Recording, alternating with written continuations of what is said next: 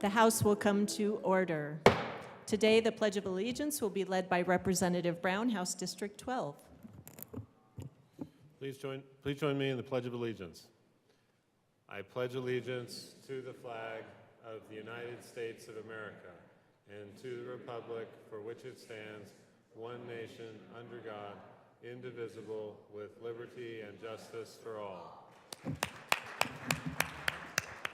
Mr. Schiebel, please call the roll.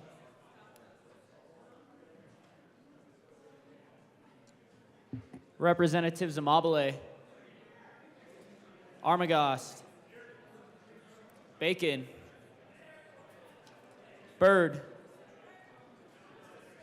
Bockenfeld, Basenecker, Bottoms, Bradfield, Bradley,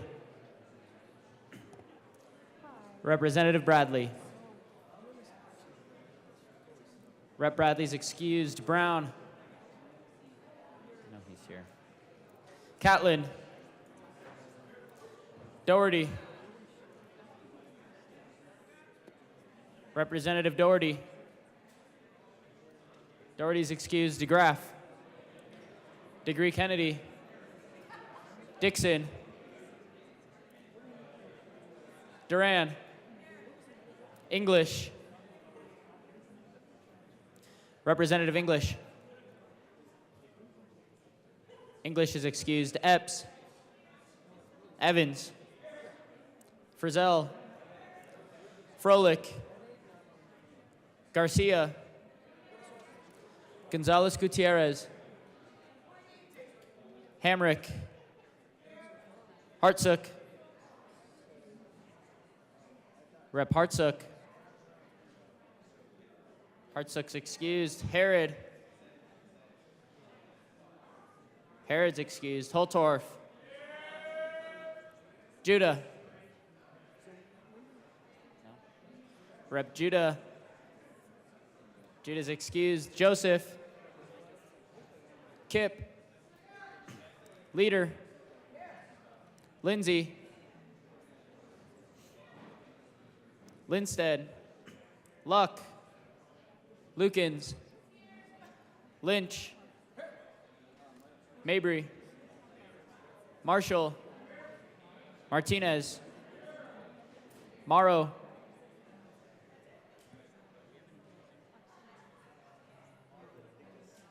Representative Morrow is excused. McCormick. Okay, McCormick's here. McLaughlin. Michelson Janae.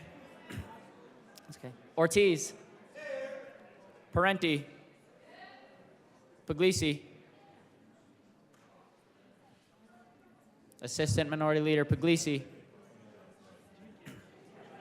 Excused. Ricks. Sharbini. Sirota. Snyder. Representative Snyder. Snyder's excused. Soper. Soper is excused. Story. Taggart. Titone. Valdez A. Velasco. Rep. Velasco. Velasco's excused. Vigil. Vigil's here. Weinberg. Weissman. Wilford. Wilson. Winter. Woodrow. Rep. Woodrow. Woodrow's excused. Young. And Madam Speaker.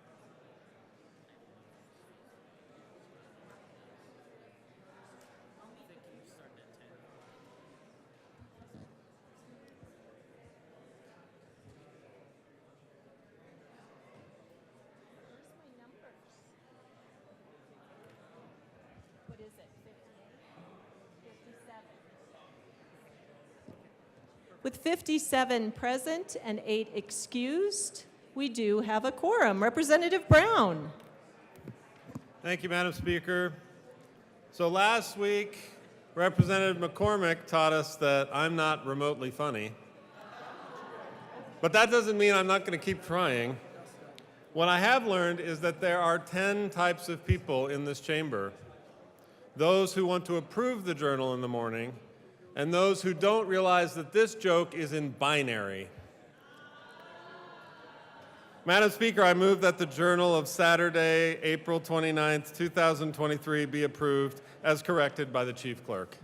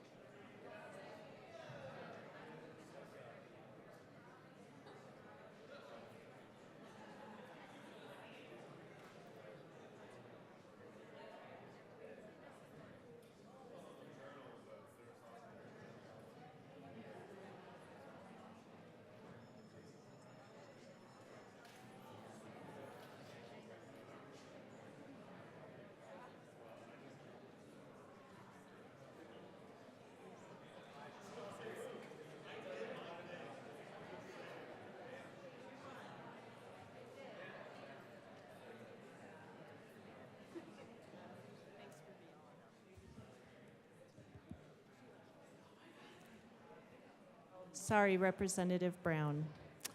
Members, you've heard the motion that the journal be approved as corrected by the Chief Clerk. All those in favor say aye. Aye. All those opposed, no. The ayes have it. The motion is adopted.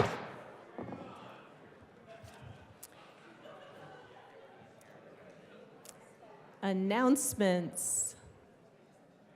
Representative McLaughlin. Thank you, Madam Speaker. Education, we are meeting today at adjournment. We have 4 bills, 65, 3, 293, and 281. I will see you there. Thanks. Representative Froelich. Thank you, Madam Speaker. Tomorrow, the Transportation and Local Gov Committee will meet upon adjournment to do 1308, 148, and a little bill called 213. Representative Snyder. Thank you, Madam Speaker. House Finance will also be meeting upon adjournment today to hear 9 bills as printed in your calendar. Thank you. Thank you. Madam Majority Leader. Madam Speaker, members, if I could have your attention. Our assignables who go around putting amendments, whatever that might be, on our desks do no longer have room to put them in the file cabinet, so they're going to put them on your desk. If you do not want them, please let them know, and they won't put them on your desk, and that'll save them some time. Thank you. Thank you.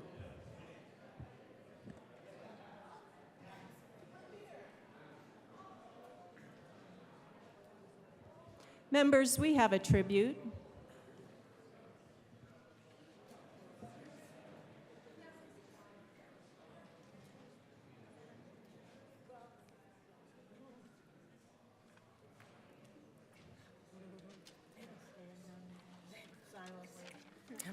I know, right?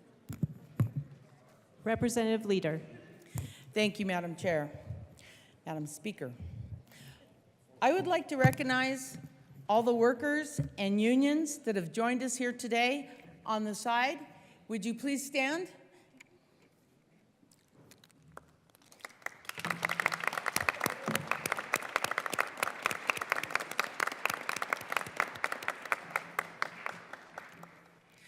And I would like to welcome JEFCOM 911 dispatchers, who should be classified as first responders. Representative Leader, I might ask that we read our tribute first.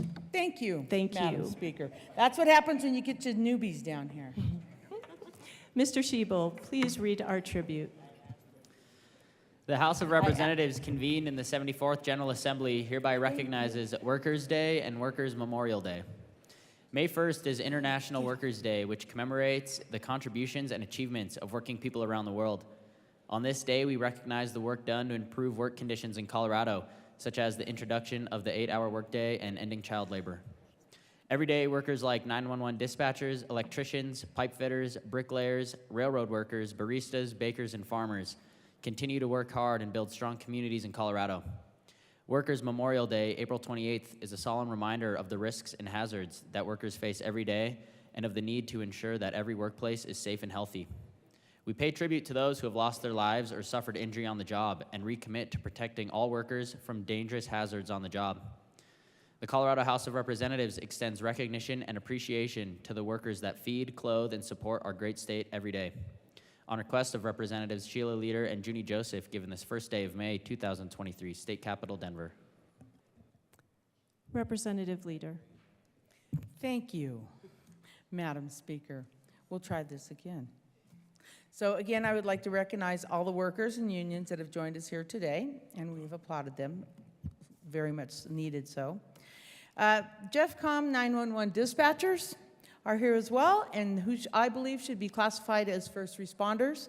We have the International Brotherhood of Electrical Workers, pipe fitters local 208, steel workers, railroad workers, firefighters, healthcare workers, sheet metal, air, rail, transportation union, service employees union, JCEA, Jefferson County Education Association, American Federation of Teachers, Communication Workers of America, and the Coalition of Black Trade Unionists. This is also their 1-year anniversary this month, and many, many more. And I would like to personally thank you for all you do to make higher wages, more reasonable hours, safer working conditions, health benefits, and aid when retired or injured. Additionally, I want to honor April 28th as Worker Memorial Day for those killed on the job. I would like to pass to my colleague, Rep. Junie Joseph. Representative Joseph. Thank you, Madam Speaker. It is truly an honor to serve with you. And an honor to serve with you. I want to take this moment to thank the Boulder Area Labor Council, and today with us we also have the United Campus Workers. Again, labor powers this country and powers our community, and I know had it not been for labor, I probably wouldn't be here as a state rep or even in my prior work as a council person. I just want to take this opportunity to thank labor for all the work that they have done and for being a partner with all of us. Thank you.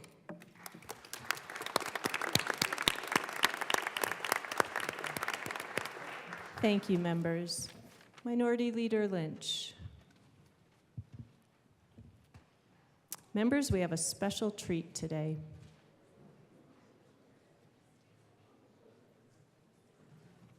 Thank you, Madam Speaker. Members, this is a tradition here in this House, and it's upon us again.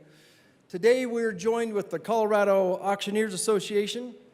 It is an organization that started in 1958 by a few auctioneers who are located around the state of Colorado. And I tell you, a lot of commerce happens through auctioneers. Where I'm from, in Wellington, every Friday, it is actually an event. Every Friday, there's an auction downtown. It's right in the middle of town, and it becomes kind of a gathering. Unfortunately, it's kind of like an overblown garage sale sometimes, but there's some good stuff to be found there. So I've been a fan of auctions my entire life. I can't tell you how many good things I've got out of them, but super honored to have those guys with us today. Let me continue on. So the Colorado Auctioneers Association, its mission is to exist to educate and auction professionals, to promote CCA members, and to monitor legislation in Colorado for the auction industry.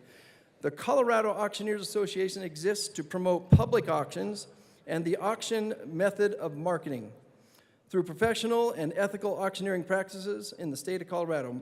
Membership is open to auctioneers, auction companies, and associates with an interest in this age-old profession. The CAA celebrated their 65th association anniversary this past February here in Denver. During this 3-day event, auctioneers get together for education, networking, socializing, and of course, a competition to see who is the best in the state. Those in the gallery, I'm sorry. Please welcome the 2023 state champion auctioneer, Lance Nichols.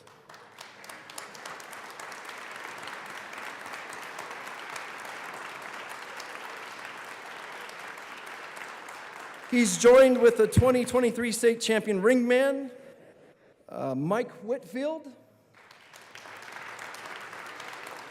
Did we get Sissy? So I'd also like to recognize and honor the 2023 state auction team, Trent Holsworth and Riley Bear. Are they here? And of course, give a big shout out to the 2023 state champion novice auctioneer, Justin Bear. Did those guys make it? So, what we do down here is, kind of pass judgment on things. And so today we have the privilege of having this very special flag. This one's been flown, it's been loved, it's folded unlike any other I've ever seen. And Lance is going to see how generous you guys are to our staff, because the money this year is going to go to the staff party. And somebody will walk away from here with this very coveted flag. I think we'll even throw in a box. So without further ado, I'm going to turn this over to Lance Nichols. And let's see how generous. I think this is really a competition between the sides. I know my caucus is so generous that we can probably get this up higher than the majority. It's just a guess of mine, but we'll see how this goes. Lance, I'll turn this over to you and let you show us what you do. All right. Thank you, Representative Lynch. Ladies and gentlemen, leaders, House members of the state of Colorado, I want to just thank you, take a second just to thank you for what you do. I'm also in the public eye. I'm on the school board at Windsor Severance. Thank you. So I know what it's like to have half the people not like you. But it's a fulfilling job. My kids go to school up there, so it's my part to give back. But today, that's one of the hats I wear as a school board member, but I also am a farmer and a rancher, and we own an auction business here in Colorado. So it's my distinct pleasure to be here representing the Colorado Auctioneers Association as their 2023 state champion. So we're going to sell you a flag, and then I've got a couple items we're going to sell after that, okay? But all this money is going to go towards your end-of-year party, I believe. Is that correct? I've got Mike Whitfield. He's our champion ringman. He's going to be working one side of the aisle here. And then John Flack is over there. John Flack is the chairman of the legislative committee this year, so he's the one that kind of put all this together for us. But we thank you for what you do, and without further ado, we're going to get started. Mike, you want to hold that up? We're going to sell you a Colorado flag. Here we go, ladies and gentlemen. Here we go right there. What are you going to do here? Somebody give me 200. 2,000, she said. No, 200, not 225. I'm a $200 deer, 225. I'm a $200 deer, 225. You better beat them on 225. Everybody commit, 225. Now 250. 250, ma'am. You're both out. 250. 225 up front. 250, 275. You still have 300, 325. I'm a $300 deer, 325. You're all out. 325. $300 deer, 325. 325. Now 350, 350, 375, sir. 375. You're out. 375. 375. Now 400, ma'am. 400 on you, but you bomb 400. Here we go. 400. I got 375. 400. I'm a 375 here. 4. Now 425. $400 there. 425. 420. New horse. 425. 450. You say yes. 450. Now 475. 475. 475. You're all out. 475. You able to beat a bomb at 460. Get a bomb at 478. Wow. I'm gonna let them come do this. 800, give me 9, ma'am. $800 there, 900, 900, give me now 1,000. $900 there, 1,000. $900 there, 1,000. Do you say yes? Now 1,100. 1,100, now 12. I'm 1,100 there, 12, 1,200. I'm 1,100 there, 1,200, 1,200, 1,200. Now 13, I got 13 here, 1,400. 1,400, ma'am. 1,400, it's going to a good cause. 1,400, 1,400, you able to beat them on 14, now 15. 1,400 there, 1,500, 1,500, 1,500. I'm at 1,400 there, 1,500, you able to buy me 15, I have. 1,500, I have. Sold it to you, ma'am, right there, $1,400. 1,400, thank you. Congratulations. All right. I've got one other special gift, and this money can be donated. I'm going to hold one. Can be donated to your end-of-year party. These are called Damn It dolls, and I've got a donkey and an elephant. And I'm going to read you what it says on the back here. It says, when Washington is a hot mess and you refuse to settle for less, here's a vote damn it doll you can't do without. Just ignore the upheaval, choose the lesser of two evils, grab your doll and slam it, then get out and vote damn it. So here you go. What we're going to do, and this is something we do in the auction business, we'll sell you choice, okay? So you can buy 1 or 2 times the money. So if you're the winning bidder, let's say it goes for $200, you can pick the donkey or you can pick the elephant. Or for $400, you can buy them both. Does that make sense? Selling your choice. Here we go. On the damn it doll. Somebody give me 100, 125, 125, 150, 150. Yeah, what about you about 150? 125 here, 100. You're in 125, 150, 125 here, 150, 125 here, 150. Now 175, 175. So down 2. Yeah, what about you? 200, 225, 225, 250, 250, 275. Yeah, what about 275? Now 300. 275 here and 300, 300, 300, 300, 300, 300. I got 300 in the back. You have to do 325. 325, you're both out. 325, I'm in the back. 325, I'm at 300. I'm right back there. 300, 325. Now 350. 325 here and 350. I'm at 325 here and 350. Able to beat about my 350. Now 375. 375. 375. Here we go. 375. Able to beat my 375. 375. 375. Sold him your way, John. $350. 350. Does he want them both? He wants the donkey. How did I guess that? All right, we got the Republican Party mascot right here. Here we go, right there. Somebody give me 200, 225. I'm a $200, 225. I'm a 200. Guess somebody give me 100. 100. Here we go, 100. Now 125. 100 here, 125. I'm 100 here, 125. I'm able to beat 125. 100 here, 125. 100 here, 100. Don't let them out you, do ya? 150, 150, 125, 150, 150, now 175, 175, 200, 225. I'm a $200, 225. I'm a $200, 225. I'm able to beat him up 225. Now 250. He can have it, huh? 225. 250. Thank you, Representative Lynch. 225, 250. I'm a 225 here, 250. Able to bump a 250. Now I have sold it to you right there, $225. Thank you, Representative Lynch. Ladies and gentlemen, thank you for what you do. I know how it feels sometimes, so we do appreciate you. Thank you. Thank you. My heart is racing. Madam Majority Leader.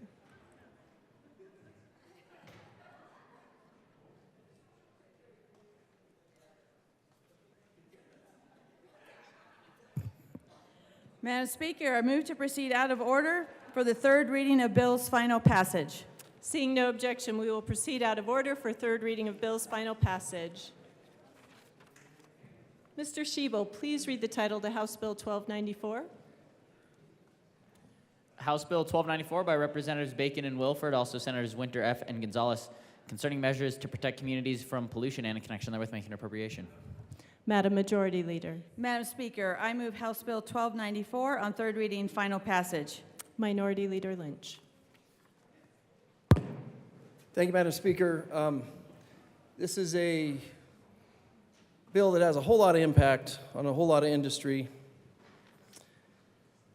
We also are not certain we've finished the conversation on the budget, so I would like to ask that we read this one at length. A request has been placed to read the bill at length. That is a proper request. Please proceed. First regular session 74th General Assembly State of Colorado engrossed. This version includes all amendments adopted on second reading in the House of Introduction LLSNO. 23 to 131.02 Sarah Lozano X 3858 House Bill 23 to 1294. House Committees Senate Committees Energy and Environment Appropriations. A bill for an act.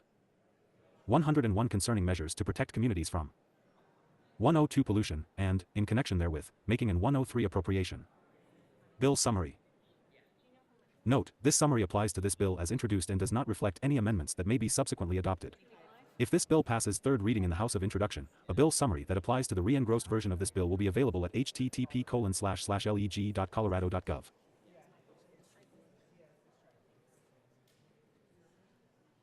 Section 2 of the bill removes the requirement that the Air Quality Control Commission, AQCC, promulgate rules setting the conditions and limitations for periods of startup, shutdown, or malfunction of a source of air pollution, source, that justify temporary relief from an emission control regulation.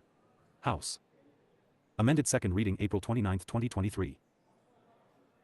House sponsorship Bacon and Wilford, Amabel, Bosnecker, Brown, DeGruy Kennedy, Dixon, English, Epps, Garcia, Gonzalez Gutierrez, Hamrick, Jode, Joseph, Kipp, Lindsay, Lindstedt, Mabry, Marshall, Michelson Jennett, Ortiz, Parenti, Ricks, Charbini, Story, Valdez, Velasco, Woodrow.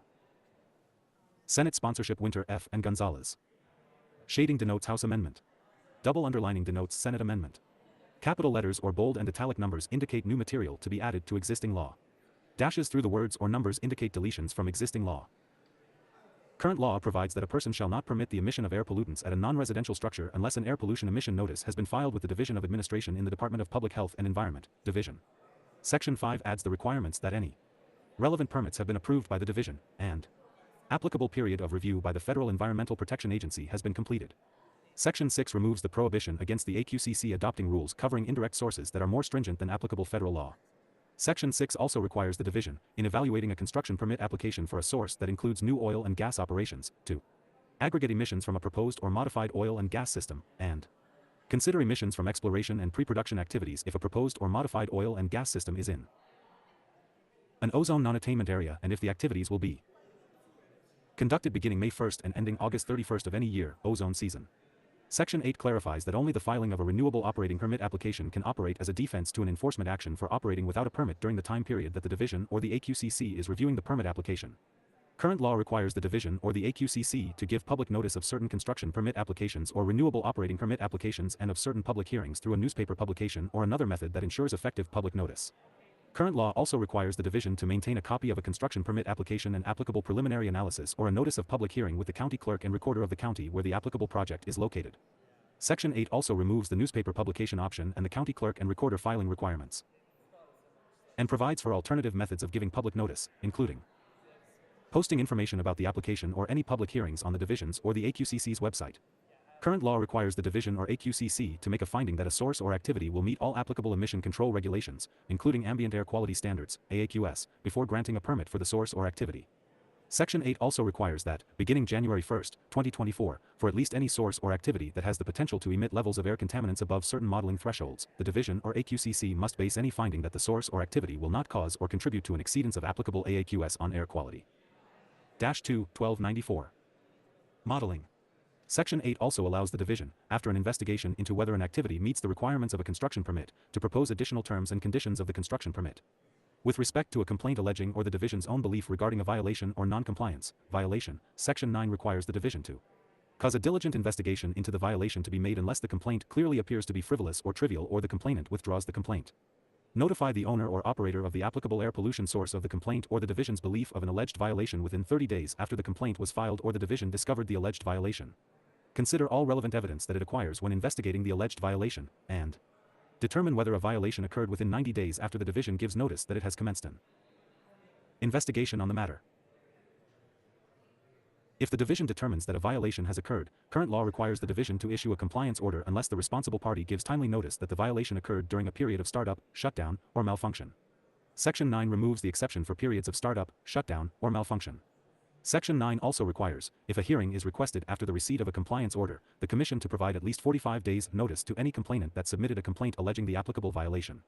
Section 9 also allows a complainant to submit a request for a hearing within 20 calendar days after receipt of a determination by the Division that no violation occurred. Current law provides that any non-compliance that occurs during a period of startup, shutdown, or malfunction exempts the owner or operator of a source from the duty to pay penalties related to that non-compliance. Section 9 removes this provision. Section 9 also allows a person, with respect to certain clean air regulations, to commence a civil action against an alleged violator for a current or past violation of the regulation. A person shall not commence an action until at least 60 days after a notice has been provided to the Executive Director of the Department, the Director of the Division, and the alleged violator. Except for violations of an ongoing or recurring nature, any action that is not commenced within 5 years after the discovery of the alleged violation is time-barred. Current law requires the division to consider certain factors in determining the amount of a civil penalty to assess for a violation. Dash 3, 1294. Section 10 requires the division to also consider the impact of the violation on safety and wildlife and biological resources and the severity of the violation. Current law provides that any action related to an alleged violation of air quality laws that is not commenced within 5 years after the occurrence of the alleged violation is time-barred. Section 11 excludes actions commenced to address a failure to obtain a permit from this statute of limitation. Section 12 creates new electrification requirements and emission standards for stationary engines used in oil and gas operations. Section 13 creates new control measures that must be included in any state implementation plan for ozone adopted by the AQCC until a serious, severe, or extreme ozone non-attainment area in the state is redesignated as a maintenance area by the Federal Environmental Protection Agency. Section 15 requires the district court, in a suit against a person that has violated a state law, rule, or order related to oil and gas, to award the initial complaining party any costs of litigation incurred by the initial complaining party if the court determines that the award is appropriate. Section 16 allows any person to submit a complaint to the Oil and Gas Conservation Commission, COGCC, alleging a violation of a state law, rule, or order related to oil and gas. Upon receipt of the complaint, the COGCC or the director of the COGCC is required to promptly commence and complete an investigation into the violation alleged by the complaint, unless the complaint clearly appears on its face to be trivial or the complainant withdraws the complaint. Section 17 requires the COGCC to evaluate and address adverse cumulative impacts on the environment and disproportionately impacted communities for each permit application for a new or substantially modified oil and gas location through a cumulative impact analysis. 1. Be it enacted by the General Assembly of the State of Colorado. 2. Section 1. Legislative Declaration. 1. The General Assembly 3 finds that 4a. All people have the right to breathe clean air, yet poor air. 5. Quality frequently puts public health at risk in communities across 6. Colorado, particularly in disproportionately impacted communities that 7. Are subjected to adverse cumulative impacts from multiple pollution. 8 sources. Dash 4, 1294.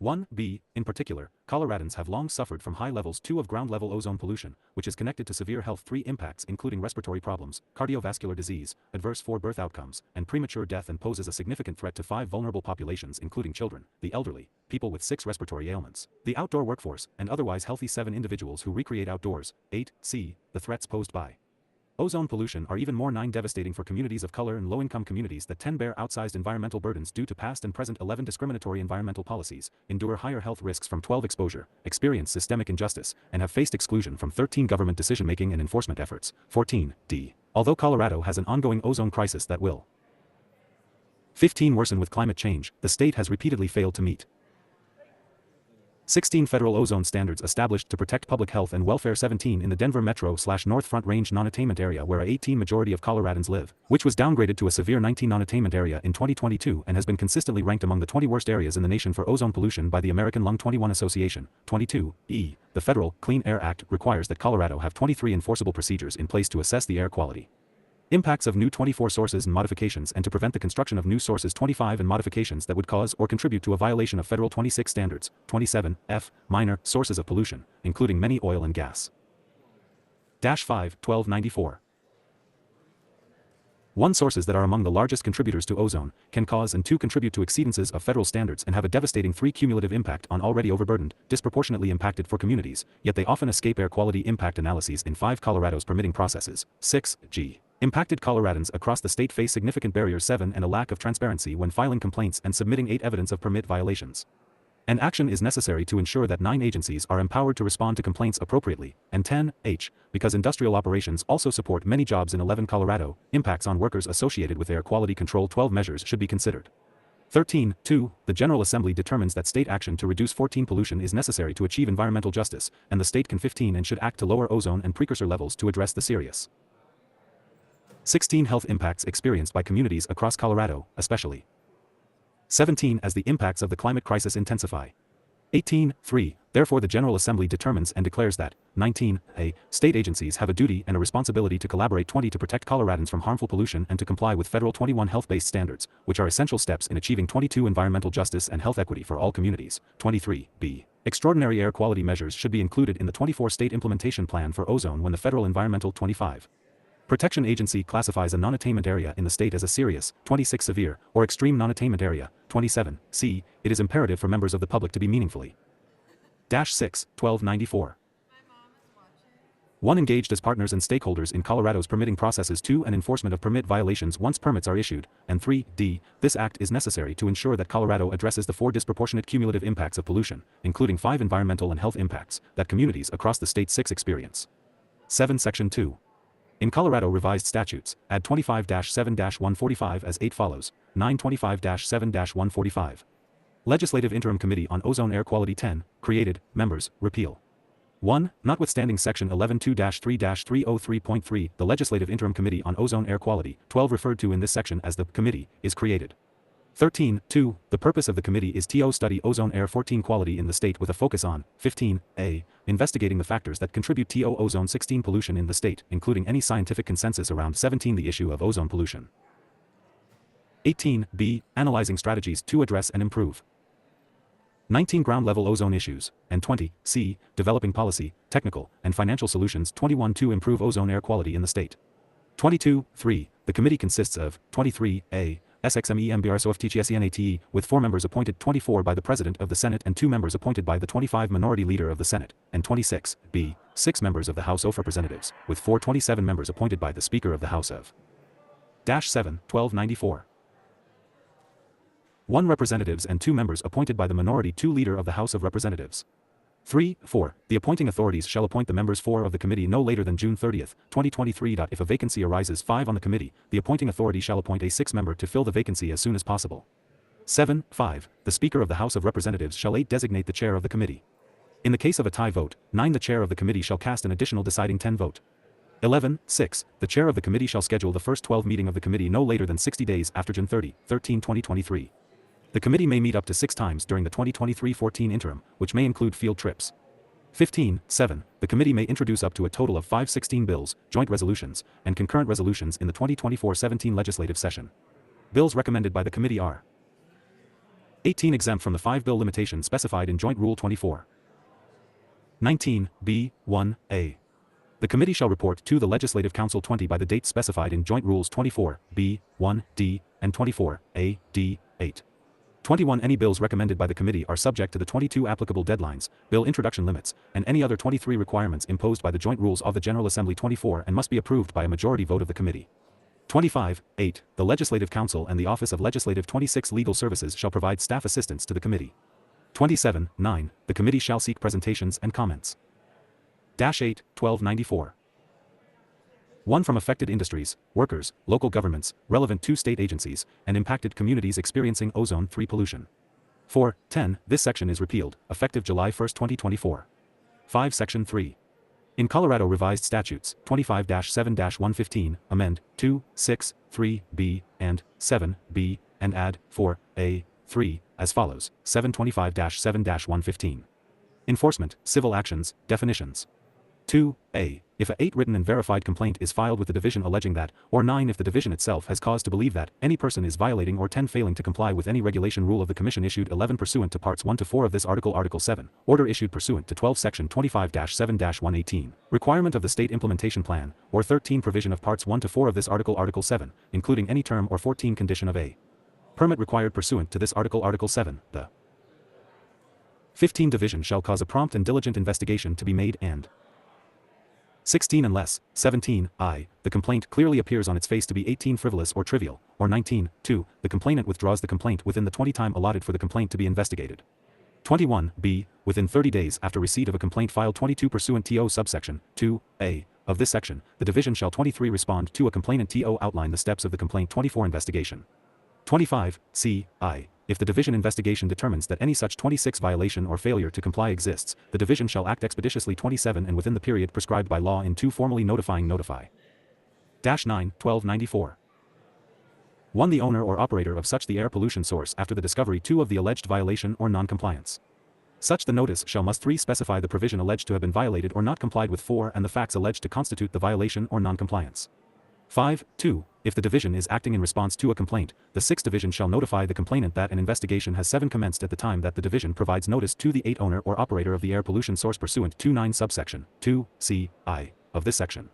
10. D. The division shall accept and consider all relevant 11 evidence it receives or acquires in investigating and determining 12 whether a violation or non-compliance occurred, including 13 audio, video, and testimonial evidence.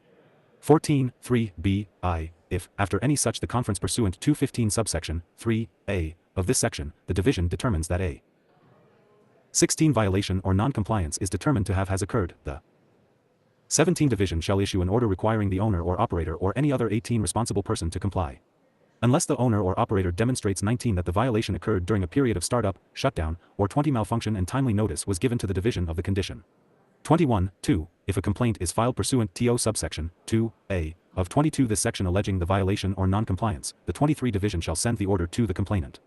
24, 3. The order may, 25a, include the termination, modification, alteration, or 26 revocation and reissuance of the subject permit. 27b, include the assessment of civil penalties in accordance with 10-1294. 1 Section 25-7-122 and subsection 3b, 4, of this section, 2c, in addition to civil penalties, include a requirement to 3 perform 1 or more projects to mitigate violations related to excess 4 emissions. The order may also in 5d, require the calculation of a non-compliance penalty under 6 subsection 5 of this section.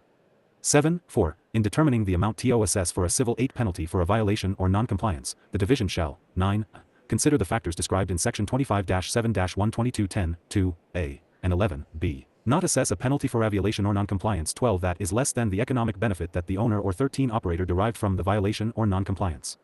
14 v. Unless enforcement of its order has been stayed as provided 15 in subsection 4b of this section, the division may seek enforcement. In 16 the district court for the district where the affected air 17 pollution source is located, of 18a, pursuant to section 25-7-121 or 25-7-122 of the N. 19 applicable rule of the Commission, 20b, an order issued pursuant to section 25-7-121 or 25-7-122 or 21 the applicable rule of the Commission, 22c, an order issued pursuant to section 25-7-118, 23d, a requirement of the State Implementation Plan, 24e. A provision of this Article 7, or 25f, the terms or conditions of a permit required pursuant to this 26 Article 7. In the district court for the district where the affected air 27 pollution source is located. 11-1294. 1. 6. The court shall issue an appropriate order, which may include a schedule for compliance by the owner or operator of the source. 3. 4a. 3. If a hearing is requested pursuant to subsection 4a I of this section, the Commission shall provide at least 45 days notice to any complainant that filed a 6 complaint pursuant to subsection 2a of this section alleging 7a violation or non-compliance at issue in the hearing. The 8 complainant may participate as a party to the hearing. 9. 7b. The division may, after notice and opportunity for a public 10 hearing, exempt the owner or operator of any stationary source from 11 the duty to pay a non-compliance penalty pursuant to this section with 12 respect to a particular instance of non-compliance if it finds that such the 13 instance of non-compliance is inconsequential in nature and duration.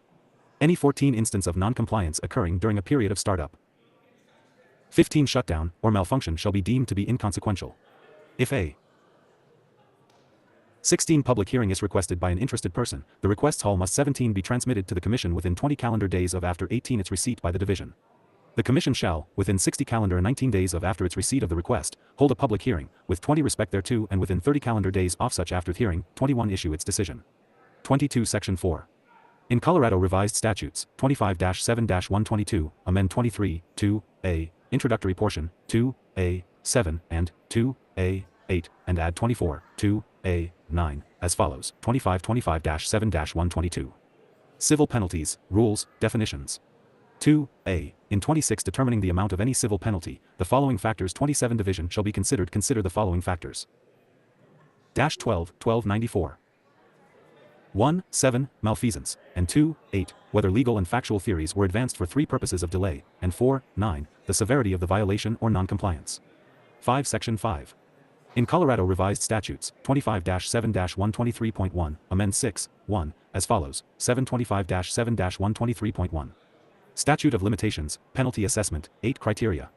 1a. Except with respect to any action commenced 2-9 address a failure to obtain a permit required by this Article 7, 10 any action commenced for the assessment of civil penalties, 11 pursuant to this section Article 7 that is not commenced within 5-12 years of after the occurrence of the alleged violation is time barred.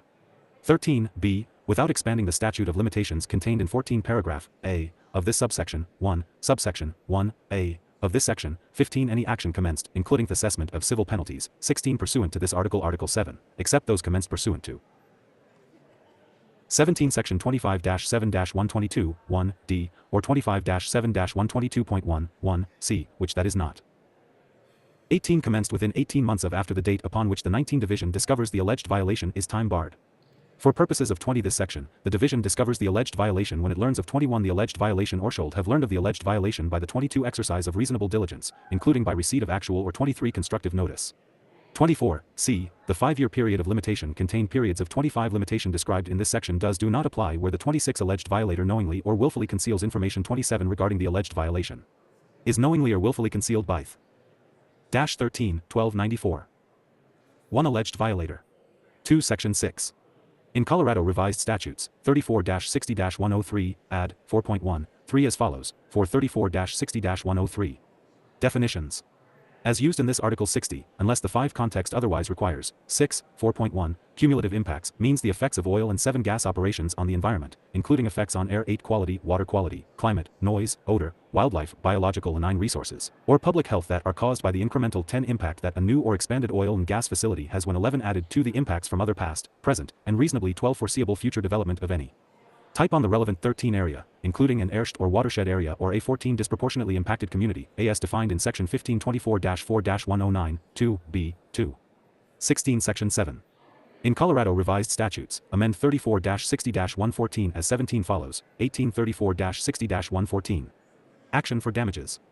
1a. Nothing in this article. 19 and no suit by or against the Commission, and no violation charged or 20 asserted against any person under any provisions of this article, or any 21 rule, regulation, or order issued under this article. The following shall 22 not impair, abridge, or delay any cause of action for damages which 23 that any person may have or assert against any another person 24 violating any provision of this article Article 60, or any rule regulation, 25 or order issued under this article Article 60, 26, I, any provision in this Article 60, 27, 2, a suit by or against the Commission. 14-1294. 1, 3, a violation charged or asserted against any person 2 under this Article 60, and 3, 4, any rule or order issued under this Article 60. 4, b, any person so damaged by the a violation described in 5 subsection 1, a, of this section may sue for and recover such 6 damages as he the person otherwise may be entitled to receive. 7, 2, a. In the event if the Commission fails to bring suit to enjoin 8 any actual or threatened violation of this article Article 60, or of any Rule 9 regulation, or order made under this article, then Article 60, any person 10 or party in interest adversely affected and by the actual violation or 11 threatened violation who has notified the Commission in writing of 12 such violation or threat thereof the actual violation or threatened 13 violation and has requested the Commission to sue may, to prevent any 14 or further violation, bring suit for that purpose in the District Court of any 15 county in which the Commission could have brought suit. 16b, if, in such suit a lawsuit described in subsection 2a of 17 this section, the court holds that injunctive relief should be granted, 18 then the Commission shall be made the court shall, 19i, make the Commission a party and shall be substituted to the 20 suit, 21, 2, if requested by the complaining party, substitute the 22 Commission for the person who brought the suit. Complaining party, 23 and the injunction shall be issued 24, 3, issue the injunction as if the Commission had at all times 25 been the complaining party. 26, 3, in issuing any final judgment, ruling, or order in a 27 lawsuit DSCRB-UBSECTO and 2a, off this section, the District. 15-1294. 1 court shall award the complaining party any costs of litigation 2 incurred by the complaining party in litigating the lawsuit, 3 including reasonable attorney fees, expert witness fees, and 4 other related costs if the court determines that the award is 5 appropriate. An award is appropriate if 6a, the complaining party or the Commission, if the 7 Commission has been substituted for the complaining party 8 pursuant to subsection 2b, 2, of this section, prevails on 1, 9 or more of ITS claims, 10b, the lawsuit is substantially responsible for stopping 11a violation or bringing an alleged violator into compliance, or 12c, the lawsuit has served the public interest. 13 Section 8. In Colorado Revised Statutes, 34-60-121, amend 14, 4, as follows, 1534-60-121. Violations, investigations, penalties, rules, 16 definition, legislative declaration. 4a, any person may submit a 17 complaint to the Commission alleging that a violation of this. 18 Article 60, any rule or order of the Commission, or any permit. 19 has occurred. If a complaint is received by the Commission, the 20 Commission or the Director shall promptly commence and 21 complete an investigation into the violation alleged by the 22 complaint unless, 23i, the complaint clearly appears on its face to be 24 frivolous or trivial, or 25, 2, the complainant withdraws the complaint. 26b, in investigating a violation alleged by a complaint 27 received pursuant to subsection 4a of this section, the 16-1294. One commission or the director shall accept and consider all too relevant evidence it receives or acquires, including audio, video, 3 or testimonial evidence. 4. C. Whenever the commission or the director has reasonable cause 5 to believe a violation of any provision of this article, Article 60, any Rule 6 regulation, or order of the commission, or any permit has occurred, 7. Written notice shall be given INCLU DNGBASEDON AWRITTNCOMPL and 8 from any person. The commission or the director shall provide a 9 written notice to the operator whose act or omission allegedly resulted 10 in such the violation and require that the operator remedy the 11 violation. The notice must be served personally or by certified 12 mail, return receipt requested, to the operator or the operator's agent for 13 service of process and must state the provision alleged to have been 14 violated, the facts alleged to constitute the violation, and any corrective. 15. Action and abatement deadlines the commission or director elects to. 16. Require of the operator. 17. D. As used in this subsection. 4. Director means the 18 director of the commission. 19. Section 9. Appropriation. 1. For the 2023-24 state fiscal 20 year, $79,493 is appropriated to the Department of Public Health and 21 Environment for use by the Air Pollution Control Division. This 22 appropriation is from the General Fund. To implement this act, the division may 23rd use this appropriation as follows. 24. A. $71,473 for personal services related to stationary sources, 25 which amount is based on an assumption that the division will require and 26 additional 0.9 FTE, and 27. B. $8,020 for operating expenses related to stationary sources. 17-1294. 1. 2. For the 2023-24 state fiscal year, $820,697 is appropriated to the Department of Natural Resources. This appropriation is from the Oil and 3 Gas Conservation and Environmental Response Fund created in Section 434-60-122, 5, CRS. To implement this act, the department may use this 5 appropriation as follows. 6. A. $725,531 for use by the Oil and Gas Conservation Commission. 7 for program costs, which amount is based on an assumption that the 8 Commission will require an additional 6.0 FTE. And 9. B. $95,166 for use by the Executive Director's Office for the 10 purchase of legal services.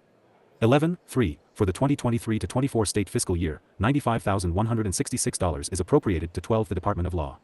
This appropriation is from reappropriated funds 13 received from the Department of Natural Resources under subsection 2B 14 of this section and is based on an assumption that the Department of Law 15 will require an additional 0.5 FTE. To implement this act, the Department 16 of Law may use this appropriation to provide legal services for the 17 Department of Natural Resources. 18. 4. For the 2023-24 state fiscal year, $61,616 is appropriated to 19 the Legislative Department. This appropriation is from the General Fund. To 20 implement this act, the department may use this appropriation as follows. 21. A. $26,180 for use by the Legislative Council, which amount is 22 based on an assumption that the Council will require an additional 0.323 FTE. 24. B. $18,452 for use by the Committee on Legal Services, which 25 amount is based on an assumption that the committee will require an 26 additional 0.2 FTE. And 27. C. $16,984 for use by the General Assembly. 18-1294. 1. Section 10. Applicability. This act applies to conduct 2 occurring on or after the effective date of this act, including 3 determinations of applications pending on the effective date. For Section 11. Safety Clause. The General Assembly hereby finds, 5 determines, and declares that this act is necessary for the immediate 6 preservation of the public peace, health, or safety. 19-1294.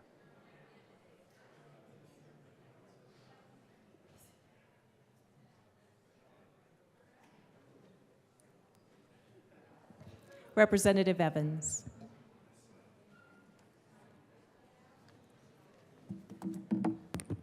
Thank you, Madam Speaker. So House Bill 1294, we've talked about this, and so I just wanted to leave a couple of final parting thoughts on this bill. I heard this bill in committee, and when we heard this bill, there was a lot of conversation about the fact that in Colorado, we all know we have a problem with our air quality. We know that the air quality is not where we want it to be, and that significant portions of the Front Range are in the non-attainment area. And as we read this bill and debated this bill and discussed this bill, the question that kept coming back to my mind is 2 things. Number 1, can we even accomplish the policies and the timelines that are set forth in this bill? We heard testimony from a lot of different stakeholders, a lot of different individuals and entities, to include testimony from some of the state-level administrators and agencies that would be tasked with enforcing this. And they expressed a lot of concerns that after 55 other pieces of legislation in the last 4 years have been passed in this area, after that much change, they didn't know if the state-level agencies tasked with this would be able to accommodate a lot of the timelines and a lot of the different things that were set forth in this bill. There was also a lot of concern about some of the particular details. You've heard me talk about the part in here where it talks about startup and shutdown, and the fact that mechanically, a lot of equipment that is very low or no emission when it's up to operating temperature or operating appropriately needs a little bit of time to get up to that operating temperature, to be up to its full operating capacity before it provides that high level of efficiency. I talked about how we have existing language in laws around that startup and that shutdown to ensure that folks that are trying to do the right thing, that are using the most efficient technology that we have, still need to have a little bit of time when this equipment starts up and shuts down for it to be able to reach that efficiency standard. And unfortunately, that language was taken out in this bill. We had all of those conversations in committee, and there was a lot of amending that was done to this bill, both in the committee where I heard it and then in subsequent committees that it went to. And so I am appreciative of the sponsors for their willingness to bring some of those amendments and to recognize that certain elements of the bill just weren't able to be implemented. And so a lot of that stuff was adjusted. But unfortunately, a lot of the issues still remain. In the bill, there still is a lot of conversation around particular industries. And so when we talk about air quality, we have to have a holistic conversation around air quality. Because again, if we've had 55 pieces of legislation in this particular area pass in the last 4 years, and if our air quality is not improving, I think it's fair to ask the question, yes, we're doing something, but are we doing the right something? Because if air quality is not improving, despite all of our efforts, there's two choices that we have. Maybe the policy solutions that we're proposing are correct and we're just not doing them intensely enough. We need to double down on our efforts and do those same things more intensely. Or maybe the policy solutions that we've been putting forward are doing something, but they're not doing the right something, which is why air quality is not improving. And given that we've had 55 pieces of legislation in this area that all orient in a particular direction, that direction being saying that oil and gas is the primary or a significant contributor to all of this, given the fact that given the fact that a state agency's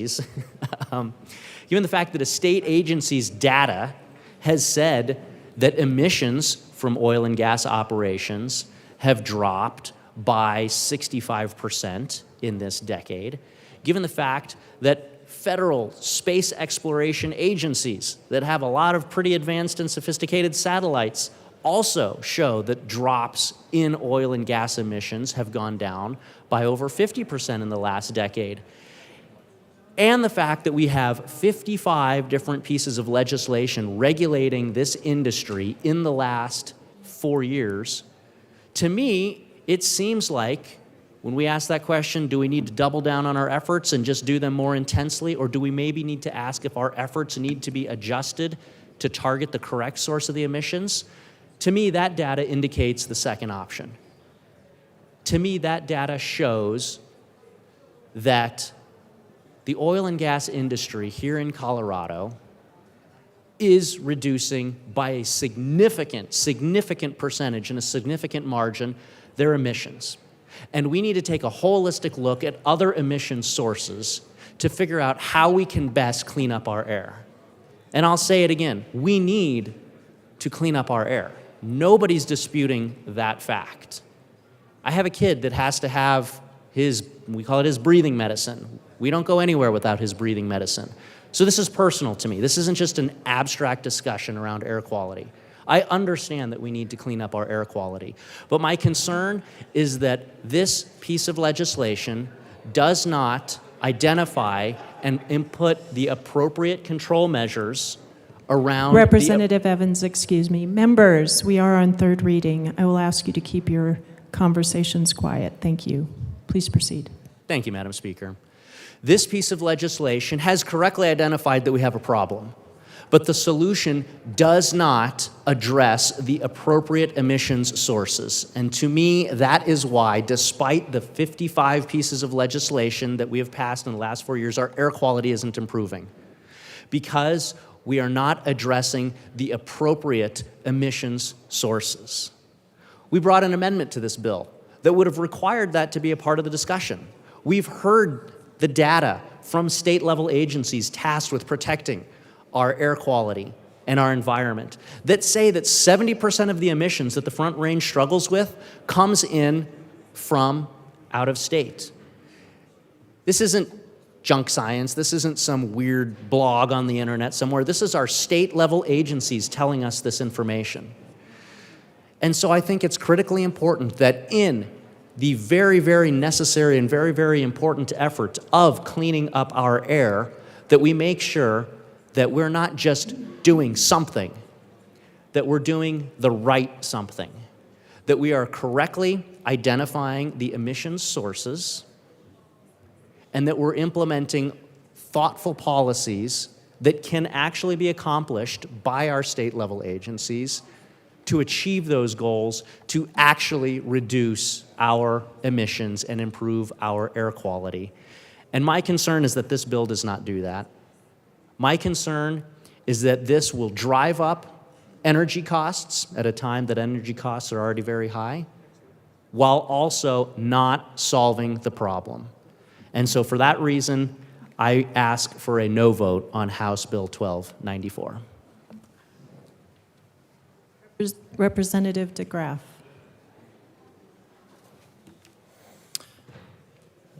Thank you, Madam Speaker. I'm also going to ask for a no vote on 1294, which is probably not a surprise to anybody here.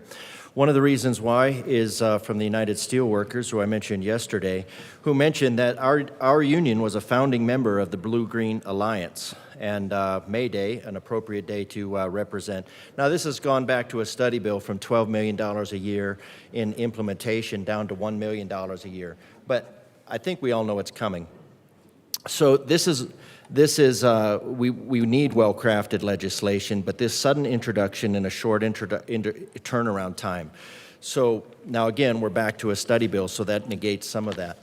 But if we look at what's in the bill itself, and it talks about suffering from high levels of ground ozone pollution. And repeatedly, we're told that the haze layer, the orange haze layer, the brown haze layer, is this ozone, which is ironic because, I don't know if it's ironic, that's a different category, but O3, ozone, is an oxidizer, and it is oxygen. It is a form of oxygen. Instead of O2, it's O3, and it's blue.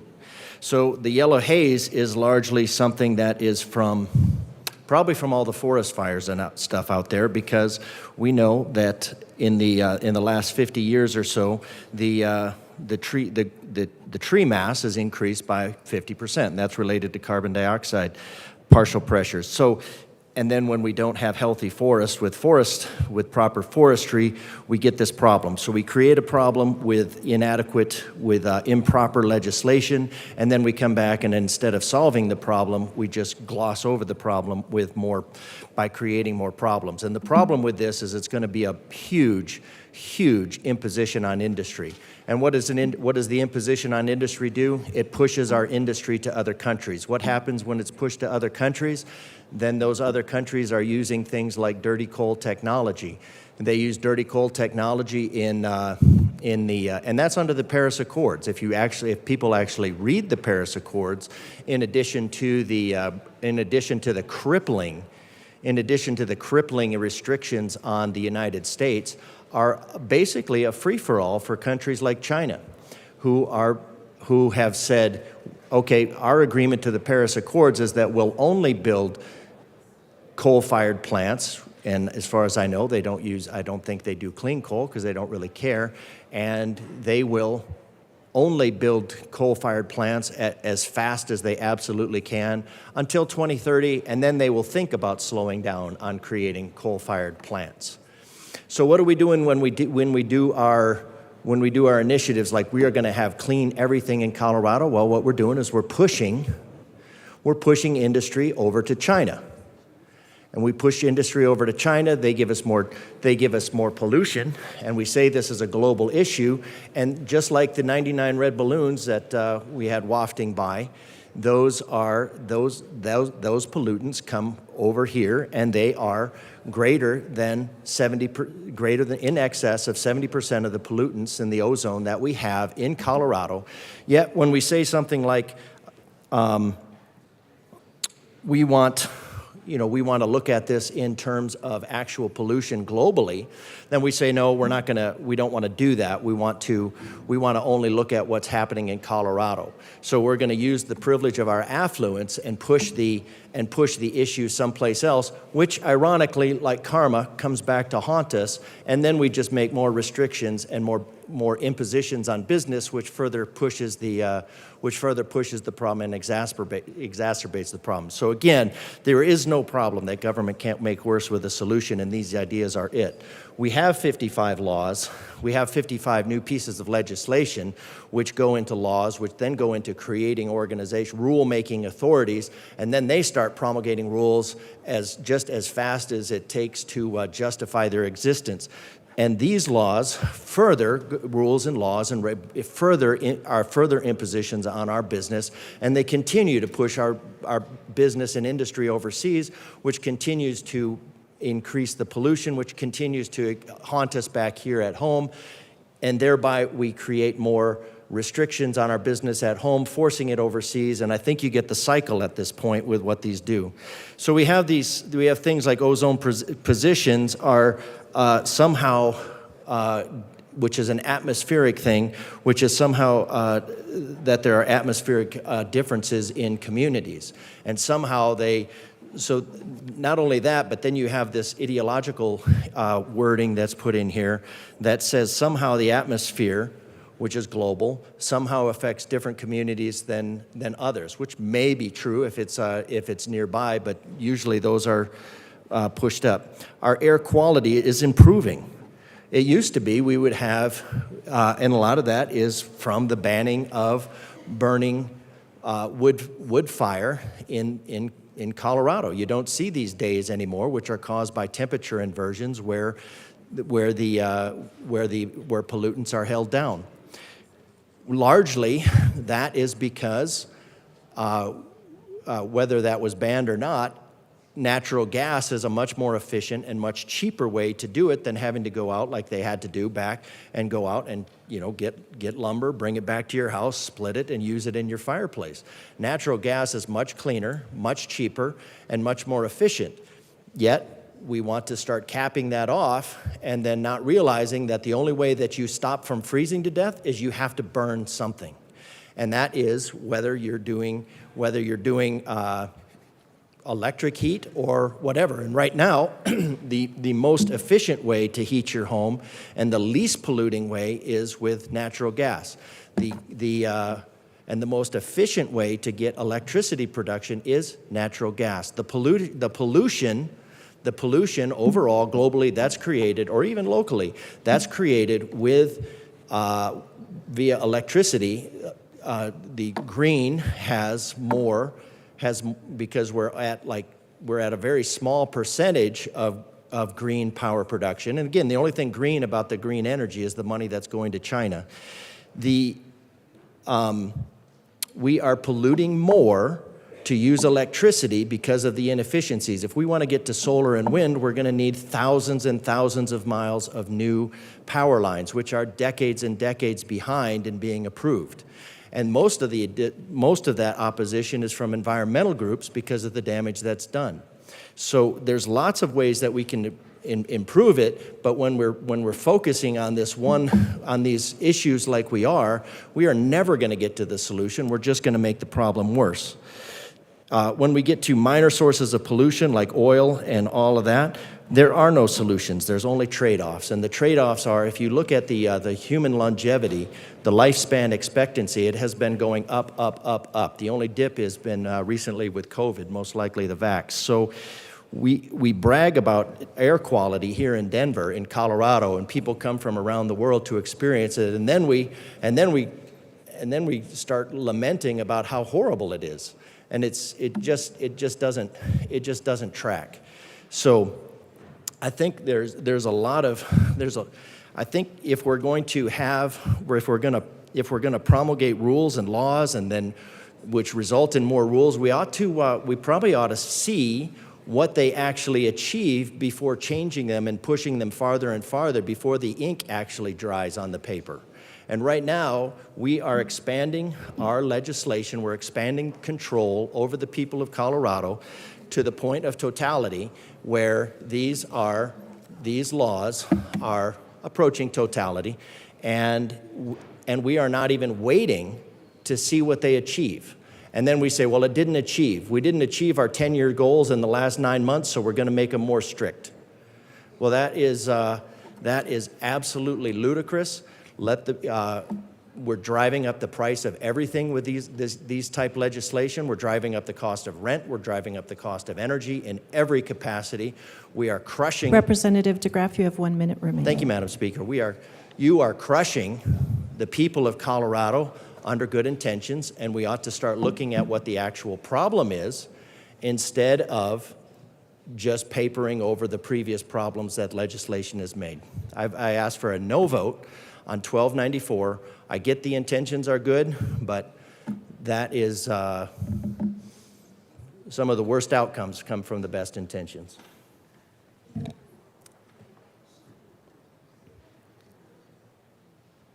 Representative Wilford.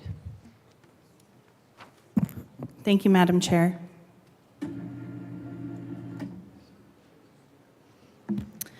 I appreciate all of the thoughtful debates and passionate comments up here at the well, particularly about this bill.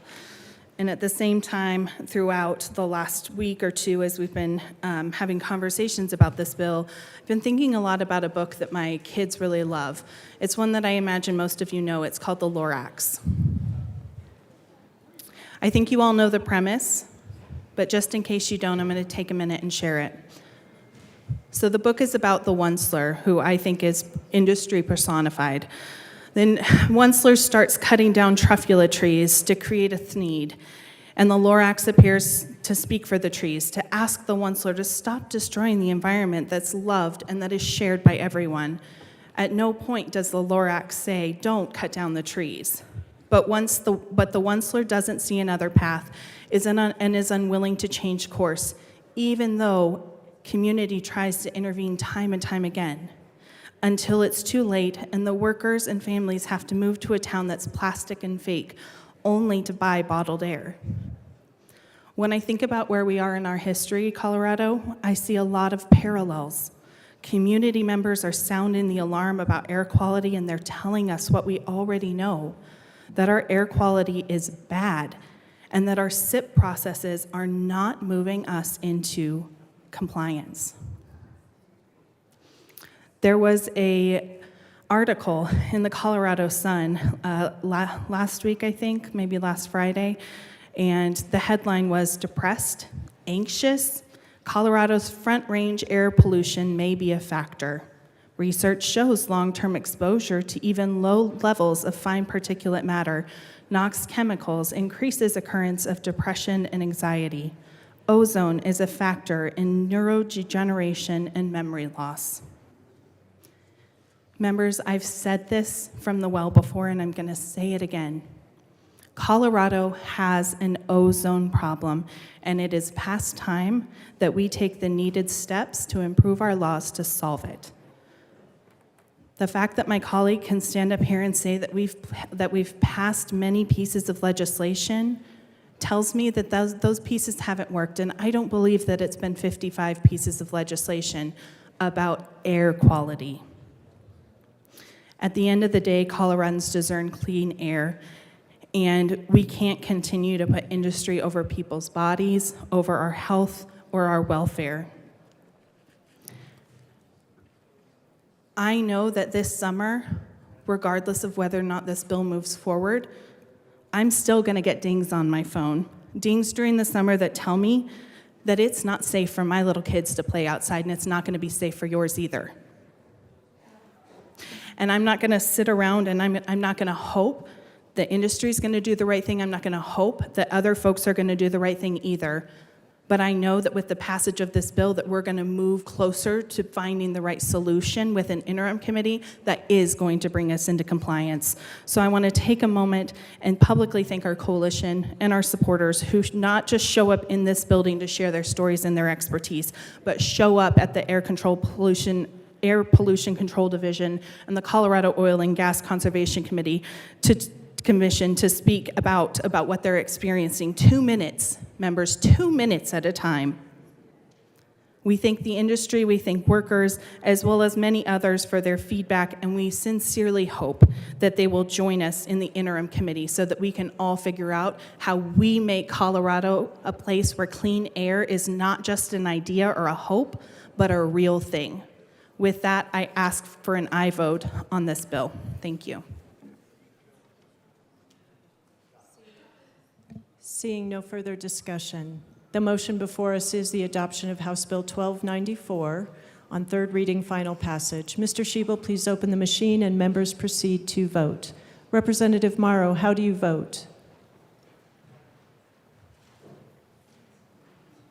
Yes. Representative Morrow votes yes.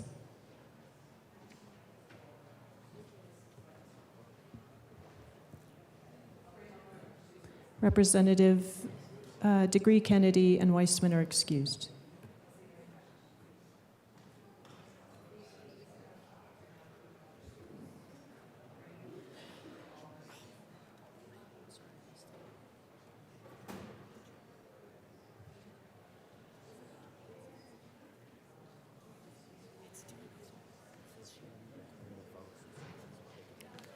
Representative Herod, Holtorf, Sharbini, Young.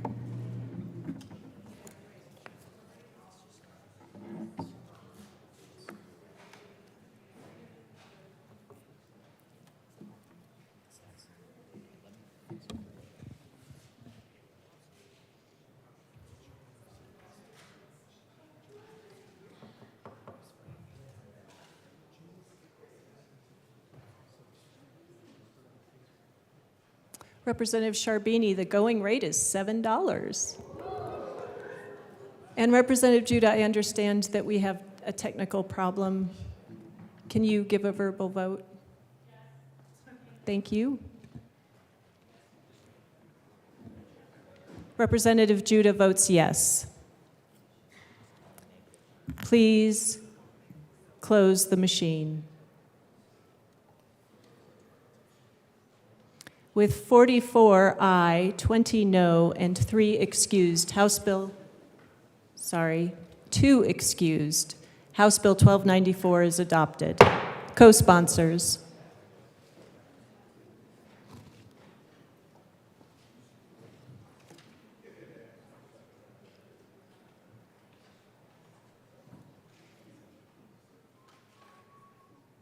Representative Morrow, co-sponsors. Please close the machine. Mr. Schiebel, please read the title to House Bill 1306. House Bill 1306 by Representatives Herod and Soper, also Senator Gardner, concerning the use of social media administered by an elected official that is not supported by government resources and in connection therewith, allowing an elected official to restrict or bar an individual from using the social media administered by the elected official for any reason, including attempting to chill the speech of another individual. Madam Majority Leader. Madam Speaker, I move House Bill 1306 on third reading, final passage. Seeing Representative Bottoms. Thank you, Madam Speaker. Seeing that the long bill hasn't been brought back yet, I'd like to read this bill at length. A request to read this bill at length. Thank There's been a request for the bill to be read at length. Please proceed. First regular session 74th General Assembly State of Colorado engrossed. This version includes all amendments adopted on second reading in the House of Introduction LLSNO. 23 to 1026.02 Jed Franklin X 5484 House Bill 23 to 1306. House Committees Senate Committees State, Civic, Military, and Veterans Affairs. A bill for an Act 101 concerning the use of social media administered by an 102 elected official that is not supported by government 103 resources, and, in connection therewith, allowing an 104 elected official to restrict or bar an individual from 105 using the social media administered by the elected 106 official for any reason including attempting to chill 107 the speech of another individual. Bill Summary. Note, this summary applies to this bill as introduced and does not reflect any amendments that may be subsequently adopted. If this bill passes third reading in the House of Introduction, a bill summary that applies to the re-engrossed version of this bill will be available at http://leg.colorado.gov. The bill allows an elected official in the state to restrict or bar an individual from using private social media that is being administered by House. Amended second reading April 29, 2023. House sponsorship Herod and Soper. Senate sponsorship, none. Shading denotes House amendment. Double underlining denotes Senate amendment. Capital letters or bold and italic numbers indicate new material to be added to existing law. Dashes through the words or numbers indicate deletions from existing law. The elected official for any reason, including bullying, harassment, or intimidation, in the elected official's discretion. 1. Be it enacted by the General Assembly of the State of Colorado, 2 Section 1.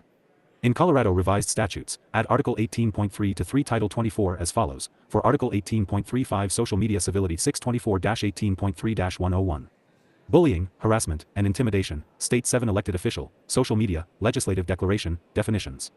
8.1a. The General Assembly finds and declares that the private 9 social media administered by a state elected official or designee 10 is a private account and does not create a public forum. 11b. A state elected official has no duty to create or 12 maintain private social media and no state law, ordinance, or 13 regulation compels creation or maintenance of private social 14 media by a state elected official, and 15c. Therefore, the General Assembly determines that it is 16. Appropriate to acknowledge in law that a state elected official 17 or designee has discretion to restrict or remove a user of 18 private social media that is administered by the state elected. 19 official or designee for any reason, including bullying, 20 harassment or intimidation of other users of the private social 21 media administered by the state elected official or designee. 22, as used in this section, unless the context otherwise 23 requires. 24a. Bullying means intending to coerce or cause any 25 physical, mental, or emotional harm to any individual by -2, 1306. 1 Written expression, an electronic act or gesture, or a pattern of 2 behavior. 3b. Harassment means 4i. Directly or indirectly initiating communication with 5 an individual or directing language toward another individual. 6 Anonymously or otherwise, by data network, instant message. 7 Computer network, computer system, or any other 8 interactive electronic medium in a manner intended to alarm or 9 cause substantial emotional distress or threaten bodily injury. 10 or property damage, or 2 making any obscene comment, suggestion, request, or 12 proposal by computer network, computer system, or 13 any other electronic medium. 14c. Intimidation means directly or indirectly inflicting 15 or threatening the infliction of any injury, damage, harm, or 16 loss upon an individual. 17d. Obscene means a patently offensive description of 18 sexual acts or solicitation to commit sexual acts. 19e. Private social media means social media that is not 20 supported by the resources of the state government and is not 21 required by state law, ordinance, or regulation to be created or 22 maintained by a state elected official. 23f. Social media means any electronic medium, including 24 an interactive computer service, telephone network, or data 25 network that allows users to create, share, and view 26 user-generated content including videos, still photographs, 27 blogs, video blogs, podcasts, instant messages, electronic mail. -3, 1306. 1 or internet website profiles. 2g. State elected official means an individual serving in 3 an elected position in the state government. 4.3. A state elected official may permanently or 5 temporarily restrict or bar an individual from using the private 6 social media that is administered by a state elected official or 7 their designee for any reason, including bullying, harassment, 8 or intimidation, in the state elected official's sole discretion. 9.4. This section is not intended to infringe upon any right 10 guaranteed to any individual by the First Amendment to the 11 United States Constitution or Section 10 of Article 2 of the 12 Colorado Constitution or to prevent the expression of any 13 religious, political, or philosophical views. 14 Section 2. In Colorado Revised Statutes, add Article 33 to Title 1529 as follows. 16 Article 3317 Social Media Civility 1829-33-101. Bullying, harassment, and intimidation, local. 19 Elected official, social media, legislative declaration, definitions. 21a. the General Assembly finds and declares that the private 21 social media administered by a local elected official or designee 22 is a private account and does not create a public forum. 23 b. A local elected official has no duty to create or 24 maintain private social media and no state law, ordinance, or 25 regulation compels creation or maintenance of private social 26 media by a local elected official, and 27 c. Therefore, the General Assembly determines that it is. 4. 1306.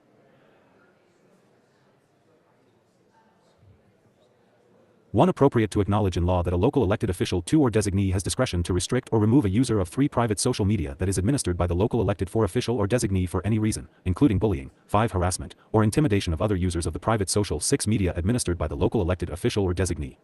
7. 2. As used in this section, unless the context otherwise 8 requires. 9. Bullying means intending to coerce or cause any 10 physical, mental, or emotional harm to any individual by 11 written expression and electronic ACT or gesture, or a pattern of 12 behavior. 13 b. Harassment means 14 I. Directly or indirectly initiating communication with 15 an individual or directing language toward another individual, 16 anonymously or otherwise, by data network, instant message, 17 computer, computer network, computer system, or any other. 18 interactive electronic medium in a manner intended to alarm or 19 cause substantial emotional distress or threaten bodily injury 20 or property damage, or 21, 2, making any obscene comment, suggestion, request, or 22 proposal by computer, computer network, computer system, or 23 any other electronic medium. 24, c. Intimidation means directly or indirectly inflicting 25 or threatening the infliction of any injury, damage, harm, or 26 loss upon an individual. 27, d. Local elected official means an individual serving in. 5, 1306. 1. An elected position in the state who is not a state elected official, as defined in section 24-18.3-101, 2, g. 3. E. Obscene means a patently offensive description of 4 sexual acts or solicitation to commit sexual acts. 5. F. Private social media means social media that is not 6 supported by the resources of a local government and is not 7 required by state or local law, ordinance, or regulation to be 8 created or maintained by a local elected official. 9. G. Social media means any electronic medium, including 10 an interactive computer service, telephone network, or data 11 network that allows users to create, share, and view 12 user-generated content including videos, still photographs, 13 blogs, video blogs, podcasts, instant messages, electronic mail, 14 or internet website profiles. 15. 3. A local elected official may permanently or 16 temporarily restrict or bar an individual from using the private 17 social media that is administered by the local elected official. 18 or their designee for any reason, including bullying, 19 harassment, or intimidation, in the local elected official's sole 20 discretion. 21. 4. This section is not intended to infringe upon any right 22 guaranteed to any individual by the First Amendment to the 23 United States Constitution or Section 10 of Article 2 of the 24 Colorado Constitution or to prevent the expression of any 25 religious, political, or philosophical views. 26. Section 3. Safety Clause. The General Assembly hereby finds. 6. 1306. 1. Determines, and declares that this act is necessary for the immediate 2. Preservation of the public peace, health, or safety. 7. 1306.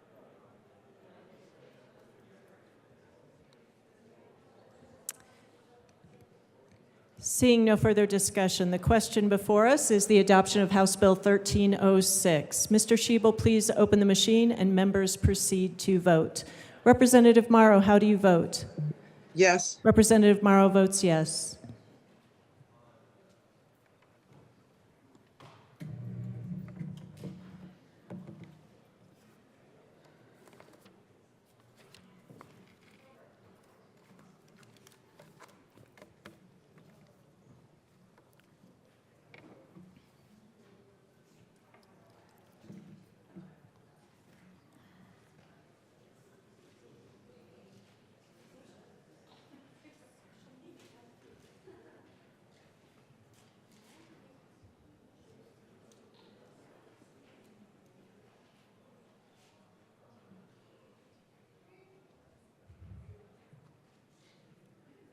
Representatives Holtorf and Luck.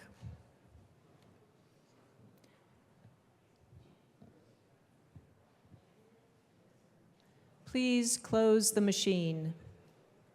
With 43 aye, 20 no, and 2 excused, House Bill 1306 is adopted. Co-sponsors.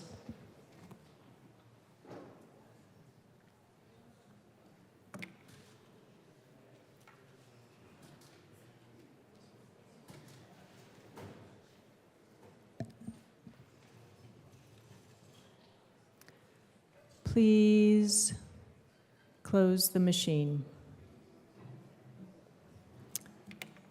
Mr. Schiebel, please read the title to Senate Bill 287. Senate Bill 287 by Senators Zenzinger and Lundin, also Representatives McLaughlin and Kipp, concerning the financing of public schools and in connection therewith making an appropriation. Madam Majority Leader. Madam Speaker, I move House Bill 287 on third reading, final passage. Senate Bill 287. Yes, Senate Bill 287. Thank you. That has been properly moved. Representative Garcia. Hello, members. Madam Speaker, it is pretty dang dope to serve with you under the dome again. It is pretty dang dope to serve with you. As you know, when you serve from the wall, you don't get an opportunity to speak to bills when they're in seconds. So I'm going to take the opportunity today. Senate Bill 23287, the school finance bill, as we know, went through a lot. It had a lot of stakeholding, went through some tweaks in the Senate, and eventually it made its way here in a form that I actually like. I'm proud of the work that all of you did, and those of you who worked on 287 to get it to the point where it is today. There's one small piece in school finance that sets a really dangerous precedent, and I want to make sure we're all aware of what this precedent is that we're setting. In this bill, we are essentially allowing governments to not follow the law until we pay them to. We are rewarding people, we are rewarding governments for no longer disrespecting and oppressing Indigenous communities. This is not okay. By including the $300,000 in this bill to essentially thank schools for no longer using Indigenous mascots inappropriately, we are setting the precedent so that if there's ever something that needs to change that is inappropriate, that they can hold off until we say, here's money to do it.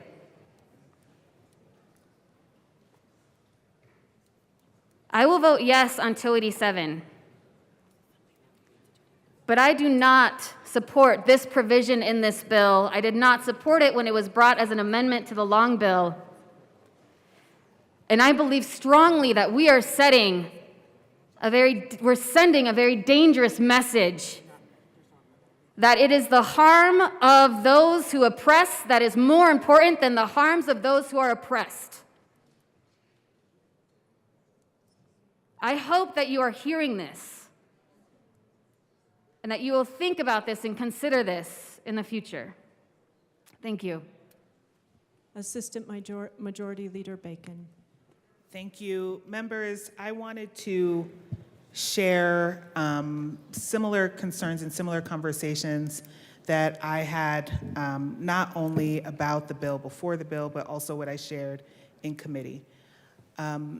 Many of you may not know, but we have been working with schools for the better of almost 10 years now who have been using Indigenous likeness as their mascots. We have passed a series of laws. We started with a study group, a task force, and passed a series of laws to ask them to change their mascots. I think different schools responded differently. Different schools moved quickly or more quickly than others, and some, even though they knew the laws were coming, still proceeded with creating new floors in their gyms, knowing that the law would take place. So the questions that I asked were, have we given any dollars directly to the Indigenous communities? Because $300,000 is a lot of money. That is money that the Indigenous communities did not make off of the selling of their likeness. The Indigenous communities have been asking for support with many things, which I argued, including the mental health of seeing their lives caricatured on the shirts of people as they, play sports or go out into community. We also know that, part of the question of this was if this money should be included in BEST grants. And so what I wanted to raise here is that the Black Caucus also had questions about this when it was a long bill amendment. We had questions about this now when it's in the school finance bill. And to be able to use dollars to pay back when we can't seem to find dollars to support the communities that have been harmed was what was of concern. I will say that the sponsors did share that they spoke with the tribes. The tribes are in rural communities. These are their schools. And I will also say that the sponsors shared that the conversation with their tribes understood where we're at now with this language. And so we want to be able to show support of the harm that was done. And we do want to think critically about the role the state will play, because the money that comes from the states is the money that comes from all of us. And as even a taxpayer, I personally was wondering why I have to pay back some dollars when we know it has done harm to people. And so I wanted to share that concern that this is not solely felt, this is felt more broadly, and we have raised these questions throughout the budget in the School Finance Act. I will say, though, that I hope that this closes that chapter and that we can be definitive as a legislature in our statement that we do believe there was a harm, and we believe that if we should prioritize dollars, it should go to the community that was harmed. And so that is what this statement is about. Thank you. Seeing no further discussion, the question before us is the adoption of Senate Bill 287 on third reading, final passage. Mr. Schiebel, please open the machine and members proceed to vote. Representative Morrow, how do you vote? Yes. Representative Morrow votes yes.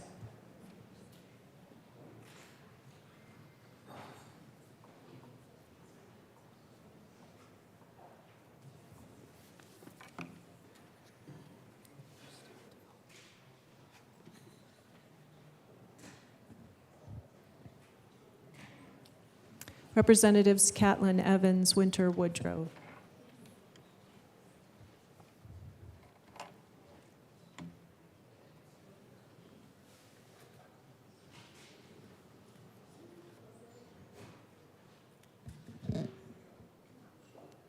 Representative Woodrow is excused. Please close the machine. With 52 aye, 10 no, and 3 excused, Senate Bill 287 is adopted. Co-sponsors. Representative Morrow, co-sponsors.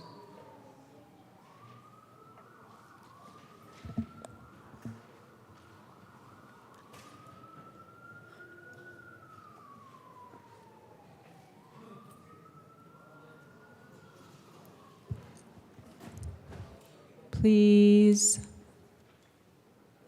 close the machine. Mr. Schiebel, please read the title to House Bill 1189. House Bill 1189 by Representatives Byrd and Weinberg, also Senator Zenzinger, concerning an income tax credit for employer assistance to employees in making a home purchase. Madam Majority Leader. Madam Speaker, I move House Bill 1189 on third reading, final passage. The question before us is the adoption of House Bill 1189 on third reading, final passage. Mr. Schiebel, please open the machine and members proceed to vote. Representative Morrow, how do you vote? Yes. Representative Morrow votes yes.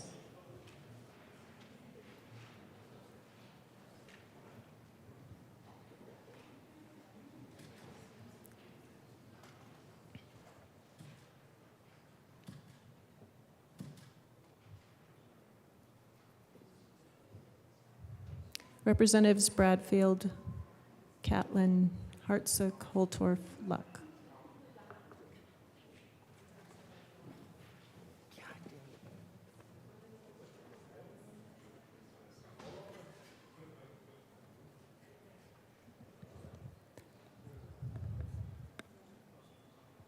Please close the machine. With 47 aye, 16 no, and 2 excused, House Bill 1189 is adopted. Co-sponsors.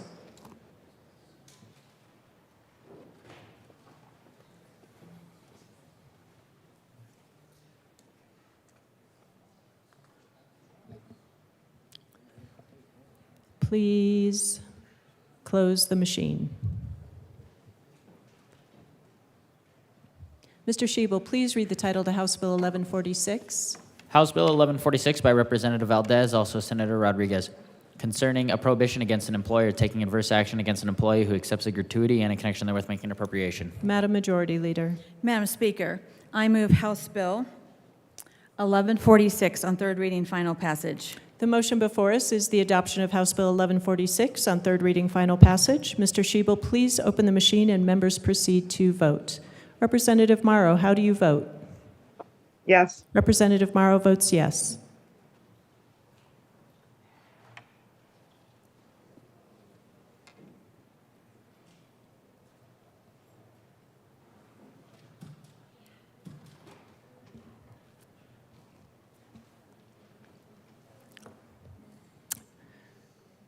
Representatives Bradfield, Holtorf, Kipp, and Luck.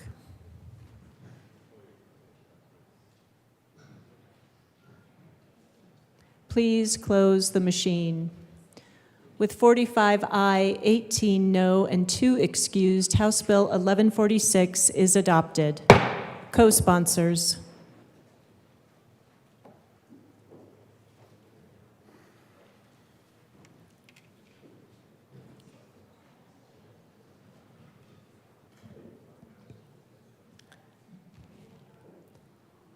Representative Morrow, co-sponsors. Please close the machine. Mr. Shebel, please read the title to Senate Bill 265.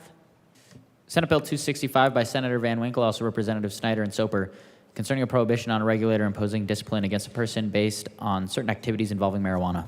Madam Majority Leader. Madam Speaker, I move Senate Bill 265 on third reading, final passage. Representative Luck. Thank you, Madam Speaker. I ask for this bill to be read at length. The request is for this bill to be read at length. Please proceed. First Regular Session 74th General Assembly State of Colorado revised. This version includes all amendments adopted on second reading in the Second House LLSNO. 23 to 993.01 Yolana Love X 2295 Senate Bill 23 to 265. Senate Committees House Committees Business, Labor, and Technology Finance. A bill for an act. 101 concerning a prohibition on a regulator imposing discipline. 102 against a person based on certain activities involving 103 marijuana. Bill summary. Note, this summary applies to this bill as introduced and does not reflect any amendments that may be subsequently adopted. If this bill passes third reading in the House of Introduction, a bill summary that applies to the re-engrossed version of this bill will be available at http://leg.colorado.gov. The bill protects an individual applying for licensure, certification, or registration in a profession or occupation in Colorado, applicant, as well as a professional who is currently licensed, certified, or registered in a profession or occupation in Colorado, licensee, from having the license, certification, or registration denied to the applicant, or from. House second reading unamended April 29, 2023. Senate third reading unamended April 20, 2023. Senate amended second reading April 19, 2023.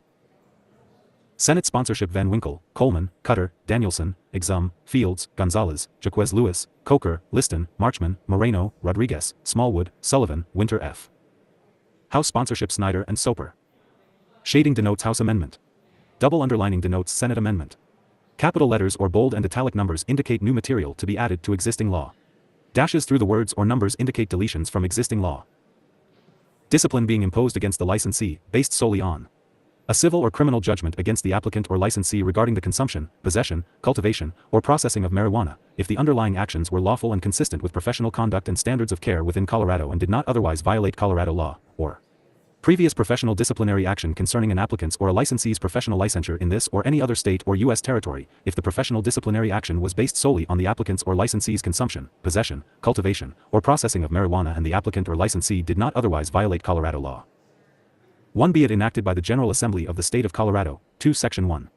In Colorado Revised Statutes, 12-20-404, add 8, 3 as follows, for 12-20-404. Disciplinary actions, regulator powers, 5 disposition of fines, mistreatment of at-risk adult, exceptions, 6 definitions. 8. Discipline based solely on marijuana activity.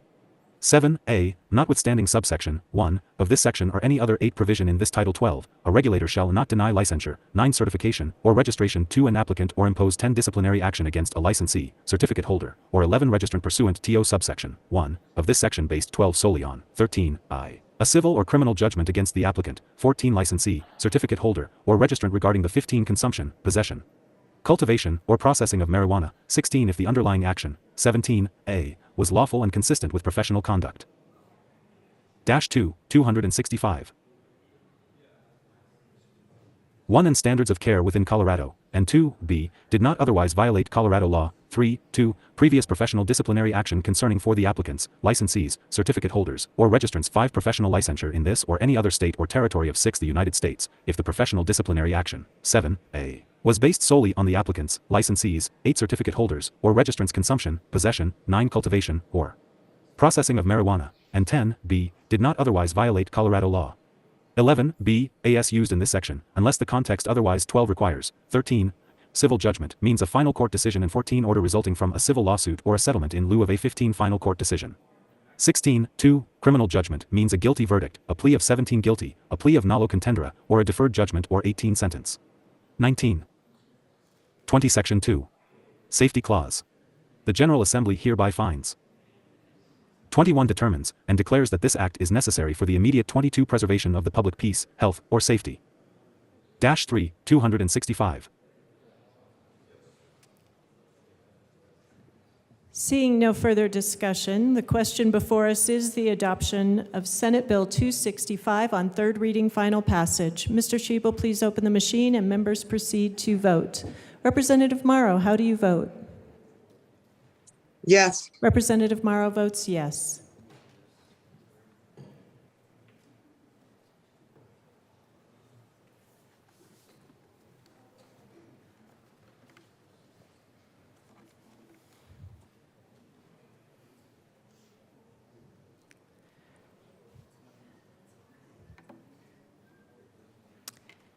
Representatives Armagost, Bacon, Bockenfeld, Bradley, Holtorf, Luck, Weinberg, Wilson, Winter.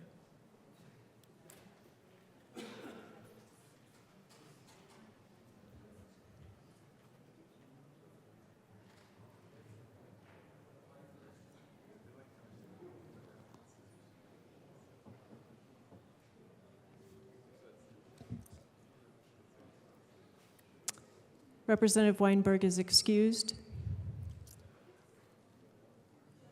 Please close the machine. With 49 aye, 13 no, and 3 excused, Senate Bill 265 is adopted. Co-sponsors.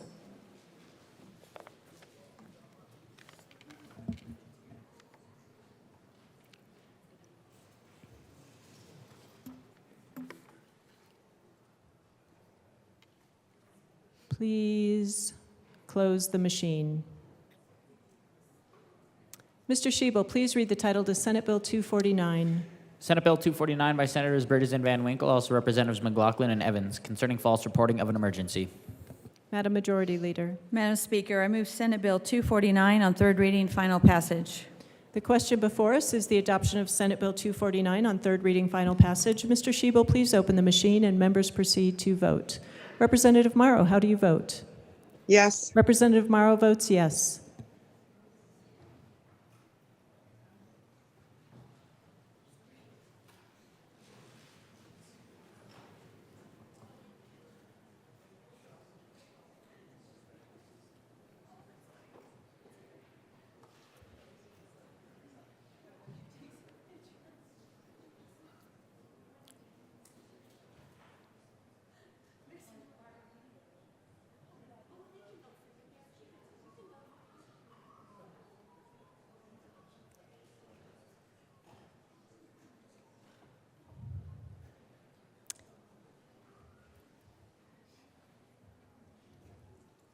Please close the machine.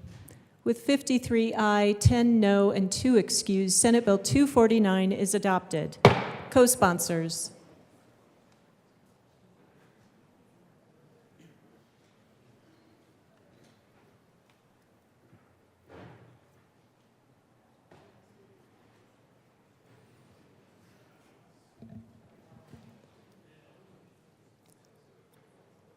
Please close the machine.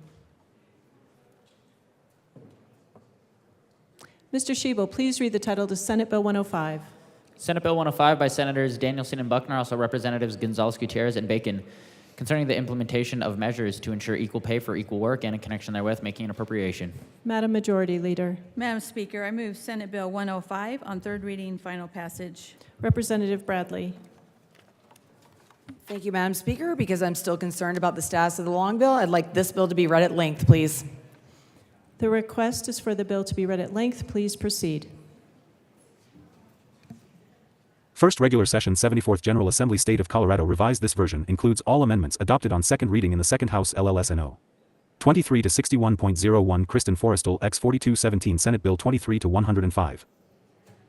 Senate Committees House Committees Business, Labor, and Technology State, Civic, Military, and Veterans Affairs Appropriations. A bill for an act.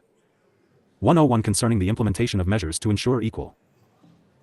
102 pay for equal work, and, in connection therewith, 103 making an appropriation. Bill summary. Note, this summary applies to this bill as introduced and does not reflect any amendments that may be subsequently adopted. If this bill passes third reading in the House of Introduction, a bill summary that applies to the re-engrossed version of this bill will be available at http://leg.colorado.gov. Current law authorizes the Director of the Division of Labor Standards and Statistics in the Department of Labor and Employment, Director, to create and administer a process to accept and mediate complaints, to provide legal resources concerning alleged wage inequity, and to promulgate rules as necessary for this purpose. The bill changes. House amended second reading April 29, 2023. Senate third reading unamended April 13, 2023. Senate amended second reading April 12, 2023. Senate sponsorship Danielson and Buckner, Coleman, Cutter, Exum, Fields, Gonzalez, Hinrichsen, Jaquez Lewis, Marchman, Rodriguez, Sullivan, Winter F., Bridges, Fenberg, Ginal, Hansen, Coker, Moreno, Mullica, Priola, Roberts.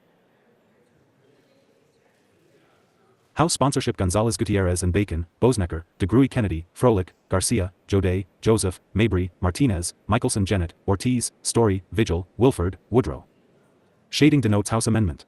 Double underlining denotes Senate amendment. Capital letters or bold and italic numbers indicate new material to be added to existing law. Dashes through the words or numbers indicate deletions from existing law. These authorizations to requirements.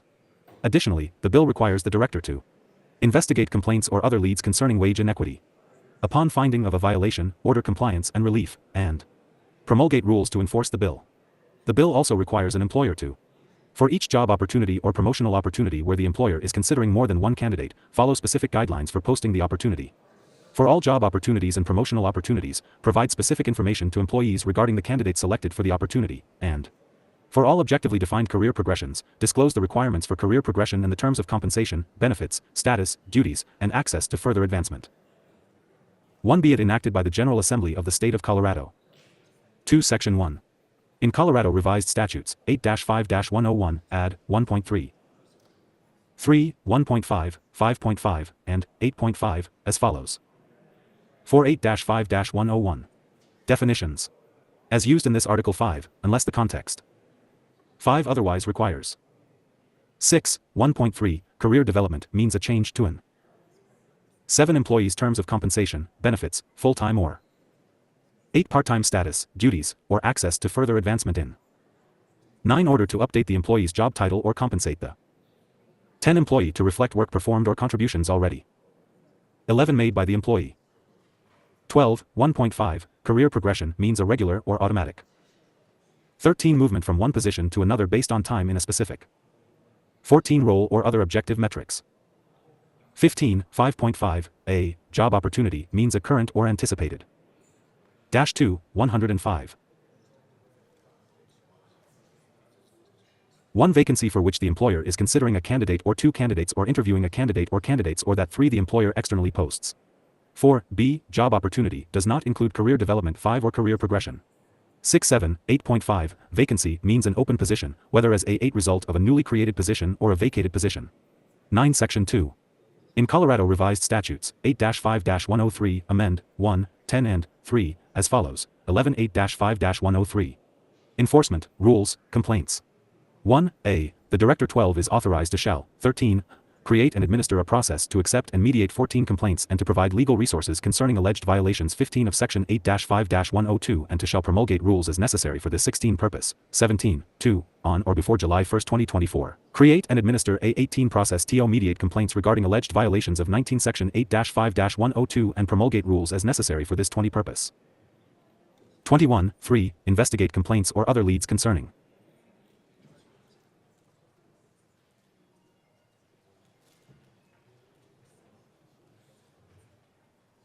Dash 3, 105.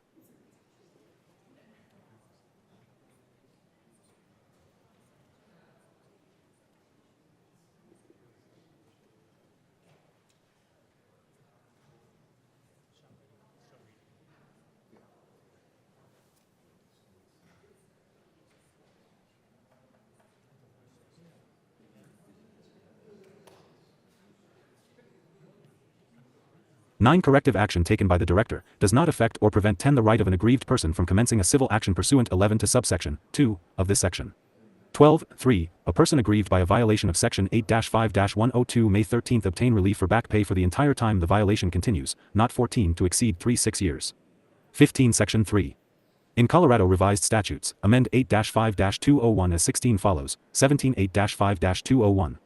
Employment opportunities, job opportunities or 18 advancement, pay rates in job listings, rules. 1. An employer 19 shall make reasonable efforts to announce, post, or otherwise make 20 known all opportunities for promotion each job opportunity to all 21 current employees on the same calendar day and prior to making a 22 promotion decision the date on which the employer makes a 23 selection decision, except that, if an employer is only physically 24 located outside of Colorado and has fewer than 25 employees working in Colorado, all of whom work only 26 remotely, then, through July 1, 2029, the employer is only 27 required to provide notice of remote job opportunities. The Dash 4, 105. 1. Department of Labor and Employment shall promulgate rules 2 for temporary, interim, or acting job opportunities that 3 necessitate immediate hire. 4. 2. An employer must in good faith disclose the following 5 in the notification of each job opportunity. 6. A. The hourly or salary compensation or the range of the 7 hourly or salary compensation. 8. B. A general description of the benefits and other 9 compensation applicable to the job opportunity. And 10. C. The date the application window is anticipated to 11 close. 12. 13. 2. 3. An employer shall disclose in each posting for each job 14 opening the hourly or salary compensation, or a range of the hourly or 15 salary compensation, and a general description of all of the benefits and 16 other compensation to be offered to the hired applicant. Make 17 reasonable efforts to announce, post, or otherwise make known, 18 within 30 calendar days after a candidate who is selected. 19. To fill a job opportunity begins working in the position, the 20 following information to, at a minimum, the employees with 21 whom the employer intends the selected candidate to work with 22 regularly. 23. A. The name of the candidate selected for the job 24 opportunity. 25. B. The selected candidate's former job title if selected. 26 while already employed by the employer. 27. C. The selected candidate's new job title, and Dash 5, 105. 1D. Information on how employees may demonstrate interest in similar job opportunities in the future, including 3 identifying individuals or departments to whom the employees can express interest in similar job opportunities. 5. 4. For positions with career progression, an employer 6 shall disclose and make available to all eligible employees the 7 requirements for career progression, in addition to each 8 positions' terms of compensation, benefits, full-time or part-time 9 status, duties, and access to further advancement. 10. 5. Nothing in this section requires an employer to 11 identify a selected candidate for a job opportunity in any 12 manner that violates the candidate's privacy rights under 13 applicable local, state, or federal law or in a manner that 14 would place at risk the selected candidate's health or safety. 15. Section 4. Appropriation. 1. For the 2023-24 state fiscal 16 year, $292,590 is appropriated to the Department of Labor and 17. Employment. This appropriation is from the general fund. To implement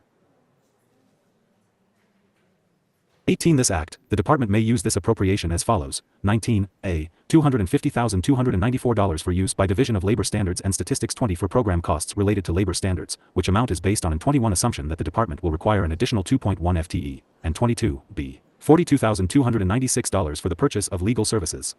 23. 2. For the 2023-24 state fiscal year, $42,296 is appropriated to 20 for the Department of Law. This appropriation is from reappropriated funds 25 received from the Department of Labor and Employment under subsection 26, 1b, of this section and is based on an assumption that the Department 27 of Law will require an additional 0.2 FTE. To implement this Act, the Dash 6, 105. 1 Department of Law may use this appropriation to provide legal services for 2 The Department of Labor and Employment.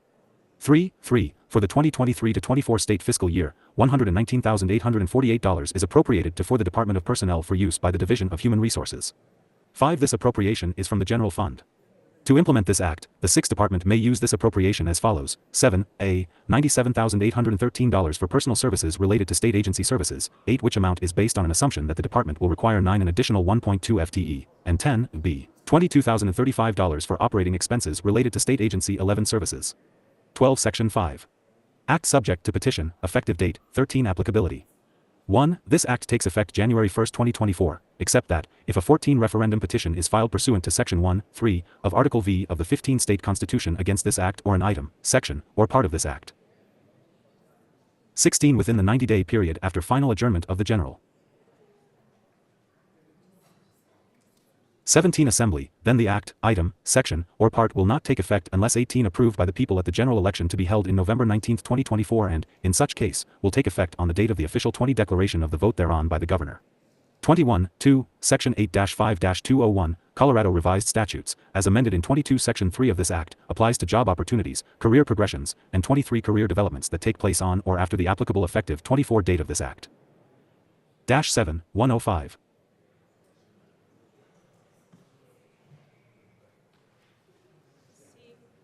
Seeing no further discussion, the question before us is the adoption of Senate Bill 105 on third reading final passage. Mr. Schiebel, please open the machine and members proceed to vote. Representative Morrow, how do you vote?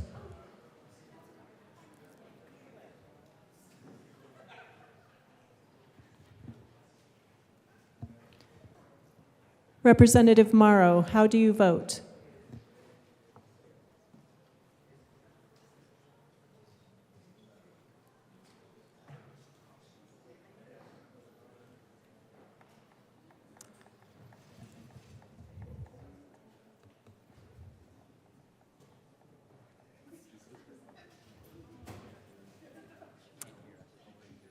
Representative Morrow is excused.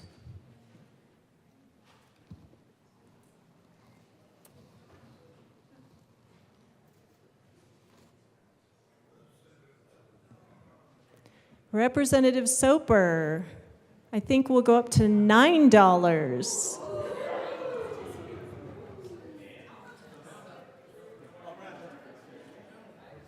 $9. Please close the machine. With 41 aye, 21 no, and 3 excused, Senate Bill 105 is adopted. Co-sponsors.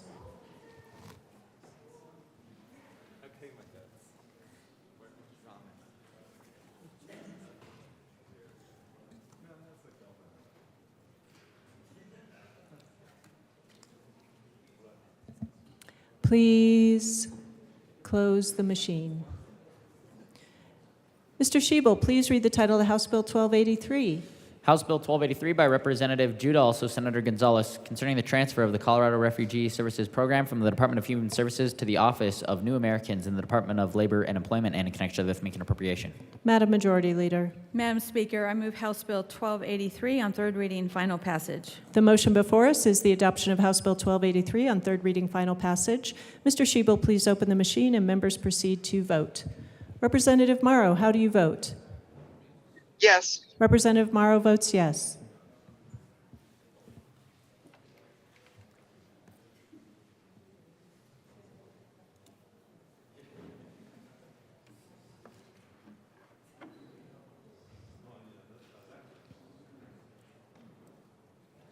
Representatives Armagost, Bockenfeld, Holtorf, Luck, Weinberg.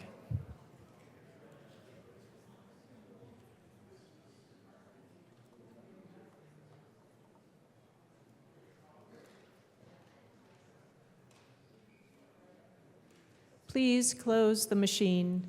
With 44 no, aye, 19 no, and 2 excused, House Bill 1283 is adopted. Co-sponsors.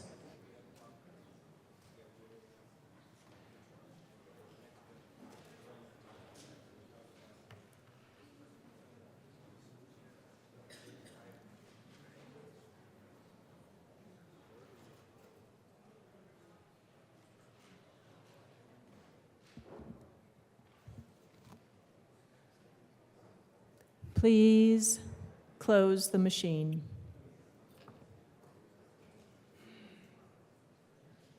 Mr. Shebel, please read the title to House Bill 1281.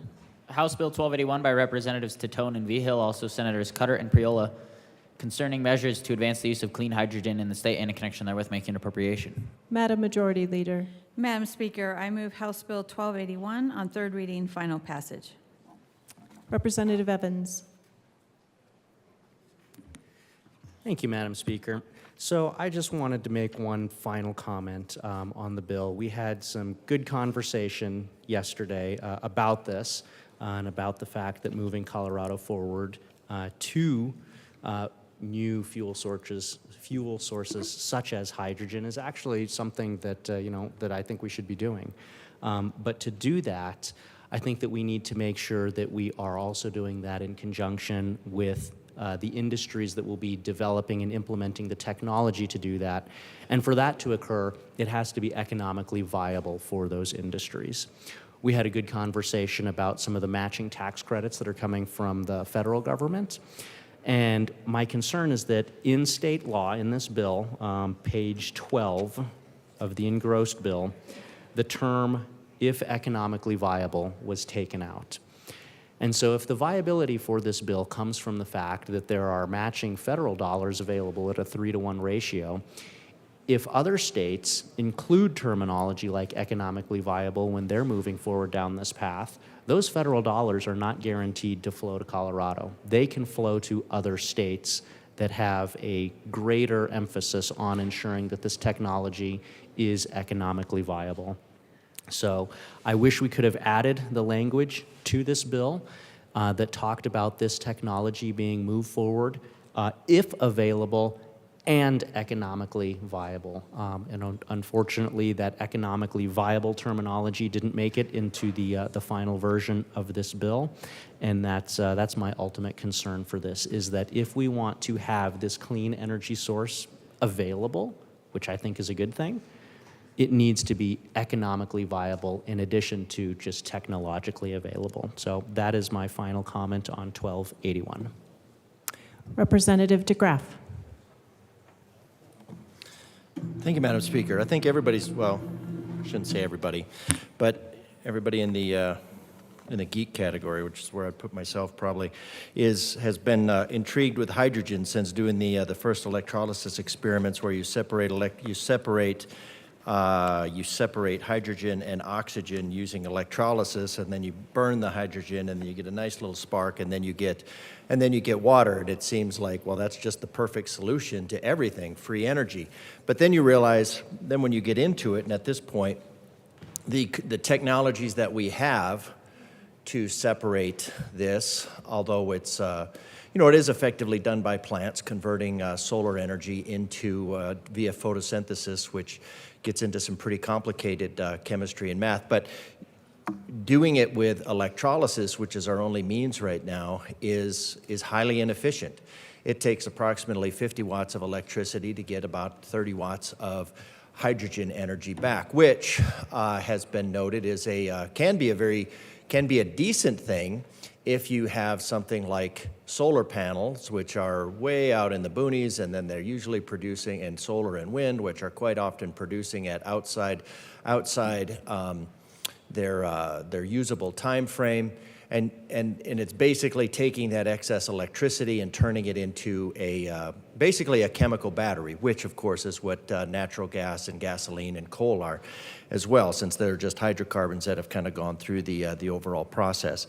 So looking at going back to the economic viability, this goes back to why we haven't done hydrogen ever in the past, because at this point, the only means that we have to do hydrogen are not economically viable, because it takes around 50 watts to get 30. So anything that we do, we lose 40% off the bat. So, and then in speaking with engineers who deal with hydrogen, hydrogen is a very small atom, as we know, and it is very able to get into the interstitial spaces of metals, composites. So it is very corrosive. It makes pipes brittle, and that creates a hazard in and of itself. So hydrogen is is a beautiful molecule, but it is or atom, but it creates a lot of significant difficulties. And there's lots of people working on it, and at some point we'll probably solve that problem and maybe be able to do it. But even once you have that hydrogen, it creates problems, and this will require, this isn't a matter of something that we can just take our natural gas pipelines or our oil pipelines and then just ship hydrogen through them. This is a very different beast. So at some point in the future, I think we could plan on hopefully hydrogen being a viable technology, but to extract $6 million a year from our taxpayers in order to extract $640 million a year from taxpayers via federal income tax or federal tax credits and breaks and all that to the state doesn't necessarily do anything for the citizens of this country, because what's coming out of them is $6 million per year. What's coming out of them is $6 million per year, and then $640 million going into a non-viable technology via $640 million per year that is extracted from them. And if you divide this up by the states and they all do the same thing, then Colorado would be paying an additional $640 million to spend $6 million to get $640 million back. That makes absolutely no sense. So as far as fiscal viability, it's neither fiscally viability nor scientifically viable at this point. Now, why are we doing this? Well, because we're still under the or as Soren Kierkegaard mentioned, there are two ways to be deceived. One is to believe something is false, and then two is to refuse to believe something that is true. And so that's how you're deceived. So we're talking about what is the whole premise behind there? Consuming measures to advance the use of clean hydrogen. And why is that? Because it's a viable energy source? No, it's not because it's a viable energy source. Is it because we need it? No, because we have billions of dollars, we have billions, and we have years and years and years worth of reserves in hydrocarbons that are in the soil. What it is premised on is the idea that 1 part in 10,000 of the atmosphere is causing global warming, as opposed to the increase in solar power, which is 2 Hiroshima events every second of every day of the 31 million seconds in a year, 31,540,000, I think, seconds in a year. So we have this delusion that 1 in 10,000, when we know right off the bat that evaporation is over 50% of the greenhouse effect. Of that infrared, only approximately 10% is absorbed by infrared. Of that carbon dioxide, only 1% is anthropogenic, and of that, 15%. So if we do that really easy, and that's not even calculus, that's just basic accounting math, so any economist or anybody with a checkbook should be able to do it, what you get is less than 1 part in 10,000 of the energy in the atmosphere is due to the carbon dioxide that the United States emits. Now, if you average that by 50 states, that takes it down to 1 in 500,000. And what we're doing is we're looking at extracting another $646 million from the taxpayers of Colorado, ultimately. Now, of course, some of this is money that is just printed out of thin air, and then we're looking at these technologies to further literally pump air into the ground, or in this case, turn air into fuel, which turns it back into air. And of course, the very thing here of creating hydrogen and turning it into hydrogen and then water is ironic, because hydrogen is a much more powerful greenhouse gas than carbon dioxide. So the irony here of reducing greenhouse gases by creating water vapor is really kind of ludicrous when you think about it. So Colorado contributes less than 1 part in 500,000 into the energy in the atmosphere. So going net zero will have a net zero effect on the environment, on the climate, but it will have a not zero effect on the people of Colorado and the number of people that die from this energy policy. If we're serious about lowering our rent, maybe what we need to do is we need to start looking at letting taxpayers keep $640 million and actually look at the science behind this instead of burying our head in the sand, which is the chosen option. So this is, I think it's a fascinating technology, and there are actually industries working on it. And if this ever becomes economically viable, you know that it will expand rapidly because people are looking to make money on this. That is the beauty of the free market, is exchanging value for value. Right now, this clean hydrogen idea is just a way to mine, and there's lots of, I mean, if I was an engineer in this industry, I'd be 100% behind it, because it is a way, because with the federal government and this government limiting the amount of mining that can be done and the amount of resource extraction, the best way, the most lucrative way is to tap right into straight into the imagination of fearful legislators and request hundreds of millions of dollars. Ultimately, the story of Chicken Little was not about farm animals, it was about human nature. I recommend no vote on this bill for fiscal responsibility. Not because, yeah, Chicken Little and the sky falling, yes, sorry, in case for those of you who are not familiar with Chicken Little. So this is another fool's errand based on a complete misunderstanding. Representative DeGraff, you have 1 minute remaining. Thank you, Madam Speaker. This is a complete fool's errand based on a complete misunderstanding of and a complete misrepresentation of climate science.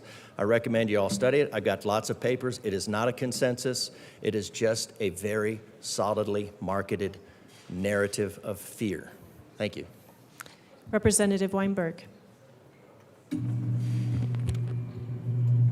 Thank you, Madam Speaker. Good morning, fellow colleagues. I rise in support of this bill. I really, truly think that this section of energy needs to be looked into, addressed, and we should be supporting this at every cost, to be honest. There's a lot of bill sponsors that are going through this hydrogen stuff, and I want to say I commend you for it. I commend you for the work. We have a rawhide plant up in Larimer County that's getting ready to be shut down, being commissioned to shut down. Even though it's the cleanest energy plant in the country, we have to find alternatives if we are going to be doing this. Hydrogen literally has the opportunity to preserve water, to produce good, clean energy. I think all of us should take a hard look at this one very closely and support this. I think we can truly do good things. This is a pact between multi-states. I truly think this will be beneficial for Colorado, bring some good money, literally bring some good jobs, and bring some good, clean energy to this state. Thank you for the bill sponsors for this hard work and the stakeholdering they've done. Again, I urge a yes vote, and I am fully in support of this bill. Representative Frizzell. Thank you, Madam Speaker. It's an honor to serve with you. And an honor to serve with you. Thank you, ma'am.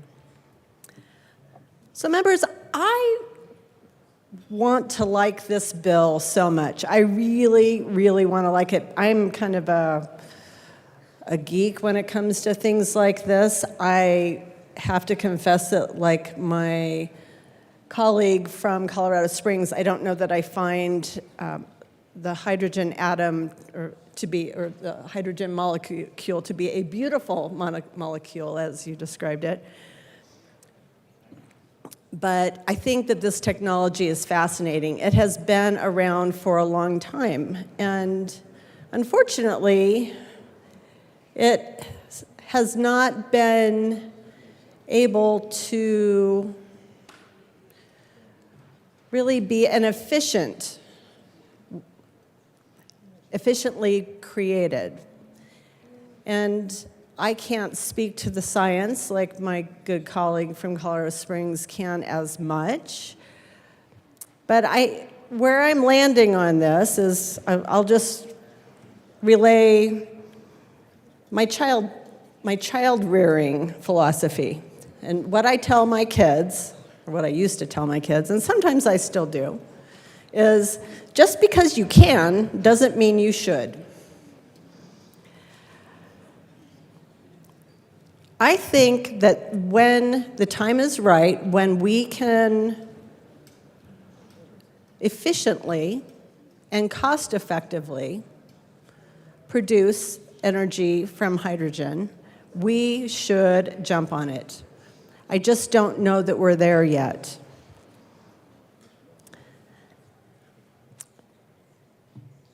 Currently, the technology to produce energy from hydrogen is just flat out inefficient.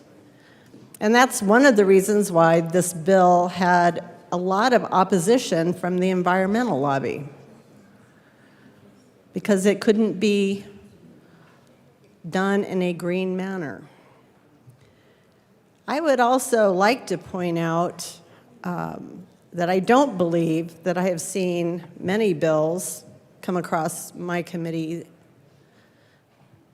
with as many amendments as this bill has been. It has been significantly stakeholdered, and I would like to congratulate the bill sponsors on their efforts, because I know they worked really hard. And at times it had to have been frustrating, but they worked really hard to bring this bill to where it is today.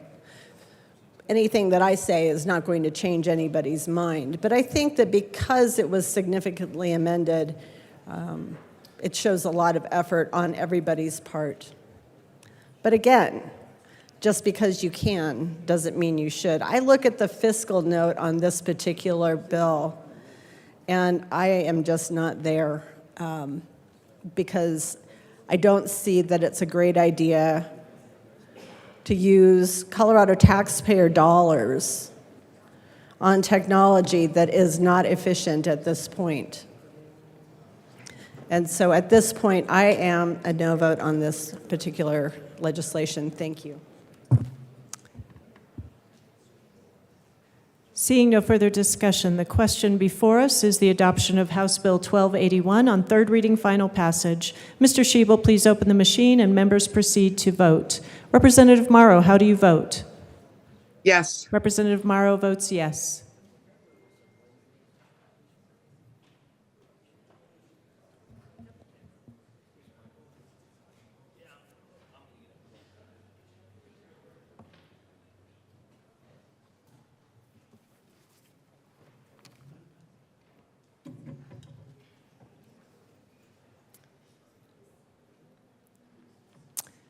Representatives Bockenfeld, Holtorf, Lynch, Mabry, Wilford.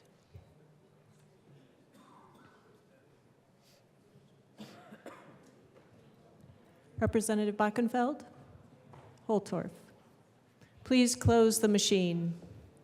With 48 aye, 15 no, and 2 excused, House Bill 1281 is adopted. Co-sponsors.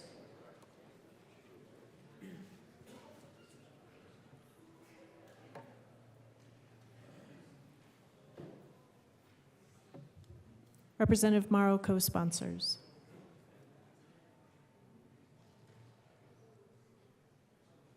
Please close the machine. Mr. Schiebel, please read the title to Senate Bill 29. Senate Bill 29 by Senator Moreno, also Representative Lindsay, concerning addressing disproportionate discipline in public schools and in connection therewith making an appropriation. Madam Majority Leader. Madam Speaker, I move Senate Bill 29 on third reading, final passage. Representative Bottoms.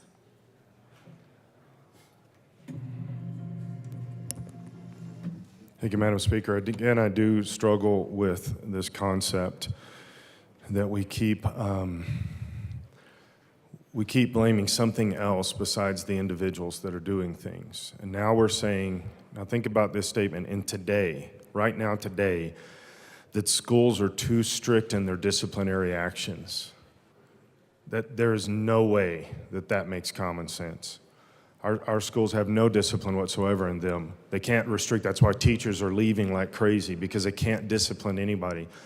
And now we're taking another tool off, and we're saying that that actually removing a problem child from the classroom is unfair to the child, instead of the entire classroom and the entire school and literally our society, and that this causes them to do all these other kind of things. Maybe the reason that they end up doing all these other kind of things is because that's who they are, and that was recognized in the school in a very loose disciplinary mentalities, and that this can show that was a correct decision, not an incorrect decision. And so I strongly stand against this bill. Seeing no further discussion, Representative Bradfield. Thank you, Madam Speaker. I'm up here urging a no vote, but for a different reason. Discipline is something that has been investigated since the first school was ever built. CDE has pages and pages and pages of suggestions, regulations that deal with school discipline. We don't need another law. We don't need another task force. Open up the book. Call CDE. Have somebody come down and discuss it with your school board, your administration. We don't need something more. I urge an aye vote for those reasons that I said a no vote. No? Thank you. Okay. Representative Holtorf.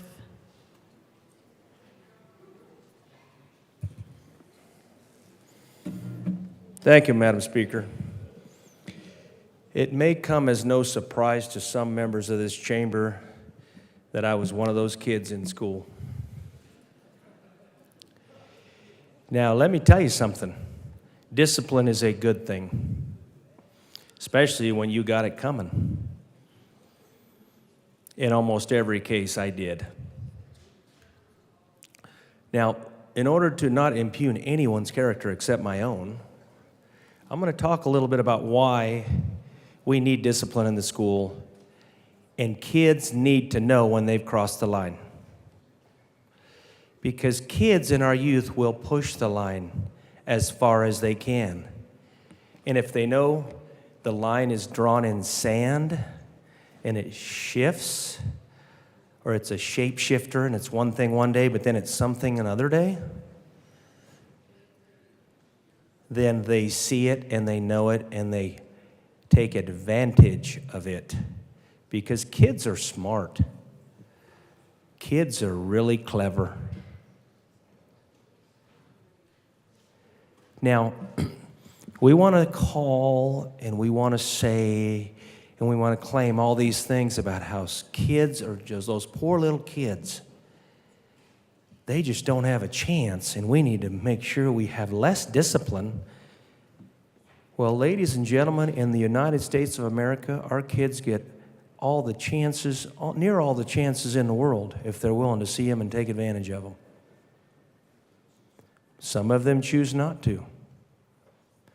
And for those that choose not to, they need to be put in a place that they can think about their mistakes and then come out and get back on the ice. I'm going to use a little avalanche analogy because we know the Avalanche just played, and unfortunately, that Madam Speaker, they didn't win this last game. But there's a thing in hockey, when you get out there and play too hard and you do this thing you're not supposed to do, you go to the penalty box. Kids need to go to the penalty box. For those hockey players out there, and it's called discipline. Is it disproportionate? I will tell you, I rather doubt it. There's very little discipline at all as it is, and it's getting more lax and more lax. Kids are getting away with more and more and more. I agree with my colleague, my previous colleague, who stated vote no. The second time I heard it right. The first time I didn't know if I heard it right, but I think the second time I did hear it clearly. It was a no, because it's already written. The rules are there, it's in the books, and all you got to do is follow them. And everybody, regardless of race, creed, color, gender, religious affiliation, should follow the same rules. Yep. Everybody. And the rules should be applied the same way. If they're not, that's a local issue. That's a school board issue. That's a PTA issue. That's a local school district issue. That's parents going to school boards and speaking out issue. And no, when those parents go to the school boards, they're not domestic terrorists. They're called concerned parents. Okay? They're getting involved. And that's where that happens. Not up here with this type of study now that we're going to do. And I'm going to share something else with you. There are kids, when they get that discipline, they turn around. They do find their way. And all of a sudden, instead of being the hell-raising little problem maker that they were, with the right mentoring and coaching, they change their ways, and all of a sudden they're on student council. All of a sudden they're helping to diffuse problems and situations among their peers and classmates. All of a sudden, in future time, they become a state legislator.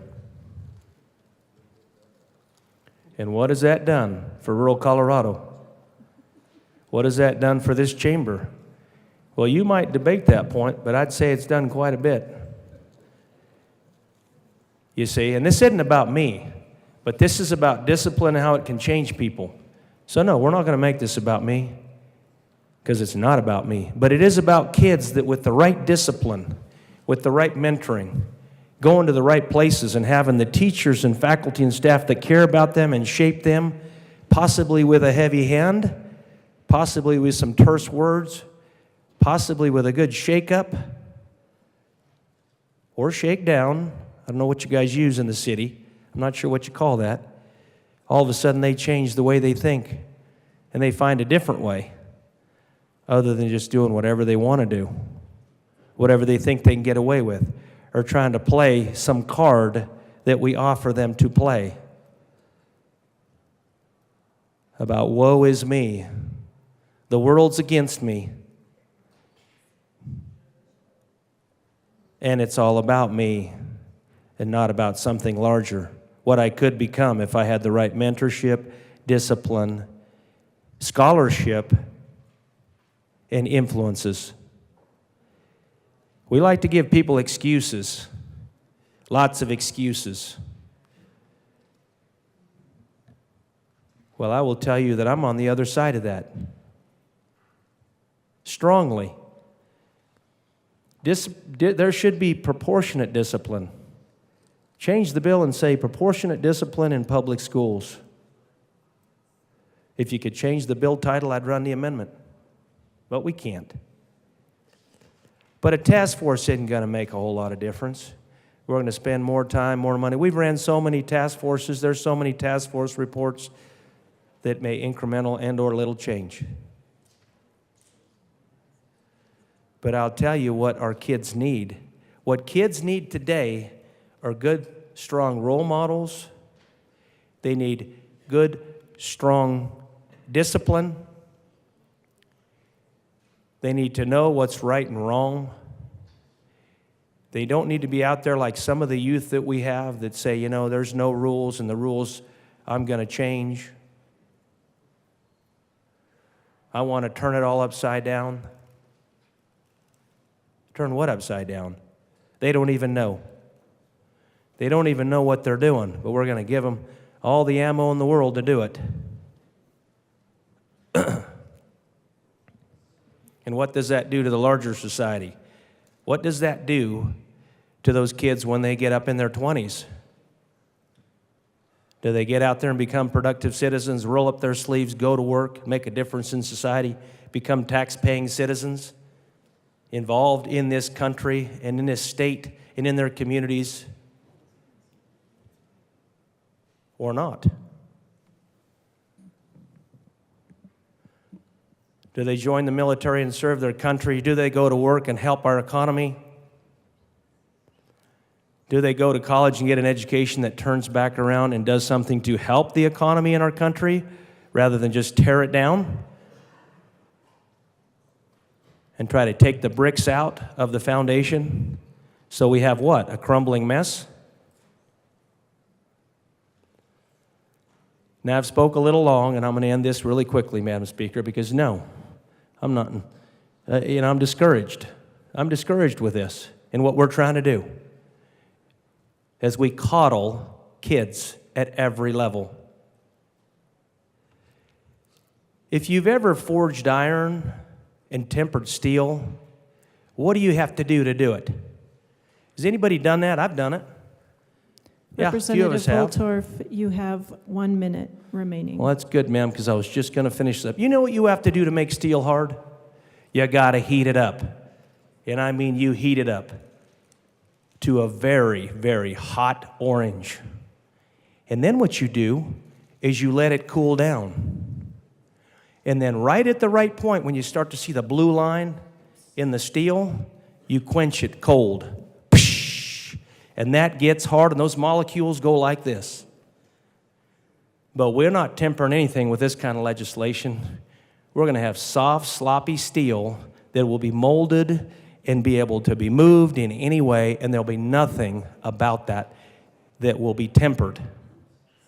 That might not be a very good analogy, but think about what I'm saying. Our youth need to be strong when they come out of school. They need to know what they've got, and they need to appreciate what this country is about, and they need to go in there and see what they can do. Your time has expired. I'll be a no, ma'am. Representative DeGraff. I tried.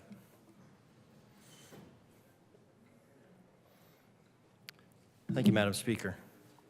I think the premise of this bill starts off erroneously, because this is addressing disproportionate discipline in public schools. Discipline is the making of a disciple, and discipling is a 24/7 job. Punishment is a subset of discipline, which would be, as we talked about before, perhaps the synthetic application of pain. Pain is a motivator. Hunger is a motivator.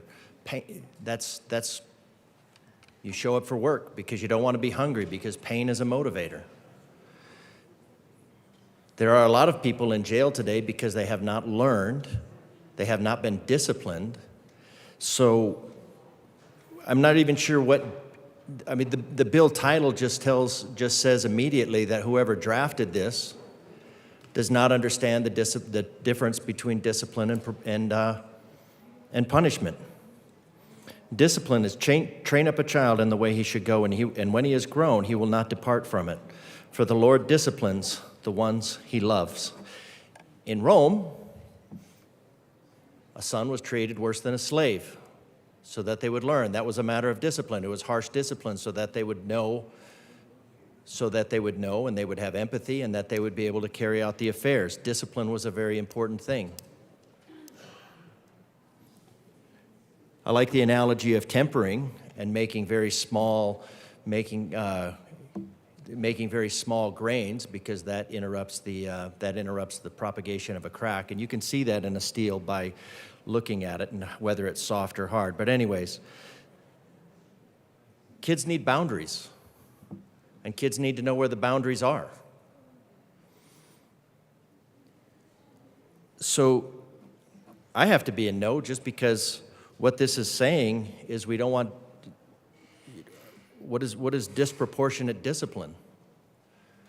Do you not want to discipline students?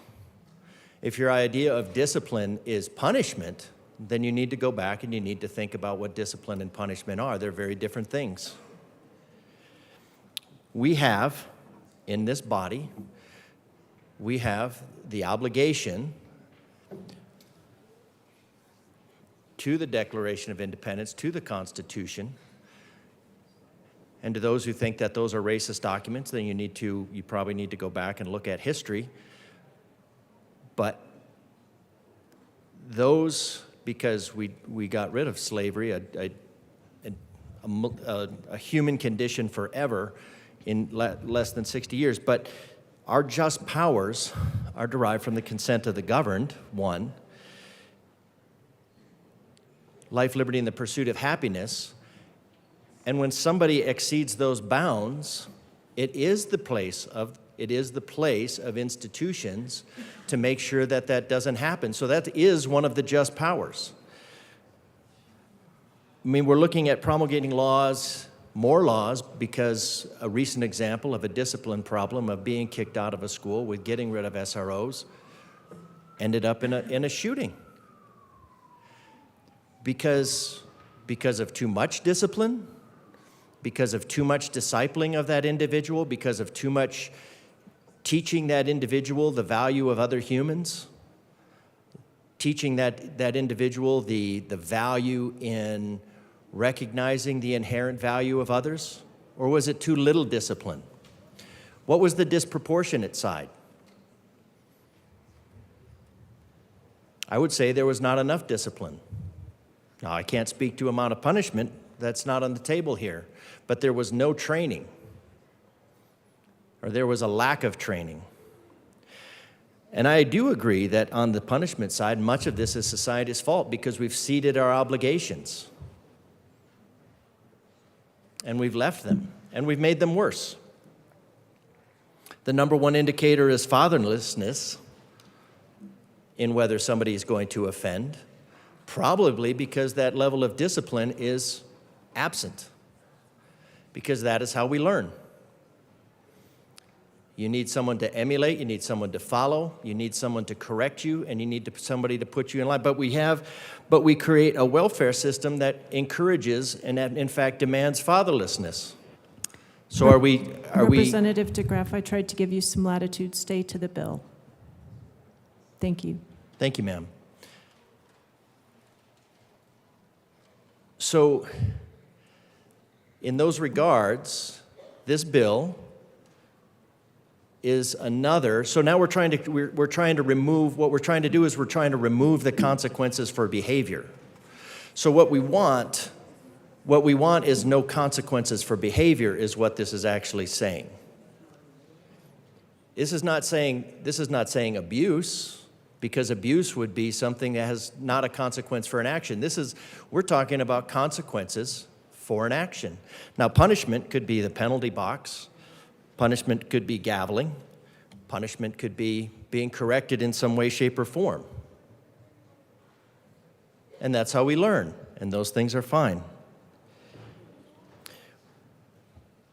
We want to teach, so we have a system now that is wanting to allow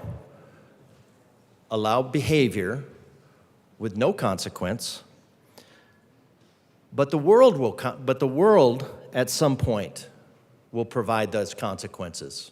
Not necessarily the discipline. The world doesn't provide discipline. The world provides punishment, and the world provides consequences. And those consequences are very real, and we could have saved kids a lot of trouble if we started with proper discipline. And now we want to remove the consequences from them as adults. And so we push the problem farther down, and we think, well, we've eliminated the consequences for kids when they're kids and in school or when they're at home. And then when the consequences catch up with them as adults, we try to paper over those as well. Don't pay your rent? No problem. Normally, that would be eviction. Don't show up for a job? No problem. And we push the problem down because we don't know the difference between punishment and discipline. We don't know that punishment is a consequence. We are creating people we are creating perpetual juveniles who don't understand that there are consequences for behavior, and those consequences are punishment, whether that's natural or synthetic.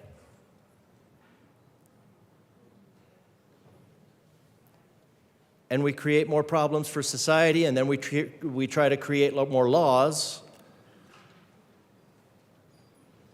to gloss over the fact that there, no kidding, are consequences for behavior. And we don't like that there are consequences for behavior because they speak to the laws of nature, and nature's God.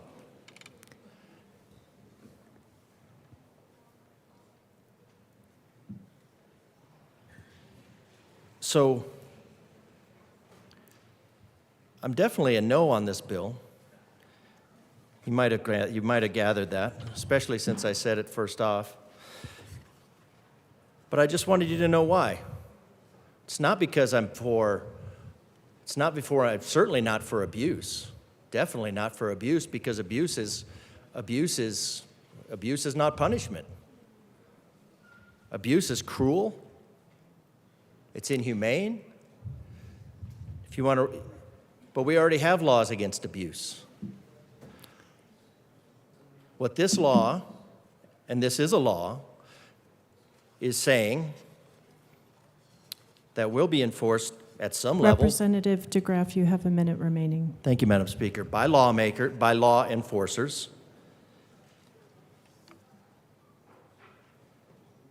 to ensure that there are no consequences for behavior. And yet when those kids get out of school, because they've had no consequences, or very little consequences, then they're going to run afoul of law enforcement, and they're going to wonder what happened. For the Lord disciplines the ones he loves. We don't discipline, so that makes me question why we're opposed to discipline, subset of which is punishment, which are both a far, far cry from abuse. So not voting for this bill is not voting for abuse. Representative DeGraff, your time's expired. Representative Winter. Thank you, Madam Speaker. I'll also be a no vote on this bill, and I'd like to start off by saying the same thing, is I'm not for the abuse of anybody whatsoever. But growing up, I'm thankful for my teachers and my superintendents and my parents, and what's really nice, and I always talk about rural Colorado, and I know I'm going to get some eye rolls, but it's still a community that raises the child for the most part in rural Colorado. So I'm thankful for the teachers, the community members, superintendents, that when I would stray out of line, they'd use whatever they had to get me back on track. I could remember one time I spent literally a whole quarter sitting next to the principal for some things, and at that point, when I was disciplined for what I had done wrong, I didn't do it again. And I think that's important to set boundaries. As an adult, I'll still take constructive criticism. At 43 years old, I'm willing to sit down with anybody because I think it's part of the growing process even as an adult. If you do something wrong or you say something wrong, that if somebody comes with another point of view and they sit down and chat with you and can kind of show the error in your ways, that it's still a learning curve as an adult, and I think that's a good thing. My parents still have to put me in line every once in a while at 44 years old, and I'm grateful for that. And as a parent, I try to set boundaries for my children as well. I went to school, college, to be a teacher. I did some student teaching, and there was definitely some times as I was student teaching, based upon the kids that I taught, it kind of depended on how they act in school a little bit. It always seemed, I did some student teaching in Colorado Springs, it always seemed that the kids that come from military families had a little bit more different level of respect and discipline than some of the other kids. And there was some of those kids that, it just took discipline to me isn't necessarily punishment. Discipline could be, having a kid stay in for recess and chatting about, what they did wrong, trying to find a way. It's almost like coaching sports. You can't coach every kid the same. And I think it's important to know that with discipline as well. Some kids, different levels of discipline. I think at the end of the day, we all just want to, I want my kids to be good, productive members of society. And there's times, with my daughter, I've said, I'm going to take your cell phone, and I don't follow through. And then what happens? She takes it up a notch on Dad. So, I've learned to walk that balance with my kids as well. And once again, I want to say I'm not for the abuse of anybody. I don't think anybody should be disproportionately picked on. But I also think there's a space for us to have constructive criticism. There's a space where we have to reward good behavior and we can't reward bad behavior. So, on those basis, I urge a no vote today. Thank you. Representative Hartsook. Good morning. Thank you, Madam Speaker. Discipline, responsibility, respect. It starts at home. At least that's where it should start. If you don't go to, or if you go to school and you don't have that, and you become disruptive at school, then that is not fair or right to the other students in that class. I've tutored high school, middle school, and I taught part-time at a charter middle school. That charter school was a second chance school. The kids that we got were, for a variety of reasons, from other schools. They were required to wear a uniform. They were written the rules of discipline and exactly what they had to do to stay in that school, and also what they had to do to succeed.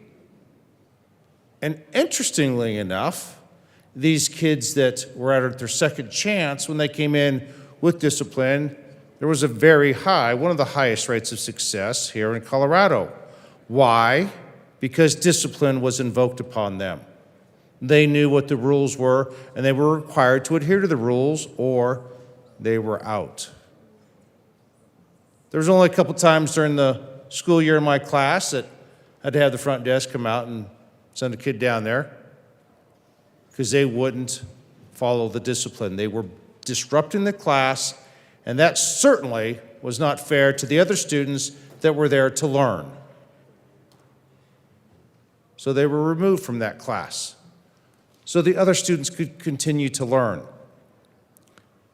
We don't need a task force to tell us that schools need to have discipline. We don't need task forces to tell us right and wrong. If you don't know that at this point, that's a bigger problem. They learn respect, discipline, and responsibility starting at home, communities, and churches. Schools need to have this tool because if the students are disrupting the class, then the other students aren't learning, and then everyone loses. Then it devolves into chaos, and that serves no useful purpose. I urge a no vote on this bill. Thank you. Representative Lindsay. Thank you, Madam Speaker. It is an honor to serve with you. And an honor to serve with you. Colleagues, I come down on third reading. This bill, when the word disproportionate, it is talking about disproportionate discipline as it applies to students of color. That there is data trends that show that Black and Latino students are expelled and suspended at higher rates than their white counterparts.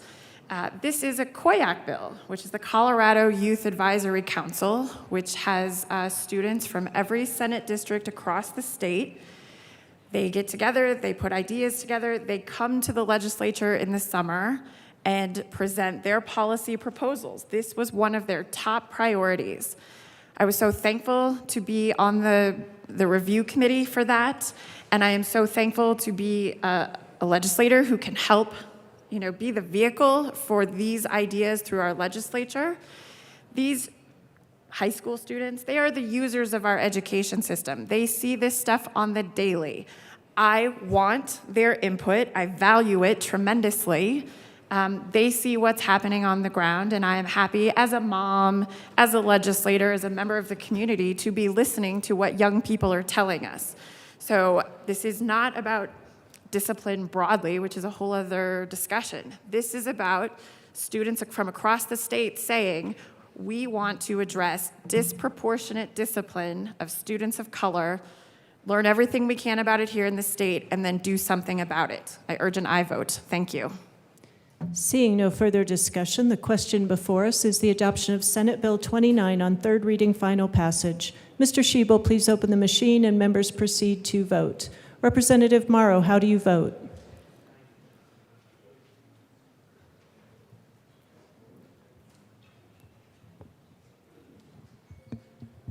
Representative Morrow, how do you vote? Yes. Representative Morrow votes yes.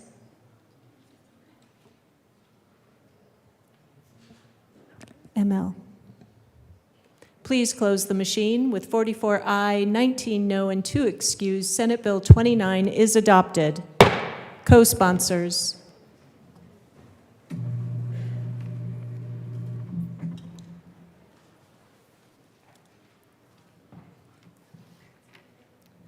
Representative Morrow, co-sponsors.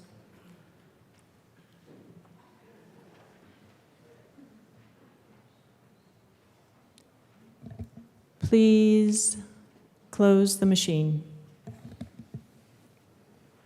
Mr. Schiebel, please read the title to Senate Bill 53. Senate Bill 53 by Senators Kirkmeyer and Rodriguez, also Representatives Woodrow and Evans, concerning restrictions on non-disclosure agreements that affect government employees. Madam Majority Leader. Madam Speaker, I move Senate Bill 53 on third reading, final passage. Representative Woodrow. Thank you, Madam Speaker. Colleagues, it is with no small amount of trepidation and heaping amounts of shame that I move for permission to offer a third reading amendment. Please proceed.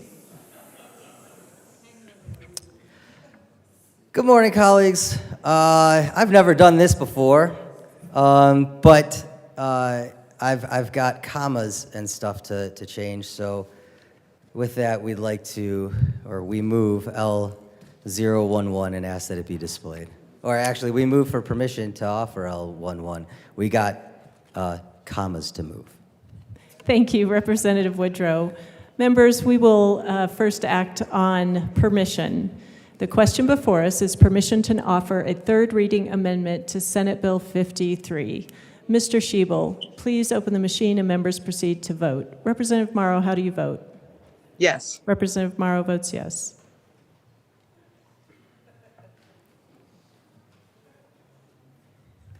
I respect those no votes.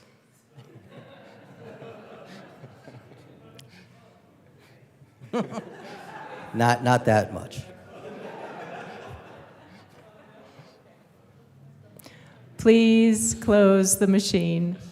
With 57 ayes, 6 no, and 2 excused, the motion for permission is granted. Representative Woodrow. Thank you, Madam Speaker. Like I said, folks, we've got commas to move. A little bit of the page numbering got messed up as we were doing floor amendments. So with that, I move L011 and ask that it be displayed.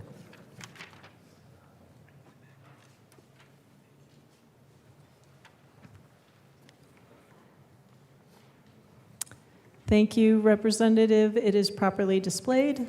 Please proceed. Yes, thank you, Madam Speaker. As you can see, we're getting rid of the word "or" on several pages. We are adding a couple commas. We are substituting out a period with a semicolon, which is another great way to add two independent clauses together. And we urge an aye vote. With no further discussion, the question before us is the adoption of L011 to Senate Bill 53. Mr. Schiebel, please open the machine and members proceed to vote. Representative Morrow, how do you vote? Yes. Representative Morrow votes yes.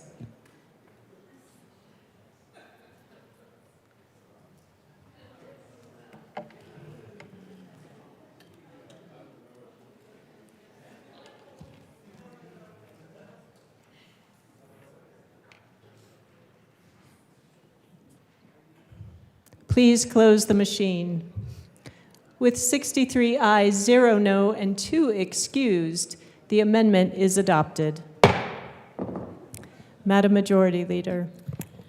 Madam Speaker, I move for the repassage of Senate Bill 53 as amended. The motion before us is the passage of Senate Bill 53 as amended. Mr. Schiebel, please open the machine and members proceed to vote. Representative Morrow, how do you vote? Yes. Representative Morrow votes yes.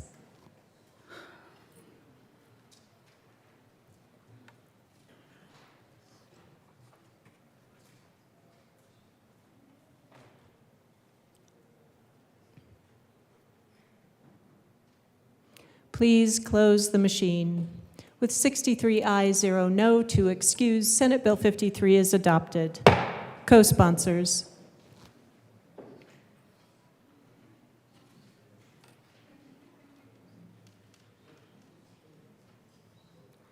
Representative Morrow co-sponsors.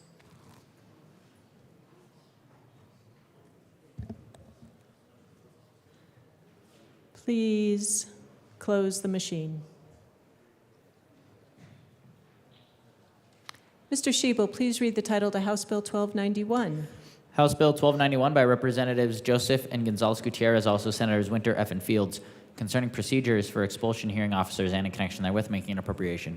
Madam Majority Leader. Madam Speaker, I move House Bill 1291 on third reading, final passage. The motion before us is the adoption of House Bill 1291 on third reading, final passage. Mr. Shebel, please open the machine and members proceed to vote. Representative Morrow, how do you vote? Yes. Representative Morrow votes yes.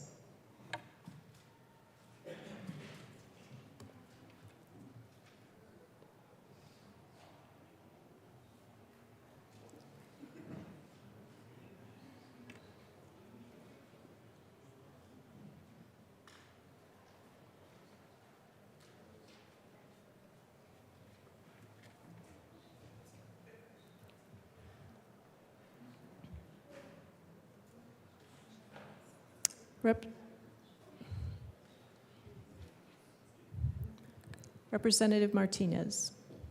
Please close the machine. With 44 aye, 19 no, and 2 excused, House Bill 1291 is adopted. Co-sponsors.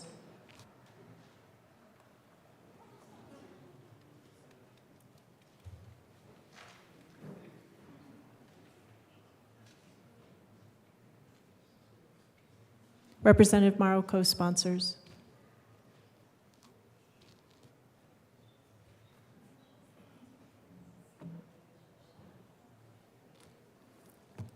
Please close the machine. Mr. Shebel, please read the title to House Bill 1284. House Bill 1284 by Representatives Degree Kennedy and Leader, also Senator Mullica, concerning modifications to the property tax deferral program. Madam Majority Leader. Madam Speaker, I move House Bill 1284 on third reading, final passage. The motion before us is the adoption of House Bill 1284 on third reading, final passage. Mr. Shebel, please open the machine and members proceed to vote. Representative Morrow, how do you vote? Yes. Representative Morrow votes yes.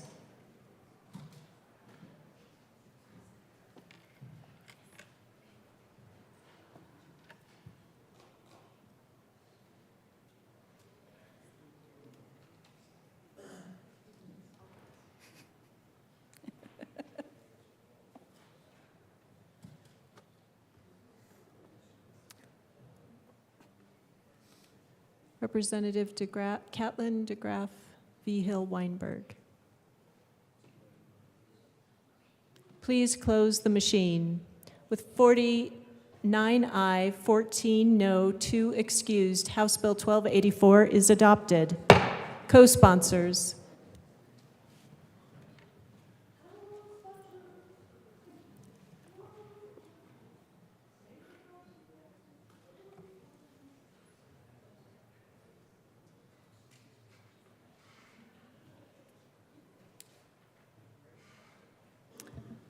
Please close the machine. Mr. Shebel, please read the title to Senate Bill 35. Senate Bill 35 by Senators Bridges and Moreno, also Representatives Herod and Joseph, concerning the operation of the Middle Income Housing Authority and in connection therewith, adding members to the Board of Directors, expanding the power of the authority to enter into public-private partnerships, and making an appropriation. Madam Majority Leader.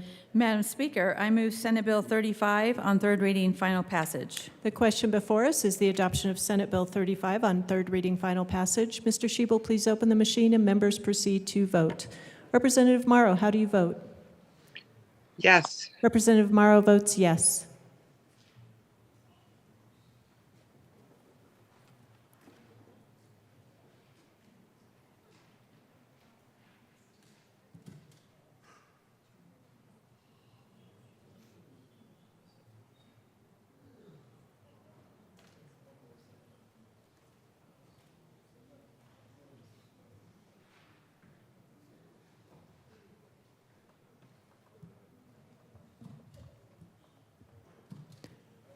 Representative Buckenfeld.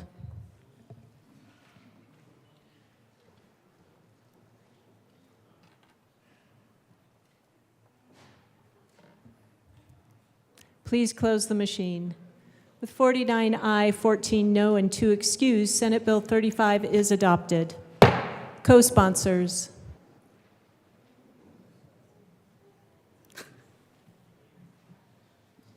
Representative Morrow, co-sponsors.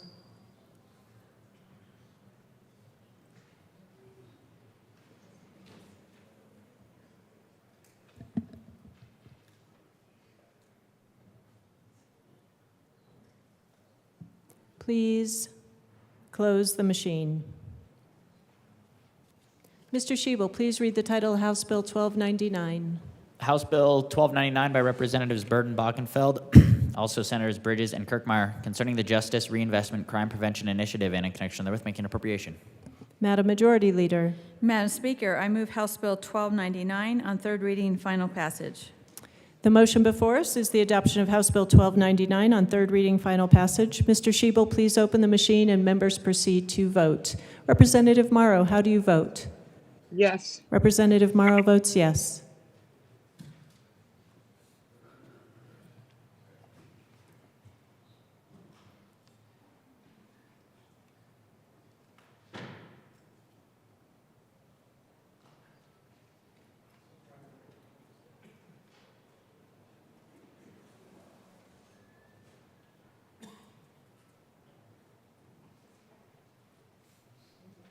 Please close the machine. With 58 aye, 5 no, 2 excused, House Bill 1299 is adopted. Co-sponsors.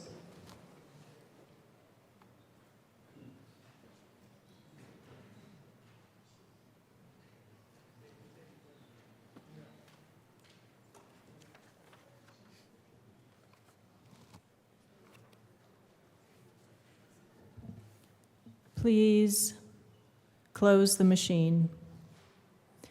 Mr. Shebel, please read the title to House Bill 1307. House Bill 1307 by Representatives Doherty and Soper, also Senators Simpson and Rodriguez, concerning enhanced supports for youth who are in detention and in connection therewith making appropriation. Madam Majority Leader. Madam Speaker, I move House Bill 1307 on third reading and final passage. The motion before us is the adoption of House Bill 1307 on third reading, final passage. Mr. Shebel, please open the machine and members proceed to vote. Representative Morrow, how do you vote? Yes. Representative Morrow votes yes.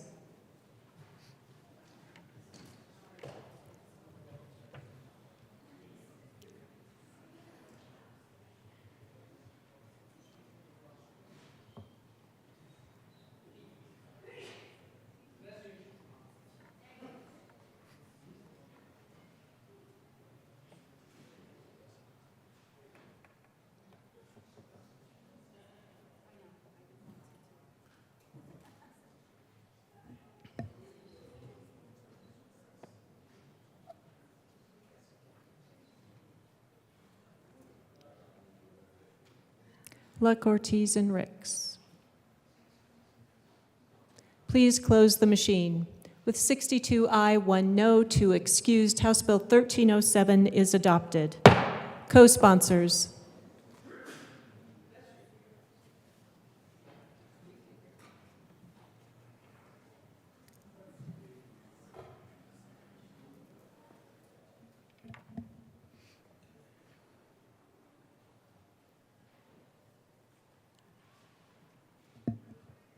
Representative Morrow, co-sponsors.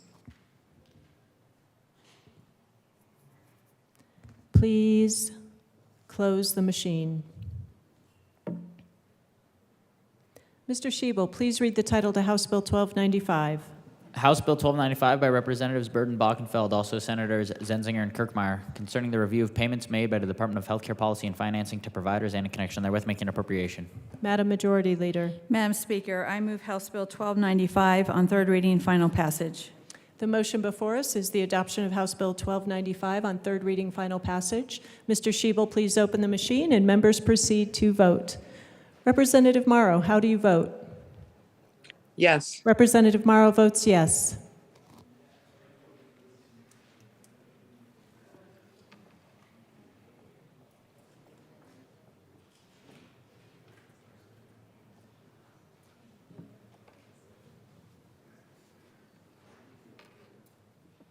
Please close the machine. With 63 ayes, 0 no, 2 excused, House Bill 1295 is adopted.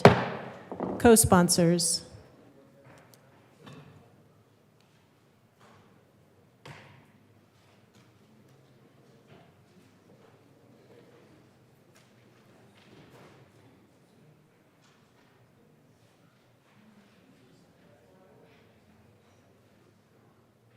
Please close the machine.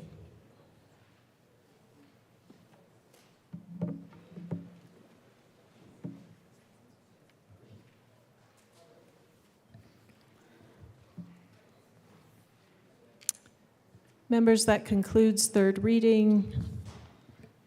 Announcements.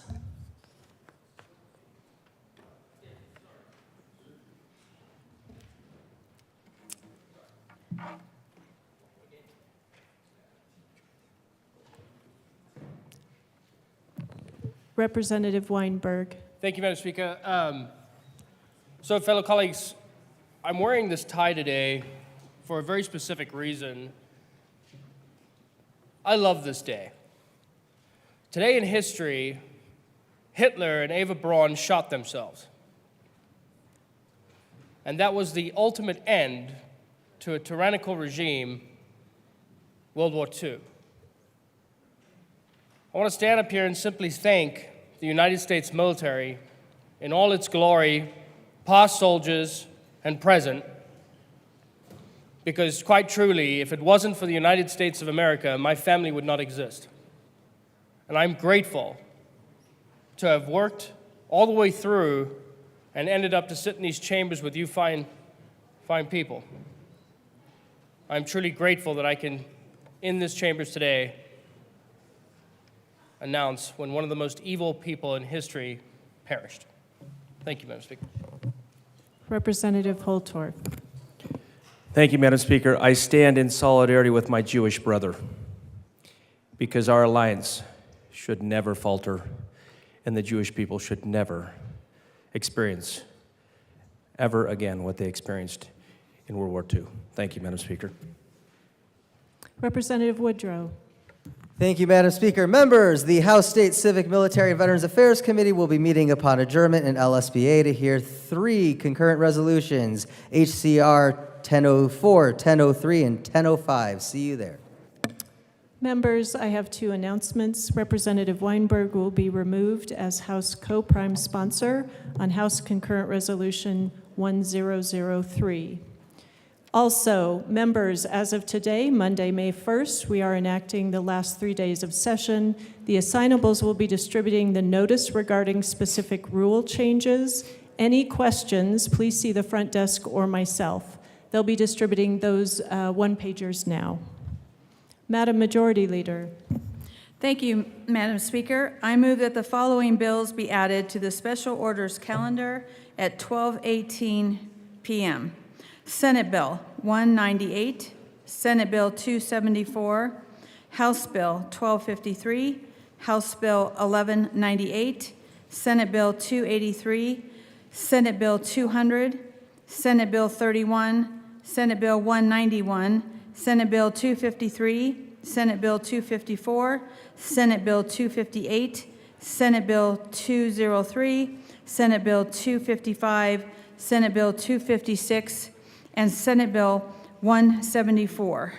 The bills listed by the Majority Leader will be added to the special orders calendar at 12:18 p.m. Madam Majority Leader. Madam Speaker, pursuant to House Rule 14, I move that the time for debate on Senate Bill 198 be limited to 1 hour during special orders on May 1st. The motion before us is pursuant to House Rule 14, debate on Senate Bill 198 be limited to 1 hour during special orders on May 1. This is a non-debatable motion pursuant to House Rule 15E and requires a simple majority vote. Mr. Schiebel, please open the machine and members proceed to vote. Representative Morrow, how do you vote? Yes. Representative Morrow votes yes.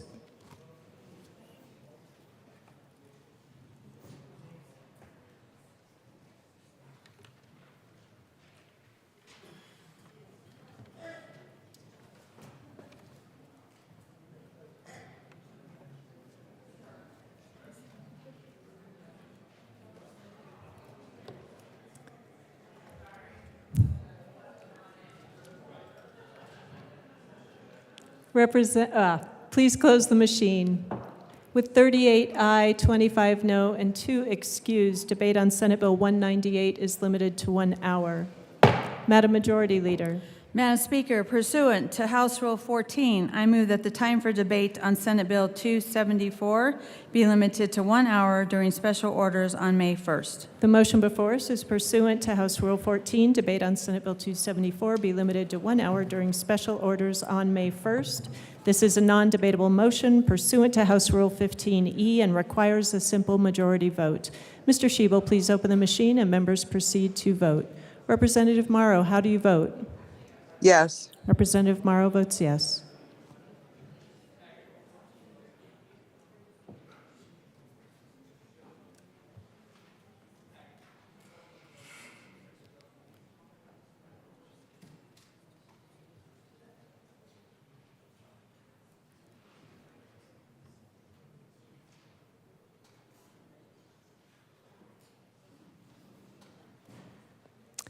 Representative Froelich, Holtorf, Luck, Michelson, Janay.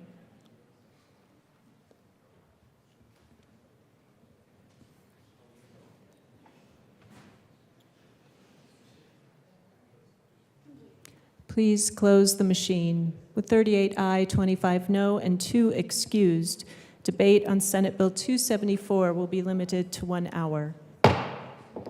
Representative Valdez? No, I misspoke. Representative Joseph. Thank you, Representative Valdez. Always ready on the spot. Representative Joseph.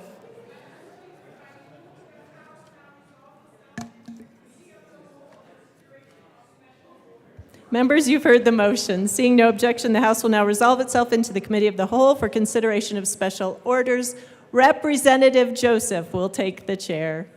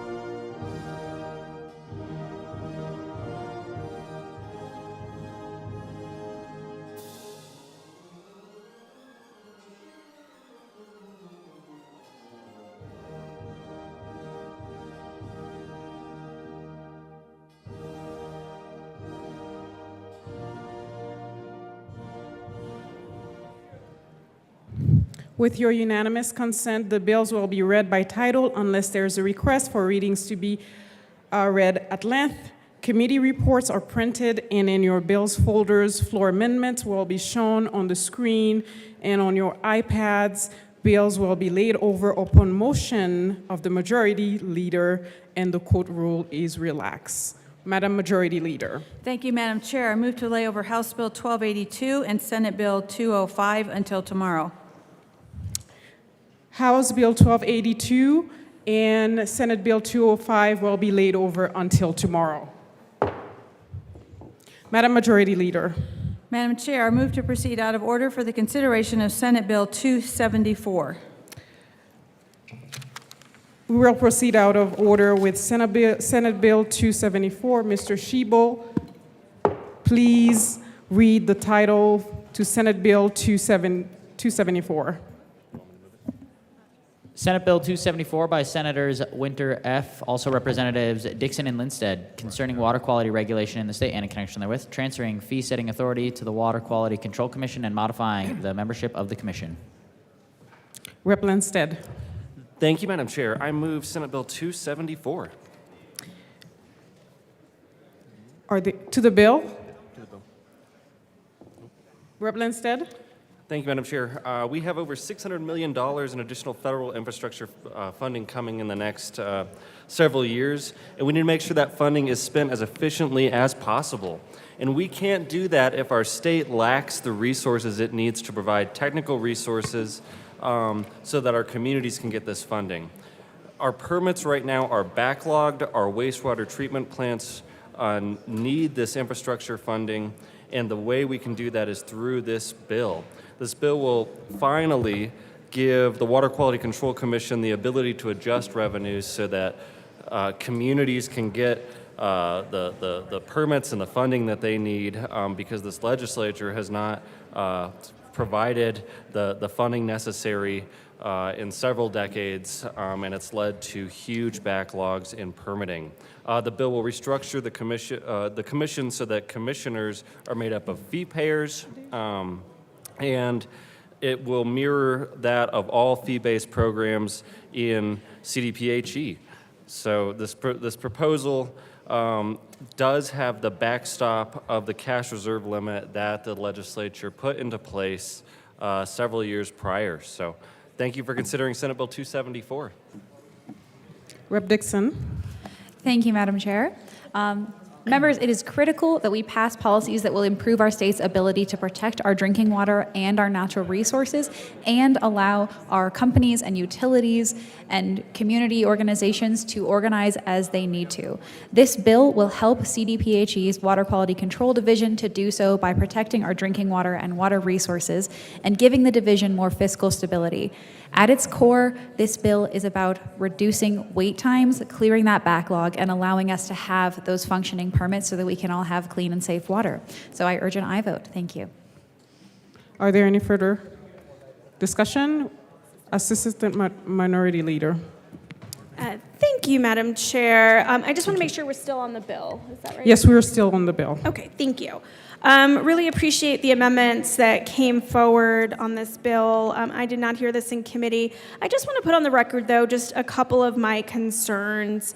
When we talk about the membership of this commission, I appreciate they need to have agricultural experience, especially by someone who's regulated by the division. That makes a lot of sense. Appreciate that. At least 3 other members of the commission must be made up of a community regulated by the division. I think that's important. Where I take a little bit of pause and just want to put this on the record is that it says a member of the commission must have experience or training in one of the following areas. And then it lists science, engineering, technology, industry, construction, labor, agriculture, environmental law, environmental policy, environmental justice, municipal water treatment, municipal wastewater treatment, municipal government, or county government. That's a pretty broad list. And what I'm worried about is that the commission will be too heavily weighed one way or the other and not getting the expertise that's needed from the municipal and local county governments. So I just wanted to flag that for the sponsors because I do think it's really important that we have those conversations about having the right people. If you're going to have a commission, having the right people at the table is really important. And I think all of those industries are just too diverse to say you have to have, of an 8-member commission, some of these experiences may be valued more than the other. So just want to point that out as just kind of flagging for the bill sponsors that I think maybe that could be tightened up in now or in the future. The other problem that I wanted to flag is while I appreciate a stakeholder process, I'm always worried about taking fees out of statute and then giving it to state government. I think it allows government to grow. It also, we talk about there's a stakeholder process with the Colorado Department of Public Health and the Environment. That sounds great, but I've been part of these stakeholder processes. And in my personal opinion, I feel like we all show up, but not everybody gets really heard, and that some of these decisions are predetermined. And so while I appreciate that we'll be seeking input from permit holders, county representatives, local governments, conservation groups, environmental justice groups, I just want to flag that I've been through very many rulemakings where I feel like we have not been heard. And so I just want to flag those. There's just two concerns that I have, but appreciate the work the bill sponsors have done, and we'll open the floor to any other people who might want to talk on this. Thank you. Any further conversation on House Bill 274? Rep. Winter. Thank you, Madam Chair. After speaking to, the bill sponsor after committee, we kind of chatted about why they're running this bill, try to clean some things up. I spoke to some people within my district this weekend. We chatted about it, and they do take issue with taking the power away from the legislators. I know that there's an issue with trying to get these rates voted on, getting it actually in front of this body to make those changes. But in the spirit of being a legislator, I do get back with the people in my district. I do chat with them, and I do litmus test things with them. And after speaking to a handful of people, I think that are very important in the water sphere in my district, they'd rather see the power stay with the elected body. That way they're able to lobby the elected body and work with us on those rate charges. I did talk to some of my constituents that are okay with this as well. So really right now, I think what we're trying to do is to figure out the best way forward. I look forward to the debate and finding which way we're going to go with this. But as of right now, I would urge a no vote. Let's keep this rate setting within the legislature and instead of putting it in front of a board. Thank you. Any further? Rep. DeGraff. Thank you, Madam Speaker. I think this is an interesting bill as an indictment to this body. So I thought one of the things that was very interesting, and we talked about this for a while, the Colorado Mining Association did mention that this was last addressed 5 years ago, and maybe 3 years would be a better thing to do, and that is having these fees addressed by the body of the legislation, as they're supposed to in statute, as these are. But the overall issue of why it has really fallen behind is the rampant government-imposed inflation in the last couple of years. And so right now we have about 32% of the systems are not inspected per law, so they're unable to do their job because they can't keep up, and a lot of that is due to inflation, which is the devaluing of currency by government policy. So our solution here, the solution presented by the sponsors, is to cut this free of the legislative body. Now, as C.K. Chesterton said, if you come to a fence in the road, before you decide to remove it, you should go find out what it's there for. And after you've done the research to find out why it's there, then maybe we can make a determination as to whether to remove it or not. It's probably still unlikely, but change shouldn't be the instant, immediate response. Because do you know what else doesn't change rapidly with inflation? What doesn't change rapidly with inflation? That's the problem here, which is the reason that we want to, at this body's level, at the legislative deliberative process, or what should be a legislative deliberative process, we want to cede that control to others. We want to cede that control to a panel. And it's not that the panel would do a bad job, it's just that it's not addressing the issues. One of the things that you notice if you've spent any time in the military, and I've spent a lot of time in the military, about 27, 31 years, depends on how you count it, which is a great reason to be opposed to government control of anything because it just doesn't do anything well. One thing about on the bureaucracy side, bigger does not mean better. Usually what happens when you get bigger is you eventually have a group of people that nothing is part of their actual job description and very little gets done. Yet a smaller office such as in the National Guard versus the active duty. I've seen an agency in the National Guard, smaller state level, state run, more local, get more done than a single person in the Guard can get more done than an entire office can. So what we haven't done with this bill is we've just said, well, what's the problem here? Oh, the agency needs more money. Why? Because the government devalued currency. Now it's not worth as much, and so now it's behind. And also, we've created a massive bureaucracy. We've loaded it up with rules that we add at the pace of 700 rules and laws that will be enforced by law enforcement per year. Now, in this case, it's a regulatory agency, so the fees that they enact will be regulated by law enforcement. But instead of looking at this body and seeing, hey, where can we trim this? Where can we make this more efficient? No, our solution to this problem is to spend $60 million per year and pump air straight into the ground because of our fetish with CO2. So this bill does not address any actual problems. It just does your typical government response and say, we need more money, and figure out a way to access that money more quickly. So it's going to take that money. Now, I'm not saying the commission is inaccurate, but the commission also doesn't have an incentive to save money. So the less efficient, if the commission is falling behind in its work, then of course the solution isn't going to be improper management.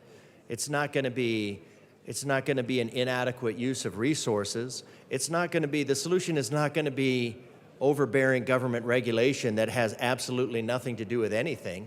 No, the solution, I guarantee you, the solution 100% of the time is we need more money. And what this bill is for is to provide a more rapid access to taxpayers' wallets. Just get to their money faster. Get to their money faster. Now, we have money. We have enough money to spend $60 million pumping air into a hole in the ground, but do we have enough money to spend on water quality? No. We're coming at this water quality late in the game, after the long bill is unconstitutionally being approved. So we've spent the money already. We've spent your constituents' money in various ways, shape, or form, sent it straight into a hole in the ground. Or put it towards mass transit, being subsidized at $2 per mile, going in the wrong direction, nowhere fast. But do we have enough money for clean water? No. No. So we bring this late in the game.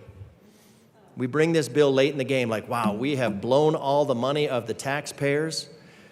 This should have been one of the first things. This hasn't been adjusted in 5 years, supposedly. And yet it comes at the very end game. Did the Water Council, did they not know that they were short on funds? Did they not know that this was due to be addressed? Did the legislature not know it's due to be addressed? Or would we be just too busy doing what's not our job to do our job? And I'd say it's pretty evident that the legislator is too busy doing not its job to do its actual job. And then so we get to a bill late in the game after we've blown all the money of the taxpayers, and then we say, oh, by the way, we need more money. And it's easy because what does the fiscal note say? No appropriation is required. So this is truly wafer thin. It won't matter a little bit. We can just pass this bill because it doesn't have a budget impact. But somehow, it's going to raise more money. So how's it going to raise money for this water commission? How are they going to get more money if it's not from us? Is it free? Do we care about the money that's being extracted from the taxpayers, or do we just say, well, as long as it's not accountable to us? Because I think if we made an appropriation and said these things need to be done, these fees, then it would be just a direct. But all we're doing here, all we're doing with this bill is we're going to say, oh no, we're going to make a commission. And making a commission doesn't cost any money. But what is the commission going to do? Is the commission going to find, what is the likelihood that the commission is going to find that there are inefficiencies in the program? That may be, what is the likelihood that they're going to find efficiencies in the program? Inefficiencies in the program. I guarantee there's inefficiencies in the program. Any program has inefficiencies.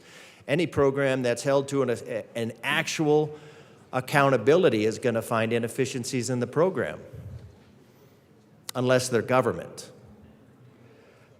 How much of this commission is going to find out that is going to look into the regulation and the overregulation and the cross-referenced regulation and the conflicting regulation?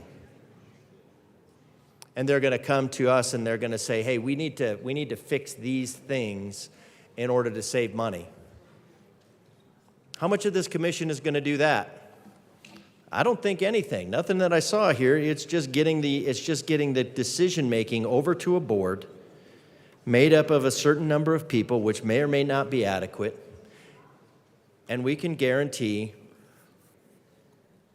what's going to happen. The commission shall set the fees and periodically adjust the fees, direct and indirect costs associated with this administering and implementing the federal act, the Federal Safe Drinking Water Act. So are we going to discuss the Safe Water Drinking Act? No, because it's just going to go on autopilot. Now, ultimately, will the General Assembly be in charge of approving or disapproving this bill? Yep. Because that money is just going to go automatically into the general fund, or come out of the general fund, or wherever it comes out of, and it's just going to be extracted. And the only way that we will have to not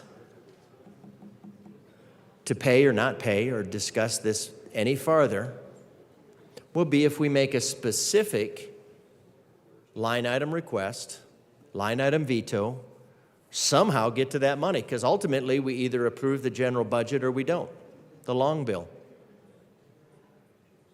And as we've seen this year, once it comes to the floor, it's just a rubber stamp.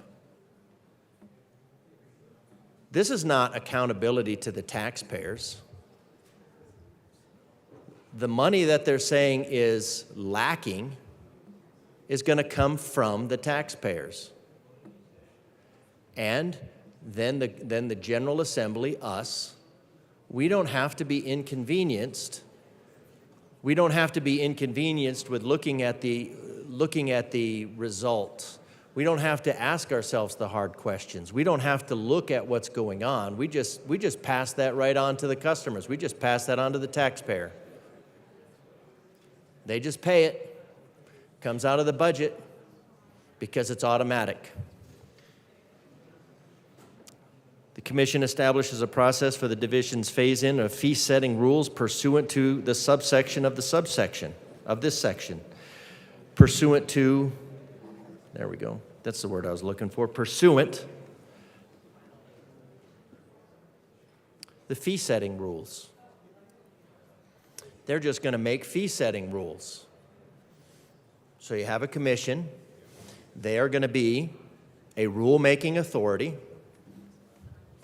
And the only way we're going to see those rules is if we specifically ask to see those rules. Otherwise, they're just going to go straight into our rules, which have the effect of law.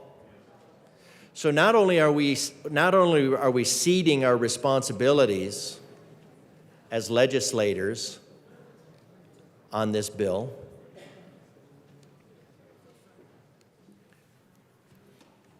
we are giving a governmental agency a blank check, because they are 100% of the time always going to find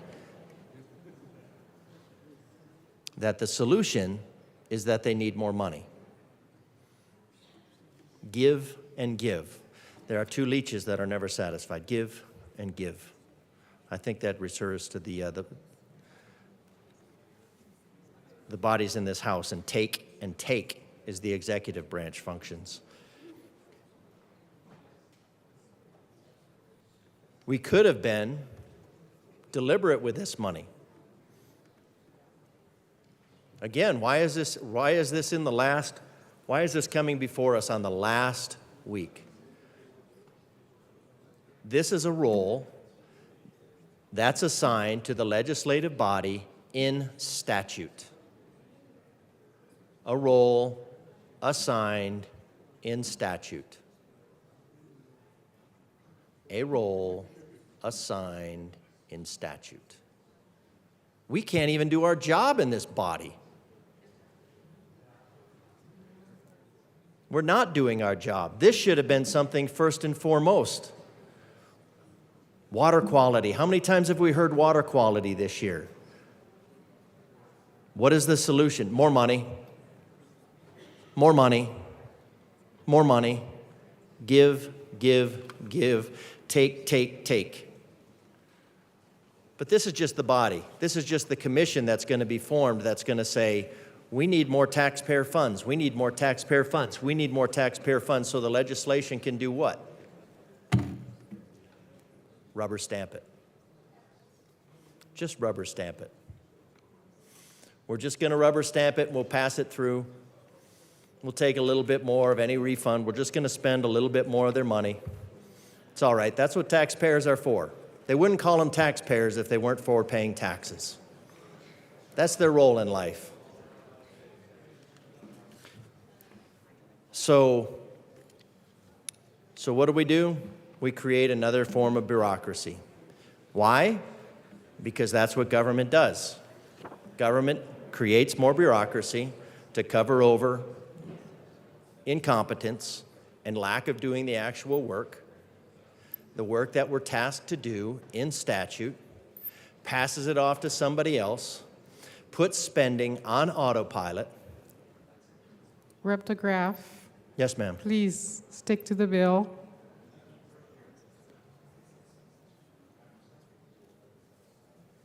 Well, I thought I was to the bill, but I'll try. What this bill is doing is creating a body, a bureaucratic body, that will always, because what shall the commission do? The commission shall set fees and periodically adjust the fees. And they're going to be in an amount sufficient to cover the direct and indirect costs associated with administering and implementing the federal act, the Federal Safe Drinking Water Act. That's what the commission does. Does the commission look at the rules and say, hey, maybe that doesn't make sense and we need to push back against it and we need to make our own rules? Nope. What the commission does is it sets fees and periodically adjusts the fees in an amount sufficient to cover the direct and indirect costs. Give and give. Is the administration tasked periodically with evaluating itself and seeing if what it's doing is efficient? Nope. This is about fees. This is about fees collected from taxpayers and federal funds, which, counter to the opinion of many in this room, is not a growth industry. Federal funds also come from taxpayers, although most federal funds are just printed out of the ether, which causes inflation, which causes the problems that which this bill is to create, because there is no problem the government can't make with a solution. So because of inadequate and incompetent legislation and not doing our job, this body not doing its job, what is it going to do? The reward for this body not doing its job is to cost taxpayers more money. I think it's unconscionable. It doesn't seem to bother that many people. But this is going to create more inflation because their costs are going to inflate. That's going to take money from the taxpayers. You know what they could do with that money? They could pay their rent. Oh, they don't have to pay their rent anymore, but that's a different bill. But that's a different bill, because we don't want to have consequences. We don't want to have consequences for the legislation failing to do its job. What's the time, by the way? We want to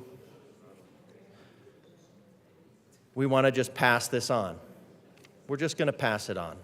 We're going to pass on the costs. We're going to grow a bureaucracy. We're going to grow the costs. And this body will just continue to set the fees, increase the fees.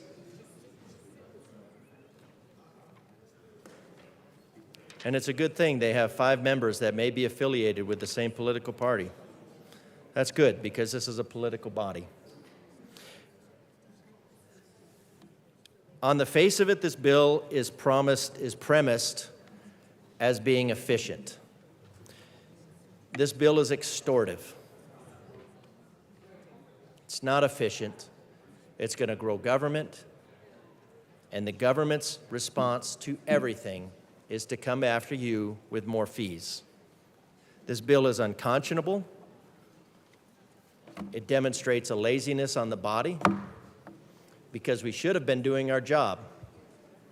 Instead of doing our job, we're going to pass this off to the taxpayers and charge them more money. That's always the government's response. We can't do our job, we refuse to do our job, so you should give us more money to not do our job.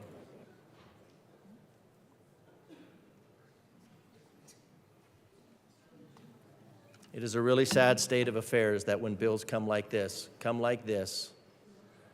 to admit that the legislator has failed.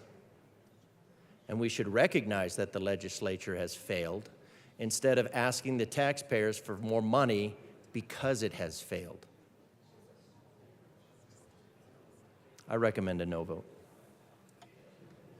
Any further rebuttal?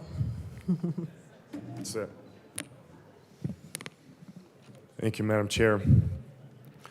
So part of my, a major part of my issue with this bill is we're seeing a lot more of these come through the House now. We have something called Tabor, and Tabor says you cannot have a tax increase unless it's voted on by the people. And so now we've taken the word tax and we replaced it with the word fee, and we're still back to where we were before Tabor. These fees are taxes.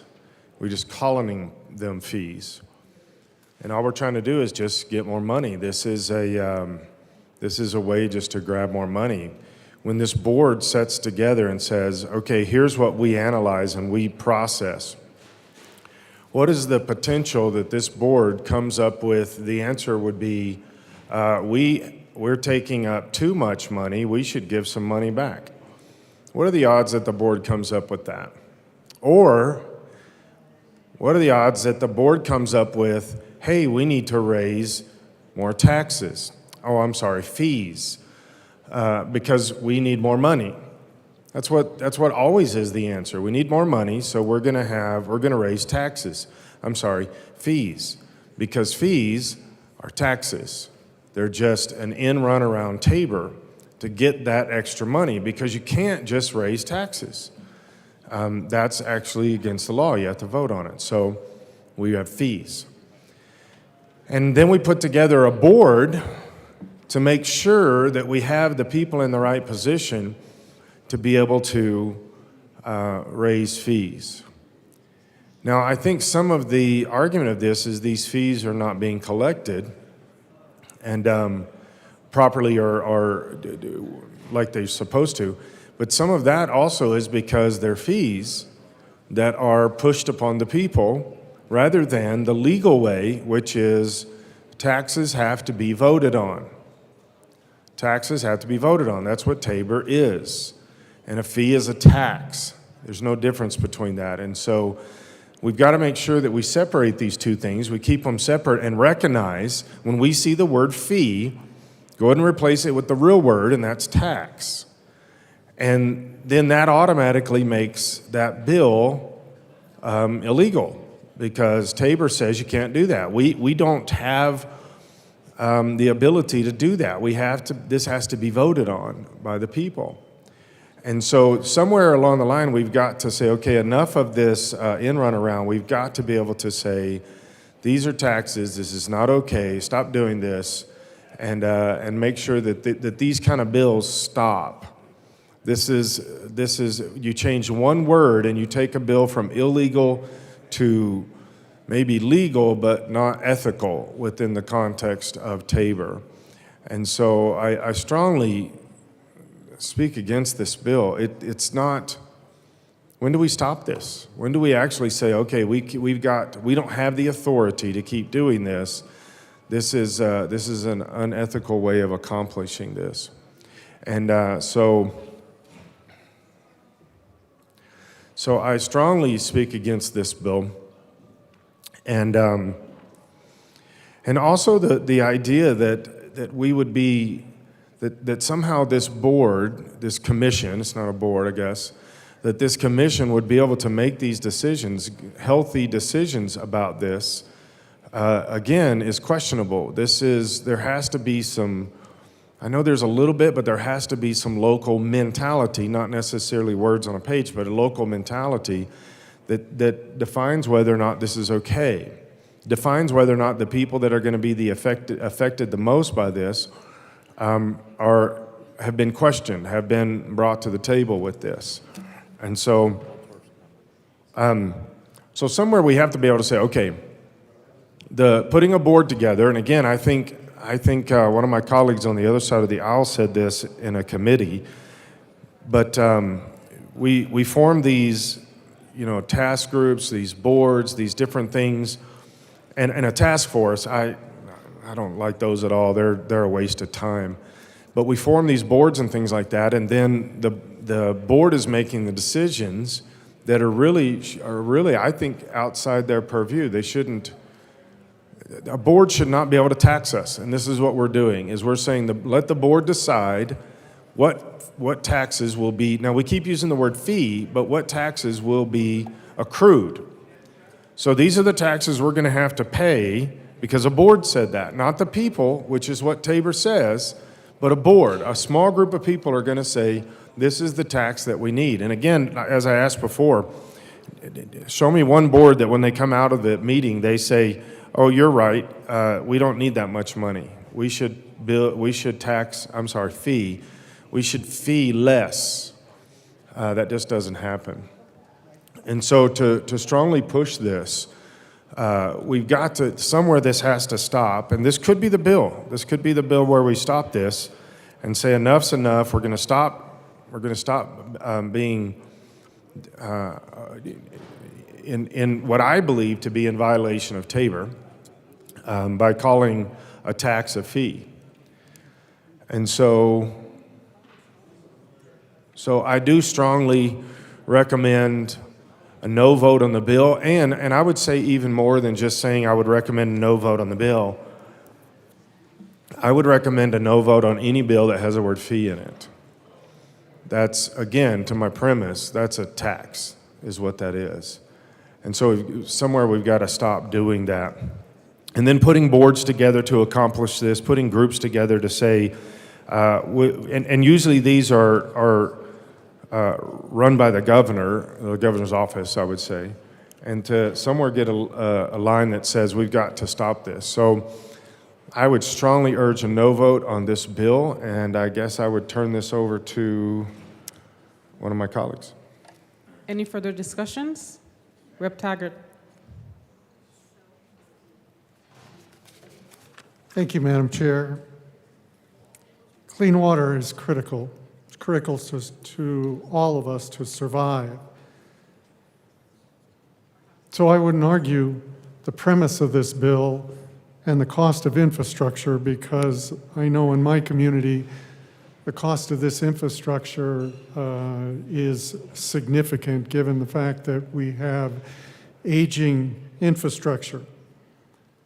But having said that, if you want to hit two really hot buttons with our community, talk to them about tap fees for water, which are very high in today's world, and also talk to them about tap fees for wastewater, which are also very high, and particularly hit our commercial and industrial areas, which are already carrying a huge part of the property tax burden.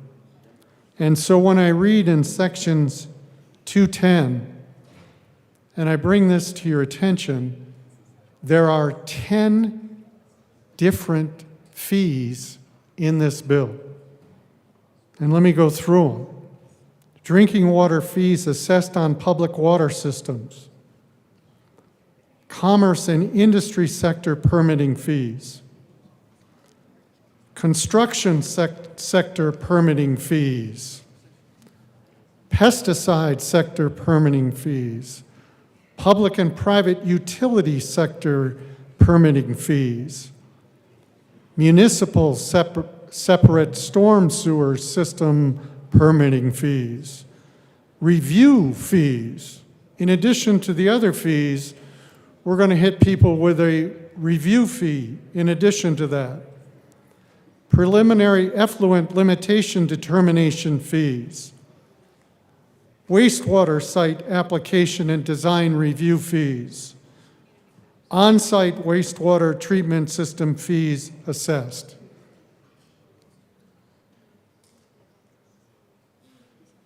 Excuse me, there's an 11th. Biosolids management program fees. When we start talking about these number of fees, I can tell you that for those of us that come from very conservative districts, which I happen to have one, the first thing that's going to be said to me right after people talk about the high fees for tap fees is they're going to say, Rick, how did you allow this to happen with Tabor? How did you allow for 11 more additional fees? And right behind that, they're going to ask me the question, did you not usurp your responsibilities by giving this fee structure totally to a commission? And how do I explain that to people? How do I tell taxpayers we're about to have, and some of them already exist, quite honestly, 11 fees which this General Assembly is not even going to review, approve, and adopt? We weren't elected to these positions to usurp that responsibility. That is really problematic in my mind. So I would ask for a no on this. I'm working on an amendment to try to help this, but I would ask for a no on this particular bill because we as a General Assembly have to take a much stronger position on 11 different fees that impact our constituents that are already paying very high tap fees, both for wastewater and for water. Thank you. Rep. Catlin. Thank you, Madam Chair.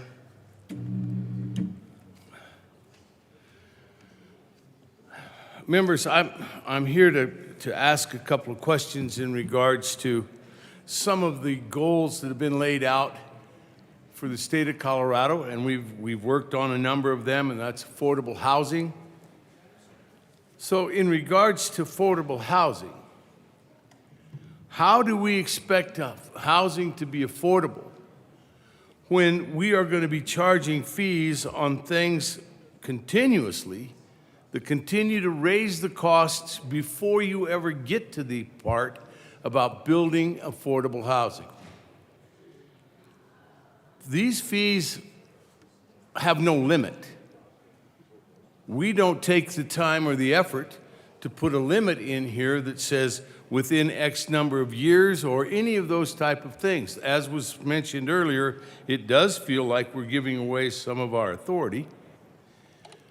I don't think that that will play out well for the state of Colorado in the long run, because some of the intended and unintended consequences will end up mixing themselves up to the point that before long, I wouldn't be surprised if this bill will be back here in front of us asking for some sort of limitations.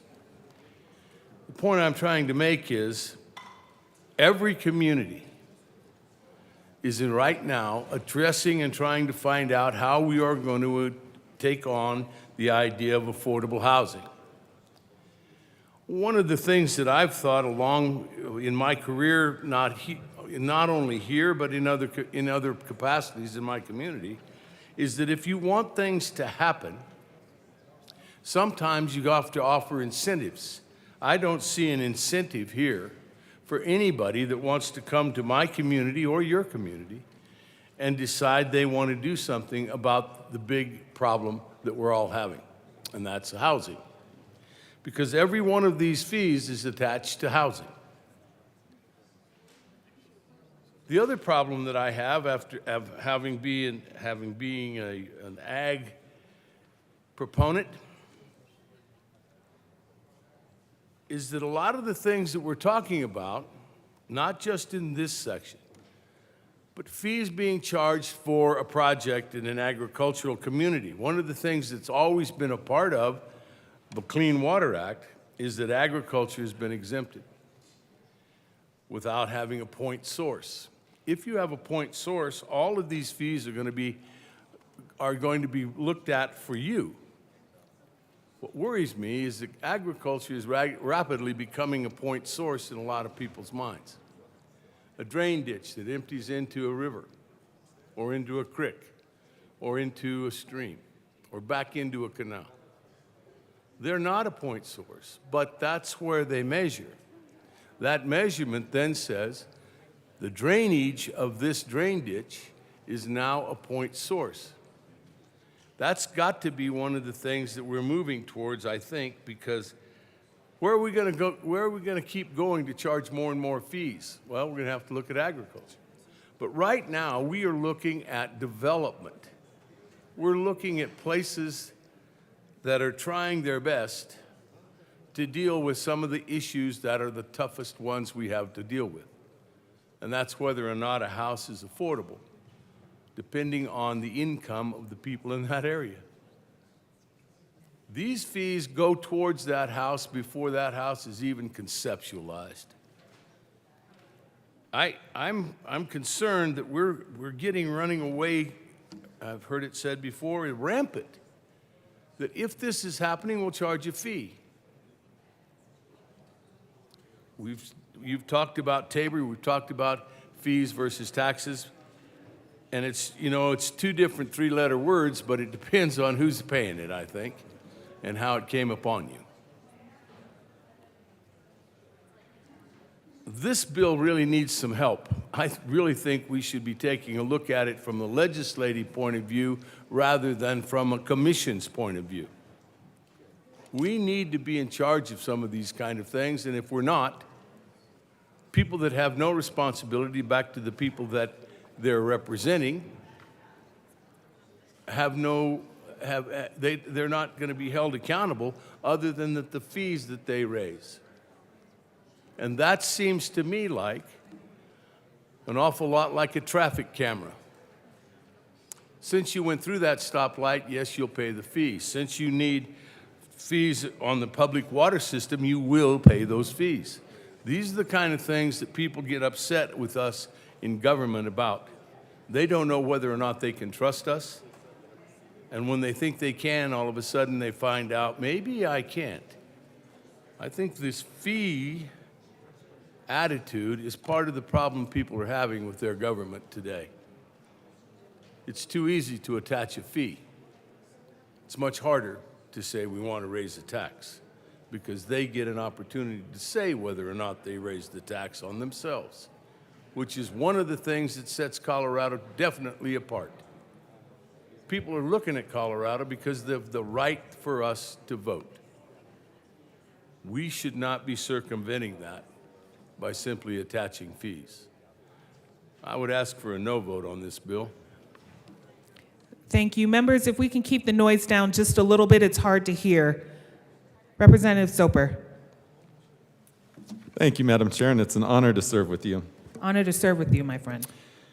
Members, I rise here in opposition to this bill, and the number one reason why is it's the delegation of authority from the General Assembly to a state agency. And it's not that a regulated entity shouldn't have to pay for the services that you could say are provided back in terms of the regulation.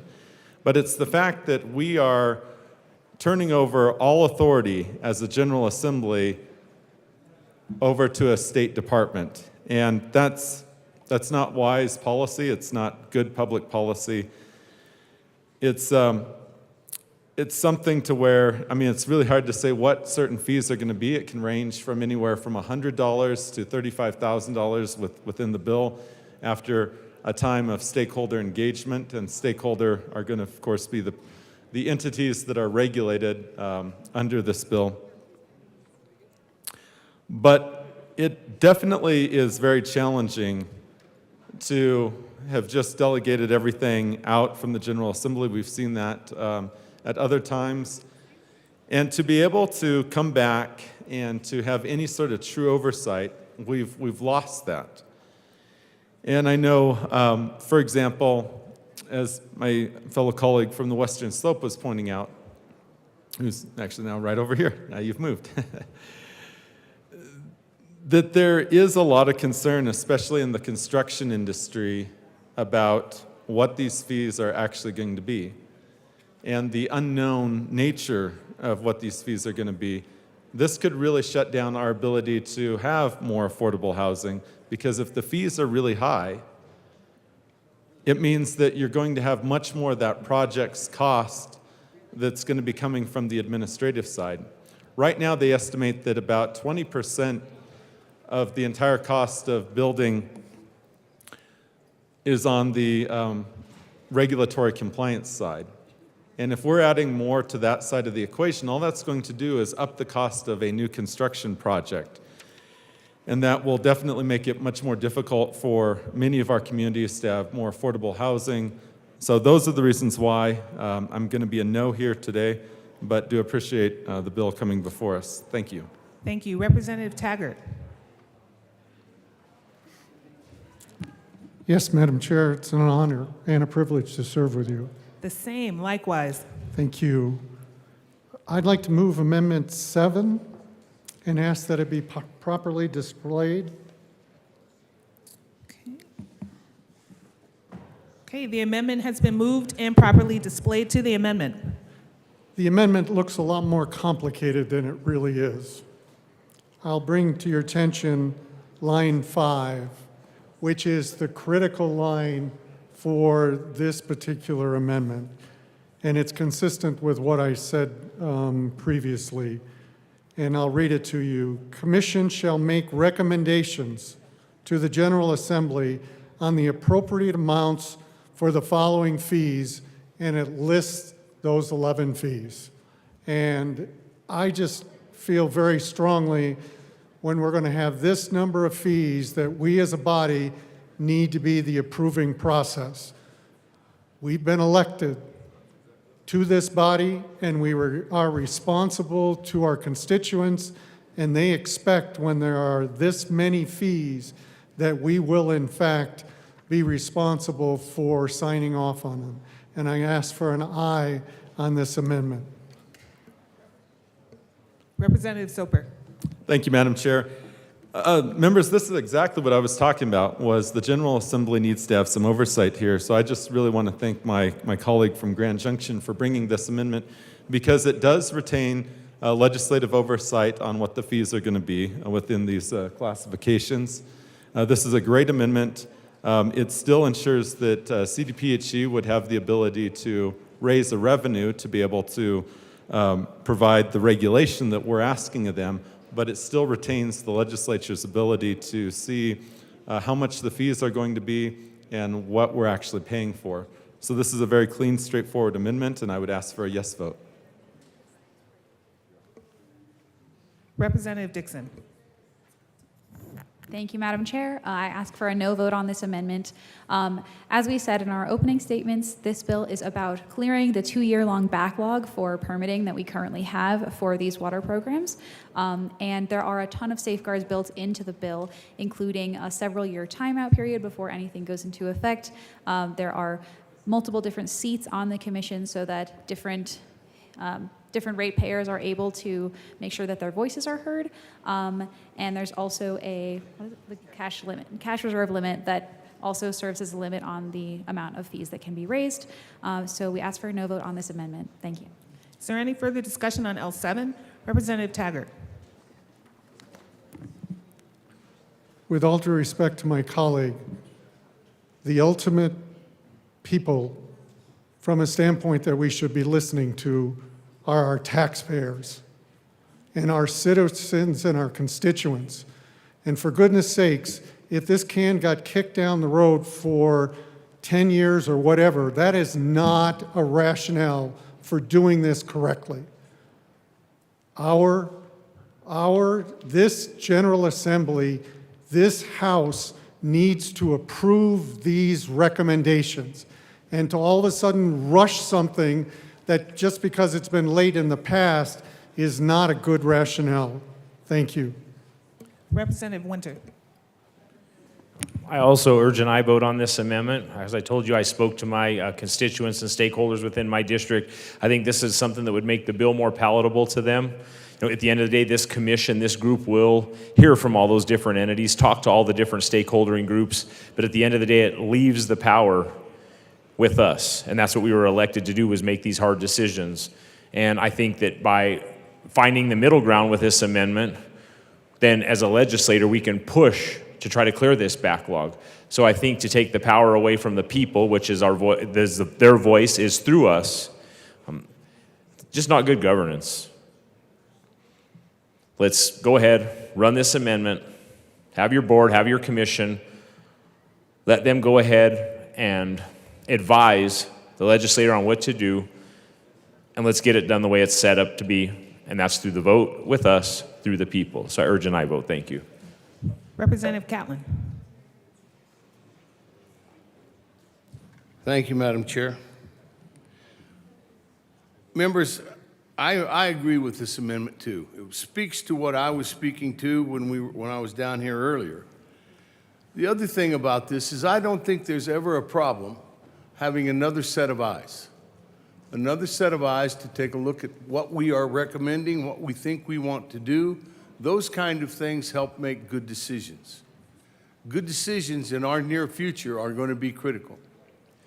We want things to happen, but do we want them to happen at such a high cost that some people will turn away from it, even though they are trying to accomplish the goals the state has set out? I think this is a place where they've crashed together. This could put off some of the things that a lot of us on both sides of the aisle want to see accomplished. By bringing it back to the legislature, there will be a sense of urgency. It will happen, but it gives us an opportunity to say, yes, we know what you're wanting to do. We will either accept it or make a recommendation back that says this is what we will do. Please vote yes on this amendment. Any further discussions? Division has been called.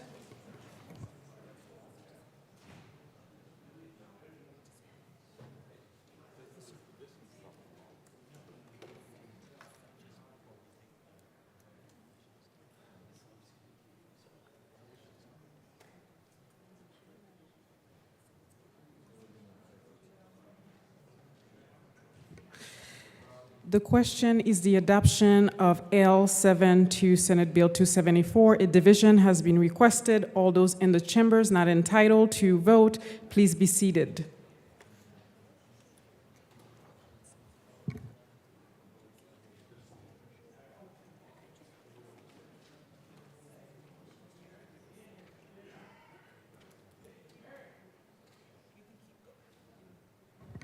All those in favor of Amendment L07, please stand and remain standing or raise your hands and keep it raised until the count has taken.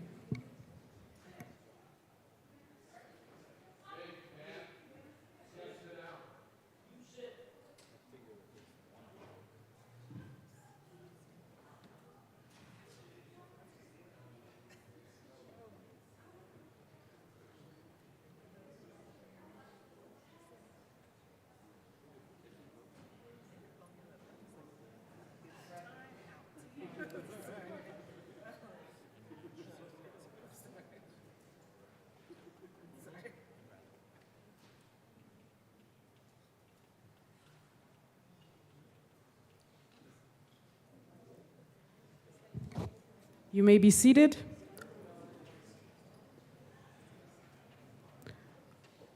All those opposed, please stand and remain standing in one place until the count is taken.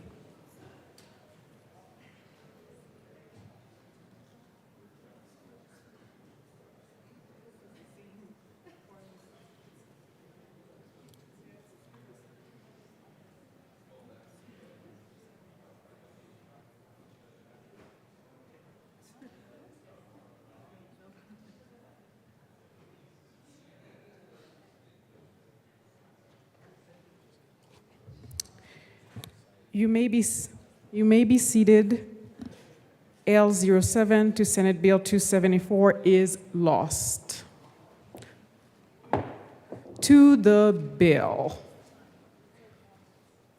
Rep. DeGraff, we only have 3 minutes left. You're welcome to actually, yes. Rep. DeGraff. Thank you. In recognition that the long bill has not been returned, I ask that this bill be read at length.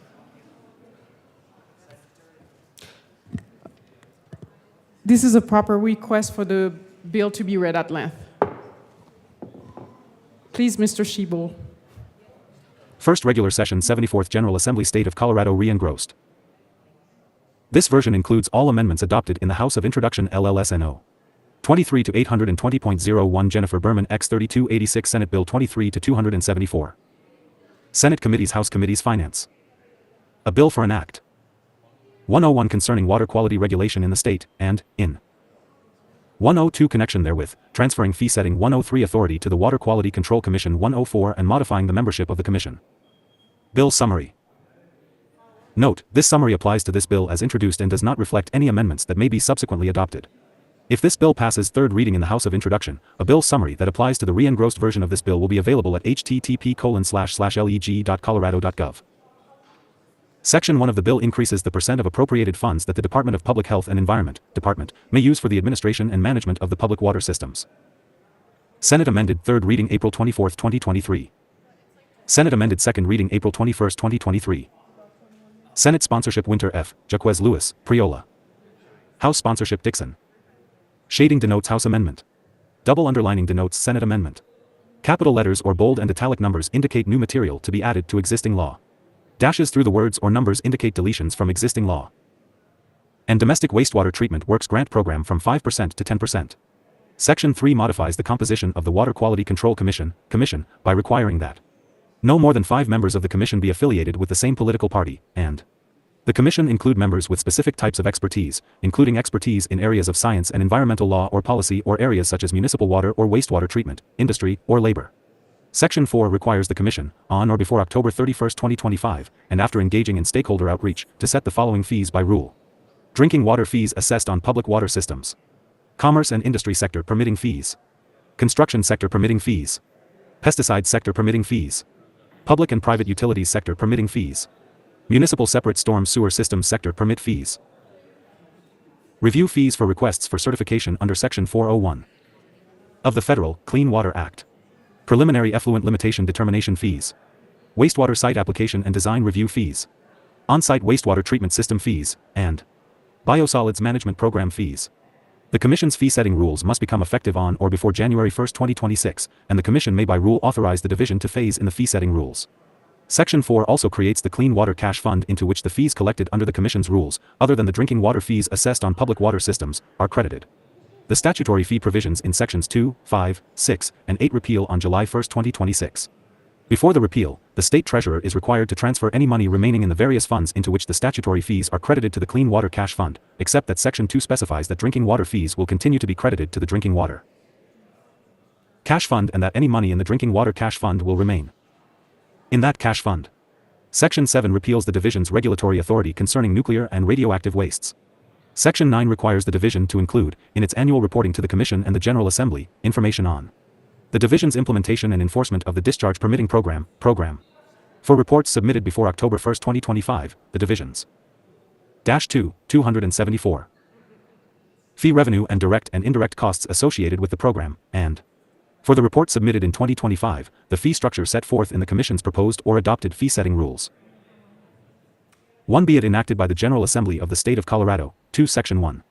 In Colorado Revised Statutes, 25-1.5-208, amend 3, 1b, as follows, for 25-1.5-208.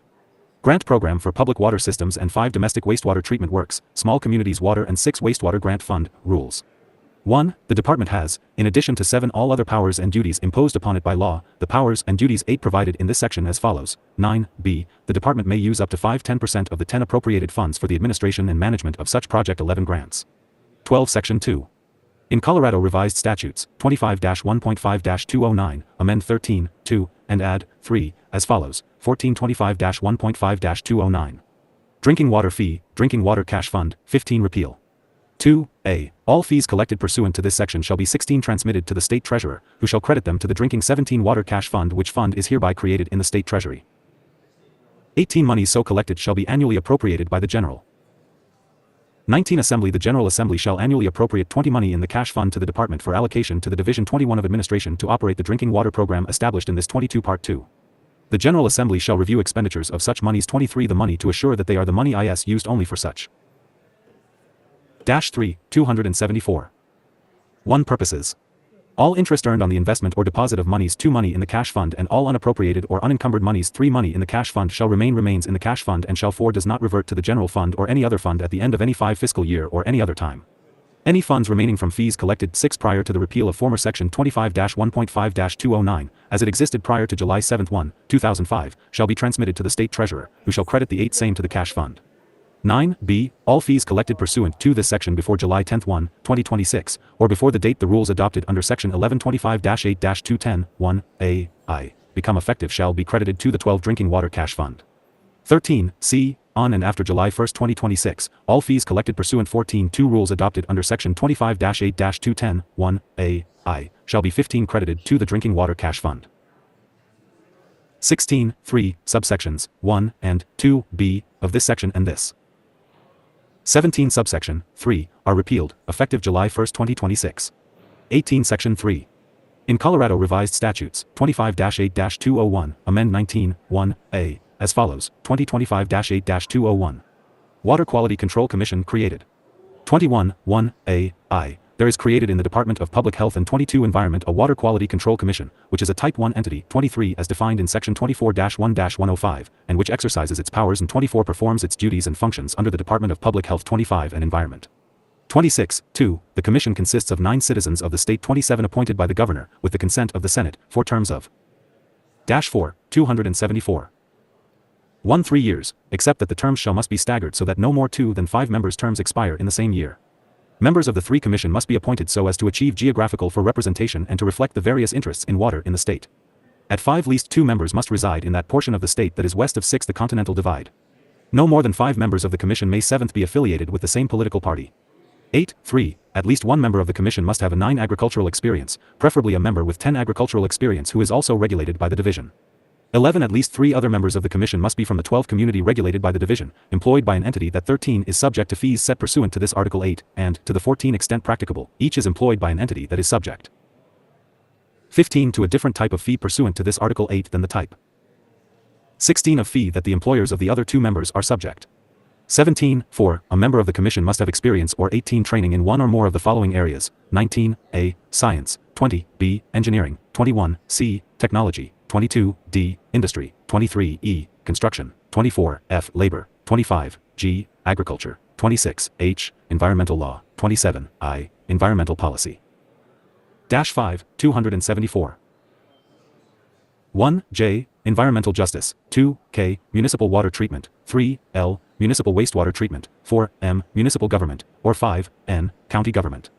6 Section 4. In Colorado Revised Statutes, add 25-8-210 as 7 follows, 825-8-210. Fees established administratively, rules, 9 stakeholding requirement, phase-in period, Clean Water Cash Fund 10, creation, repeal. 1A, on or before October 31, 2025, the 11 Commission shall establish the following fees by Rule 12. Drinking water fees assessed on public water systems 13 pursuant to Section 25-1.5-209, 1 AS that section existed prior 14.2 ITS repeal on July 1, 2026, 15, 2. Commerce and Industry Sector permitting fees 16 assessed pursuant to Section 25-8-502, 1.1, B, AS that Section 17 existed prior to ITS repeal on July 1, 2026, 18, 3. Construction Sector permitting fees assessed 19. Pursuant to Section 25-8-502, 1.1, C, AS that section existed prior 22 ITS repeal on July 1, 2026. 21, 4. Pesticide Sector permitting fees assessed pursuant to 22 Section 25-8-502, 1.1, D, AS that section existed prior to ITS 23 repeal on July 1, 2026, 24, V, Public and Private Utilities Sector permitting fees 25 pursuant to Section 25-8-502, 1.1, B, AS that section existed prior 26 to ITS repeal on July 1, 2026, 27, 6, Municipal Separate Storm Sewer System Sector. -6, 274. 1. Permitting fees pursuant to Section 25-8-502, 1.1, F, AS that 2 section existed prior to ITS repeal on July 1, 2026, 3, 7. Review fees assessed pursuant to Section 25-8-5024, 1.2, for requests for certification under Section 401 of the 5 Federal ACT, AS that section existed prior to ITS repeal on July 1, 6, 2026, 7, 8. Preliminary effluent limitation determination fees 8 assessed pursuant to Section 25-8-502, 1.3, B, AS that Section 9 existed prior to ITS repeal on July 1, 2026. 10, 9. Wastewater Site Application and Design Review Fees 11 assessed pursuant to Section 25-8-502, 1.3, C, AS that Section 12 existed prior to ITS repeal on July 1, 2026. 13, X. On-Site Wastewater Treatment System Fees assessed 14 pursuant to Section 25-10-107, 3. Including rules establishing 15 the percentage of the on-site wastewater treatment system fees 16 collected that a county may retain TO cover the counties. 17. Administrative costs, as that section existed prior to its repeal. 18 on July 1, 2026, and 19, 11, Biosolids Management Program fees assessed 20 pursuant to Section 30-20-110.5, 1, as that section existed prior 21 to its repeal on July 1, 2026. 22, B, the Commission shall set the fees and periodically 23 adjust the fees, and the General Assembly may, by bill, annually 24 adjust the fees, in an amount sufficient to cover the Division's 25 direct and indirect costs associated with administering and 26 implementing the Federal ACT, the Federal Safe Drinking Water 27 ACT, 42 USC SEC 300 FETSEQ, Section 25-1-114.1, Part 2 of -7, 274.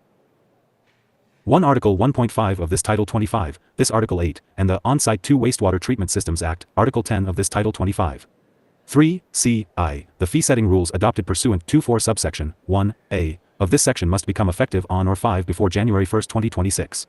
If the Commission adopts Rules 6 authorizing the Division to phase in the fee-setting rules, the 7 Division may require permit applicants, permit holders, and 8 public water systems to pay fees as set by the fee-setting Rules 9 instead of the fees set forth in statute before July 1, 2026. 10. 2. If the Commission establishes a process for the 11 Divisions phase-in of the fee-setting rules pursuant to subsection 12, 1, C, I, of this section, the Commission's rules must establish a 13 process for the Divisions phase-in of the fee-setting rules. The 14 process established by rule must include notice to permit 15 applicants, permit holders, and public water systems regarding 16 the process, including requirements to post the process on the 17 Division's website and engage in community outreach regarding 18 the process. 19, 3, this subsection, 1, C, IS repealed, effective September 20, 1, 2027. 21, 2, A, before the Commission adopts the fee-setting rules 22 pursuant to subsection, 1, A, of this section, or adopts any 23 subsequent adjustments to the fees, and in accordance with 24 Section 25-8-502, 1.5, C, I, B. The Department of Public Health 25 and Environment shall conduct outreach to obtain stakeholder 26 input regarding the total funding for the Division, including 27 federal money from the general fund, and all cash fees. -8, 274. 1B, Through the stakeholder process, the Department of Public Health and Environment shall identify the fee revenue 3 needed for evaluation of the feasibility of treatment methods for required TO meet water quality standards and other 5 regulations adopted or proposed for adoption, including that 6 funding needed. 7. TO support the development of variances. 8. 2. TO improve permit issuance processes. TO increase 9 efficiency and facilitate the timely issuance of new permits. 10. 3. For renewal permits, permit modifications, and 11. Reducing permit backlog, and 12. 4. For the preparation of cost-benefit analyses and 13. Regulatory analyses when required pursuant to Section 24-4-10314, 2.5, or 4.5, of the State Administrative Procedure Act. 15. C. In conducting stakeholder outreach, the Department 16 of Public Health and Environment shall discuss with 17 stakeholders the options for setting a CAP on the amount of fee. 18. Increases. 19. D. Through the stakeholder process, the Department of 20 Public Health and Environment shall seek input from 21. Owners and operators of regulated drinking water. 22. Systems. 23. 2. Permit holders. 24. 3. County representatives. 25. 4. Representatives of other local governments. 26. V. Conservation groups. 27. 6. Environmental justice groups. And 9. 274. 1. 7. Community members, including members of 2 disproportionately impacted communities as defined in Section 324-4-109, 2b, 2. 4e. The Department of Public Health and Environment 5 shall conduct outreach to and engagement of 6 disproportionately impacted communities pursuant to this 7 subsection 2, in accordance with Section 24-4-109, 3. 8. 3a. Upon the effective date of the rules adopted 9 pursuant to subsection 1a of this section and until June 30th, 2026, the Division shall transmit 11a. The fees collected pursuant to the Commission's 12 fee-setting rules adopted under subsections 1a, 2, to 1a, 11, 13 of this section to the State Treasurer, who shall credit the fees 14 as directed by the Division, either to the Clean Water Cash Fund 15 created in subsection 4 of this section or to the statutory Fund 16 into which such fees were transmitted before the effective date 17 of this section, and 18b. The fees collected pursuant to the Commission's 19 fee-setting rules adopted under subsection 1a, of this 20 section to the State Treasurer, who shall credit the fees to the 21 Drinking Water Cash Fund created in Section 25-1.5-209, 2. 22, 2, this subsection, 3a, is repealed, effective September 23, 2026. 24, b, on and after July 1, 2026, the Division shall transmit, 25, the fees collected pursuant to the Commission's 26 fee-setting rules adopted under subsections 1a, 2, to 1a, 11, 27 of this section to the State Treasurer, who shall credit the fees. 10, 274. 1 to the Clean Water Cash Fund created in subsection 4 of this 2 section, and 3, 2, the fees collected pursuant to the Commission's 4 fee-setting rules adopted under subsection 1a, of this 5 section to the State Treasurer, who shall credit the fees to the 6 Drinking Water Cash Fund created in Section 25-1.5-209, 2. 7, 4a, the Clean Water Cash Fund is created in the State 8 Treasury. The fund consists of 9. Fees collected pursuant to the Commission's fee-setting 10 rules adopted pursuant to subsections 1a, 2, to 1a, 11 of 11 this section, 12, 2, any other money that the General Assembly may 13th appropriate or transfer to the fund, and 14, 3, any federal funds credited to the fund. 15, b, the State Treasurer shall credit all interest and 16 income derived from the deposit and investment of money in the 17 Clean Water Cash Fund to the fund. 18, c, the General Assembly shall annually appropriate 19 money from the sources specified in subsections 1a, and 21a, 2 of this section in the Clean Water Cash Fund to the 21 Department for use by the Division for the Division's 22 administration and implementation of the federal ACT and this 23 Article 8. 24 Section 5. In Colorado Revised Statutes 25-8-502, amend 25, 1.1, c, 4, introductory portion, 1.7, a, introductory portion, and 26, 1.7, a, 2, repeal, 1.7, a, b, and add, 1.8, as follows, 2725-8-502. Application, definitions, fees, funds created. 11, 274. 1. Public participation, repeal. 1.1. For each regulated activity listed in this subsection, 1.1, the Division may assess an annual permit fee and a 3 non-refundable permit application fee for new permits that must equal 54% of the annual permit fee. The full amount of the application fee 5 is credited toward the annual permit fee. All such fees must be in 6 accordance with the following schedules. 7. C. The construction sector includes annual fee schedules for 8 regulated activities associated with construction activities as follows. 9. 4. The Division shall use the construction sector fee 10 revenue generated by the fees set forth in subsections 1.1, C, 2, G, to 11, 1.1 C, 2 K, and 1.1 C, 3 of this section collected pursuant to 12 this section or on and after July 1, 2026, pursuant to Commission 13. Rules adopted under Section 25-8-210, 1A, 3 to continue to fund. 14. The administration and oversight of the construction sector, and shall use. 15. The increased revenue, when compared with the revenue generated by the 16 corresponding fees as they existed on June 30, 2015, to fund new 17 including services provided under the Alternative Compliance Assurance 18 model. The division shall not use the increased revenue to fund additional 19 enforcement staff. The division may use the increased revenue for the 20 following purposes unless such funding is included in a Commission 21 fee setting rule. And Alternative Compliance Assurance Model 22 includes 23, 1.7, A. The Department of Public Health and Environment shall 24 report annually to 25, I. The Senate Agriculture and Natural Resources Committee and the 26 House of Representatives Agriculture, Livestock, Water, and Natural 27 Resources Committee, or their successor committees, on. 12-274. 1b. The Clean Water Program. The report must include the number 2 of permits processed, the number of applications pending for new and 3 amended permits, the length of time the permits remain in the system 4 prior to issuance, the number of inspections conducted, the number of Site 5 application and design reviews completed, the number of enforcement 6 actions taken, the costs associated with each sector specified in 7 subsections, 1.1, 1.2, and 1.3 of this section, the number of full-time 8 equivalents assigned to and actively processing permits, the number of 9 full-time equivalents assigned to and actively conducting inspections, the 10 number of full-time equivalents assigned to and actively conducting Site 11 application and design reviews, the number of full-time equivalents 12 assigned to and actively conducting enforcement actions, and the number 13 of full-time equivalents assigned to and actively developing rules and 14 standards. The department shall inform the committees regarding all new 15 standards and rules to be proposed within the subsequent year. The 16 department shall submit the report on or before March 31st of each year. 17. Commencing in 2017, the department shall develop baseline information 18 for reporting. Commencing in 2018, the department shall provide 19 information on improvements that have been made in comparison to the 20 baseline information and information on the barriers to making 21 improvements. 22. 2. The Joint Budget Committee by November 1st of each year. 23. Regarding the fee revenue received from each sector specified in 24 subsections, 1.1, 1.2, and 1.3, subsection 1.1a. of this section, 25 including expenditures by fund source and revenues by fund and sector 26 source based on the November 1st request. 27, 1.8a, on June 30th, 2026, the State Treasurer shall -13, 274.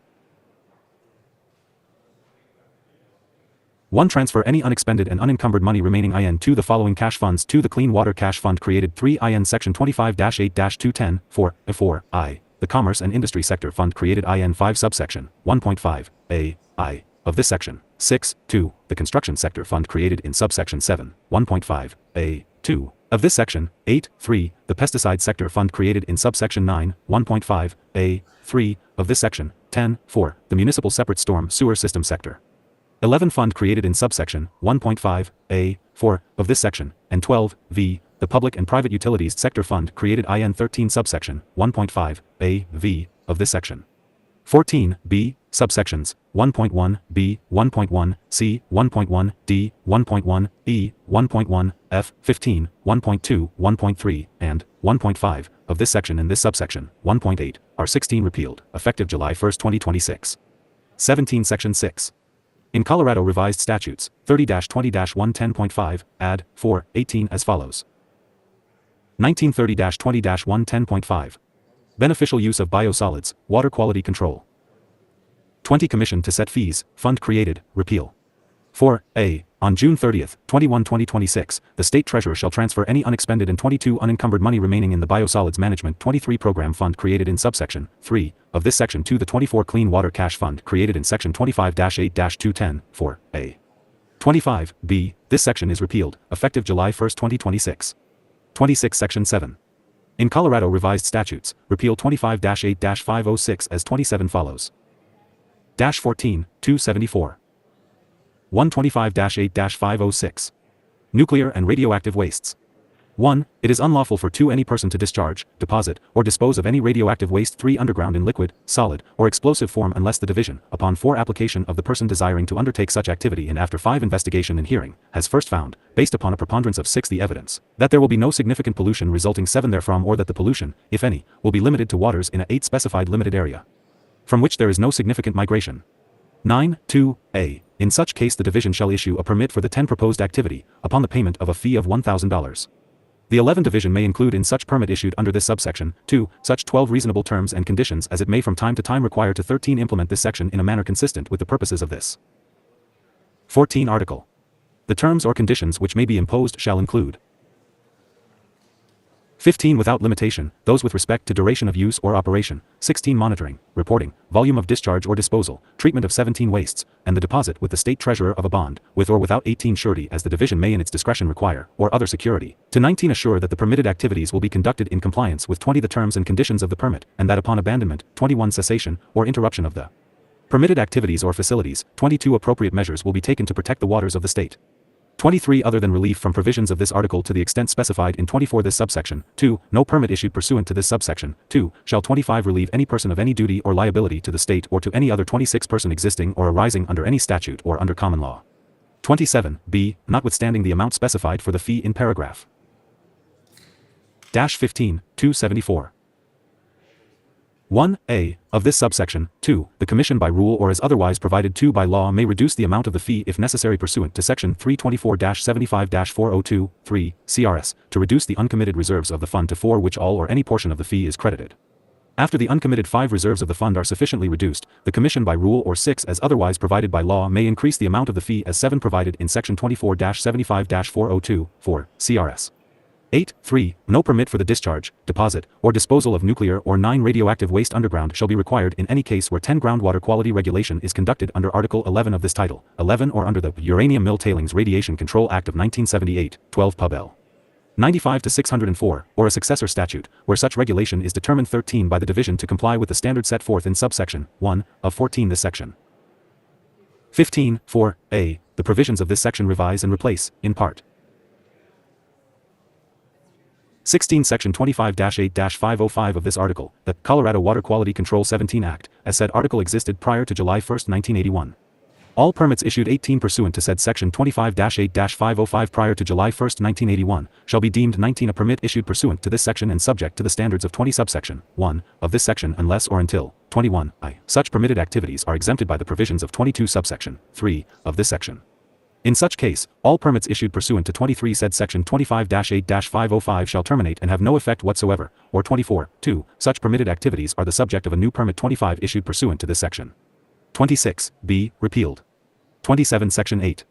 In Colorado Revised Statutes, 25-10-107, add 4. 16, 274. 1 as follows, 225-10-107. Fees, repeal. 4. Subsection 3 of this section 3 and this subsection 4 are repealed, effective July 1, 2026. 4. Section 9. In Colorado Revised Statutes, amend 25-8-305 as 5 follows. 625-8-305. Annual Report, repeal.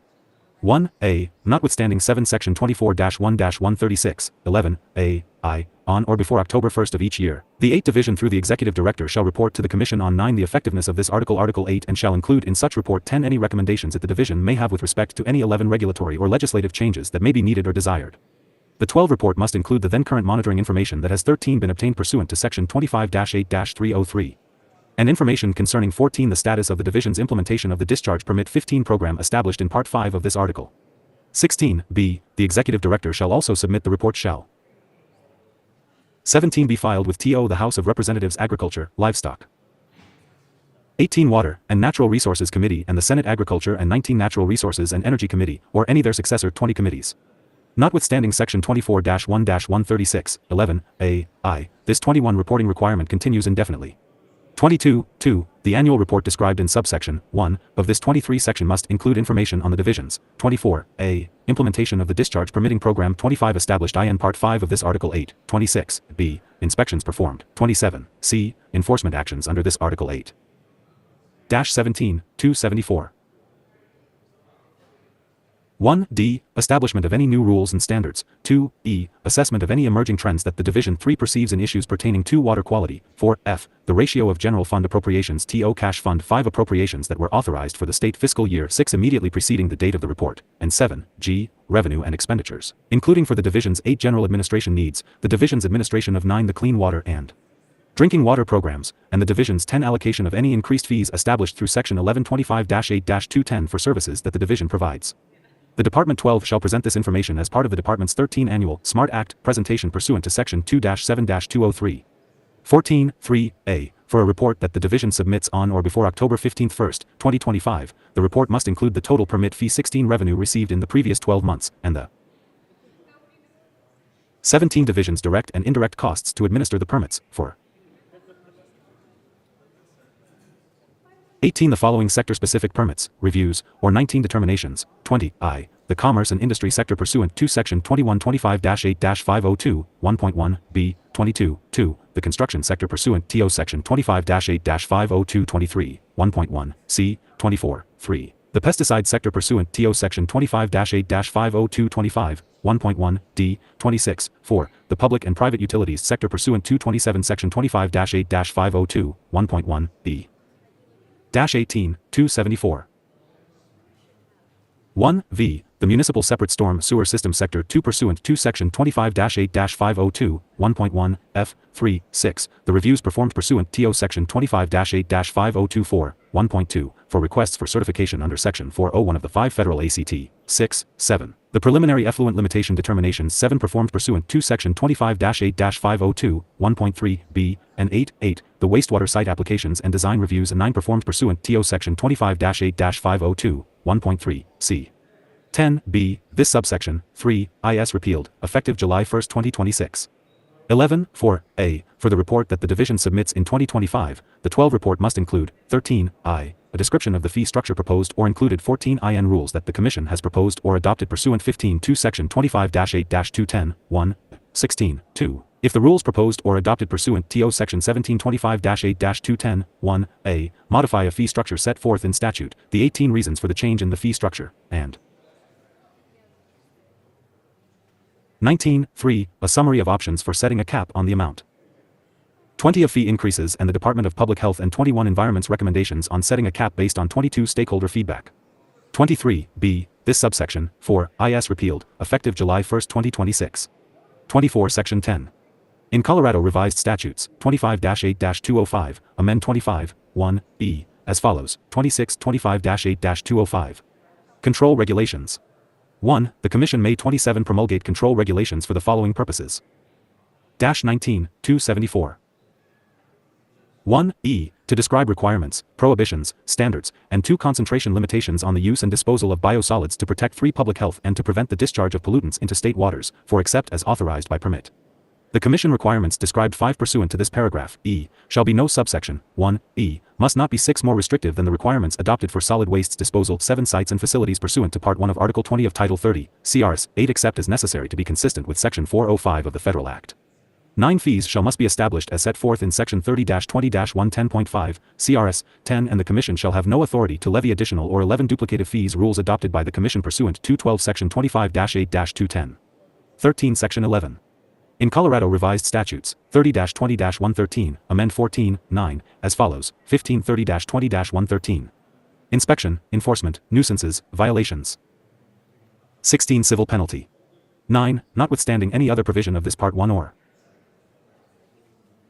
17 Part 10 of this article other than Section 30-20-110.5 Article 20, the 18 processing, application, storage, or composting of biosolids or other 19 materials under rules promulgated pursuant to Section 25-8-205, 1b, 20 CRS, shall be or excluded from this Part 1 and Part 10 of this Article 21 Article 20. 22-23 Section 12. Effective date. 1. Except as provided in 24 subsection 2 of this section, this Act takes effect upon passage. 25. 2. Section 25-8-205, as amended in Section 10 of this Act, and 26 Section 30-20-113, as amended in Section 11 of this Act, take effect July 27, 2026. 20-274. 1. Section 13. Safety Clause. The General Assembly hereby finds. 2. Determines, and declares that this Act is necessary for the immediate 3. Preservation of the public peace, health, or safety. 21-274.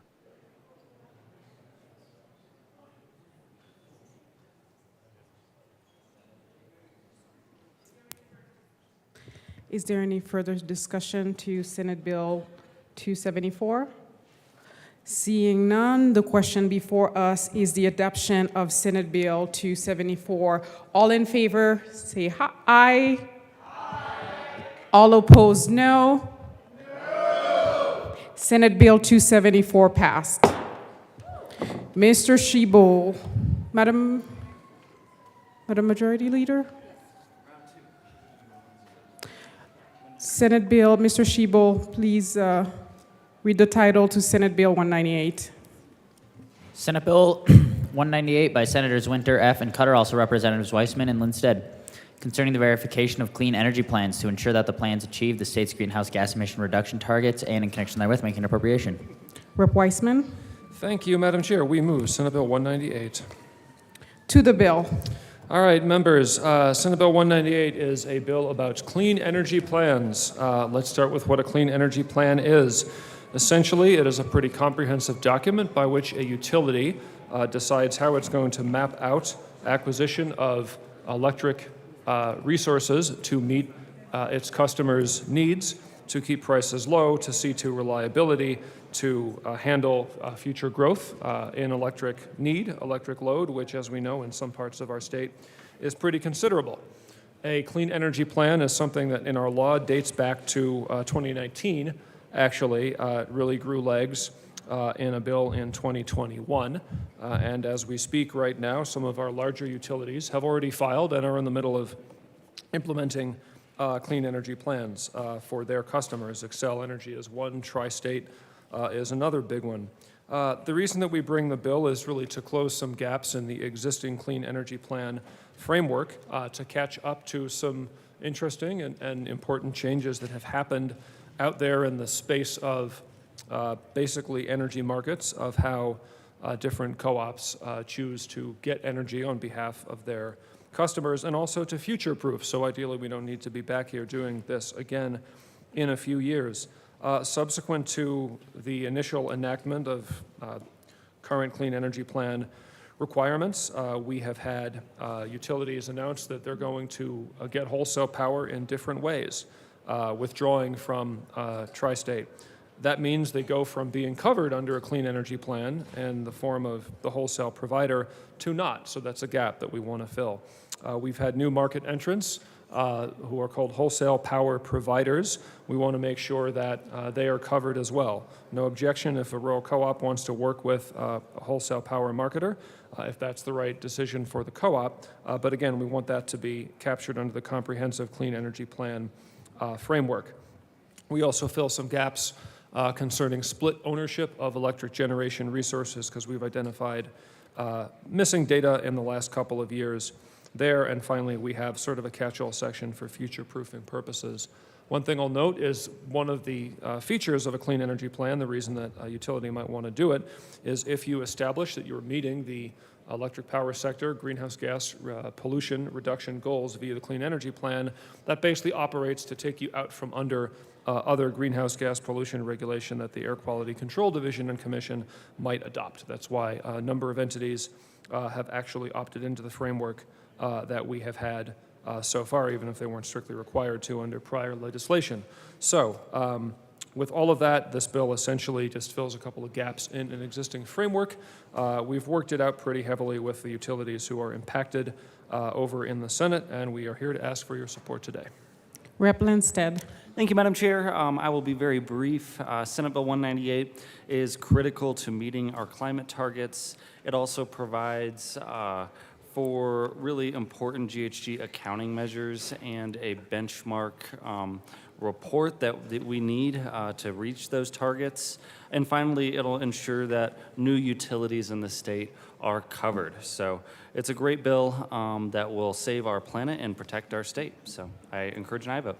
Are there any further questions, comments on Senate Bill 198?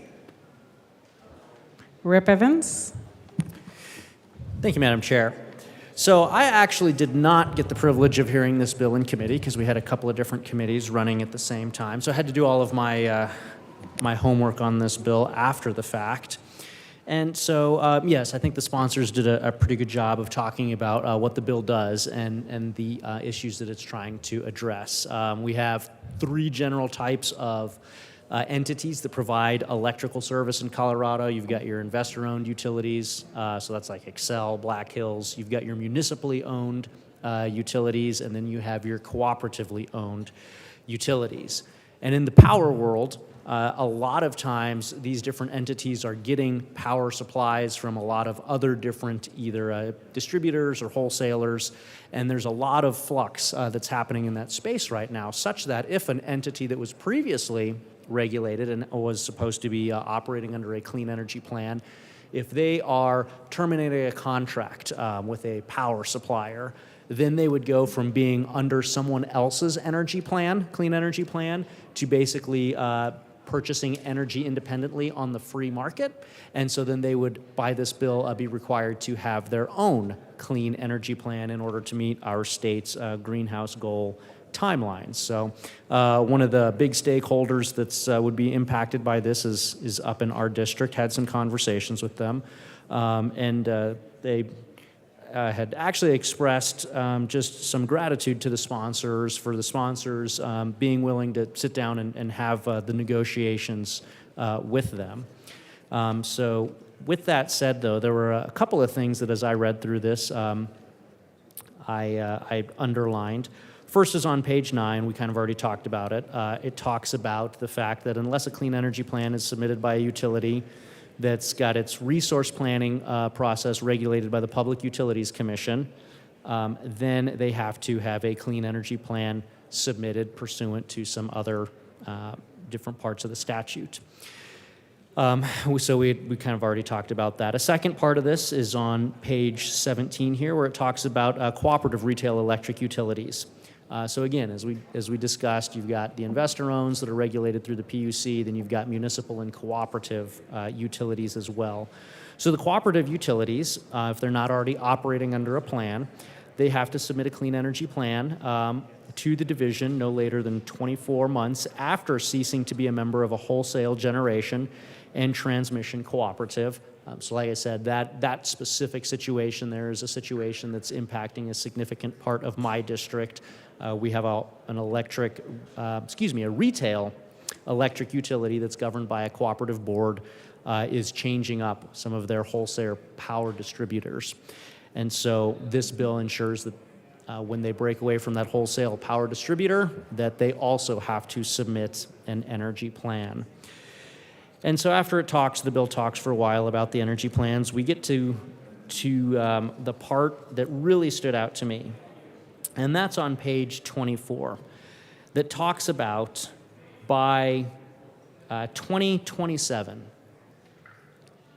an entity that is basically providing this power, one of our electric utilities, by 2027, they have to achieve at least a 46% reduction in greenhouse gas emissions caused by the entity's Colorado electricity sales by 2027 relative to 2005 levels.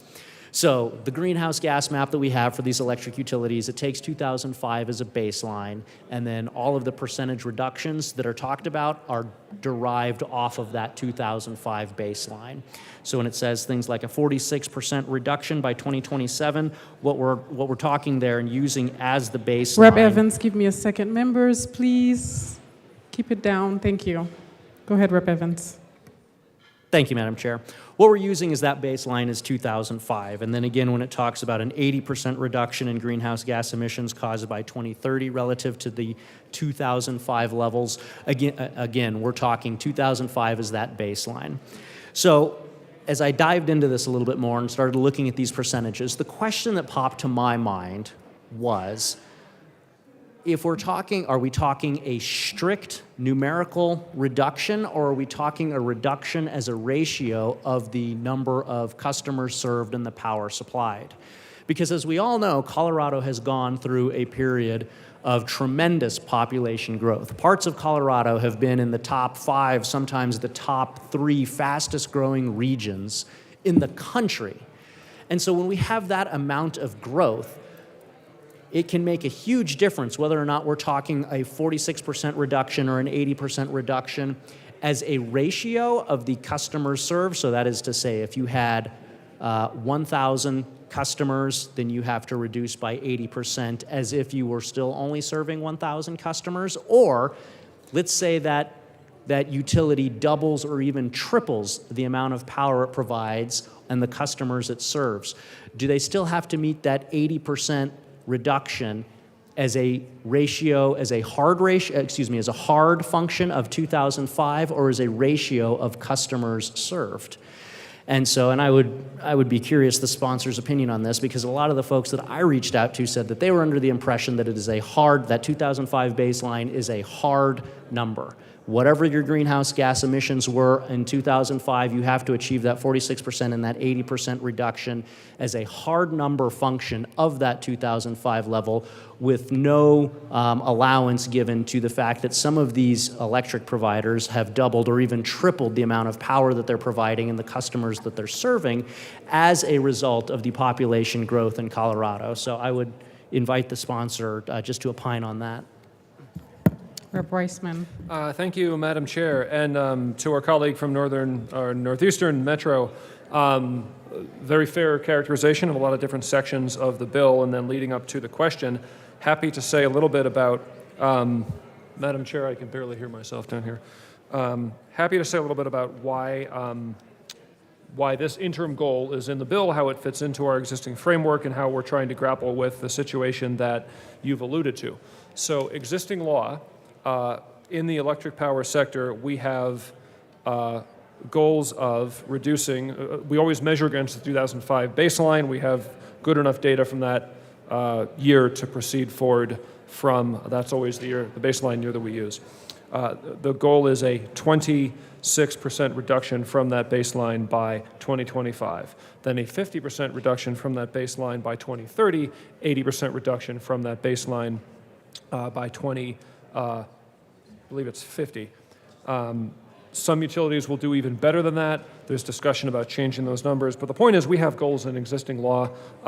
This number, this interim goal of 46% by 2027 relative to 2005 doesn't come from nowhere. It nests in that existing framework of achieving carbon reduction in the electric power sector. Idea being, it's an interim goal to just make sure everybody's eye remains on the ball. Analogy, for some reason I'm thinking about running today. If you want to complete a marathon in, I don't know, 3 hours, good marathon time, your per minute is going to need to be just over 7 minutes. Now, you can run a couple of 7:30 miles, but then you're going to need to catch up. So in a longer race and something that requires system change, you want to have the end goal in mind, in this case, 80% reduction, or nearer term, but still a lot to go from here to there. We need to achieve 50% reduction as against the 05 baseline by 2030. We want to make sure that it doesn't get to 29 and, things are stuck. We don't achieve the carbon pollution reduction goals that we want to achieve that way. That's why the interim goal. Now, I believe you're speaking about a particular retail co-op, United Power, that I'm familiar with. I've worked with them in the past on legislation. We've worked with them on this legislation. One of the bigger ones, second biggest by number of meters, biggest by electrical load is my understanding. They've done some innovative things. They were one of the first utilities around the country, I think, to invest in a serious grid-scale battery array. They used to be under the standard requirements contract from Tri-State, the wholesale provider. They decided, in internal decisions in their board, which we don't get into here, that it was the right thing for them to depart from that wholesale co-op and go out on their own. We take no objection to that. It's whatever's right for their customers. Because of that, and they're no longer covered under Tri-State's clean energy plan, we need them to do their own clean energy plan. Now, we are aware of the growth in their service area. We've specifically had a conversation, at least one, with them about that phenomenon. That's why some of that language is in there in the middle of page 24. The goal is here, 46% compared to 05 by 2027, if the achievement of the 46% reduction in greenhouse gas emissions will maintain reliability and result in an incremental average annual cost to the entity of no more than 2.5% of the entity's total system costs. That is there as a consideration, an escape hatch even, if you will. Technology is evolving rapidly. Wind is getting cheaper by the year. Solar is getting cheaper by the year. We're starting to see really interesting things happen in storage, whether batteries, whether heat batteries, other things that could pair with renewable generation to provide more of a dispatchable resource by storing power. And heat batteries are good for 24 hours plus. That technology is evolving rapidly. Anyway, that's why that language is there, is to grapple with exactly this situation coming out of the conversation that we've had. Now, as to how the reduction is to be calculated, we follow what's called a mass-based approach in really every conversation about carbon pollution reduction. The reason is that's what the science cares about. We look at total atmospheric concentration of CO2 or equivalents, but in this case, let's just say CO2, and we can draw a rough line between there are this many gigatons of carbon in the atmosphere, and thus global average mean temperature is going to end up here on what trajectory. That's really just the atmospheric science. So as a state, we've done extensive work in the last number of years. There was a bill back in 19 to set, at that point, a baseline. Utilities have this responsibility to go back and derive their 05 emissions, from power production, from other things. Again, we measure always against 05 in that mass-based way. We don't get into unit by unit. Another way you can think about it is rate-based. Burning coal without carbon capture generates CO2 emissions at the rate of X amount of CO2 per, commonly it's normalized on megawatt hour. That could be over 1,000 pounds of CO2 per megawatt hour. Natural gas is going to be a little bit less, 600, 800 maybe. Megawatt hour of solar is 0. It's a little bit messy to get into a facility by facility assessment of the rate, and then you have to average it together, and you have the capacity factor of each one. That gets messy pretty quick. So we don't do that for measuring against our carbon goals. We also don't do the per capita. Look, growth is real in Colorado. We're a popular state. We know that growth is high in the United Power Service area.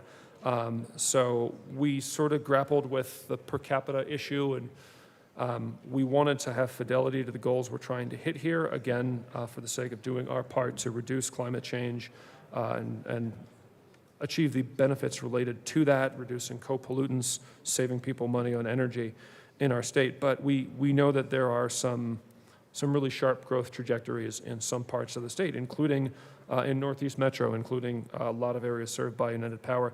That's why that language is there in the middle of page 24 to address that situation. Hope all that helps. Rep. Evans. Thank you, Madam Chair, and thank you to the sponsor for that very, very detailed discussion there. And I do appreciate the language there on line 24 that has that flexibility to where that 46% reduction is only going to be if it doesn't have a significant cost to the end consumer. And I think that's very important because of the particular issues that was just identified there, which is the fact that, and these are going to be made up numbers, so nobody do the math on these. These are solely for the purposes of illustrating the ratio. If, say, you have an entity that is serving 10,000 customers and they are producing 10,000 tons of carbon to produce the power to serve those customers, an 80% reduction would be reducing 8,000, taking away 8,000 of those tons, leaving 2,000 tons produced left.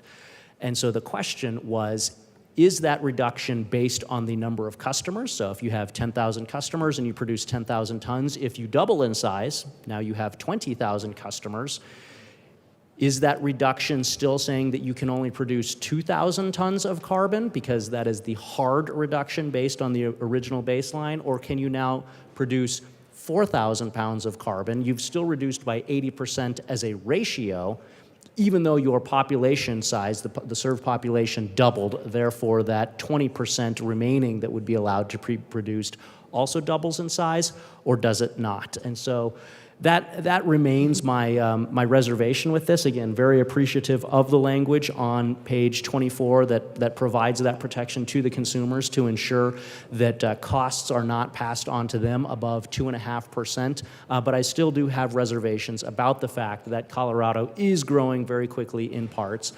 And effectively what we're asking a lot of our electric suppliers to do is to double or triple the amount of power that they are providing while reducing the emissions based on a hard 2005 baseline. And so the result is that functionally, they don't have to reduce by 80% by 2030, as it states earlier in the bill. It's more like 94% that they have to reduce just because they have to produce more power for even less emissions because their population, their served population size has doubled. So that is one of my big concerns with this. Again, though, I do appreciate the language on page 24 that protects consumers and adds some economic counterbalance to this to ensure that it is cost viable. Thank you.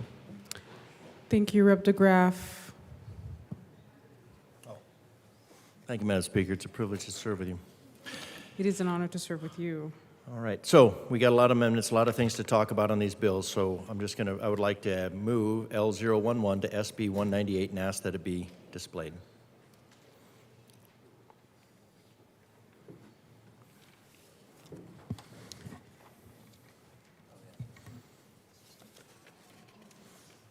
Okay. This is a proper motion, and L011 has been properly displayed to the amendment. Thank you, Madam Speaker, for reading that correctly, which I did not. Okay, so page 8, line 6, strike, line 7, page 7, line 7, 27, and strike and. So that's not a really big one. That just kind of preps it for this. And then page 8, after line 6, insert a cradle-to-grave pollution survey of all energy sources that includes material sourcing, manufacturing, transportation, and final distribution, indexed to actual anticipated megawatt of production. And the reason for this is because we cite climate as a global issue. Now, I'm guessing what these sponsors are not going to do is are not going to speak to what the actual climate goals are.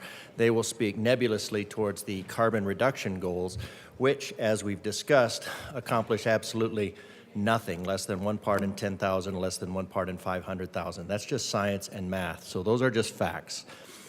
But what this does is if we're going to play this, if we're going to run down this fool's errand, at least we can make sense about it. If we're going to say climate is a global issue, then we need to look at climate globally. And what this does is a cradle-to-grave pollution survey of all energy sources that includes material sourcing. Material sourcing is a huge aspect of batteries and battery storage. It's a huge issue of whether we put in miles and miles and miles of stainless steel pipe, which is much more difficult to make than just regular steel pipe. It's a matter of whether we put in thousands more miles of lines, or do we just look at it locally, which are going to cost thousands, which on the greenhouse gas, which I don't really care anything about because it doesn't affect the climate in any significant way, shape, or form, other than the imagination of the narrative. But what really it does actually impact the climate is disadvantaging our our steelworkers unions, our steelworker unions in this state, and pushing manufacture over into other countries where in the case of China, they freely, under the Paris Accords, burn through tons and tons and billions of tons of non-clean coal. That pollution comes over here, we freak out even more, our imaginations run even more rampant, and we are creating one of our growth industries now is creating legislation over clean air before we can even measure the effects. So this is a truly legitimate ask of this. If we actually believe that climate change is a global issue, if pollution we believe is a global issue, if all of this equity nonsense is a true global issue, and it is truly a global issue, then we should be able to look at a cradle-to-grave survey. Because the only thing that we're doing without a cradle-to-grave survey is we're pushing our industry to other countries, and we are wielding the privilege of our affluence against people in third world nations. They could They could absolutely clean up their markets and do that for their people if we wielded the force of the free market against them. Now, I see there's a lot of resistance against moving the force of the free market against and actually doing a difference on global pollution, which is a true issue. But I would say if, and that's a big if, there's two F's in if and only if, and that's a mathematically way to write it. If and only if we are actually serious about global pollution, then this should be an easy ask, because then we can, and this does not even ask to be used, it doesn't ask to be balanced, it's just a matter of collecting the information, having the information available to us so that we can make informed decisions. Without that information, we cannot make informed decisions, and we will just blissfully go on imposing pollution on other countries and third world nations and saying, you don't matter because you're not us. And I think that is a rather disgusting way to approach foreign policy personally. So if, with two F's, if and only if, we are if we are actually serious about climate change, or rather, since that's not gonna change at all anyways, because this is all nonsense. If and only if we are serious about global pollution, then this is an easy amendment to take, because it shows that Colorado has values that extend globally, that we value all people, not just the people in Colorado. So I ask an aye vote on this amendment so that we can actually wield the force, the moral force of the free market to clean up the pollution in this world, which would be easily and immediately done with amendments like this if we actually followed through on them as a country, if and only if we're serious about pollution. Rep. Winter. Thank you, Madam Chair. I also rise in support of this amendment. I think it's a good amendment in how it will give us the full picture of what we're looking at. I think that if we're going to talk about total pollution, reducing pollution, and doing our part, that this should be part of it. We talk about data points and science in this chamber all the time, and I think this will really help give us a full picture of what we're really trying to accomplish, and if it can be accomplished, and the effects of accomplishing it. As we move towards these cleaner sources of energy, we also need to look at the footprint that is created by creating these sources, and I think it should be part of the big picture. I don't see why we wouldn't want to add a study like this, to add this to the picture, to give us the overall, endpoints that we're looking for. And I don't think there's anything wrong with looking at this data and reevaluating. I think that it's being open and fair, and I think it's a key part if we're really talking about getting rid of pollution and really talking about helping the world. I think that this study, looking at these points, would be big in how we do this. I don't think there's an issue with it. I think that it's giving us the full spectrum. I think it's a good amendment, so I urge an aye vote. Thank you. Any further discussion to L11? Rep. Lanstead. Thank you, Madam Chair. This bill, Senate Bill 198, is very specific to clean energy plans for utilities and reaching Colorado's very specific climate targets. So we urge a no vote. Thank you. Rep. DeGraff. Thank you, Madam Chair. I'm not going to be long on this, but I will note that the sponsor did not reference what the actual climate targets are and how this will affect them. And if we are actually serious about affecting those and saying it's a matter of pollution and a matter of, and if we're going to affect climate, a delta in climate, then that has to be affected elsewhere beyond just Colorado.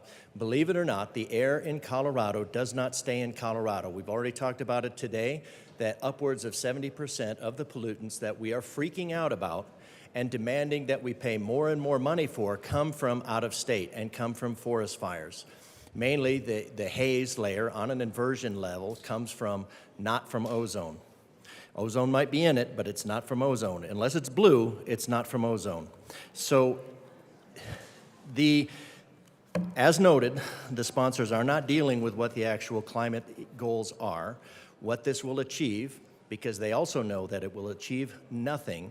What this is conflating carbon dioxide goals, which have no significant effect on climate, with the actual goals. So I would like to see a metric on what this clean energy goal will do with clean energy as to how it will affect the climate. Because even the IPCC says that if we go net zero tomorrow, it will have a less than 1/3 of a degree of impact all the way out in 2100. If we spend the trillions of dollars to do that. And so the most we can get, according to the IPCC, is 1/3 of a degree. If that's that the entire United States goes to net zero. Net zero is not net zero cost, and it is not zero in terms of the deaths that it will cause. So I would like to know what the climate achievement will be with this nonsense about carbon reduction. Stop conflating carbon goals with climate goals. If you want a climate goal, speak to the climate goal. If you're going to have a carbon goal, speak to the carbon goal. If you're going to talk about pollution, it's a global problem, and we are getting 70% of our pollution from overseas, where we're pushing our manufacturing because we are doing this idiocy here, and we are pushing our manufacturing out where it's being done less cleanly, less safely, and with a greater impact on the environment, not on the climate, but on the environment, on the ecology, on the people.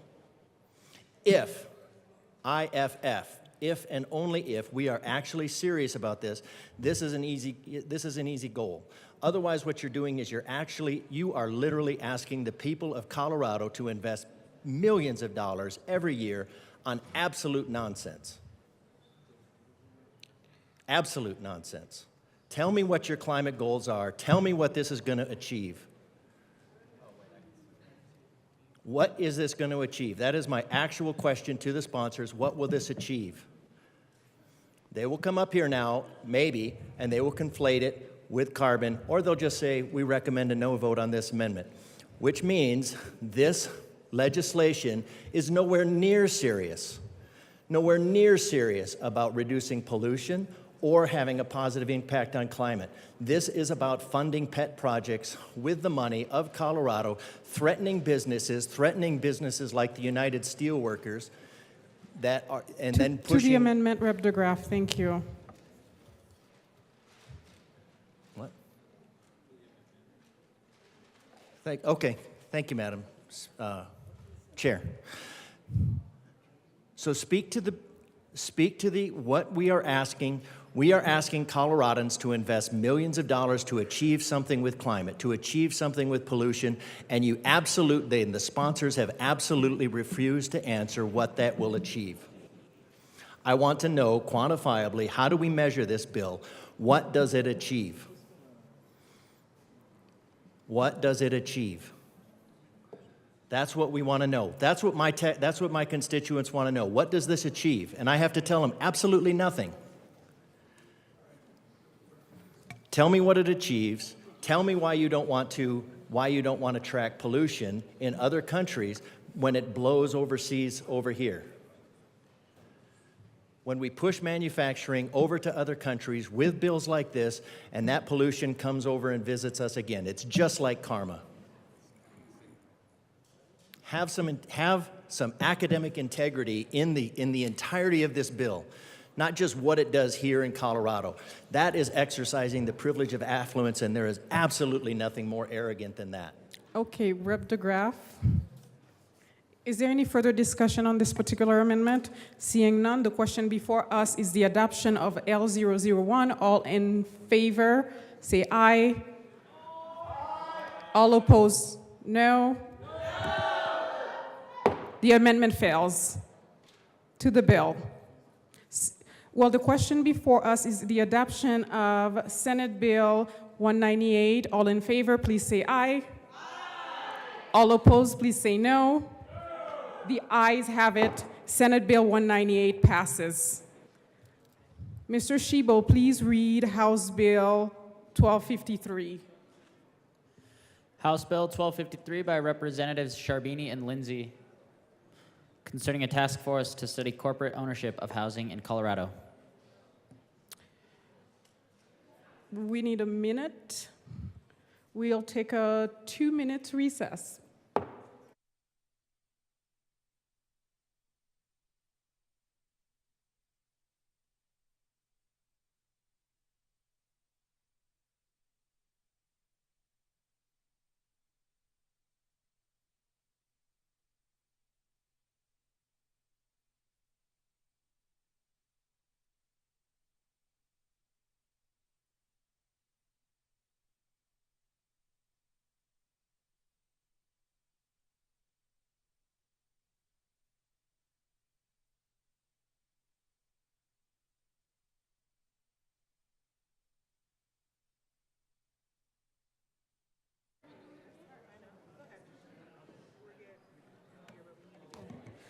The committee will come back to order.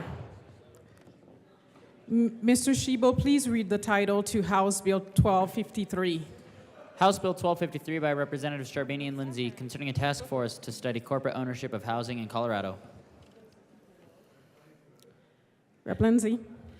Thank you, Madam Chair. I move House Bill 1253 and the Appropriations Committee report and the Transportation, Housing, and Local Government Committee report. To the Appropriations Committee report. Rep. Charbini. Thank you, Madam Chair. I move Amendment 11 to House Bill 1253's appropriation report. And ask that it be displayed.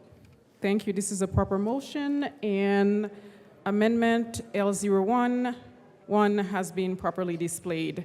To the amendment. Rep. Charbini. Thank you, Madam Chair.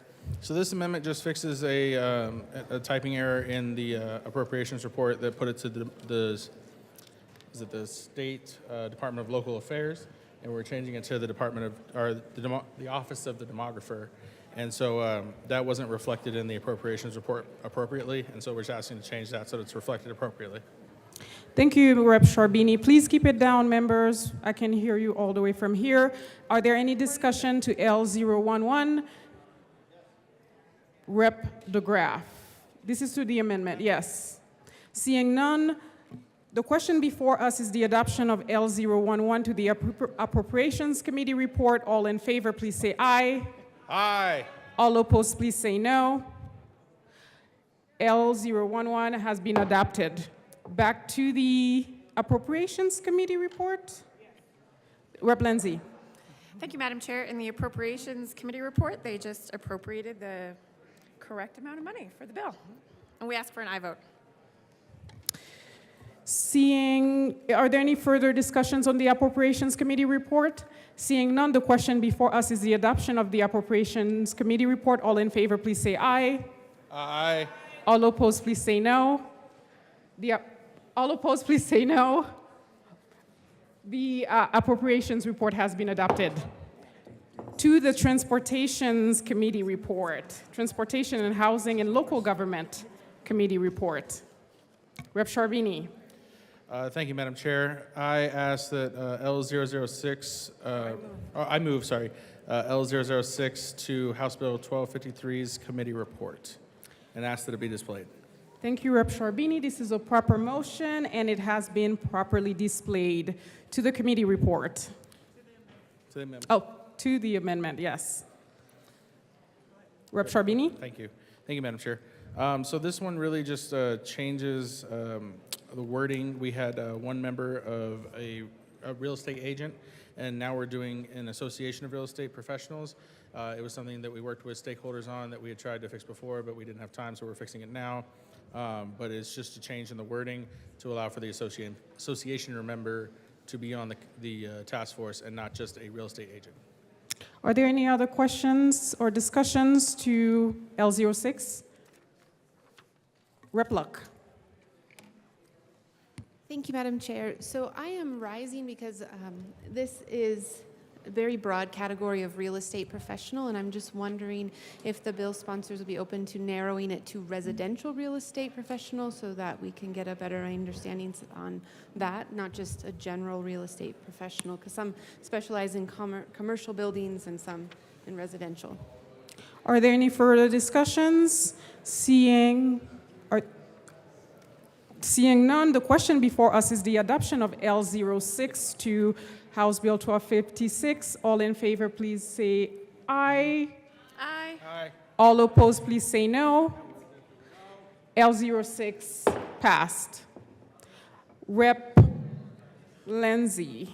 Thank you, Madam Chair. I move Amendment L009 to HB 1253's Transportation and Housing and Local Government Committee report and ask that it be displayed. This is a proper motion, and the amendment has been displayed to Amendment L09. Rep. Lindsay. Thank you, Madam Chair. After discussions with DOLA, this puts the task force under the umbrella of the State Demographer's Office.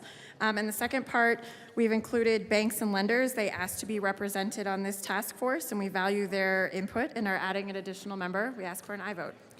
Is there any discussion on this particular amendment? Seeing none, the question before us is the adoption of L09. All in favor, please say aye. Aye. All opposed, please say no. L09 has been adapted to the Transportation and Committee report. To the committee report. To the bill. To the committee report. Rep. Sharbini. Thank you, Madam Chair. We just ask that you agree with the committee that brought this in front of you. The committee had some great questions, and I think we had some good answers. And really, it's just about making sure that we are accurate in what we changed in the committee. We've fixed a couple things here through the amendments we brought now, but we believe ultimately this is a good bill. So we ask that you approve the committee report. Is there any discussion on the committee report? Rep. DeGraff. Seeing none, the question before us is the adoption of the Transportation, Housing, and Local Government Committee report. All in favor, please say aye. Aye. All opposed, please say no. The report has been adopted. To the bill. Rep. Lindsay. Thank you, Madam Chair. HB 1253 is an important step in addressing the housing shortage and housing affordability issue here in Colorado. There is some data available on this issue, but it is not specific enough for Rep. Sharbini and me to create thoughtful legislation to address any of our concerns. And it's really important that we know exactly what's going on here before prescribing any solutions. My first inkling that something was afoot was when a friend of mine was house hunting a few years back and had spoken to a realtor who mentioned that 40 single-family homes in our area had been purchased over the weekend and for cash. Now, my part of town in Northwest Aurora is one of the most affordable in the metro area. It's actually not as affordable anymore, but it's not as expensive as many other parts of the metro area. My house district is just east of the old Lowry Air Force Base, and the majority of our housing stock is mid-century brick ranch homes, what many would consider a starter home, an opportunity for folks to enter home ownership with a modest house. But even this is becoming impossible for many folks. If investors are purchasing these starter homes for cash, which who can compete with that, and then turning them into forever rentals, huge swaths of my community and many others across the state will be locked out of the possibility of ever breaking into the already expensive housing market, the opportunity to build generational wealth, and their chance at the American dream. And some of the data that we have been able to find shows that investors specifically target areas with large numbers of people of color, which only exacerbates the wealth divide that we see across this country.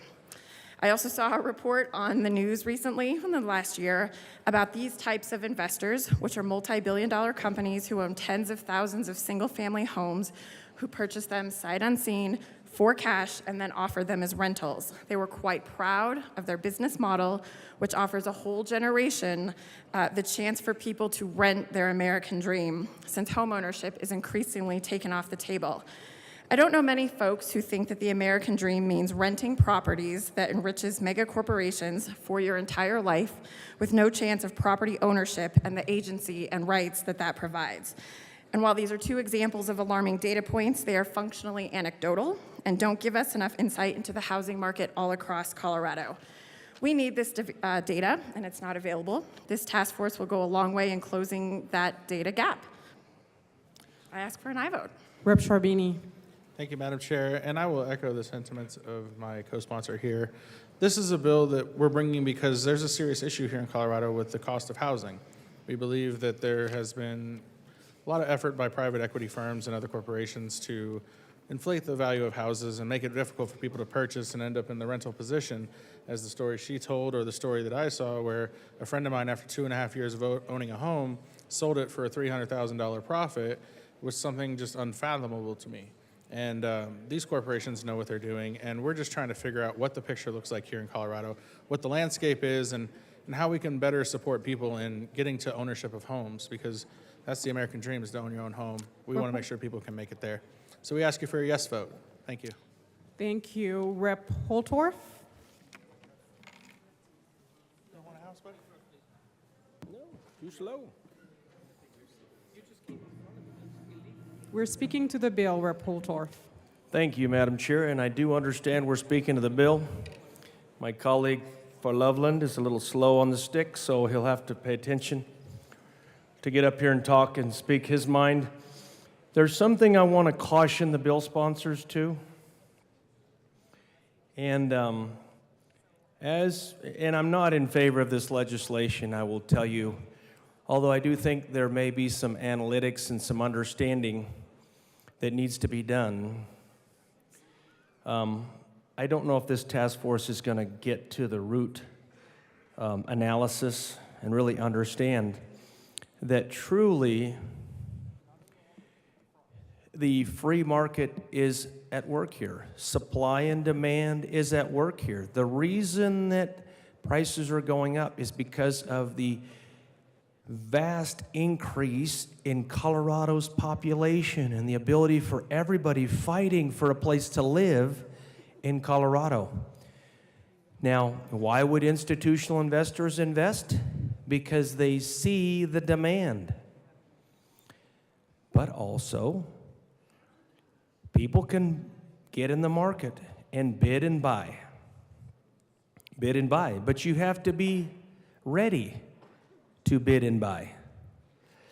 That is something that people that want to own have to get ready for and get themselves in a first position, navigating and negotiating the complexities in the real estate market and getting with real estate agents and putting bids down, putting money down, putting a retainer down, putting offers down aggressively.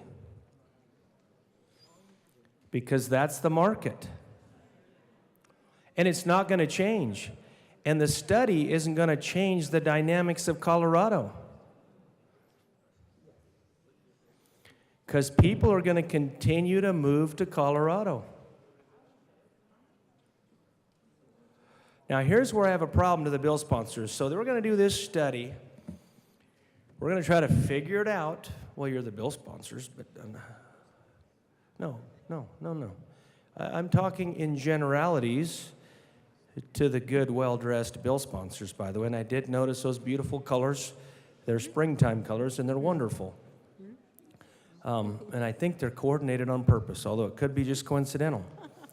But having said that, then when you do complete the study, then the government's going to want to meddle.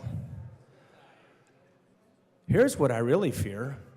Is we're going to try to find another statewide fix that infringes upon local governments, municipalities, counties, and those local markets, because the state will think they know better. When 110% of the time, the counties, the municipalities, and the local people at the local level know better. That's my fear. So here we go again. We're going to do a bill, we're going to do a study. The study's going to come out with study results, and then we're going to try to stick our fingers in there and try to move everything around a little bit and create a statewide solution. But then we have a problem because one size doesn't fit all, and people forget that. What works out in Grand Junction doesn't work in Denver. What works out in Sterling doesn't work in Aurora. Do you think people will think about that when we try to meddle a little bit more in the markets? Well, let me make a little bet. $100 to everybody's one right now. I'll take your bets on the table. And we'll find out in about 3 years who's right. That's how confident I am that Colorado and a future General Assembly trying to promulgate, and the governor's office too, I'll even mention that to the governor's office. The governor's office, working with other legislators, will get it wrong. In fact, they had another bill, Madam Chair, that infringed on local government. I know it's not to this bill, but they certainly got it wrong, and it got turned on its head.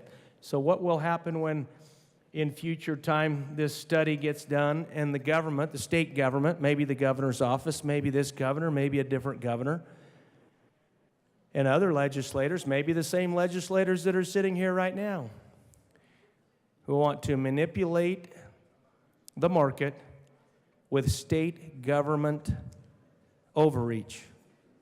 Let me say that again. Manipulate the market with state government overreach. Rep. Holtorf, please. Yes. You're impugning the character of our members. Please stick to the bill. Well, thank you. Actually, and I appreciate that comment, I'm talking about future time, future legislators, nothing to do with the legislators on this bill. Future time, future legislators with the same misguided state policy efforts that do exactly what I'm saying. Let me say it clearly and try not to impugn anybody.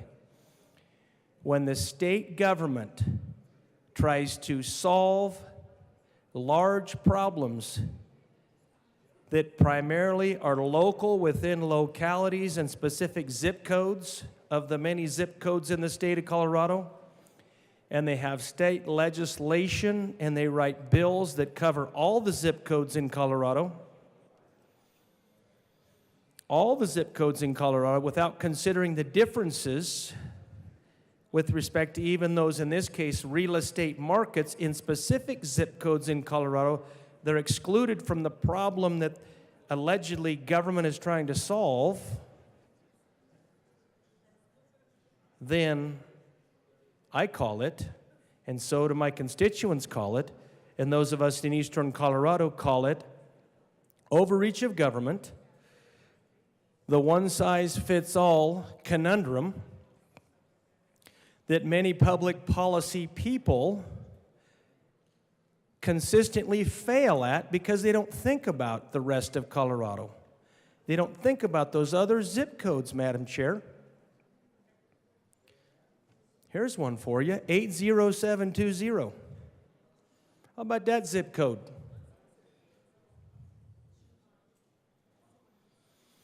I bet nobody even knows where that's at. And I bet the policy people that would write the policy and the people on this task force and the governor's staff and everybody else wouldn't think about the unique housing issues of 80720. You see, that's my backyard. That's my zip code, folks. And I guarantee you, we're not interested.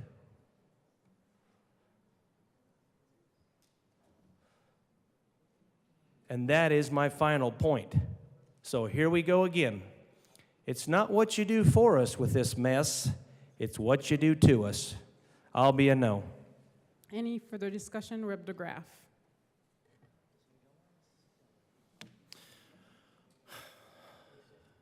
Thank you, Madam Chair. I'm willing to solve this problem for you right now for 10 grand, and you don't have to spend the $93,000 in this year and then $41,000 in out years to find out what is already known.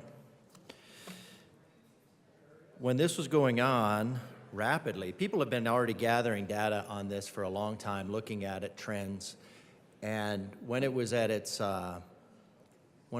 heyday, just talking to a few realtors, so I guess if I tell you this, I'll be talking to myself out of my consulting fee here, but it'll still be worth more, I think, than what this study is, because this task force, let's say like most task force, comes with a predetermined conclusion. And if it doesn't come with a predetermined conclusion, it comes with a predetermined vector, and a government task force is always going to find a government necessitated action. And there is no problem the government can't make worse with a solution. So in talking to several realtors, lots of realtors, so what happened with the market? Why did all these corporate, because there was lots of conspiracy theories going around about who's buying what and what's the reason and all that stuff. And usually, if you get down to it, it's a little bit more simple. So as it was explained to me by several realtors, when inflation started going crazy, and that was based on government policy.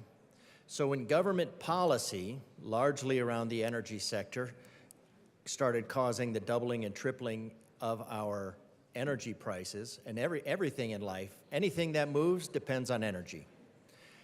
Real estate moves, housing, cost of housing to build it, cost of supply chains, and then simultaneously, the government imposed a completely ineffectual set of lockdowns, well, not just our government, but lots of governments, that were completely deleterious to the world, the economy, and the supply chain, and achieved absolutely nothing health-wise other than misery, according to the WHO.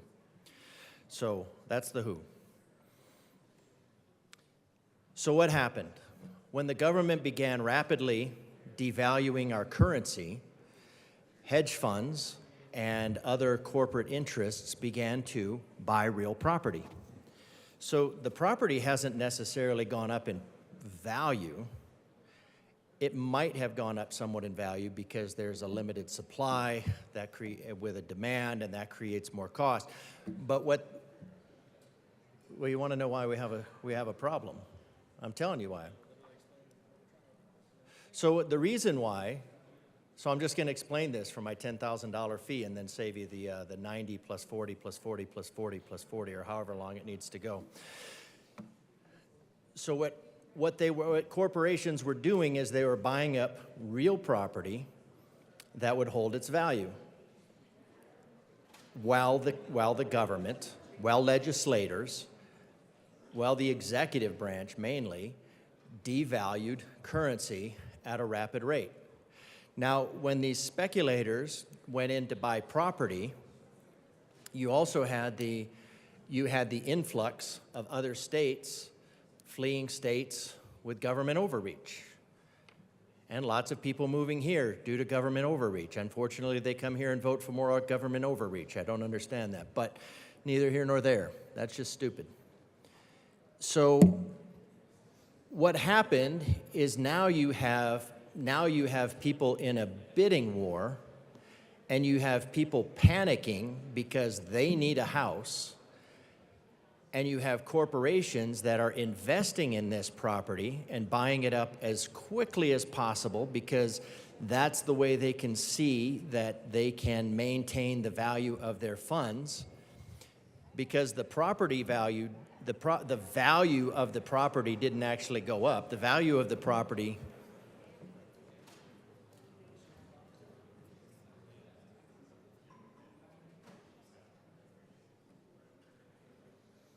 Rep. DeGraff, I was just waiting for everybody to quiet down a little bit. please proceed, Rep. DeGraff. Thank you. The value of the property doesn't necessarily change. The value of the property changes with other things, but not with the devaluing of currency. So now instead of taking, say, $100,000 to pay for a property, when you cut the value of the currency in half and the property is worth the same and the property maintains its value. Members, it is getting a bit loud. Please keep it down. Thank you. Rep. DeGraff, please proceed. So when the property in an economy that hasn't been fouled up beyond anything recognizable has a certain value, and then you have government intervention foul up the economy beyond anything recognizable, and you cut the value of the currency in half, but the property maintains its value, then the property suddenly costs twice as many dollars. But the value of the property hasn't changed. The value of the property is the same. Now here's the problem with inflation, and here's why the hedge funds jumped into the market, because the value of the property stayed the same.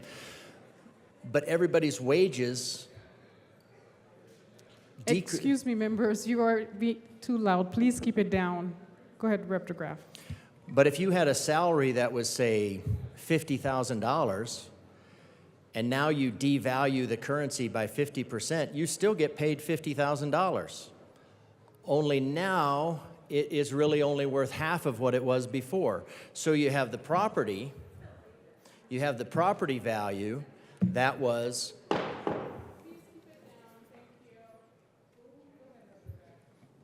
Thank you, Madam Chair. I appreciate that. So now you've taken the value of the property, you've cut the value of the dollar in half, and therefore you've doubled the cost of the property simultaneously with that you've cut the actual value. This dollar amount for the salary has remained the same, but the value is functionally halved. And so you're dealing with basically half the salary, and you're dealing with, so even if the property had maintained, it would become more expensive in dollars because the property had maintained its value and the income was halved. Now that would be just the straight easy one. If you could, I mean, did it increase by 33%? That's just, I can't do that math in my head. I can do the double, not the half. I can do double and half. So what you had with this market, and I think what makes a lot more sense than all the conspiracy theories that were going around, is government/executive orders, executive fiats, dictates, rapidly caused the price of energy to go up. Just like the previous bill is just going to cause the energy prices to go up more and more as we chase down the bogeyman of CO2. And a bogeyman is a not real threat that lives in the imagination. So there's the easy answer. There's the easy answer. Now, $10,000 instead of the $140,000 that you have built in here in the out years and all that. So we don't really need a government task force. What we need is the government to get out of the business of the market, because there is no problem the government can't make worse with a solution. And I know I said that earlier, but it bears emphasizing. Anything, because a government task force is going to find a government solution. Now, whether that solution is, I'll assume that government solution is not forthcoming, but I guarantee it'll be a government solution that you find. Maybe not. I'm telling you, so that's why. Save your money. So investing, so that's what happened with the market. What happened with the market was government intervention. What happened with the market was government done to the people, not for the people. And this morning, bill after bill after bill has been government done to the people, not for the people. We also reach a natural carrying capacity in our population. And that carrying capacity is currently based on backlog, and it's based on so many other factors beyond the simplicity that we're trying to reduce it to, especially in the absolutely proven to fail rental control things that have been presented. But we have a carrying capacity, and when we pass that carrying capacity, which is what we have right now, then you have a diaspora. People are going to, at this point, people have to move someplace else, and that's unfortunate, and that's a short-sightedness on our part. But forcing the market further, forcing it beyond anything recognizable, is just making the issue worse. If we want to make the problem better, let's go back and revisit HB 1163 and get the bogeyman off the table, and we can liberate the economy. Rep. DeGraff, let's please stick to the bill, which is concerning a task force to study corporate ownership of housing in Colorado. Thank you, Madam Chair, but I am trying to show that they're all connected. that the policies that we create have created the housing shortage. The energy policy that was created and inflicted on this country by the executive branch has made the problem worse, has caused backlogs, has caused the price of everything to triple. Land is actually something that maintains its value, and corporations invested in land. They bought properties so that they could invest. Now, given the rental, I wouldn't be surprised, given the way the rental market is going to go here, that they start selling them rapidly, and maybe that's the reason for breaking this loose. But the continued fiddling with the market by a couple people in the legislature, well-intentioned, absolutely good intentions, no doubt about it. But the problem here is government intervention. The problem is government done to the people, not for the people. So if we want to actually solve the problems, what we really need to do is look at the root of the problem, and this building is the root of most of the problems in Colorado. So I recommend a no vote on this bill, not because it's ill-intended, not because it's overly expensive, but because it is highly unlikely that it will identify the actual source of the problem. And most likely, what it will do, I guess this would be where I'd say I bet $1 to a donut that maybe that's not a good trade anymore, but that there will be some sort of legislation that we come to next year that says this is what the government must do, this is what the government must do, this is the amount of taxes that we need to take out of our Coloradans, and if we take this much money from the Coloradans, it will save them this much money, but we know that they wouldn't do it on their own. And then we're gonna increase the price on Colorado. We're gonna increase the cost on Colorado, which will further exacerbate this problem in an effort to solve the problem. And again, it will, despite the good intentions, it will make the problem worse. So I recommend a no vote. Rep. Frizzell.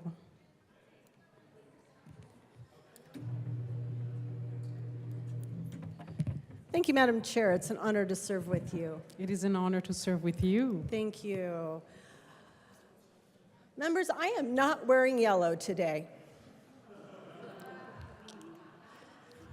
But I could run back to my desk and get my cute pink glasses. But I'm not reading. I am speaking on this bill because this is a situation that I have seen as an assessor. This has been a topic that has been widely discussed in the property valuation community. But I think we have to ask ourselves one question. What do we, oh, thank you. So I'm not reading. I understand that this is, should I just put them on for effect? Okay, there we go. Yeah. I think we have to understand what is it that we're going to do with any information that's returned by a task force, because I can pretty much tell you what the task force may, well, I suspect what the task force will come back with, and it would be, yeah, we have institutional investors that have come in and bought a lot of single-family houses, sometimes in blocks, boxing local property owners out of the market, increasing values. That's possible that what this task force could come back with. So I'm going to speak to that because I think we have to ask ourselves a question. I know in Douglas County and pretty much everywhere else in the metro area, we've had folks from the state that rhymes with California come in, cash in hand, willing to pay much, much more than asking price, and driving the market up. That is actually just as real and more pervasive in the past real estate market over the last 2 years, over the last 5 years, actually. So does that mean we're not going to let Californians buy houses in the state of Colorado? Or people from Washington State? Or people from Arizona? Maybe we don't like Kansas this week. At what point do we draw the line on who can buy property and who can't? Because that's the question we're asking, in my opinion. I think that's the question that this task force is going to be asking.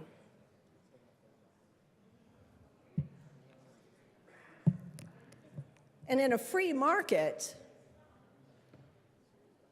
which is what we have, it doesn't matter. It doesn't matter. Because I promise you, those people from California have driven up real estate prices in this metro area, candidly around the state, than anybody else. No? No? Oh, arm wrestle. But the question is, who are we to say who buys houses? What if you are the seller of the house? Don't you want to get the best deal? Don't you want to get the best return on your investment? So who are we to tell that seller who they can and can't sell to? I know that's not what this bill is. My apologies, Madam Chair. I will return to the bill.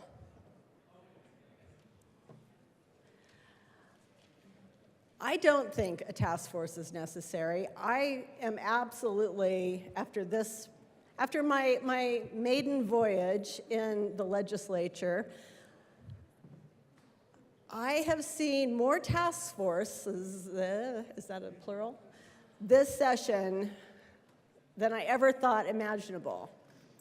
And that has caused me to do some thinking and ask myself, why are there so many task forces? What are we doing?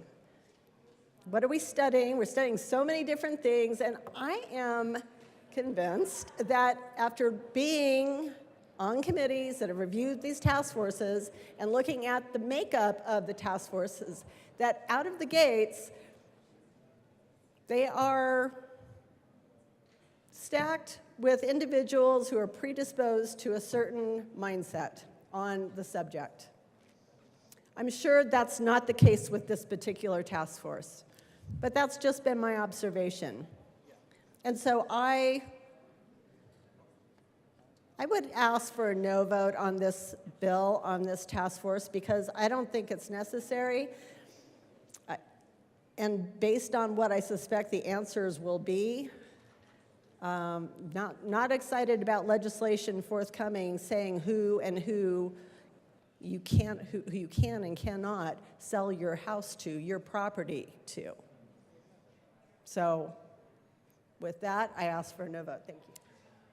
Is there any further discussion? Rep. Block. Thank you, Madam Chair. So as we create task forces, it is very important that the task forces reflect our state to the degree that they can, which I know that there is language that attempts to do that in here. But I'd like to move L012 and in my own attempt to make that a little bit more robust and proportional. And This so is I a do proper indeed motion? move L012 and ask that it be displayed. Thank you. This is a proper motion, and L012 to 1253 has been properly displayed. To the amendments, Rep. Block. Thank you, Madam Chair. So the bill currently says that in making appointments to the task force, the appointing authorities shall ensure that the membership of the task force reflects the ethnic, cultural, and gender diversity of the state. My amendment adds in 2 words. The first word is proportionately, and the second word is ideological. So proportionately reflects the ethnic, ideological, cultural, and gender diversity of this state. it is important that we not just honor ethnicity and gender and culture, but also those who differ in ideas. As we look at this particular problem, as we make legislation recommendations, it is important that the people who are making those recommendations do so from a wide variety of perspectives, of ideological perspectives, not just ethnic, cultural, and gender perspectives. And so I move this amendment in hopes that we can honor that ideological diversity. I also add in proportionate because we want to make sure that it is a balanced task force. And there was some concerns earlier about whether indeed that would be the case. And so I ask for an aye vote. Thank you. Rep. Wilson. I rise in support of this amendment. The way it's currently written in this bill, it's a little, there's the ability to kind of skew the board or the committee one way. And I think this amendment would help to make sure that we get all sorts of voices in there. So I would ask for an aye vote also. Is there any further discussion to L012? Rep. Sharbini. Thank you, Madam Chair. Yes, we would ask for a no vote. Thank you. Seeing none, the question before us is the adoption of Amendment L0112. All in favor, please say aye. All opposed, please say no. The amendment fails. 2 to the bill. Rep. Taggart.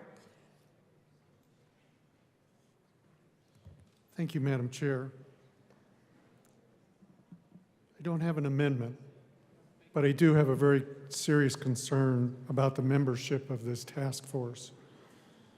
There are 8 members of this task force, only 2 of which have professional experience in this business.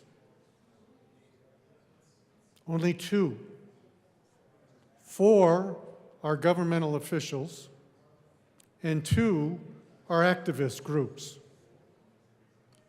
So when we consider the appointments and the activists, we have a 6-2 vote going in. Nowhere in this is there a discussion about representations from corporations. Yet this is aimed at corporations. Has anybody thought about one of the reasons that we as corporations own homes?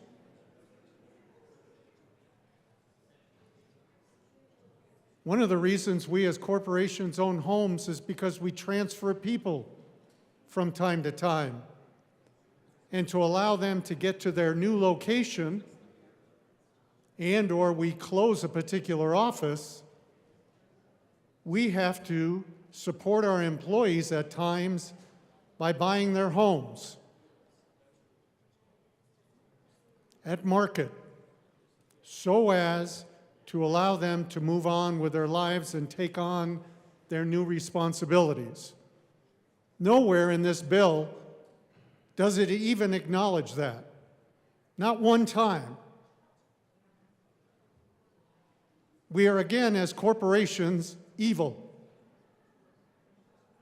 Secondly, if a corporation, as took place in the 80s in western Colorado, can I mention 2 names of companies? Madam Chair? Occidental and Chevron bought the entire development in Parachute, Colorado. The entire development. Why? Because had they not, the market in that area would have crashed because of the closure of the oil shale development.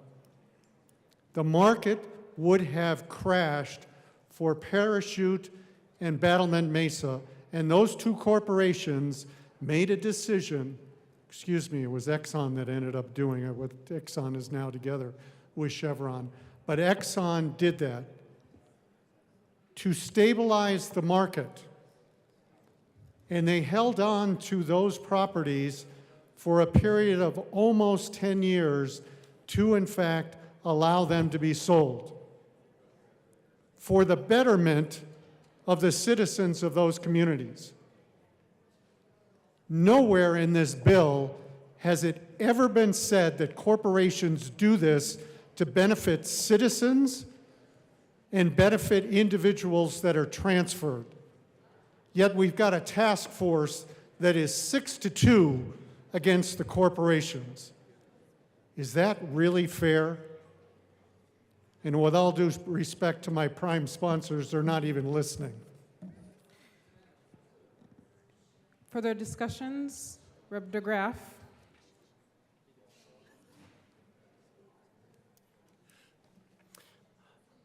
Under threat from one of my other colleagues. Well, some bills are just so bad that you really need to delve into like the whole nitty-gritty. And so my colleague did bring up the fact, and when he talks, I take notes because he a CEO and a business instructor, so it's like getting business classes while you're here. So one member who is a significant experience with labor and workforce issues, one member of the Senate, that'll be on the majority party, one member of the House, that'll be the majority party, one member who has significant professional experience advocating for housing rights. So that one makes me, because that housing rights, I'm not really sure where housing rights goes in the overall scheme of discovering what it is and why corporations were buying up property. The Secretary of State will appoint one member who has a significant professional experience as a county clerk and recorder. I guess they record the deeds. Appointing authorities make each initial appointment in this subsection. And then it goes on to one of the things that the task force shall quantify, the total number of home sales that occurred in Colorado since 2008 with the following sales prices in 2008. So we had that was 50,000, more than 50,000, more than 100,000, more than 150,000. I mean, I think we could have that information by the time we're done with seconds today, because that's just information on the MLS. Now, what it doesn't say is that this would be adjusted for inflation, because in 2020 or so, then by fiat, the value of currency started to plummet. So how do we compensate for that? How do we study that? How do we allow that? Because if you just put these all in real dollars, the economies were really different between 2008 and now. So I'm going to guess that if you've got somebody that has a professional experience out advocating for housing rights, kind of know what they're going to find. I mean, we already, the good representative identified that already, and we're going to find that corporations are evil. Never mind that they saved an entire community from having their housing values tank. Additional duties of the task force: meet at least once every 4 months and thereafter. So what we have is mostly people that have no information about the very little experience with the housing market. We have some politicians that don't have, so we have politicians that are asking to create a panel to figure out what the issue is, and we're going to ask politicians, primarily politicians, to solve that problem. But we're going to throw lots of money at it. And I still consider over $100,000 to be lots of money. I guess even though that's in the rounding error, for anybody on the citizen side who happens to be watching, just know that usually the money is rounded in the millions of dollars, I think, typically. So submit a report to Transportation, Housing, and Local Government Committee of the House of Representatives. Any successful, that includes information described in Section 3, such relevant findings as the task force elects, legislative recommendations to address the issue of, so legislative recommendations. So this isn't a matter of will the government will this task force find legislative recommendations? I mean, it kind of says legislative recommendations, not recommendations by not task force, not market, but what this is going to dictate, and it's going to say, what is it that we can do legislatively to fix this problem? A legislative recommendation to address the issue of corporate ownership.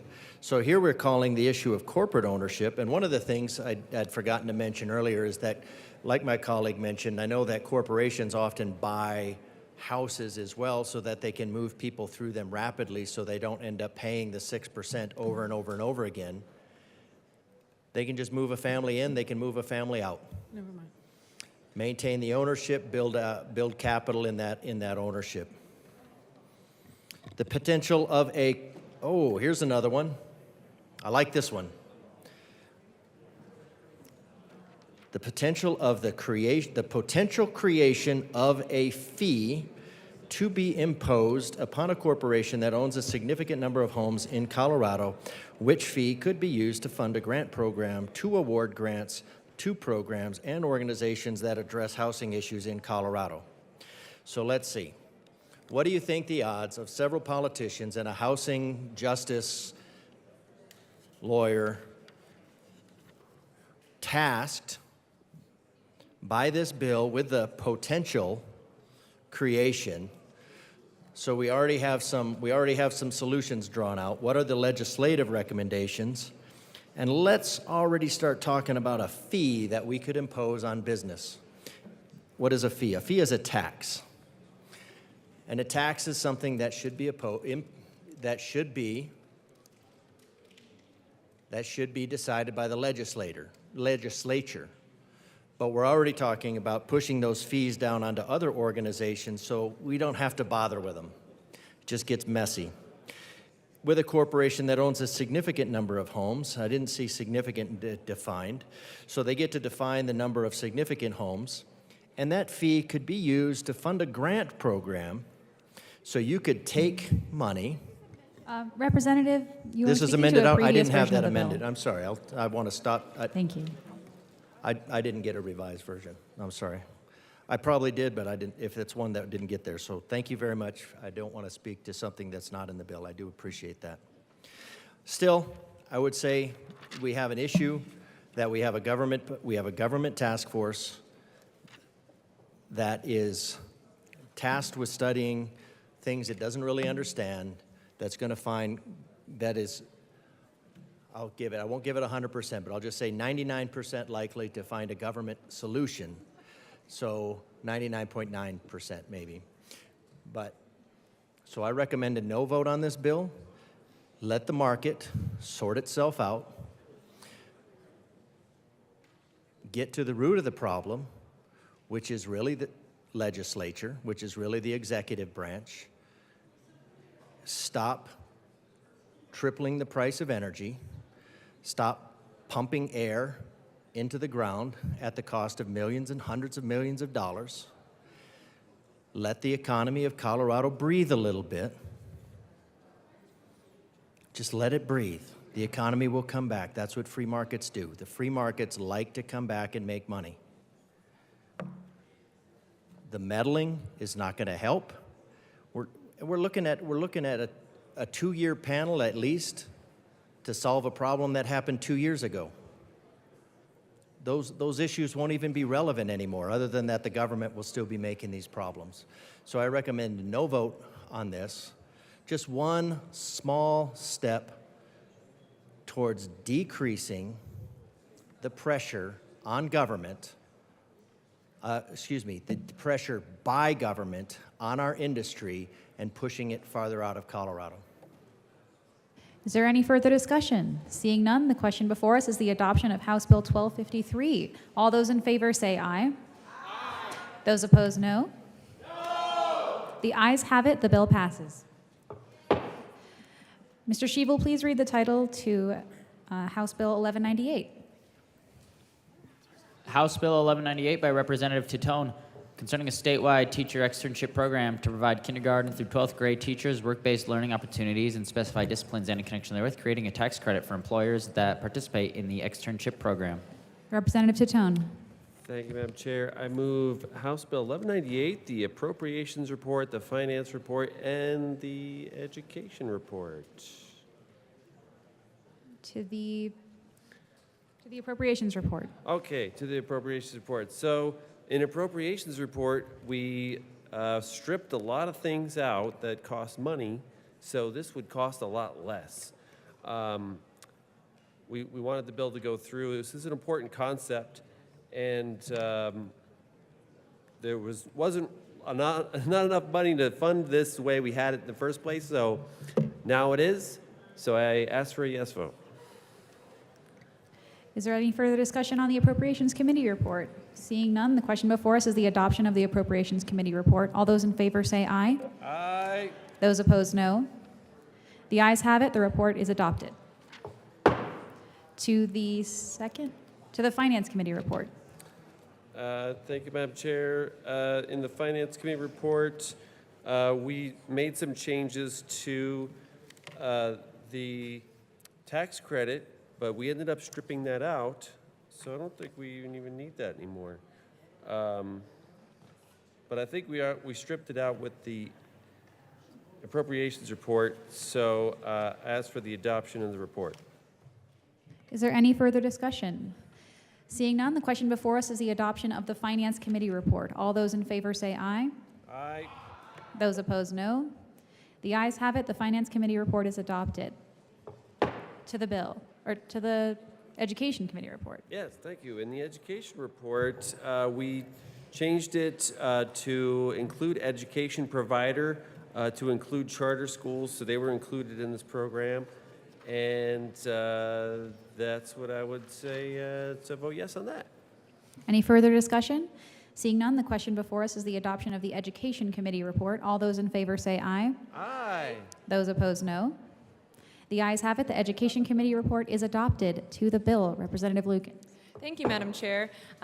We bring before you House Bill 231198, Teacher Externship Program for STEM Disciplines. This bill will be crucial to strengthening our educator workforce and providing students with a relevant STEM-related education, providing educator externships that immerse educators in an industry-based experience is a research-backed practice that translates into increased support for students and their families. It is a crucial piece of the puzzle to close both the educational and workforce gaps in Colorado. We ask for a yes vote. Representative Tatone.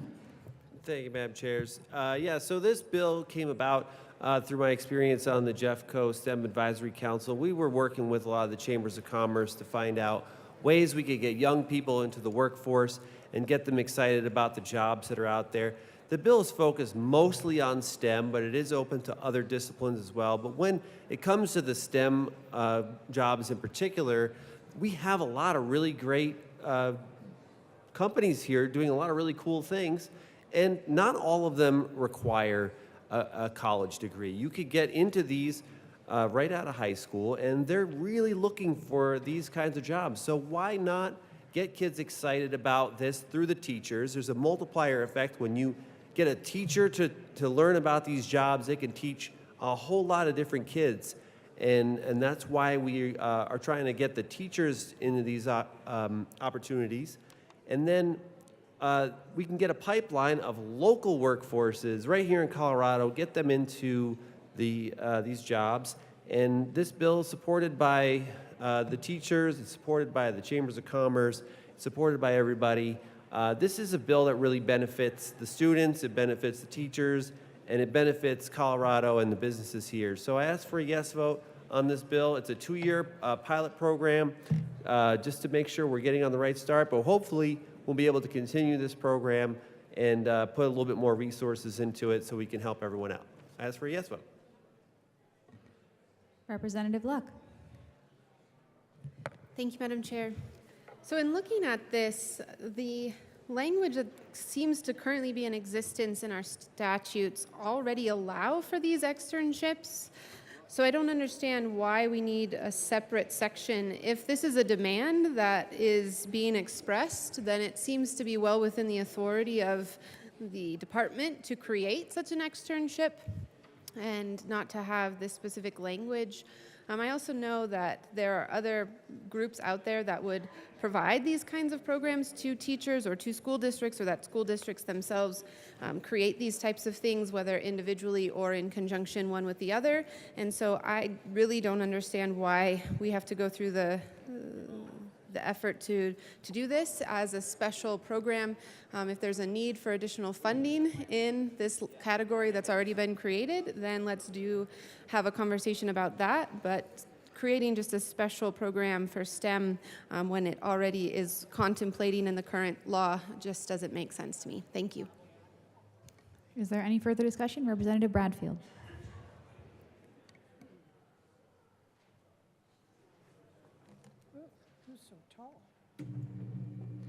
Thank you, Madam Chair. I'm on the Education Committee, and we heard this in education, of course, because it's an education bill, and therefore that was the right place. Representative, one moment. Members, it's getting really loud in here. Could you please quiet it down? Go for it. I just wanted to thank the sponsors for this idea, and I hope that there is somebody who can work with industry to get people, especially teachers, to take on this temporary learning opportunity by actually working at a job and then bringing those skills and education back to the classroom. I think anything that you can bring that relates what the real world is in workforce back to kids so that they have an idea of what is possible for them is always a good idea, and it helps the realistic viewpoint of what the working life is. So thank you. Representative Wilson. Thank you, Madam Chair. I also love the idea of this bill. I'm not sure it's totally where I'd like it at yet, but the sponsors have done a great job of bringing the cost down and getting it more focused. But being a little bit on the grammar police side, I'm going to offer amendment L, or I move amendment 011 and ask that it be properly displayed.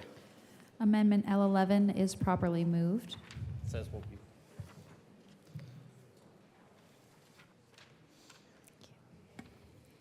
And it is displayed. Please proceed. Thank you. This is a very important amendment. It adds the word to before improve. So in order to improve, and I would ask for a yes vote on this amendment. Representative Tatone. Thank you, Madam Chair. And I want to thank Representative Wilson for this. This amendment is to the bill, and I really appreciate adding this in because it does complete it. So ask for a yes vote on the amendment. Is there any further discussion? Seeing none, the question before us is the adoption of Amendment L11 to House Bill 1198. All those in favor say aye. Those opposed, no. The ayes have it. The amendment is adopted to the bill. Oh, is there any further discussion? Representative Bradley. Thank you, Madam Chair. I'd like to move to have the bill read at length. Thank you. That is a proper motion.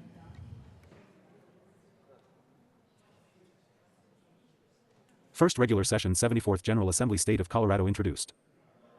LLS No. 23 to 266.01 Kristen Forrestal X 0532 House Bill 23 to 1198. House Committees Senate Committees Education. A bill for an Act 101 concerning a statewide teacher externship program to 102 provide kindergarten through 12th grade teachers 103 work-based learning opportunities in specified 104 disciplines, and, in connection therewith, creating a 105 tax credit for employers that participate in the 106 externship program. Bill Summary. Note, this summary applies to this bill as introduced and does not reflect any amendments that may be subsequently adopted. If this bill passes third reading in the House of Introduction, a bill summary that applies to the re-engrossed version of this bill will be available at http://leg.colorado.gov. The bill requires the Department of Labor and Employment. House sponsorship Titten. Senate sponsorship, none. Shading denotes House amendment. Double underlining denotes Senate amendment. Capital letters or bold and italic numbers indicate new material to be added to existing law. Dashes through the words or numbers indicate deletions from existing law. Department, to establish a teacher externship program to allow kindergarten through 12th grade public school teachers, K-12 teachers, to participate in experiential learning opportunities with employers outside of the school environment to gain knowledge and expand their curriculum in the science, technology, engineering, and mathematics disciplines and other disciplines that may be of value to a particular school district. The department is required to work with the Department of Education to select appropriate employers to participate in the externship program. Employers may be eligible for a tax credit for participation in the externship program. A K-12 teacher who participates in the externship program may receive compensation from the applicable school district or from the employer providing the externship and may apply for professional development credit and graduate school credits as part of the teacher license renewal requirements. The Director of the Division of Employment and Training in the Department is authorized to seek and accept gifts, grants, and donations for allocation to school districts for compensation for teachers who participate in an externship. The bill requires the department to compile and report data on the externship program on an annual basis. The bill creates a tax credit for employers that participate in the externship program. 1. Be it enacted by the General Assembly of the State of Colorado. 2. Section 1. In Colorado Revised Statutes, 8-83-601, amend 3, 15, and add 4.5, 5.5, 10.5, and 12.5, as follows. 4. 8-83-601.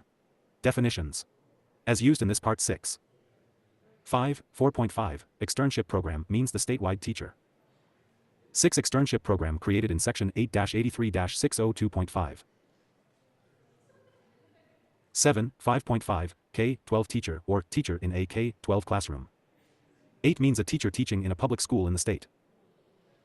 9. 10.5, public school means a school in the state that 10 enrolls students in any of grades kindergarten through 11 12th grade, including a traditional public school of a school. 12 district, as described in Section 22-1-101-1, a charter school, as -2, HB 23-1198. 1 defined in Section 22-30.5-103-2, or an institute charter school, 2 as defined in Section 22-30.5-502, 6. 3. 12.5, STEM means the combination of the disciplines of 4 science, technology, engineering, and mathematics. 5. 15a, work-based learning means learning that occurs, in 6 whole or in part, in the workplace that provides youth and adults, 7 including teachers in K-12 classrooms, with hands-on, real-world aid experience and training for skills development. 9b, work-based learning includes activities such as job 10 shadowing, internships, externships, pre-apprenticeships, apprenticeships, 11 residencies, and incumbent worker training. 12c, work-based learning also includes externships in 13 STEM or STEM-related fields tailored to provide K-12 teachers 14 with knowledge to improve classroom curriculum. 15. Section 2. In Colorado Revised Statutes, add 8-83-602.5 as 16 follows, 17 8-83-602.5. Teacher Externship Program, Creation, Rules. 18, 1a, on or before January 1, 2024, the department shall 19. Establish a teacher externship program to provide work-based 20 learning opportunities for K-12 teachers in this state. The 21 purpose of the externship program is for K-12 teachers to 22 immerse themselves in a STEM or STEM-related field, or other 23 fields that will provide value to K-12 teachers. In order to improve 24 their classroom curriculums in a STEM or STEM-related area 25 and foster student interest in jobs and internship opportunities 26 that students may not be exposed to without the knowledge 27 their K-12 teachers gain through an externship program. -3, HB 23-1198. 1b, the department shall establish at least 2 externship program models and develop consistency in offering 3 the ability for K-12 teachers participating in an externship 4 program to apply for graduate credits through an accredited 5 college or university, career and technical education credits, 6 and professional development credits. 7, 2a, in administering the externship program, the 8th department shall work with the Department of Education to 9 strive to create equal opportunities for K-12 teachers 10 throughout the state to participate in work-based learning. The 11th department may use work-based learning intermediaries 12 selected pursuant to section 8-83-602, 3, to 8 in creating and 13 finding work-based learning opportunities for K-12 teachers. 14b, the department shall also collaborate with the 15th Department of Education to establish minimum standards 16 concerning 17i, the number of hours required in an externship 18 opportunity. 19.2, qualifications for K-12 teacher and employer. 20 participation in the externship program, and 21.3 eligibility requirements for employers to receive a 22 tax credit for participation in the externship program, or for 23 school districts to receive direct payments. 24C. The department shall work with the Department of 25 Education to select appropriate employers for participation in 26 the externship program. The department shall ensure that 27I. Each employer selected for the externship program is -4 HB 23-1198. 1. Able to provide experience in a STEM or STEM-related field, or 2. In other appropriate working environments as determined by 3. Each school district that has a K-12 teacher who would like to participate in an externship program, and 5. 2. The K-12 teachers who are placed with each employer. 6. Have the opportunity to gain knowledge that can be transferred. 7. To the classroom to provide relevant and current information. 8. To students in subject matters that provide value to the K-12. 9. Teachers school district. 10. 3. For the purpose of providing incentives for employers. 11. To participate in the externship program. 12. A. The department may allocate money directly to 13 school districts for teacher compensation and 2 work-based 14 intermediaries, if applicable, to defray the costs of placing a 15 K-12 teacher in an externship with an employer, or 16. B. For income tax years commencing on or after January 17/1, 2024, but before January 1, 2029, a participating employer may 18. Claim a tax credit pursuant to Section 39-22-549. 19. 4. A K-12 teacher who participates in the externship 20 program, 21. A. May be compensated by the school district or 22 employer for participation in the externship program, and 23. B. May apply for AS applicable, 24. I. Professional development credit AS required by Section 2522-60.5-110 for license renewal, 26. 2. Graduate credits through an accredited college or 27 university, and -5, HB 23-1198. 1. 3. Career and technical education credits. 2. 5. A. The department shall gather the following data. 3. Regarding the externship program. 4. I. The number of employer participants. 5. 2. The number of K-12 teacher participants. 6. 3. The school districts with K-12 teachers participating. 7. In the externship program. And 8. 4. A review from each K-12 teacher who participates in 9. The externship program, including information on the value 10 found in the externship program. 11. B. The department shall report this data on ITS website 12 at least annually and shall share the information with the 13 State Board of Education. 14. 6. The director may seek and accept gifts, grants, and 15 donations from private or public sources for the purposes of 16. Providing compensation to teachers who participate in the 17 externship program. 18. 7. The executive director of the department may 19th promulgate rules to implement this section. 20. Section 3. In Colorado Revised Statutes, 22-60.5-110, amend. 21. 3. B. Introductory portion as follows, 22-60.5-110. Renewal of licenses. 3. B. A professional licensee 23 shall complete such the ongoing professional development within the 24 period of time for which such the professional license is valid. Such the 25 professional development may include but need not be limited to 26 in-service education programs, including training in preventing, 27 identifying, and responding to child sexual abuse and assault, behavioral. -6, HB 23-1198. 1. Health training that is culturally responsive and trauma, and 2. Evidence-informed, and laws and practices relating to the education of 3 students with disabilities in the classroom, including but not limited to 4. Child-find and inclusive learning environments, college or university. 5. Credit from an accepted institution of higher education or a community. 6. Technical, or local district college. Educational travel that meets the 7 requirements specified in subsection 3D of this section. Involvement. 8. In school reform, service as a mentor teacher for teacher candidates. 9. Participating in clinical practice, as defined in Section 23-78-103, 10. Internships, and ongoing professional development training in 11 experiences, and teacher externships pursuant to Section 12-8-83-602.5. The State Board of Education, by rule, may establish minimum 13 criteria for professional development, except that such the criteria shall 14 not. 15. Section 4. In Colorado Revised Statutes, add 39-22-549 as 16 follows, 1739-22-549. Tax credit for employers that participate in the 18 teacher externship program, definitions, repeal. 1. A. IN 19 accordance with Section 39-21-304, 1, which requires each Bill 20 that creates a new tax expenditure to include a tax preference 21 performance statement as part of a statutory legislative 22 declaration. The General Assembly finds and declares that the 23 general legislative purpose of this tax expenditure is to 24 encourage employers to place K-12 teachers in externship 25 programs pursuant to Section 8-83-602.5 and to provide 26 reimbursement to employers for the costs incurred by the 27 employer for placing each K-12 teacher in the employers. 7. HB 23-1198. 1. Workplace. 2. B. The General Assembly and the State Auditor shall 3. Measure the effectiveness of the tax credit in achieving the 4 purpose specified in subsection 1. A. Of this section based on the 5 number of tax credits that are claimed.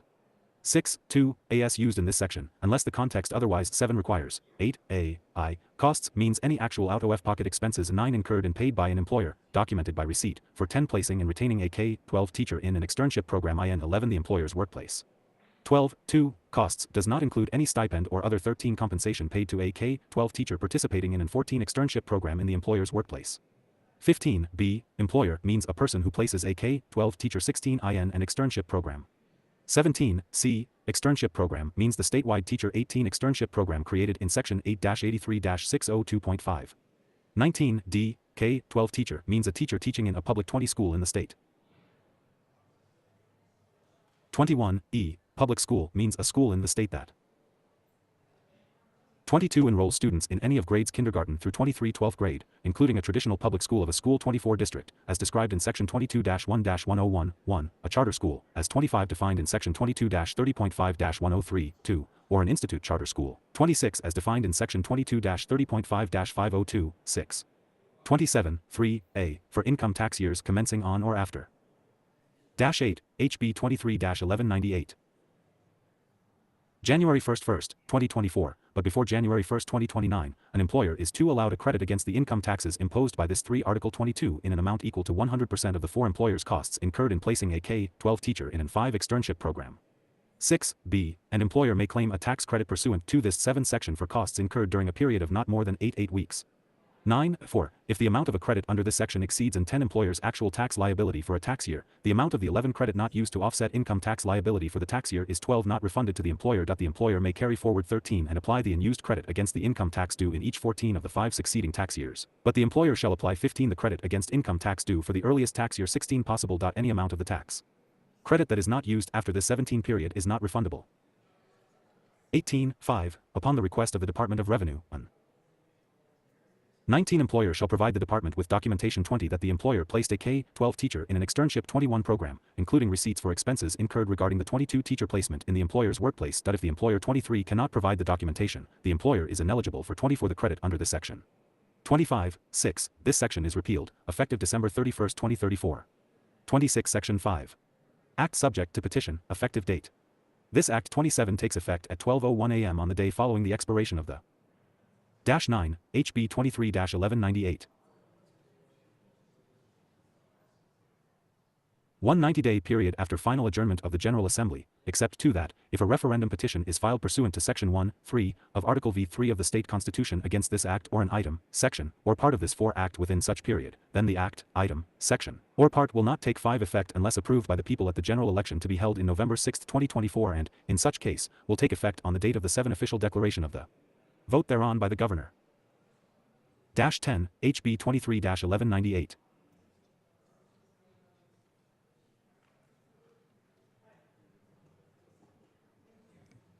To the bill, House Bill 1198, Rep. Bottoms.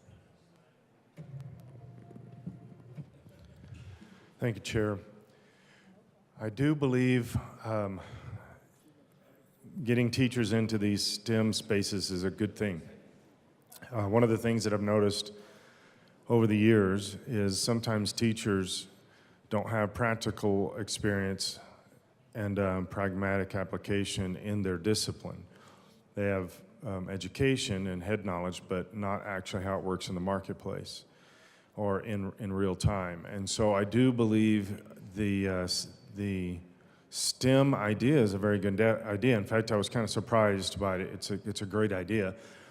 The struggle I have with it is that we're pushing this from the state level. I think, again, this is where the state has jumped in where it doesn't need to be. This is not the state's business. This is each local, again, this is local control. This is local schools, local municipalities. This is their business. How can they do that? How can they push this and guide this and propose this? That it would somehow need for the state to do this, I think is not, I don't think that's the way it should be. Plus, some schools are already doing this. It would need to be something that should come from the local level. That's strongly the way that I look at this. And so because of that, I don't, if this was some kind of maybe a proposal or something like that that the schools could look at that was offered by the state, that's a different thing. I could get behind that. But the fact that we're gonna build this thing, design this thing, and then and it's a state thing, that's where my hesitance is. So the idea is really good. I think it just needs to be more of a opportunity rather than a this is what we're doing from the state level. So I would have to be a no on this bill. Is there any further discussion to House Bill 1198? Seeing none, the question before us is the adoption of House Bill 1198. All in favor, please say aye. All opposed, please say no. House Bill 1198 passes. Mr. Shebo, please read the title of Senate Bill 200. Oh, Senate Bill 283. Senate Bill 283 by Senators Zenzinger and Bridges, also Representatives Byrd and Sirota, concerning mechanisms to utilize federal funding under federal infrastructure-related acts and in connection therewith making an appropriation. Rep. Sirota. Thank you, Madam Chair. I move Senate Bill 283. Give me a second, to the bill. Rep. Byrd. Thank you, Madam Chair, and it is an honor to serve with you. It is truly an honor to serve with you.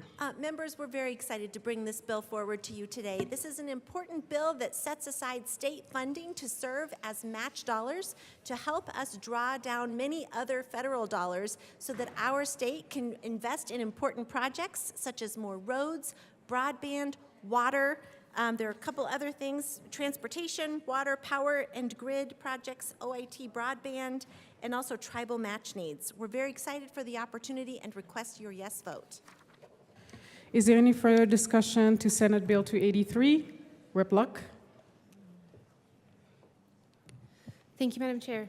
So this funding is coming or connected to the Inflation Reduction Act, which is an ironic name. There's a connection.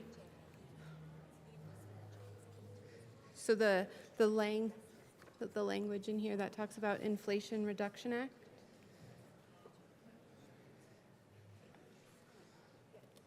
Infrastructure Investment and Jobs Act is on the other part. So I'm just looking at starting from the very beginning. It's a very good place to start, according to one famous singer. So I just wanted to point out that we're in a very interesting place in our country. If you have been following the markets, if you've been following the currency conversations and the push away from the US dollar by many other nations, the fluctuations in our currency and the fact that the dollar is becoming increasingly worthless, much of that has to do with the amount of money in dollars that we have put into the system. So if you think about it, when you go trick-or-treating and you share a family trick-or-treating bag and you come home and you dump out all of the candy on your table, and in that bag were 100 Tootsie Rolls and 1 Snickers bar, what does everyone fight over? They fight over the Snickers bar because it's the only one. It has a greater value because it is unique, because it is rare. There is a similar dynamic that happens when we flood the market with dollars, because then every one of those dollars is actually worth less than it was before. And so that creates a whole host of problems within our economy and within our society. And unfortunately, any monies that are coming out of the federal government right now, regardless of which act it's under, but especially this Inflation Reduction Act, which just cracks me up because it's not about inflation reducing, but it concerns me that we as a state would accept those dollars. In many ways, I think that we should invite the Secret Service to give us permission to burn it on the West Steps so that we can have a better value for our money, because we would have less in circulation. It used to be that it was tied to some tangible item like gold or silver, right, that would actually have inherent value, that it would ensure these kinds of fluctuations didn't happen and would limit a lot of the impacts in the markets. but we no longer recognize that section of the Constitution, those limits of coinage and what that actually meant initially. And so now we have a situation where we're just flooded with dollars and our people are suffering because things are becoming more and more expensive. And we may differ in our understanding of the way economics works, but that's my understanding, and so I cannot support accepting any federal dollars and making the problem, as I see it, worse. So thank you. Further discussion on Senate Bill 283. Seeing none, the question before us is the adoption of Senate Bill 283. All those in favor say aye. Opposed, no. The bill passes. Mr. Schiebel, please read the title to Senate Bill 200. Senate Bill 200 by Senator Winter F., also Representatives Froelich and Harrod, concerning the utilization of automated vehicle identification systems for increased traffic law enforcement by certain jurisdictions and in connection therewith, making an appropriation. Representative Froelich. I move Senate Bill 200, the appropriations and the Transportation, Housing, and Local Gov Committee reports. To the Appropriations Committee report. Representative Harrod. Thank you, Mr. Chair. The appropriations did not appropriate money because we struck the fiscal note. I ask for an aye vote. Further discussion on the Appropriations Committee report. Seeing none, the question before us is the adoption of the Appropriations Committee report. All those in favor say aye. Aye. Opposed, no. The Appropriations Committee report is adopted. To the Transportation, Housing, and Local Government Committee report. Representative Froelich. Thank you very much, Mr. Chair. We had a great conversation and heard some really moving testimony, but we do need to amend the committee report. So I move Amendment L16 and ask that it be displayed. That's a proper motion. We'll get it displayed here in 1 second. Thank you.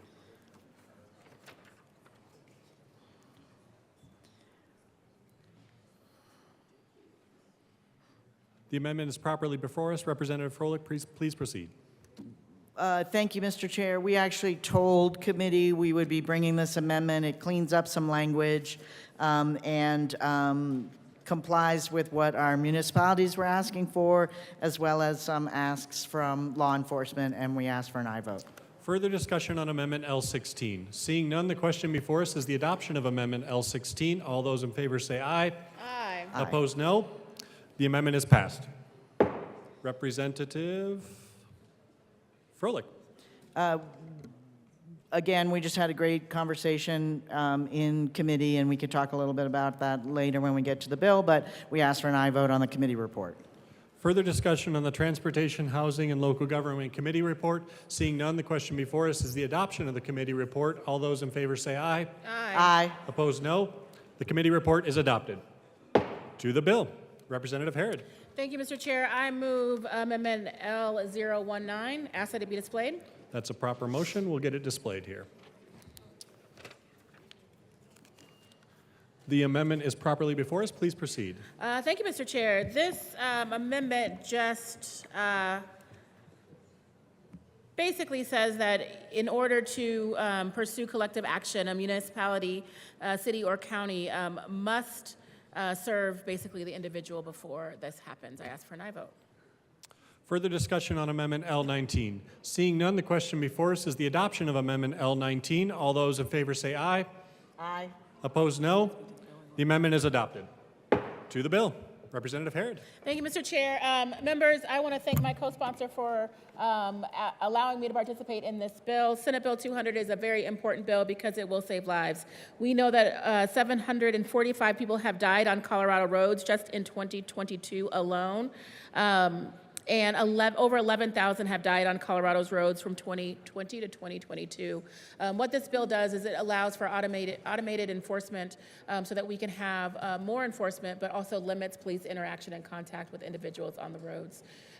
This is a bill that has been carefully crafted, I believe, to support some of the concerns of bicyclists, pedestrians, cities and counties, municipalities, as well as those who are advocates for reform, and I ask for an aye vote. Representative Froelich. Thank you, and thank you, the good representative from Denver. Folks, this comes to us from folks who care about the increase in accident deaths from motor vehicles that are speeding or running red lights. but we also take into consideration the concerns of folks who don't want more interaction with law enforcement. So how do we slow down folks? How do we make people obey traffic while still preserving some civil liberties? And we feel like this is a good way to thread the needle. We've put in a lot of protections in terms of the way the tickets are served. This also, I want to emphasize, is permissive. If a municipality or local government would like to do this because they have a dangerous intersection or a dangerous stretch of road, they can do this. And so, again, permissive, saves lives. We heard really moving testimony of people who had reported over and over and over again that a certain strip of road was dangerous and had lost loved ones, and we would like to avoid that if possible, so we ask for an aye vote. Further discussion on Senate Bill 200. Representative Wilson. Thank you, Mr. Chair. I want to be clear on this bill. Municipalities already have the ability to do this, correct?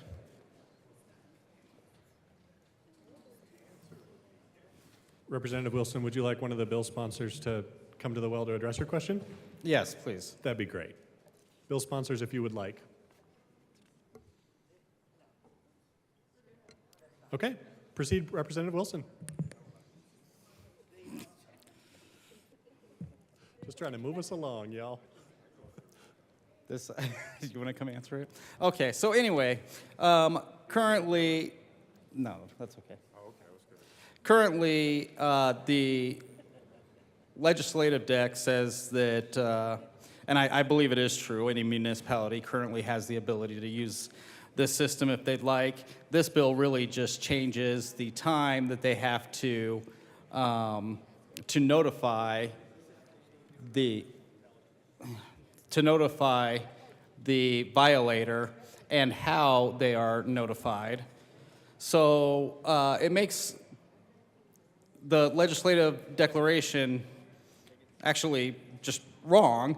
It says that the General Assembly hereby finds and declares that the enforcement of traffic laws through the use of automated vehicle identification systems under this section is a matter of statewide concern. Well, half the cities in Colorado don't even bother using it, so why would that be a statewide concern?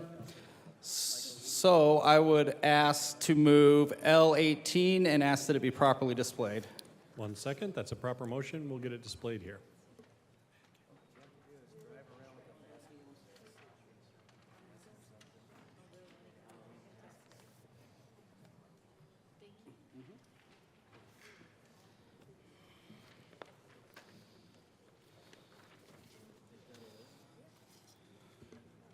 The amendment is properly before us. Please proceed, Representative Wilson. Thank you, Mr. Chair. So all this amendment does is strike the legislative declaration since it's inaccurate and doesn't take anything away. The bill still does the same thing. So I would ask for an aye vote. Further discussion on Amendment L18. Representative Holtorf.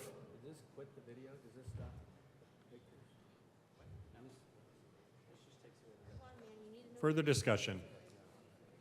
Seeing none, the question before us is the adoption of Amendment L18. All those in favor say aye.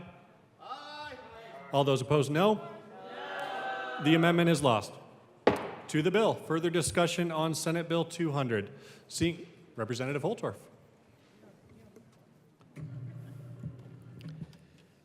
To the Colorado General Assembly, I want to caution everybody. Now, I agree that we need safer intersections, and we need to be able to identify vehicles. But these camera systems are problematic, and I want to explain kind of why. And many of my constituents don't like these cameras because what has happened, now the camera's taking pictures, and if someone else is in the vehicle that isn't that somebody's spouse, then it could be problematic when that thing comes to the house. Now that rhymed, and I just want you to know. Because when that letter shows up, somebody's got to go. I'll be a no. Thank you. Further discussion on Senate Bill 200. Representative Bottoms. Thank you, Mr. Chair. I am not going to make any assumptions by what he just said. I would like to move L017, it's just safety clause, and ask it to be properly displayed. That's a proper motion. 1 second.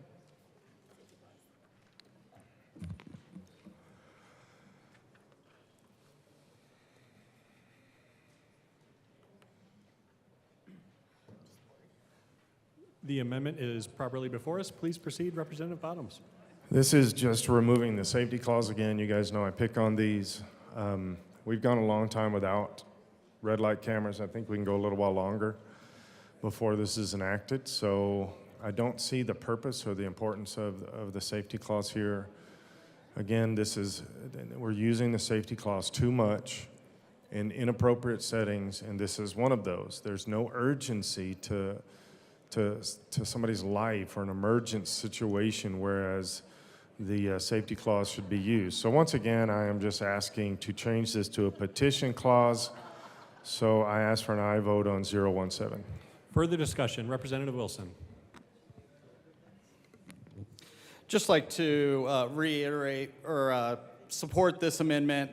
The bill actually even says that this act takes effect upon passage, except for the sections that are already in place, and it doesn't start till June of 2024.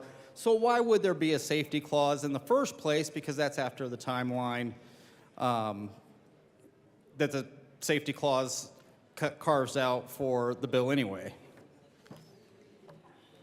Further discussion on Amendment L17. Seeing none, the question before us is the adoption of amendment.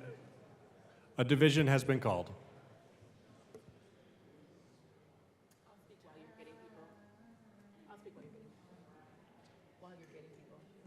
Representative Harrod. Thank you, Mr. Chair. I just asked for a no vote on this amendment, and I want to thank Representative Holtorf as well for his comments earlier. We can talk offline about that, but your concern was one of my concerns with the bill. In response to pedestrian safety, I skewed the other way, and smile at the cameras next time. So, thank you. I asked for a no vote on this amendment.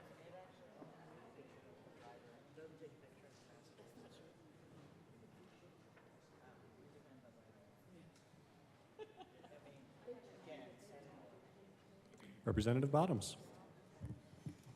I assume we're waiting for all the Democrats to get in here for division. So I want to read this again.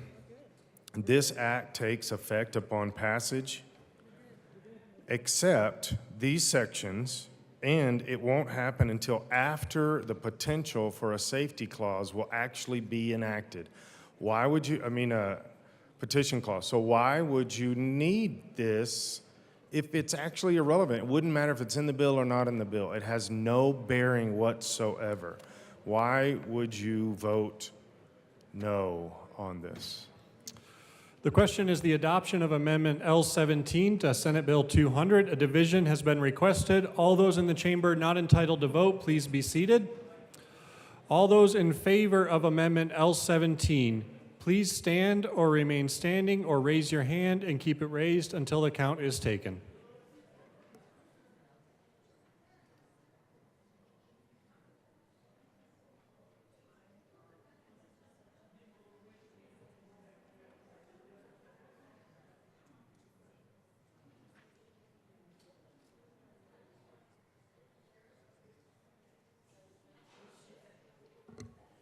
You may be seated.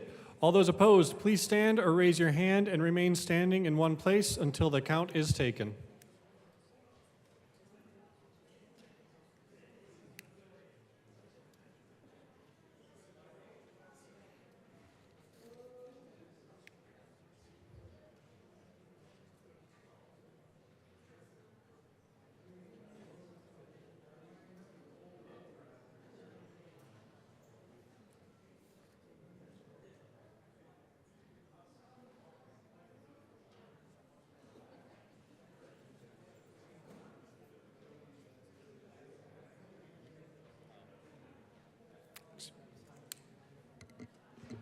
The amendment is lost.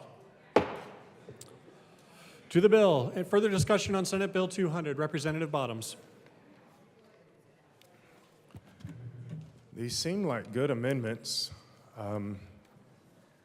especially safety clause that doesn't affect anything. So maybe I'm reading the bill wrong. Maybe this is on me. I'm reading the bill wrong. So I request the bill be read at length. There has been a request for the bill to be read at length.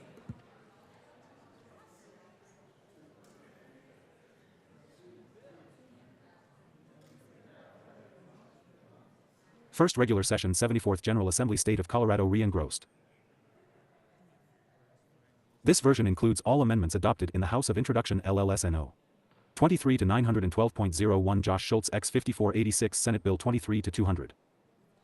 Senate Committees House Committees Transportation and Energy Appropriations. A bill for an act. 101 concerning the utilization of automated vehicle. 102 identification systems for increased traffic law 103 enforcement by certain jurisdictions, and, in 104 connection therewith, making an appropriation. Bill summary. Note, this summary applies to this bill as introduced and does not reflect any amendments that may be subsequently adopted. If this bill passes third reading in the House of Introduction, a bill summary that applies to the re-engrossed version of this bill will be available at http://leg.colorado.gov. The bill changes the deadline by which the state, a county, a city, and county, or a city, jurisdiction, is required to issue and send by mail or other delivery service a notice of violation when a traffic violation is. Senate third reading unamended April 21, 2023. Senate amended second reading April 20, 2023. Senate sponsorship Winter F., Coleman, Cutter, Fenberg, Gonzalez, Hansen, Marchman, Priola. House sponsorship Froelich and Herod. Shading denotes House amendment. Double underlining denotes Senate amendment. Capital letters or bold and italic numbers indicate new material to be added to existing law. Dashes through the words or numbers indicate deletions from existing law. Detected through the use of an automated vehicle identification system, from 90 days after the violation to 30 days after the violation if the motor vehicle involved is registered in the state, or 60 days after the violation if the motor vehicle involved is registered outside of the state. The bill specifies the information required in a notice of violation and a civil penalty assessment notice. If a registered motor vehicle owner, fails to request a hearing to dispute the alleged violation or fails to pay the civil penalty in full by the deadline stated in the notice, the owner waives the right to contest the violation or amount of the penalty, and the jurisdiction is required to enter a final order of liability against the owner. Any appeal of a final order must be brought in the manner required by the jurisdiction for similar appeals. The bill establishes that the owner of a motor vehicle involved in a violation detected through the use of a system, including an owner engaged in the business of leasing or renting motor vehicles, is presumed liable for any civil penalty imposed, but the owner may obtain payment for the penalty from a person that leased or rented the motor vehicle at the time the violation occurred or may avoid liability for the civil penalty if the owner demonstrates that, at the time of the violation, the motor vehicle was leased to another person for a period of more than 1 year. The bill also specifies the methods by which the owner of a motor vehicle involved in a traffic violation may rebut the presumption of liability for the violation. The bill requires a jurisdiction utilizing a system to report unpaid violations to the Department of Revenue, Department. The department shall keep a record of unpaid violations and suspend the registration of the motor vehicle until the penalty is paid or prohibit the title transfer of the motor vehicle. The bill allows the department to collect a $25 administration fee to cover its administration costs. The bill requires a jurisdiction implementing a new system after July 1, 2023, to announce the implementation of the system through its website for at least 30 days prior to the use of the system, and issue only warnings for traffic violations detected by the system for the first 30 days after the system is installed or deployed. The bill allows a municipality to designate all or a portion of a street as an automated vehicle identification corridor within which the municipality may locate a system to detect traffic violations under specified circumstances. The bill permits a jurisdiction to compensate a manufacturer or vendor of system equipment for the value of services provided in -200. Addition to compensating for the value of the system equipment as permitted under current law. The bill imposes restrictions on when photographs may be taken by a system and on access to and use of photographs and video created by systems and requires photographs and videos to be destroyed after a specified period, with certain exceptions. 1. Be it enacted by the General Assembly of the State of Colorado, 2 Section 1. In Colorado Revised Statutes, amend 42-4-110.53 as follows, for 42-4-110.5. Automated Vehicle Identification Systems, 5 Legislative Declaration, Exceptions to Liability, Penalty, Limits on Use 6 of Photographs and Video, Definitions. 1. The General Assembly 7 hereby finds and declares that the enforcement of traffic laws through the 8 use of automated vehicle identification systems under this section is a 9 matter of statewide concern and is an area in which uniform state 10 standards are necessary. 11. 1.4. Nothing in this section applies to the use of 12 automated vehicle identification systems for the purpose of 13 collecting tolls, fees, or civil penalties in accordance with Part 14.5 of Article 4 of Title 43 and Section 43-4-808. 15, 1.5, except for the authorization contained in subsection 1.7 of 16 this section, nothing in this section shall applies to a violation. 17 detected by an automated vehicle identification device system for driving. 18 25 miles per hour or more in excess of the reasonable and 19 prudent speed or 25 miles per hour or more in excess of the 20 maximum speed limit of 75 miles per hour detected by the use 21 of an automated vehicle identification device system. 22, 1.7, A.I., upon request from the Department of Transportation. -3, 200. 1. The Department of Public Safety shall utilize an automated vehicle 2 identification system to detect speeding violations under Part 11 of this 3 article for within a highway maintenance, repair, or construction 4 zone designated pursuant to Section 42-4-614, 1a, if the Department of 5 Public Safety complies with subsections 2 to 6 of this section. And 6. Automated vehicle identification system shall not be used under this 7 subsection 1.7 unless maintenance, repair, or construction is occurring 8 at the time the system is being used. 9. 2. The Department of Public Safety may contract with a vendor 10 to implement this subsection 1.7, including 2, 11a, notify violators, 12b, collect and remit the penalties and surcharges to the 13 State Treasury less the vendor's expenses, 14c, reconcile payments against outstanding violations, 15d, implement collection efforts, and 16e. Notify the Department of Public Safety of unpaid. 17 violations for possible referral to the judicial system. 18.3. If the Department of Public Safety contracts with a vendor, the 19 contract must incorporate the processing elements specified by the 20 Department of Public Safety. The Department of Public Safety may contract 21 with the vendor to notify violators, collect and remit the penalties and 22 surcharges to the State Treasury less the vendor's expenses, reconcile 23 payments against outstanding violations, implement collection efforts. 24. And notify the Department of Public Safety of unpaid violations for 25 possible referral to the judicial system. 26. 4. No notice of violation or civil penalty assessment or 27 summons and complaint or a penalty or surcharge for a violation detected. -4, 200. 1. By an automated vehicle identification system under this subsection, 1.7, 2 shall be forwarded to the department for processing. 3b. The Department of Transportation shall reimburse the 4 Department of Public Safety for the direct and indirect costs of complying 5 with this subsection, 1.7. 6. 2. A municipality may adopt an ordinance authorizing the use of 7 an automated vehicle identification system to detect violations of traffic 8 regulations adopted by the municipality, or the state, a county, a city, and 9 county, or a municipality may utilize an automated vehicle identification 10 system to detect traffic violations under state law, subject to the following 11 conditions and limitations. 12a, deleted by amendment, L. 2002, page 570, section 1, effective May 13, 24, 2002. 14.2. If the state, a county, a city and county, or a municipality 15 detects any alleged violation of a municipal traffic regulation or a traffic 16 violation under state law through the use of an automated vehicle 17 identification system, then the state, county, city and county, or 18 municipality shall serve the penalty assessment notice or summons and 19 complaint for the alleged violation on the defendant no later than 90 days after the alleged violation occurred. If a penalty assessment notice 21 or summons and complaint for a violation detected using an automated 22 vehicle identification system is personally served, the state, a county, a 23 city and county, or a municipality may only charge the actual costs of 24 service of process that shall be no more than the amount usually charged 25 for civil service of process issue, or cause ITS vendor to issue, to the 26 driver of the motor vehicle involved in the alleged violation, by 27 first class mail, or by any mail delivery service offered by an -5, 200.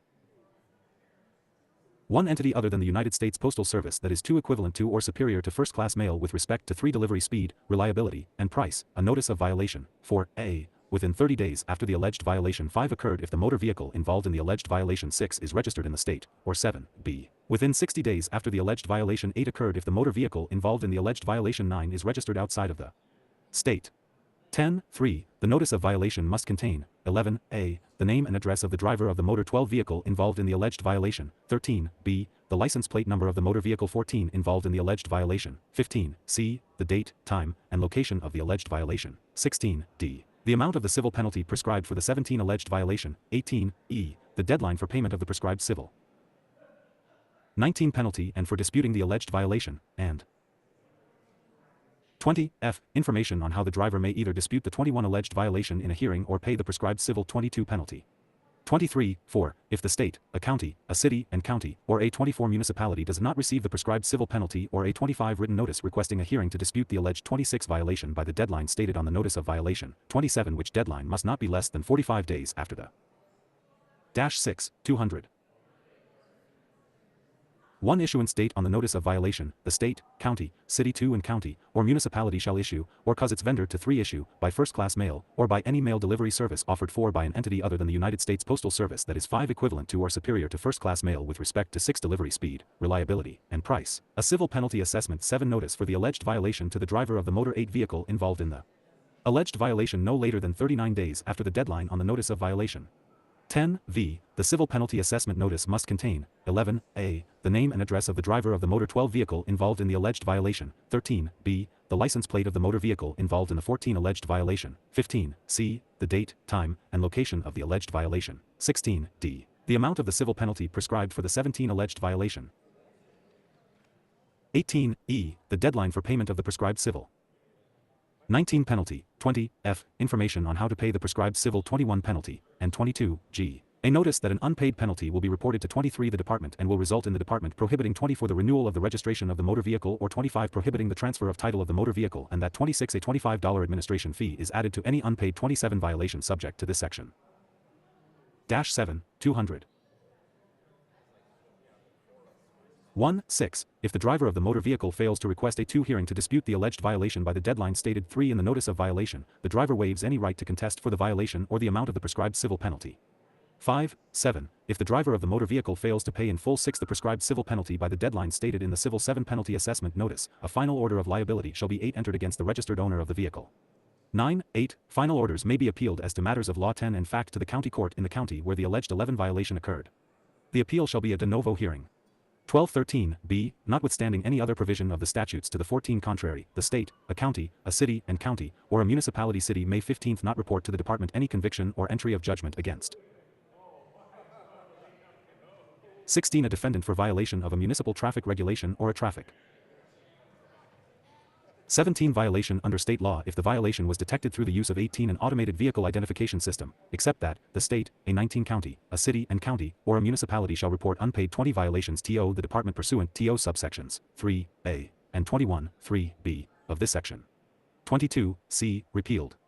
23(d)(i) the state, a county, a city and county, or a municipality 24 city may not use an automated vehicle identification system to detect a 25 violation of Part 11 of this article, Article 4, or a local speed ordinance 26 unless there is posted an appropriate temporary or permanent sign in a 27 conspicuous place not fewer than 300 feet before the area in -8, 200.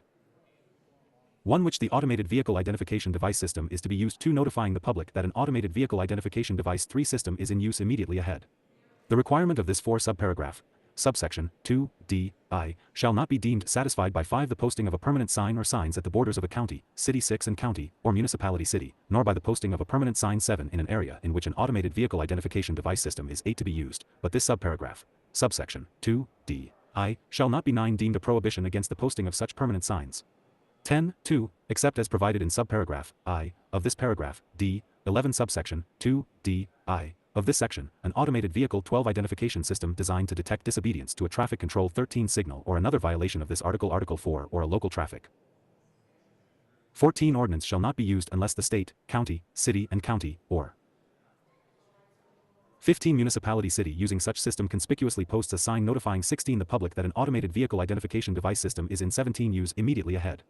The sign shall, 18(a) be placed in a conspicuous place location not fewer than 19,200 feet nor more than 500 feet before the automated 20 vehicle identification system, and 21(b) use lettering that is at least 4 inches high for uppercase 22 letters and 2 9/10 inches high for lowercase letters. 23(e)(i) the state, a county, a city and county, or a municipality may 24th not require a registered owner of a vehicle to disclose the identity of a 25 driver of the vehicle who is detected through the use of an automated 26 vehicle identification system. However, the registered owner may be 27 required to submit evidence that the owner was not the driver at the time. -9, 200. 1 of the alleged violation. If the state, county, city and county, or 2 municipality implements a new automated vehicle identification 3 system after July 1, 2023, that is not a replacement of an 4 automated vehicle identification system, 5(a). The agency responsible for the automated vehicle 6 identification system shall publicly announce the 7 implementation of the system through its website for at least 30 days prior to the use of the system, and 9(b) for the first 30 days after the system is installed 10 or deployed. Only warnings may be issued for violations of a 11 municipal traffic regulation or traffic violation under state 12 law detected by the system. 13(2) A state, county, city and county, or municipality may 14th conduct an extended public information campaign or warning 15 period for systems installed or deployed either before or after July 16, 1, 2023. 17. F. The state, a county, a city and county, or a municipality shall. 18. Not issue a penalty assessment notice or summons for a violation detected. 19. Using an automated vehicle identification system unless, at the time the 20 violation is alleged to have occurred, an officer or employee of the state, 21 the county, the city and county, or the municipality is present during the 22 operation of the automated vehicle identification device, except that this 23 paragraph, F, shall not apply to an automated vehicle identification system 24 designed to detect violations for disobedience to a traffic control signal. 25. G. I. The state, a county, a city and county, or a municipality 26 shall not issue a notice of violation or civil penalty assessment notice 27 or summons for a violation detected using an automated vehicle.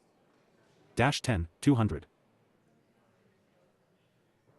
1. Identification system unless the violation occurred within a school zone. 2. As defined in section 42-4-615, within a residential neighborhood, within 3. A maintenance, construction, or repair zone designated pursuant to section 442-4-614, or along a street that borders a municipal park, or along a 5 street or portion of a street that a county or municipality, by 6 ordinance or by a resolution of ITS governing body, designates 7 AS an automated vehicle identification corridor, on which 8. Designated corridor the county or municipality may locate a 9. Automated vehicle identification system to detect violations of 10. A municipal traffic regulation, violations of a county traffic 11 code, or a traffic violation under state law. Before a county or 12 municipality designates an automated vehicle identification 13 corridor, the municipality must 14. A. Post a permanent sign in a conspicuous place not fewer 15 than 300 feet before the beginning of the corridor. 16. And a permanent sign not fewer than 300 feet before. 17. Each camera within the corridor thereafter. 18. B. Illustrate, through data collected within the past 5 years, incidents of crashes, speeding, reckless driving, or 20 community complaints on a street designated as an automated 21 vehicle identification corridor. And 22. C. Coordinate between the local jurisdiction, the 23 Department of Transportation, and the Colorado State Patrol. 24. 2. For purposes of this paragraph, G. AS used in this 25 subsection, 2. G. Unless the context otherwise requires, residential 26 neighborhood means any block on which a majority of the improvements 27 along both sides of the street are residential dwellings and the speed limit. 11. 200. 1 is 35 miles per hour or less. 2. 3. This paragraph, G, shall subsection, 2, G, does not apply 3 to an automated vehicle identification system designed to detect 4 disobedience to a traffic control signal. 5. 4. A county or municipality implementing an automated 6 vehicle identification corridor pursuant to subsection 2, G, I, 7 of this section shall publish a report on ITS website disclosing 8 the number of citations and revenue generated by the 9 automated vehicle identification corridor. 10. 3. A. The department has no authority to assess any points 11 against a license under section 42-2-127 upon entry of a conviction or 12 judgment for a violation of a municipal traffic regulation or a traffic 13 violation under state law if the violation was detected through the use of 14 an automated vehicle identification system. However, for any 15 violation that is unpaid within 60 days after the final 16 disposition of the violation, the department may not shall keep any. 17. Record of such the violation reported by the state, a county, a city 18 and county, or a municipality in the official records maintained by the 19 Department under section 42-2-121 and 20. I. Prohibit the renewal of the registration of the motor 21 vehicle until the civil penalty and the fee assessed pursuant to 22 this section are paid. And 23. 2. Prohibit the title transfer of the motor vehicle until 24 the civil penalty and the fee assessed pursuant to this section 25 are paid. 26. B. A $25 administration fee is added to 27 any unpaid violation subject to this section and the department. 12. 200. 1 is entitled to the $25 administration fee to cover 2 its administration of this section. The state, county, city, and 3 county, or municipality issuing the violation shall disclose the $25 administration fee in the final order of 5 liability. Fees collected pursuant to this section shall be 6 transmitted to the state treasurer, who shall credit the same 7 to the Colorado Drives Vehicle Services account created in 8 section 42-1-211, 2. 9. 4. A. If the state, a county, a city and county, or a municipality 10 detects a speeding violation of less than 10 miles per hour over the 11 reasonable and prudent speed under a municipal traffic regulation or 12 under state law through the use of an automated vehicle identification 13 system and the violation is the first violation by such the driver that the 14 state, county, city and county, or municipality has detected using an 15 automated vehicle identification system, then the state, county, city and 16 county, or municipality shall may mail such the driver a warning 17 regarding the violation, and but the state, county, city and county, or 18 municipality may shall not impose any penalty or surcharge for such 19 first violation. 20. B. I. If the state, a county, a city and county, or a municipality 21 detects a second or subsequent speeding violation under a municipal 22 traffic regulation or under state law by the driver, or a first such 23 violation by the driver, if the provisions of paragraph A of this 24 subsection 4, subsection 4, A, of this section do not apply. Through 25 the use of an automated vehicle identification system, then, except as may 26 be permitted in subparagraph 2 of this. Paragraph B, subsection 27, 4, B, 2, of this section, the maximum penalty that the state, county, -13, 200. One city and county, or municipality may impose for such violation, including any surcharge, is $40. 3, 2, if any violation described in subparagraph I, of this 4 paragraph B, subsection 4, B, I, of this section occurs within a 5-school zone, as defined in section 42-4-615, the maximum penalty that may 6th be imposed shall be doubled. 7, 3, subparagraph I, of this paragraph B, shall subsection 8, 4, B, I, of this section does not apply within a maintenance, 9 construction, or repair zone designated pursuant to section 42-4-614. 10, 4.5, if the state, a county, a city and county, or a municipality 11 detects a violation under of a municipal traffic regulation or traffic 12 violation under state law for disobedience to a traffic control signal 13 through the use of an automated vehicle identification system, the 14 maximum civil penalty that the state, a county, a city and county, or a 15 municipality city may impose for such violation, including any 16 surcharge, is $75. 17, 4.7, if a driver fails to pay a penalty imposed for a violation of 18A municipal traffic regulation or a traffic violation under state 19 law detected using an automated vehicle identification device system, 20 the state, a county, a city and county, or a municipality shall not attempt 21 to enforce such a penalty by immobilizing the driver's vehicle. 22, 5, if the state, a county, a city and county, or a municipality has 23 established an automated vehicle identification system for the 24 enforcement of municipal traffic regulations or state traffic laws, then number 25 portion of any fine collected through the use of such system may be paid 26 to the manufacturer or vendor of the automated vehicle identification 27 system equipment. The compensation paid by the state, county, city and -14, 200. One county, or municipality city for such equipment shall be based upon the two value of such equipment and the value of any services provided to3 the state, county, city and county, or municipality and may not 4 be based upon the number of traffic citations issued or the revenue 5 generated by such equipment or services. 6, 6a, as used in this section, the term automated vehicle 7 identification system means a system whereby 8a, a machine is used to automatically detect a violation of a 9 traffic regulation and simultaneously record a photograph of the vehicle, 10 the operator of the vehicle, and the license plate of the vehicle, and 11, b, 2, a notice of violation or civil penalty assessment 12 notice or summons and complaint is may be issued to the registered 13 owner driver of the motor vehicle. 14, b, automated vehicle identification system includes a 15 system used to detect a violation of part 11 of this article 4 or 16 a local speed ordinance, a system used to detect violations of 17 traffic restrictions imposed by traffic signals or traffic signs, 18 and a system used to detect violations of bus lane or bicycle 19 lane restrictions. 27, the state, county, city and county, or municipality 21 and any vendor operating an automated vehicle identification 22 system shall, unless otherwise provided in this section, 23a, program the automated vehicle identification system 24 to retain data only when a violation of a municipal traffic 25 regulation or traffic violation under state law occurs. 26b, treat all photographs and video collected by the 27 automated motor vehicle identification system as confidential. -15, 200.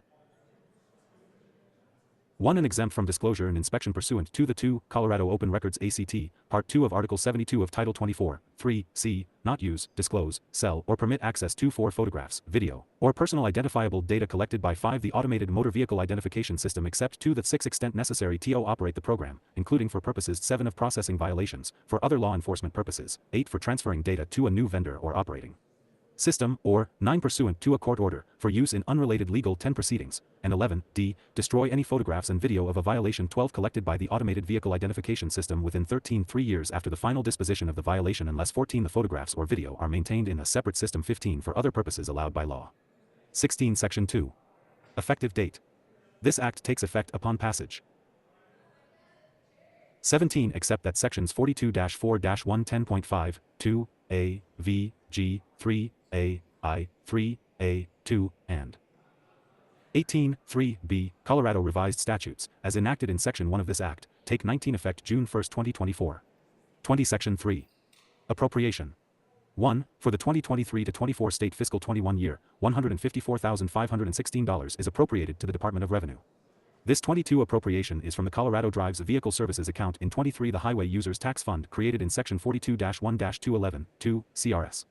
To 24 implement this act, the department may use this appropriation as follows. 25, a, $133,280 for drives maintenance and support, and 26B, $21,236 for the purchase of information technology services.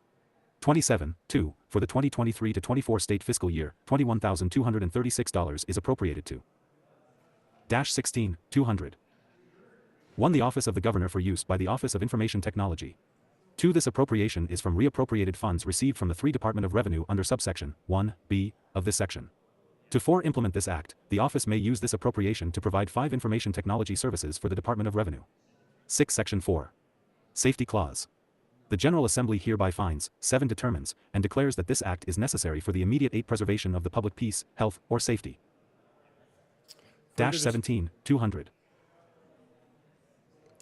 Further discussion on Senate Bill 200. Representative Luck. Thank you, Mr. Chair. So I am concerned about creating a surveillance state. I think that there are a number of movies that tell us the dangers of such things. And so I know that there seem to be some guardrails, but I would like to increase the height of one of those guardrails by adding in a little bit more qualifying language. And so I move L021 and ask that it be displayed. That is a proper motion. We'll get the amendment displayed.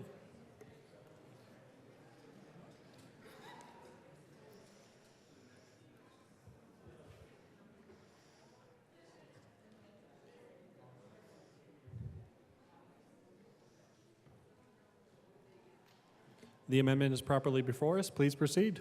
Thank you, Mr. Chair.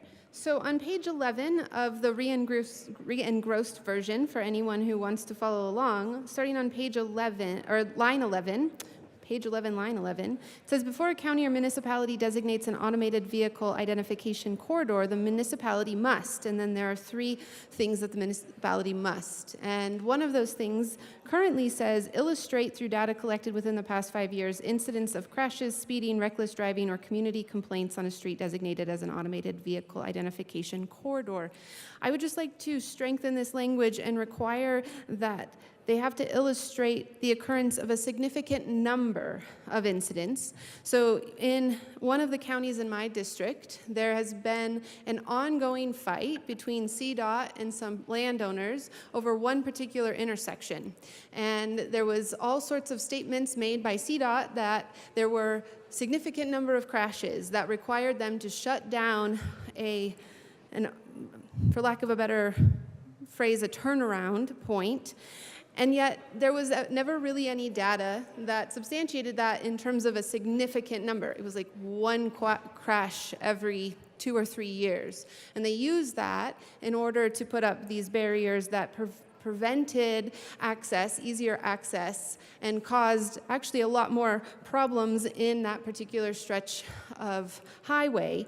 And so I would want to make sure that no municipality can say, hey, there's been 1 crash or 2 speeding tickets or a handful of reckless driving over the last 5 years. There should be a standard that requires a significant number to justify us surveilling to a greater extent our citizenry, and so I ask for an aye vote. Thank you. Further discussion on Amendment L21. Representative Harrod. Thank you, Mr. Chair. I ask for a no vote. Seeing no further discussion, the question before us is the adoption of Amendment L21. All those in favor say aye. All those opposed, no. No. The amendment is lost. To the bill, further discussion on Senate Bill 200. Representative DeGraff, go for it.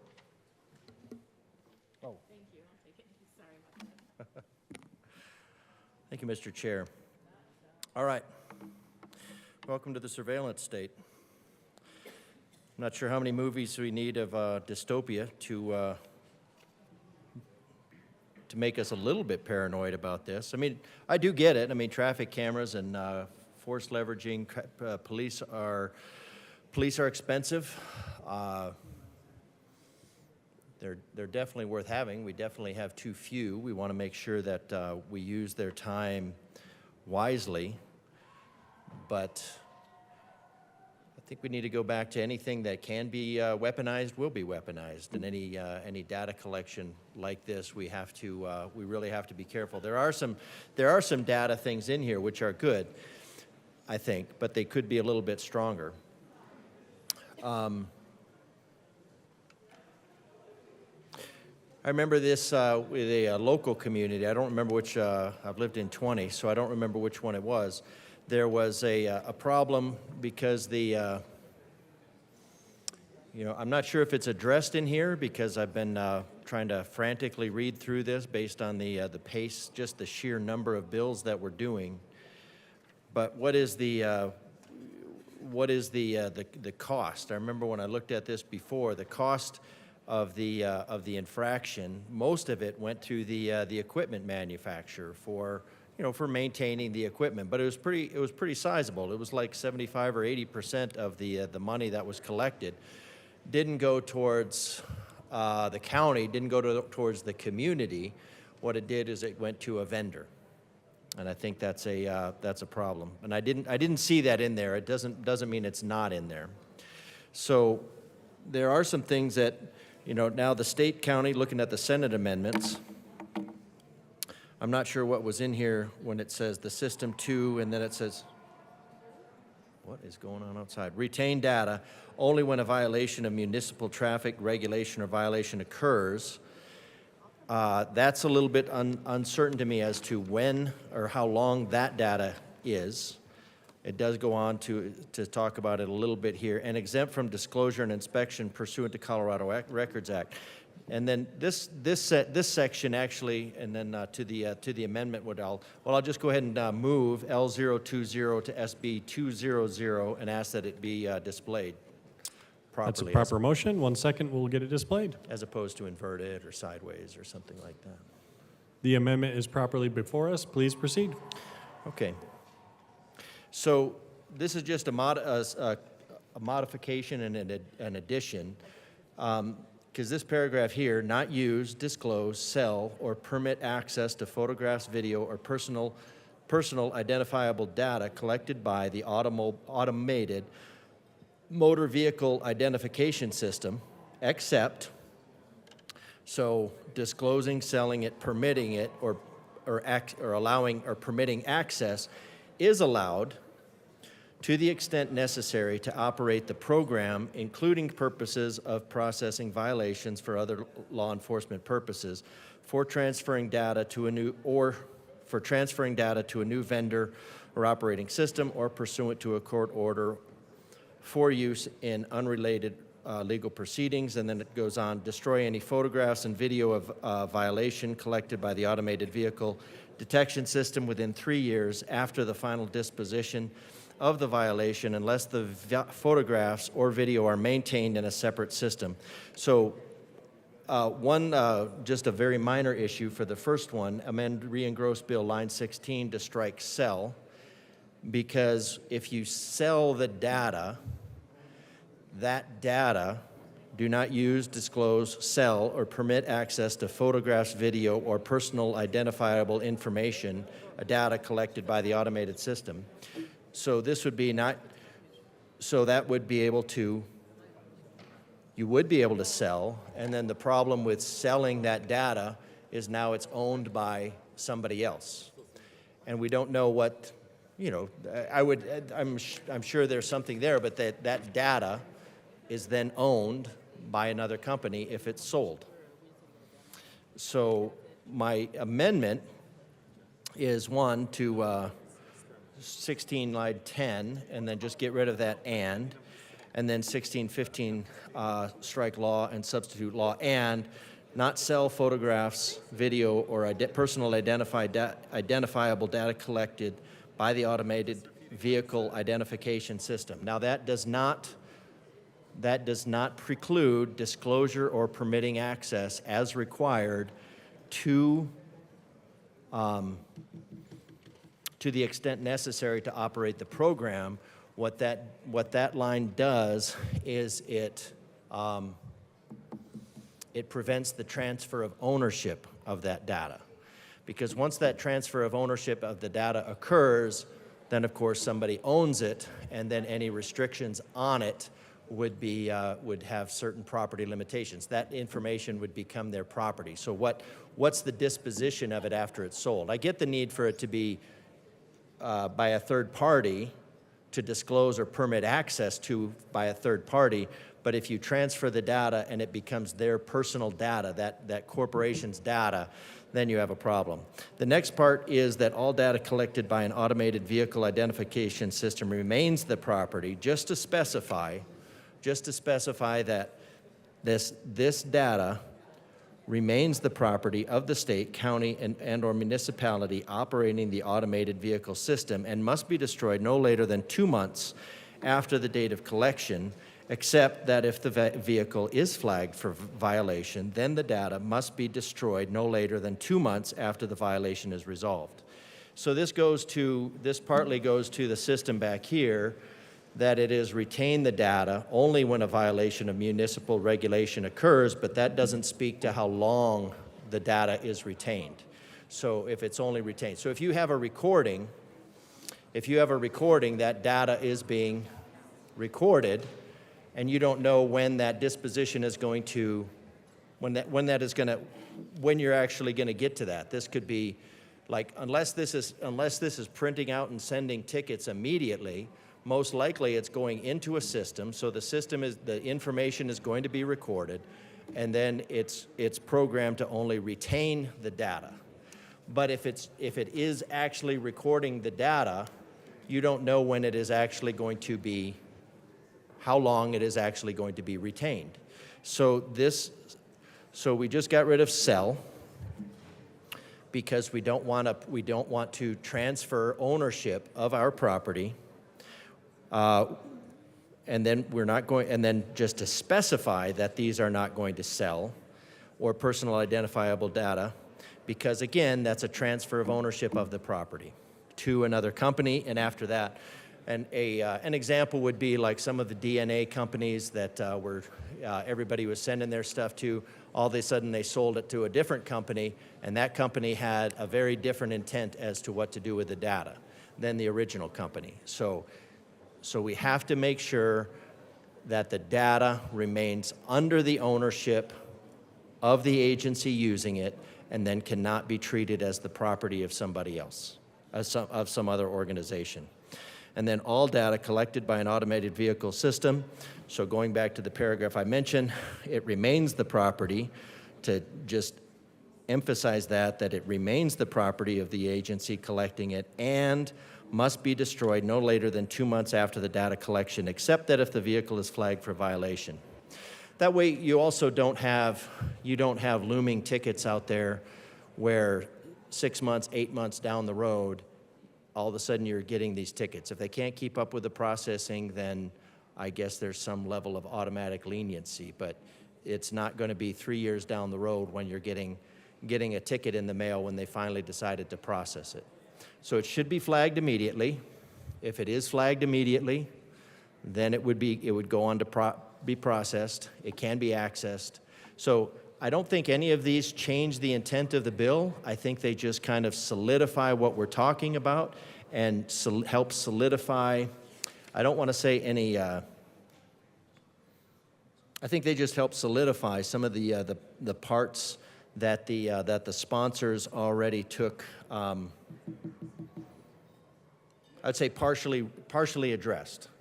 They partially addressed them. This is obviously a concern of the sponsor, and this was just something I would like to see tightened up a little bit so that we don't have our data, one, being sold and becoming the property of somebody else, and then two, we just have this ongoing hammer that can be used against us. Just basically put a statute of limitations on the government as to when these infractions can occur, because otherwise you could really retain the data almost indefinitely until, and then only retain the data after it's been flagged. So this just puts a definite period at the end of the sentence as to when the data can be maintained. So I think it's in keeping with the intent of the bill. So with that, I would request an aye vote. Further discussion on Amendment L20. Representative Harrod. Thank you, Mr. Chair. I ask for a no vote. Seeing no further discussion, the question before us is the adoption of Amendment L20. All those in favor say aye. Opposed, no. The amendment is lost. To the bill, further discussion. Representative Leader.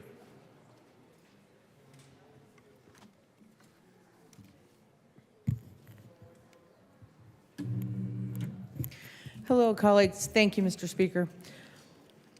Chair. Colleagues, I was a sub in this committee, and I listened to the heart-wrenching stories of the people who have lost loved ones, and my heart absolutely goes out to them. But however, I do not believe this is the bill that fixes that. This bill does not have due process in it. It sets it up for cash-strapped individual municipalities that are responsible for placing these cameras. And then, are they going to calibrate them? And will they be mandated to do that also? Will they have to pay to defend the speed cameras when they're challenged in court? 3, there's also a third-party vendor who receives this information. There is nothing about the chain of command over our personal information, especially with identity theft running so rampant. This will definitely impact lower-income people because this mailed ticket goes directly to them, automatic authority if they don't get it in the mail. If they don't pay it, they can't afford to pay it, then it's going to stop them from being able to renew their plates, which they use their vehicle to get to work. She said there may have been an amendment on that. My apologies if I've missed that. So this is, that'll impact their transportation. America and the world needs to slow down when it comes to the implementation of AI. So this is just another step, in my opinion, to advance that. And anything that says automated vehicle identification system in the title scares me to death, and it's a bad bill. Vote no. Thank you. Further discussion. Representative Soper. Thank you, Mr. Chair. I have just a question for the bill sponsors.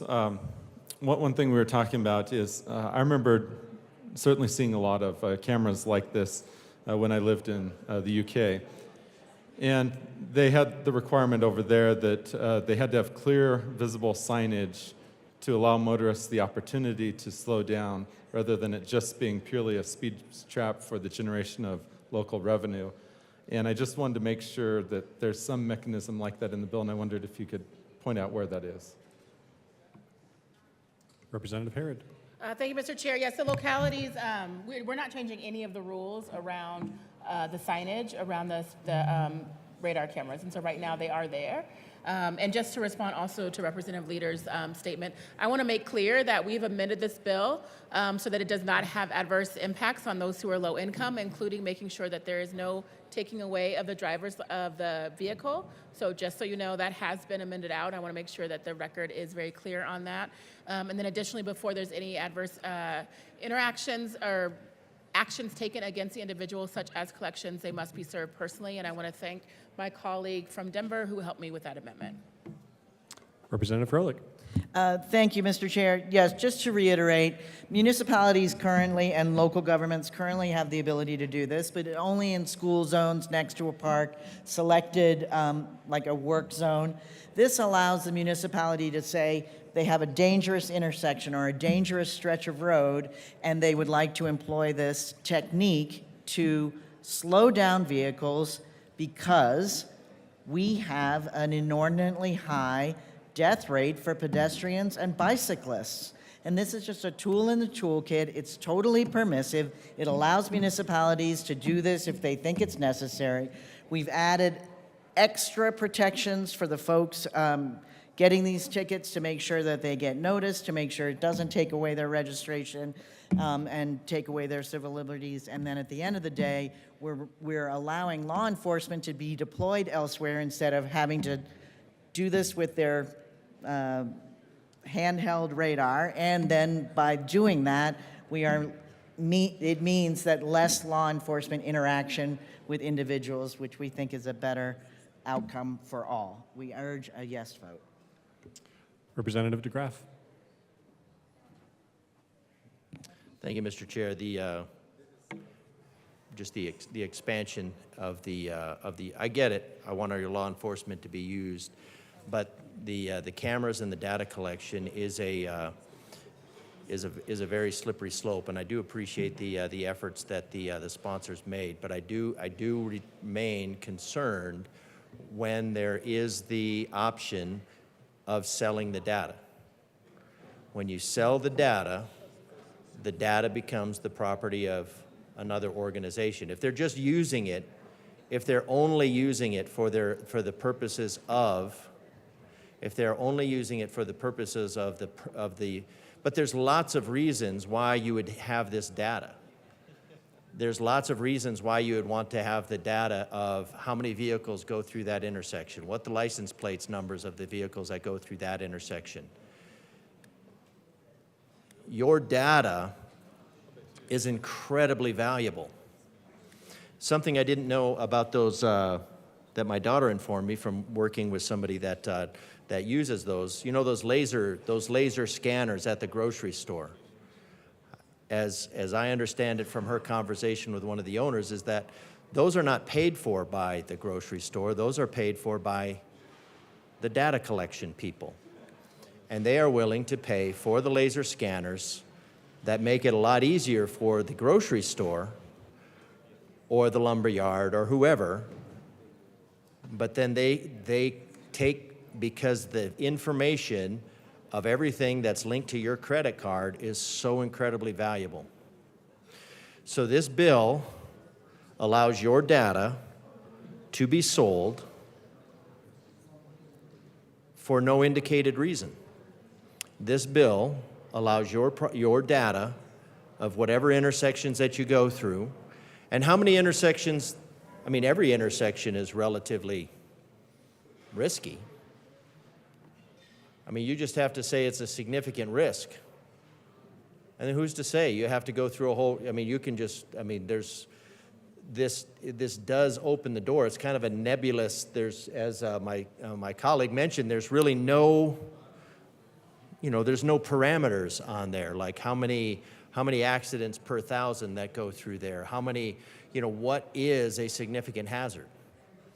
I mean, you can start putting these things everywhere that you give a significant hazard. They do cost, but they are revenue generators. So there's a perverse incentive to do these, and there's definitely a perverse incentive because the data that is collected is valuable. And this bill allows your data of where you drive, when you drive through that intersection, what time you drive through that intersection, with whom you drive through that intersection. It allows all of that data to be collected, and it allows all that data to be sold. And when you get down to it, I think it said, what did it say, 3 years. So that data can be accessed for 3 years and in perpetuity by whoever happens to buy the data. So they could buy the data. That data could be sold for the purposes of executing the program, but once they own the data, what are they going to do with it after that?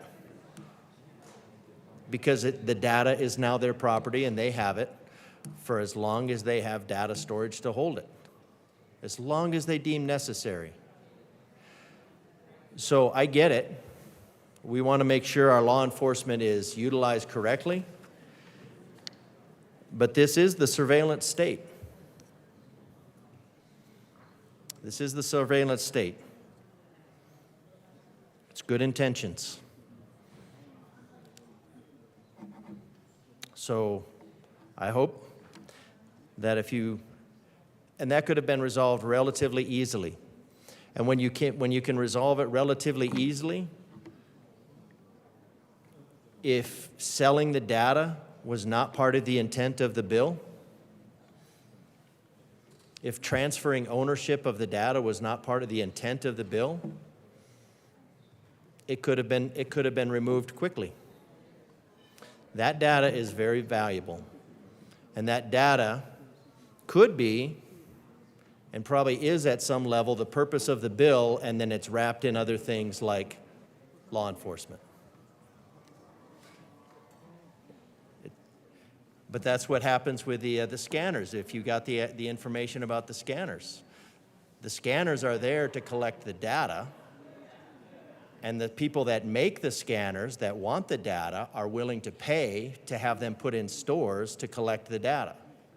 So if you want data about everywhere, about everything where everybody is going at any time, you just start deploying these. But the only way you can deploy them is if you have coordination or permission from the municipality. So in order to get the data, you attach a law enforcement. So I'm going to question what's the actual intent of the bill, actually.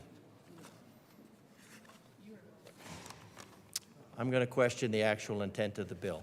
Is it law enforcement with some data collection that's sold so the county can make some extra money on it? Or is it data collection with a little bit of law enforcement thrown on top of it? At the risk of either one, because selling the data is part and parcel and was specifically denied to be removed from this bill. So selling the data, if it's not the primary purpose of this bill, is a significant purpose of this bill. So if you value any level of privacy from the surveillance state, I recommend a no vote on this bill. Further discussion on Senate Bill 200. Seeing none, the question before us is the adoption of Senate Bill 200 as amended. All those in favor say aye.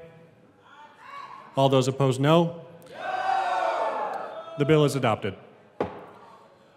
Mr. Schiebel, please read the title to Senate Bill 31. Senate Bill 31 by Senators Danielson and Cutter, also Representatives Tatone and Lindsay, concerning improving older Coloradans' access to trained geriatric specialist healthcare providers and in connection therewith, making an appropriation. Representative Tatone. Thank you, Mr. Chair. I move Senate Bill 31 and the appropriations report. There is no Appropriations Committee Okay, report. We'll just go great. right to the bill. All right. So Senate Bill 31.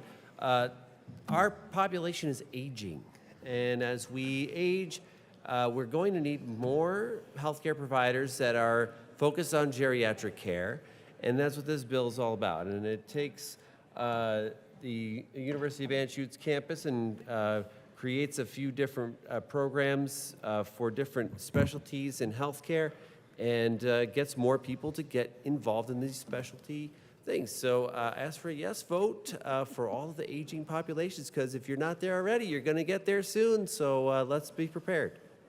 Representative Lindsay.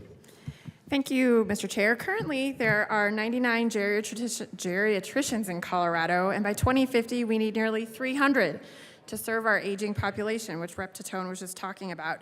And this statistic is even worse for rural Coloradans. 50% of the population, 75 years and older, lives in rural areas, and only 10% of geriatric specialists serve these areas. Colorado's current state plan on aging, #1 goal is that older Coloradans have opportunities to remain active, healthy, engaged, and independent. We can't fulfill this goal if older Coloradans do not have access to properly trained geriatric healthcare clinicians.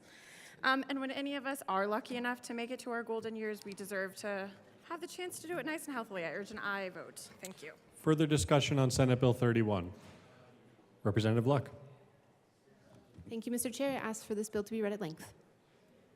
There has been a request for the bill to be read at length.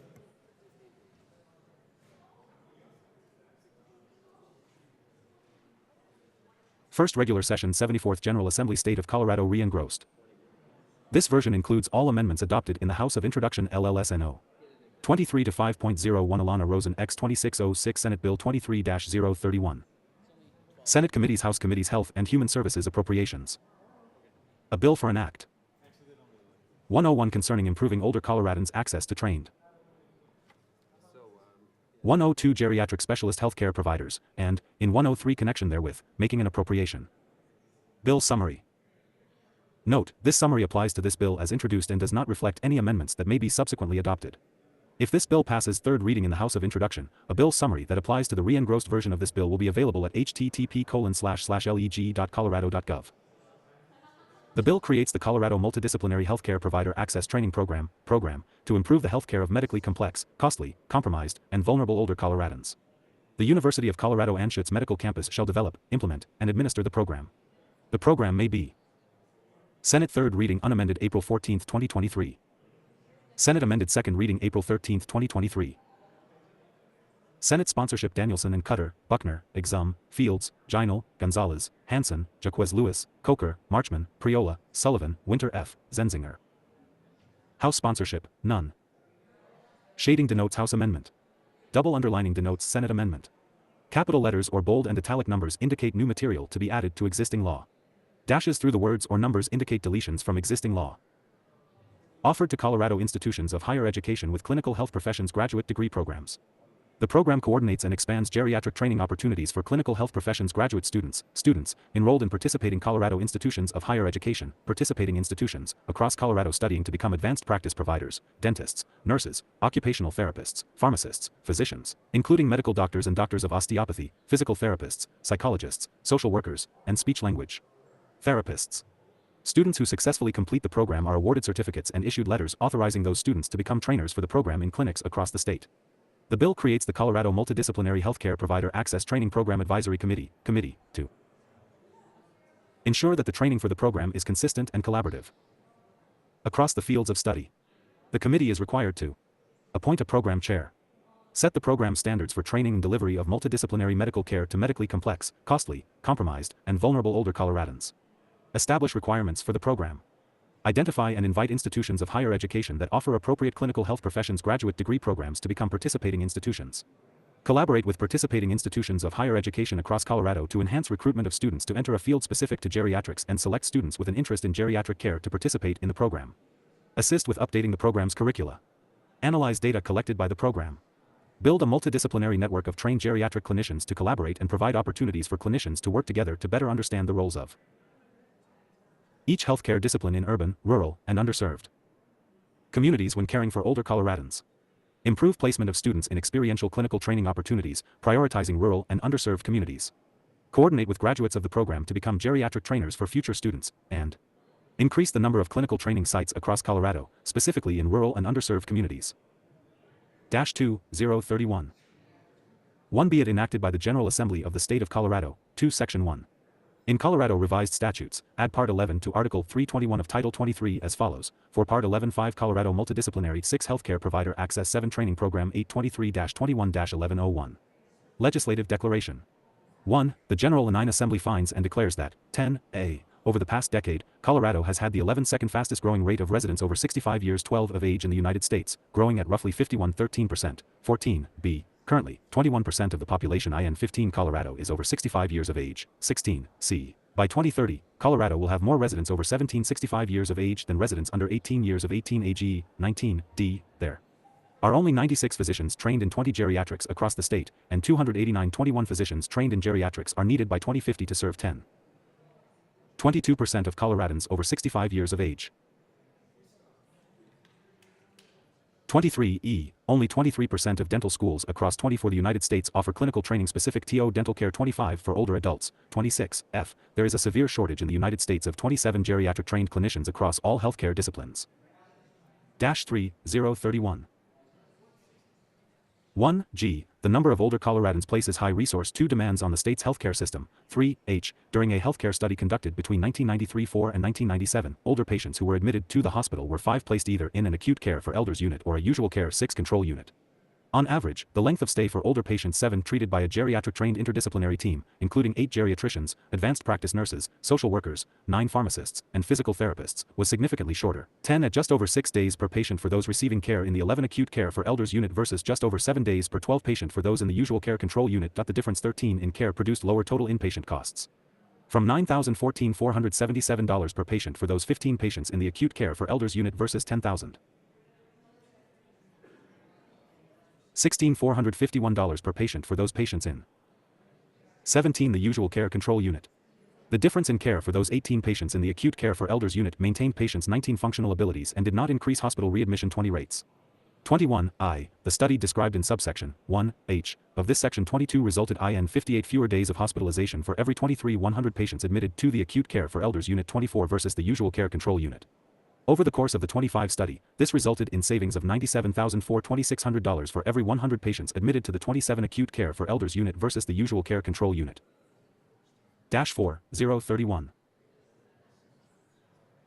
1J. Hospital readmission rates for patients released from 2 hospitals with acute care for elders units were nearly 10.3% less compared to readmission rates for patients 4 released from hospitals without acute care for elders units. 5K. Colorado accounts for 12% of the national 6 Medicare budget as measured by Medicare Part A or Part B 7 program payments. Payments from the Medicare program for 8 Colorado equal $4,580,049,509, which covers 528,000 Medicare enrollees. 11L. Medicaid covers 1 in 5 Americans and accounts for 17% of the national health expenditures. 13. Medicaid spending growth is expected to be a substantial 14 contributor to national health spending increases over the next 10 years, primarily due to a population of older adults 16 who are enrolling in Medicaid with long-term services and 17. Supports and healthcare needs. 18.2. Therefore, the General Assembly declares that by 19 establishing a multidisciplinary healthcare provider access 20 training program to train and support clinical health 21 professions graduate students in advanced practice provider 22 programs, dentistry, medicine, including osteopathic medicine, 23 nursing, occupational therapy, pharmacy, physical therapy, 24 psychology, social work, and speech language therapy, future 25 clinicians trained specifically in geriatrics will better meet the 26 needs of medically complex, costly, compromised, and 27 vulnerable older Coloradans. The multidisciplinary Dash 5031. One healthcare provider access training program is core to the 2 future expansion of multidisciplinary geriatric practices among 3 each healthcare discipline. Meeting the needs of Colorado's for older adults will save the state millions of dollars in 5 healthcare costs each year. The General Assembly further 6 declares that collaboration between participating institutions 7 of higher education, communities, and healthcare providers 8 will allow Colorado to provide the highest standard medical 9 care to medically complex, costly, compromised, and vulnerable 10 older Coloradans and to better fill the present and future need 11 for geriatric care in urban, rural, and underserved communities 12 across the state. 1323-21-1102. Definitions. As used in this Part 11, unless the 14 context otherwise requires. 15.1. Clinical Health Professions Graduate Degree 16 program means a program of study that prepares graduate 17 students to become healthcare professionals. 18.2. Clinical Health Professions Graduate Student or 19. Student means a clinical health professions graduate student 20 studying at a participating institution of higher education who 21 is training as an advanced practice provider, dentist, nurse, 22 occupational therapist, pharmacist, physical therapist, 23 physician, including a medical doctor or doctor of osteopathy, 24 psychologist, social worker, or speech language therapist. 25. 3. Colorado Multidisciplinary Healthcare Provider 26 Access Training Program or program means the Colorado 27 Multidisciplinary Healthcare Provider Access Training Program. Dash 6031. 1. Created in Section 23-21-1103. 2. 4. Colorado Multidisciplinary Healthcare Provider 3 Access Training Program Advisory Committee, or Committee, for means the Colorado Multidisciplinary Healthcare Provider 5 Access Training Program Advisory Committee created in Section 623-21-1104. 7. 5. Participating Colorado Institution of Higher 8 Education means a private or public institution of Higher 9 Education that offers clinical health professions graduate 10-degree programs and participates in the Colorado 11 Multidisciplinary Healthcare Provider Access Training Program. 1223-21-1103. Colorado Multidisciplinary Healthcare Provider 13 Access Training Program, created. 1. There is created the 14 Colorado Multidisciplinary Healthcare Provider Access 15 Training Program located at the University of Colorado 16 Anschutz Medical Campus. The purpose of the program is to 17 develop, implement, and administer geriatric training. 18 opportunities that will attract clinical health professions. 19 graduate students from participating Colorado institutions of 20 higher education who are studying in the graduate fields of 21 advanced practice provider programs, dentistry, medicine, 22 including osteopathic medicine, nursing, occupational therapy, 23 pharmacy, physical therapy, psychology, social work, or 24 speech language therapy to geriatric training opportunities. 25. 2A. Beginning in state fiscal year 2024 to 25, the 26 committee, program chair appointed pursuant to section 2723-21-1104, 2A, or the program chair's designee, and Dash 7031. 1. Participating institutions of higher education throughout 2 Colorado shall select 2 clinical health professions graduate 3 students per year from each field of study described in 4 subsection 2B of this section to participate in the program's 5 geriatric clinical training opportunities. The committee, in 6 collaboration with the participating institutions of higher 7 education, shall place students in geriatric clinical settings for 8 hands-on experiential training. The committee shall create a 9-rotation schedule to allow students enrolled in participating 10 institutions of higher education that offer the same clinical 11 health professions graduate degree programs to participate in 12 the program's clinical training opportunities. 13b, 2 students from each of the following fields of 14 study are included in the program. 15i, advanced practice provider programs. 16.2, dentistry. 17.3, medicine. 18.4, nursing. 19v, occupational therapy. 20.6, osteopathic medicine. 21.7, pharmacy. 22.8, physical therapy. 23.9, psychology. 24x, social work, and 25.11, speech-language therapy. 26.3, the program is encouraged to provide updated training 27 each year for students, geriatric-trained faculty, and -8.031. 1 healthcare providers to review new patient-centered geriatric 2 approaches, innovations, technologies, new clinical healthcare 3 processes to care for older adults, team training exercises, and 4 leadership training. 5.4, the program chair, or the program chair's designee. 6 shall collaborate with participating institutions of higher 7 education and healthcare providers to place students in 8 geriatric clinical settings for hands-on experiential training. 9.5, the program chair, or the program chair's designee. 10 shall award a certificate to a student who successfully 11 completes the program. The program chair, or the program 12 chair's designee, shall issue a letter to a student who 13 successfully completes the program authorizing the student to 14 become a trainer for the program in a clinic in the state. 15.6, the program chair, or the program chair's designee. 16 shall gather data on the following. 17a, the number of students participating in the program. 18 from each participating institution of higher education. 19b, the number of students who successfully complete the 20 program. 21c, the subsequent locations and job placements of 22 program graduates. 23d, the number of program graduates who become 24 trainers. And 25e, the description of facilities where program graduates 26 become trainers. 2723-21-1104. Colorado Multidisciplinary Healthcare Provider. -9031.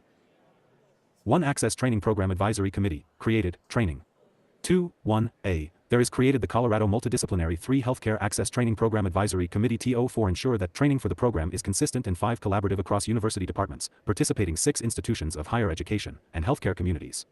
7b, on or before July 1, 2023, the committee shall convene 8 and consist of the program chair appointed pursuant to 9 subsection 2a of this section and members including but not 10 limited to 1 representative from 11i, an advanced practice provider program. 12.2, a department of psychology. 13.3, a nursing program. 14.4, an occupational therapy program. 15v, a physical therapy program. 16.6, a school of dental medicine. 17.7, a school of medicine. 18.8a. School of Osteopathic Medicine. 19.9, a School of Pharmacy. 20x, a social work program, and 21.11, a speech-language therapy program. 22.2a, on or before December 1, 2023, the committee shall, 23i, appoint a program chair. 24.2, set the program standards for training and delivery. 25 of medical care TO medically complex, costly, compromised, and 26 vulnerable older Coloradans. 27.3, establish the requirements for the program, and -10.031. 1.4, identify and invite private or public institutions of 2 higher education that offer appropriate clinical health 3 professions graduate degree programs to become participating for institutions of higher education. 5b, in addition to the duties set forth in subsection 2a, 6 of this section, the committee shall, 7i, collaborate with the program chair, or the program 8 chair's designee, and participating institutions of higher 9 education to select students who have an interest in geriatric 10 care TO participate in the program. 11.2, analyze the data collected in section 23-21-1103, 6, 12.3, build a multidisciplinary network of trained 13 geriatric clinicians to collaborate and provide opportunities. 14 for clinicians to work together to better understand the roles. 15 of each healthcare discipline in urban, rural, and underserved 16 communities when treating older Coloradans. 17 for improve placement of clinical graduate students in 18 experiential clinical training opportunities, prioritizing rural 19 and underserved communities. 20v, coordinate with graduates of the program to become 21 trainers for future students, and 22.6, increase the number of clinical training sites across 23 Colorado, specifically in rural and underserved communities. 2423-21-1105. Reporting. 1. By July 1, 2025, and no later 25 than July 1 each year thereafter, a representative of the 26 program shall submit a report containing the data collected. 27 pursuant to section 23-21-1103, 6, and recommendations for -11.031. 1. Legislative or regulatory changes to facilitate effective 2. Implementation of the program to the Health and Human Services 3 Committee of the Senate, the Health and Insurance Committee for the House of Representatives, or their successor committees. 5.2. Notwithstanding Section 24-1-136, 11a, I, the 6 reporting requirement in this section continues indefinitely. 7. Section 2. In Colorado Revised Statutes, 23-3.3-103, add 12, 8 as follows, 923-3.3-103. Annual Appropriations, repeal. 12. The 10 provisions of subsection 1 of this section concerning 11 appropriations for student financial assistance pursuant to this 12 Article 3.3 do not apply to appropriations made pursuant to Part 1311 of Article 21 of this Title 23 for the Colorado 14 Multidisciplinary Healthcare Provider Access Training Program. 15. Section 3. In Colorado Revised Statutes, 23-18-308, add 16, 1, K, as follows, 1723-18-308. Fee-for-service contracts, limited purpose, repeal. 18, 1, subject to available appropriations, the department shall enter into 19 fee-for-service contracts for the following purposes. 20, K, the Colorado Multidisciplinary Healthcare Provider 21 Access Training Program created in Section 23-21-1103. 22. Section 4. Appropriation. 1. For the 2023-24 state fiscal 23 year, $784,269 is appropriated to the Department of Higher Education. This 24 appropriation is from the general fund. To implement this act, the 25 department may use this appropriation for the College Opportunity Fund 26 program to be used for limited purpose fee-for-service contracts with 27 state institutions. 12-031.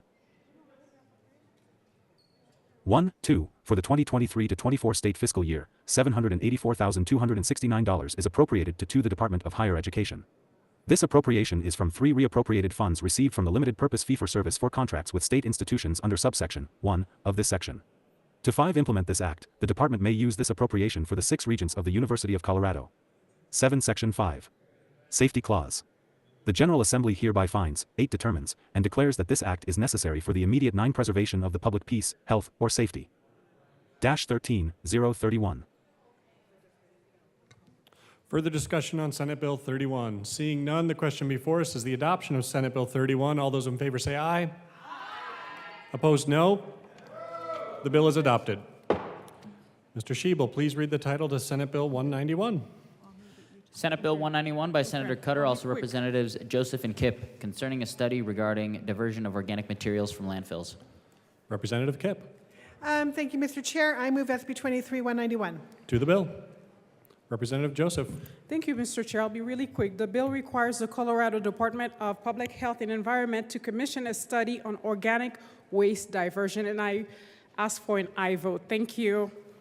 Further, Representative Kipp. 37% of our stuff going into landfill could be diverted. Let's do that. Please vote yes.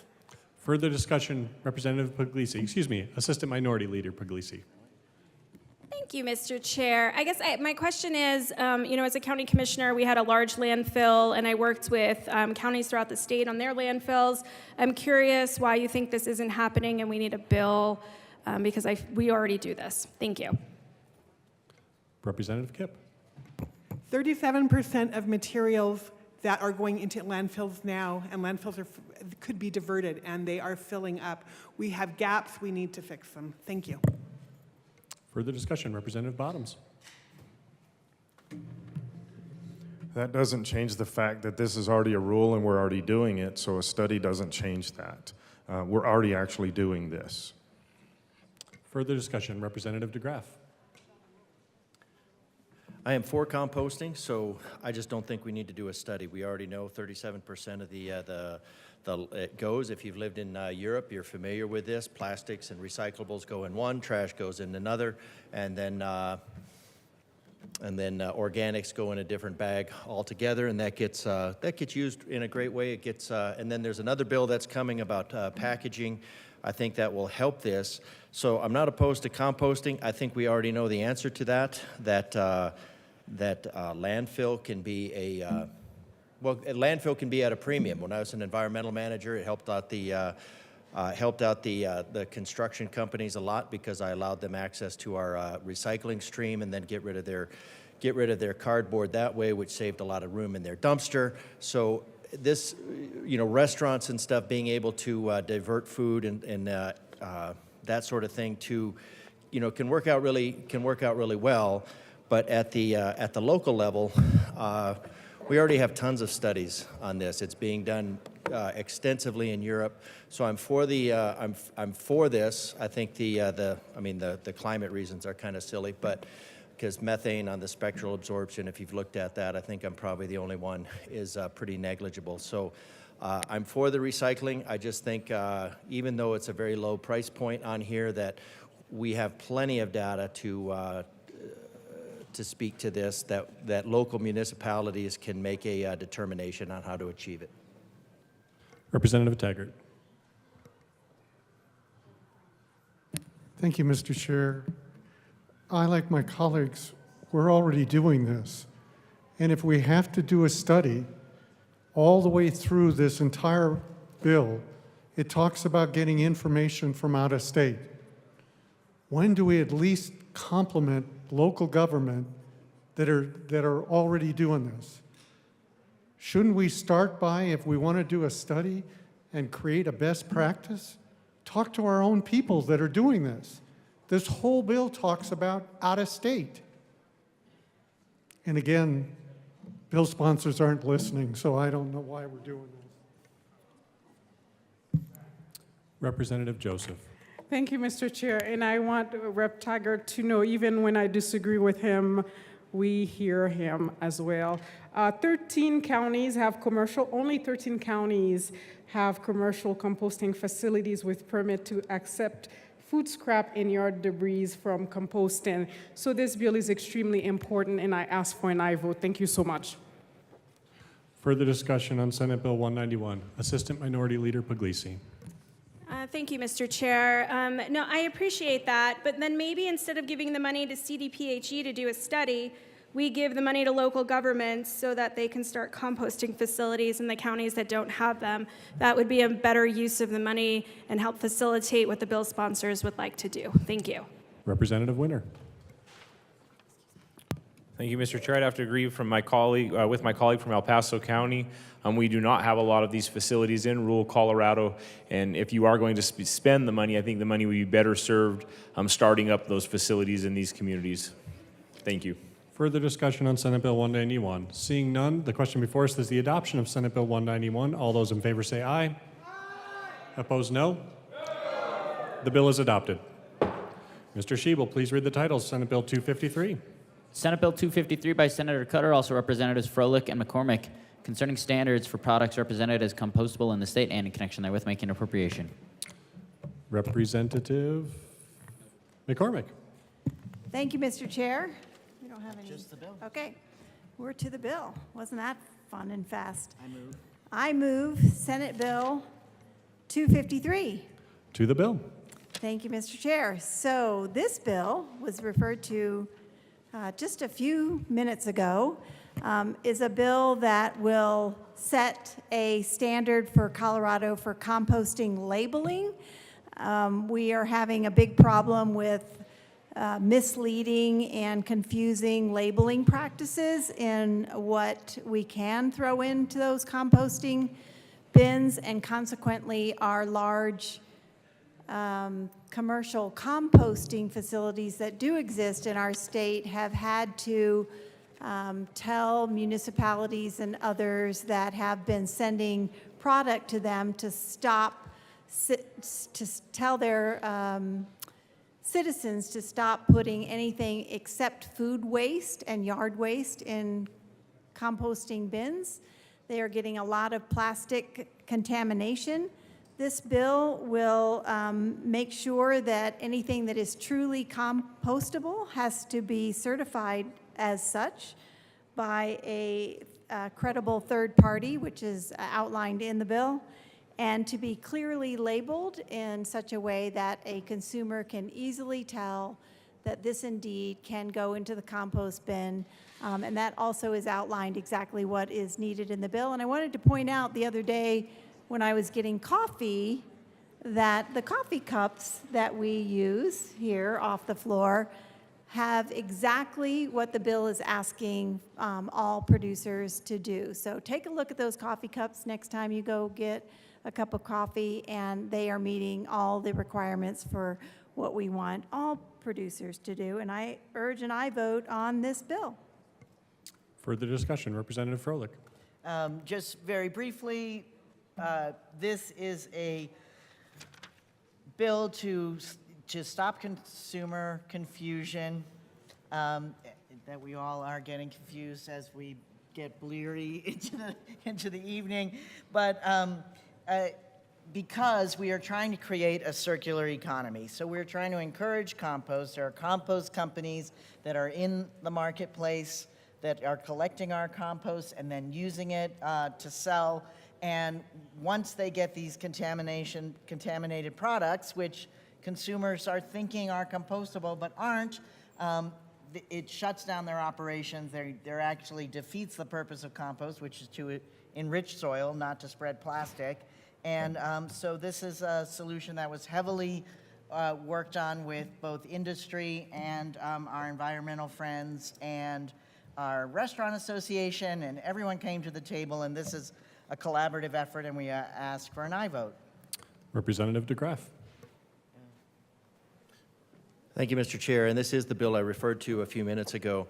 And from reading through this and then talking to the sponsors, it is entirely voluntary that anybody will participate in this. There's no mandated. It just means that if you are going to participate, if you are going to have a label on it, it has to be specific. It can't be confused improperly. And now, methane just goes beyond CO2 in a complete misunderstanding of the spectral absorption, but that's not important right now.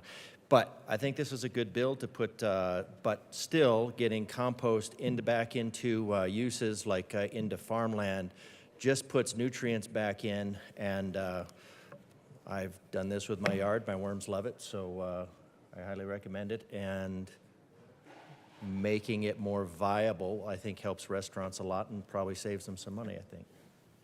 Further discussion on Senate Bill 253.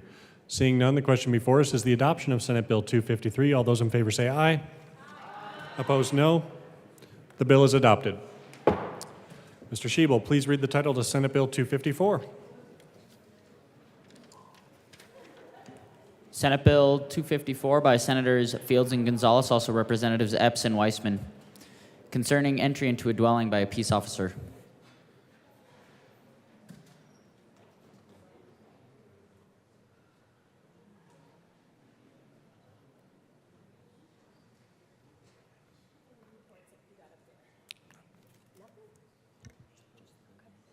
Well, in that case, thank you, Mr. Chair, and I move Senate Bill 23254. To the bill. So, colleagues, if you hadn't heard of no knock or knock and announce, either version of those warrant procedures before 2020, chances are that you have since then. And in either case, Colorado law was long overdue of an update to procedures in those cases. A couple of years ago, Senator Fields, our colleague in the Senate, began the work of bringing together a a working group in Colorado to study what best practices should be here when it comes to the issue of search warrant procedures. And there's a lot of work done with that group, but the biggest takeaway, and a takeaway that is carried over into 254, is the idea, something we all should agree upon, law enforcement, folks in all areas of the adversarial process have come to agree in Colorado that the idea of preventing possible destruction of evidence is never worth risking a human life. And so while we have a lot of work to do when it comes to search warrant procedures, it's going to be the case when we pass and enact 254 that no longer in Colorado will law enforcement be able to execute no-knock warrants just for the preservation of evidence. The bill has other important components that I imagine my good colleague from Aurora is likely to walk through in some detail that go into actual points around procedure in terms of time, of execution of warrants, other limitations. We were very pleased to see this bill come through House Judiciary Committee and pass with bipartisan support, and we'll be asking for the same today. Representative Weissman. Thank you, Mr. Chair. And members, before getting into the guts of the bill, I thought I might back all the way up to why we're even talking about warrants. Go back to our founding.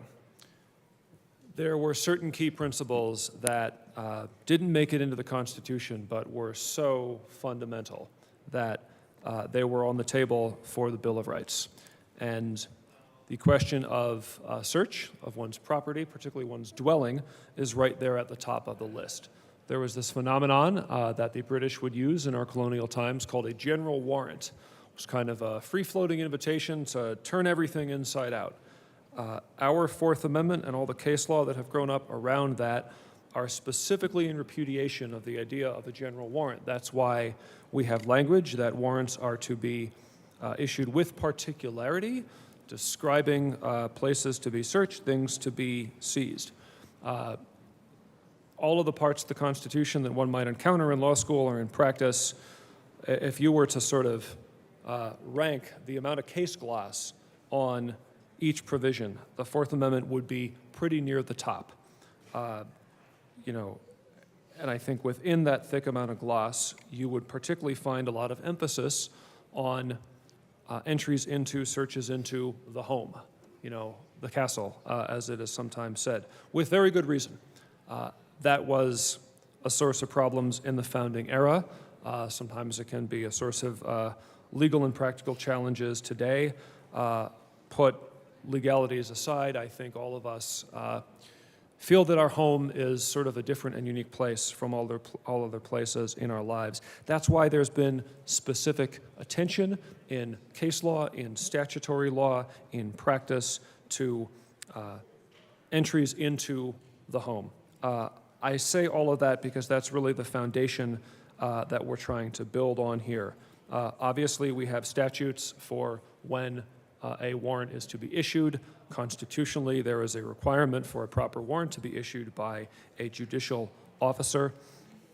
You know, we have those processes. We're building on them, I think, more than we're really varying from them. We set forth in a declaration. You know, I don't commonly use declarations, but it's important here. As my colleague from Denver noted, we're talking about sensitive situations, dynamic entries.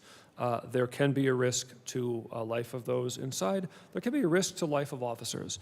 We acknowledge that police work can be dangerous. See your colleagues who've done this work sitting in the well here want to acknowledge that specifically. Part of what we're trying to do in this bill is reduce that quantum or level of possible danger for everybody involved, folks inside and officers whose duty calls upon them to go in and do this.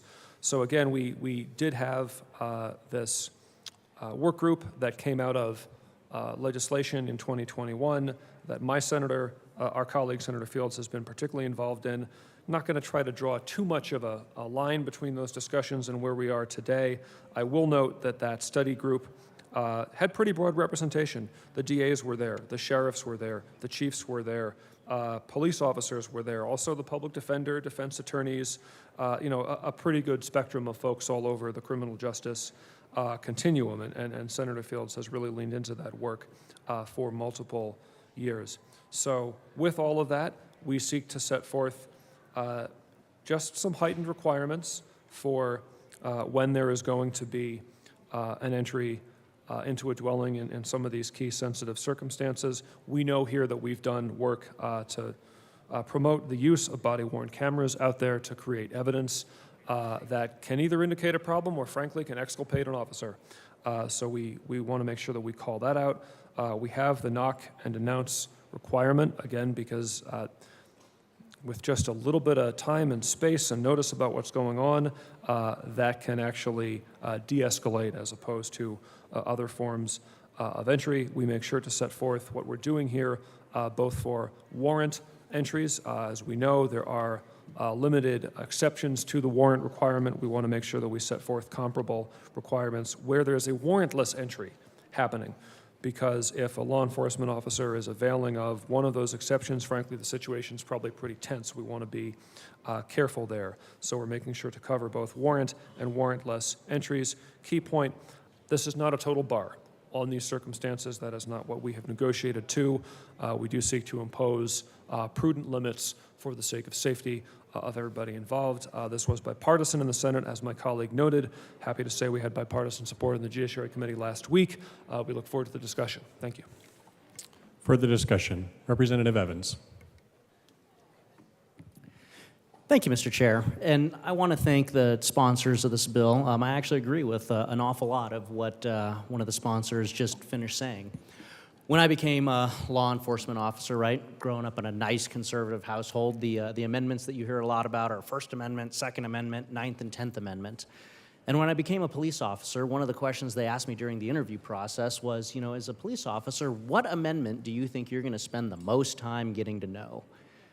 And I, was a little taken aback by it. I had done some preparation for that, so I think I said the right answer, but I can tell you today definitively the right answer is, as the sponsor alluded to, it's the Fourth Amendment.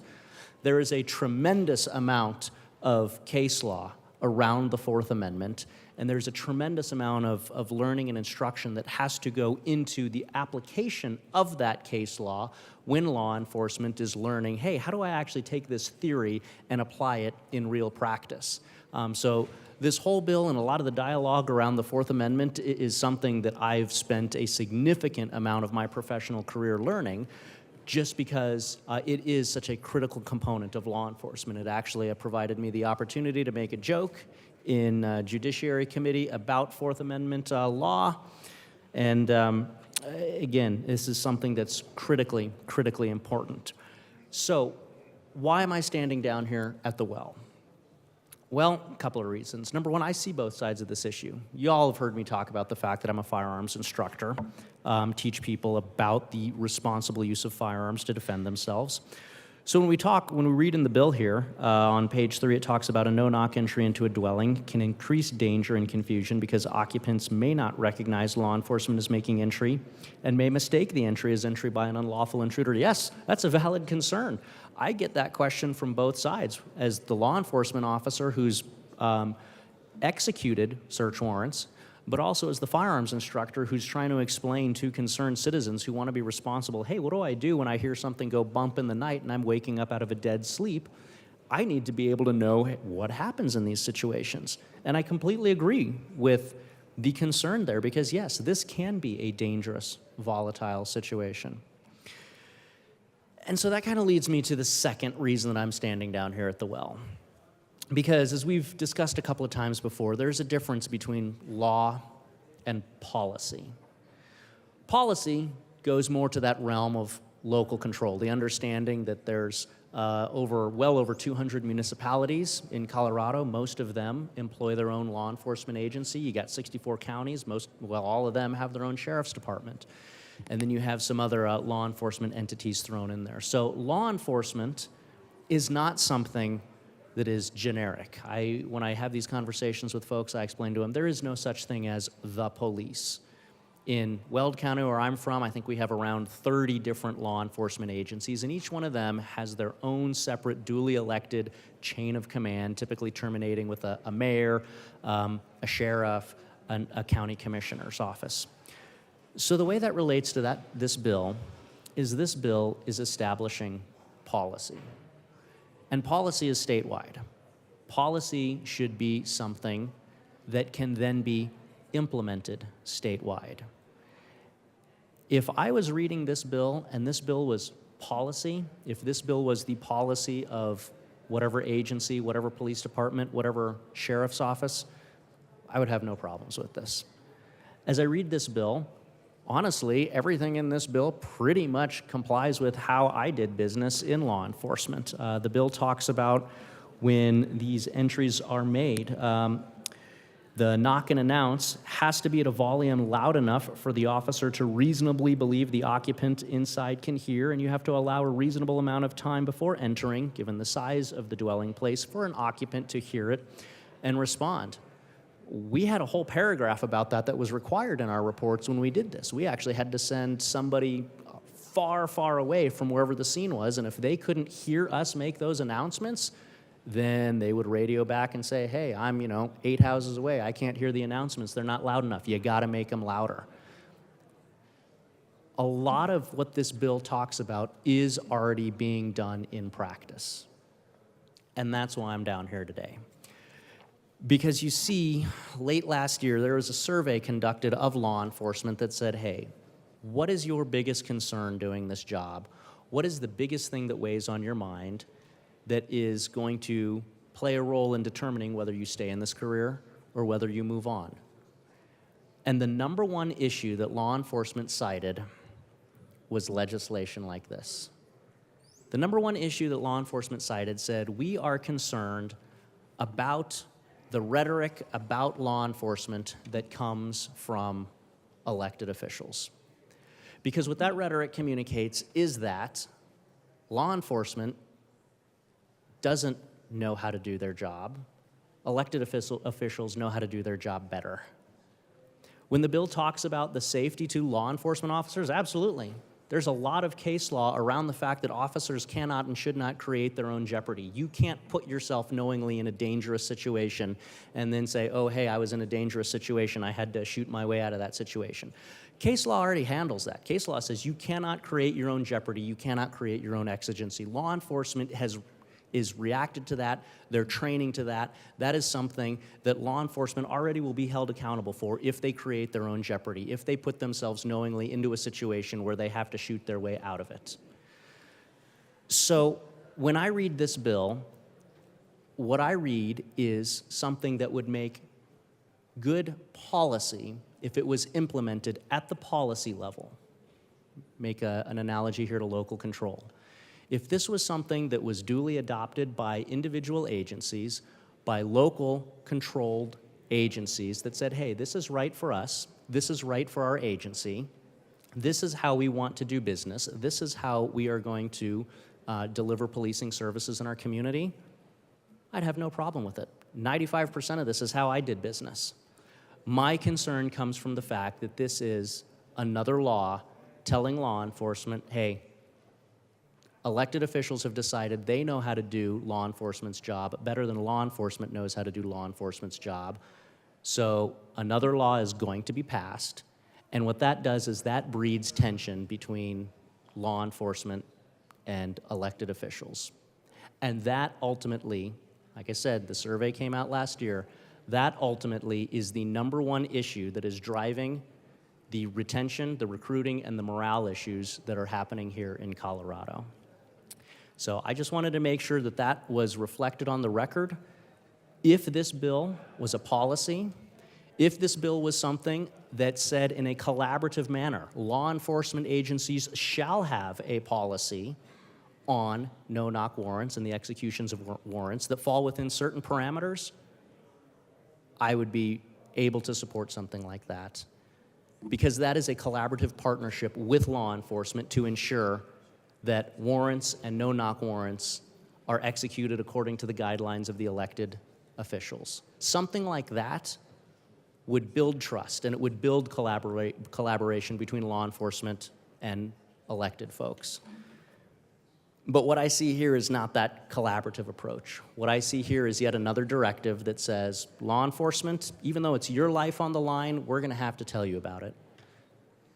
And so because that is the number one issue on the minds of law enforcement when they're deciding whether to enter the profession, remain in the profession, and when they leave the profession, I would be remiss if I did not speak that into the record. Thank you. Representative Armagast. Thank you, Mr. Chair. I really am up here to echo pretty much everything that my colleague from Weld said, and we both heard this in judiciary. And it comes down to the fact that a lot of the legislation that we see for law enforcement comes from legislation with no interaction of law enforcement other than whatever entities were contacted or in a neutral position. Not understanding that you're pushing legislation on something that you don't have the expertise in. When you're making legislation for an expertise that has people that can speak to that, that's effective. But when you don't, that's where you get into the dangerous line of affecting something that you don't have the qualification or expertise to affect, and it can be negative. In this aspect, I see it as that way. My colleague that just spoke, he and I are the only two law enforcement officers with any law enforcement experience in legislation in the General Assembly, Senate, or the House. If either of us were pushing law enforcement legislation, it would make a little bit more sense. The only thing that should be affecting policy, as he spoke on, is case law. Legislation, especially that without the experience and background to make that legislation, makes something that can be dangerous when you're tying the hands of law enforcement. And in every search warrant situation, whether it's knock and announce or no knock warrant, they are something that can be creatively decided upon based on every circumstance of that situation. And to make a general rule for something that affects lives can mean life or death for the officers or the citizens in that situation. That's dangerous. When the best of intentions are made on the decisions of that warrant and how that warrant is affected, we have to be as careful as possible in giving as much of that ability to make that decision to the experts in the room, not to legislators.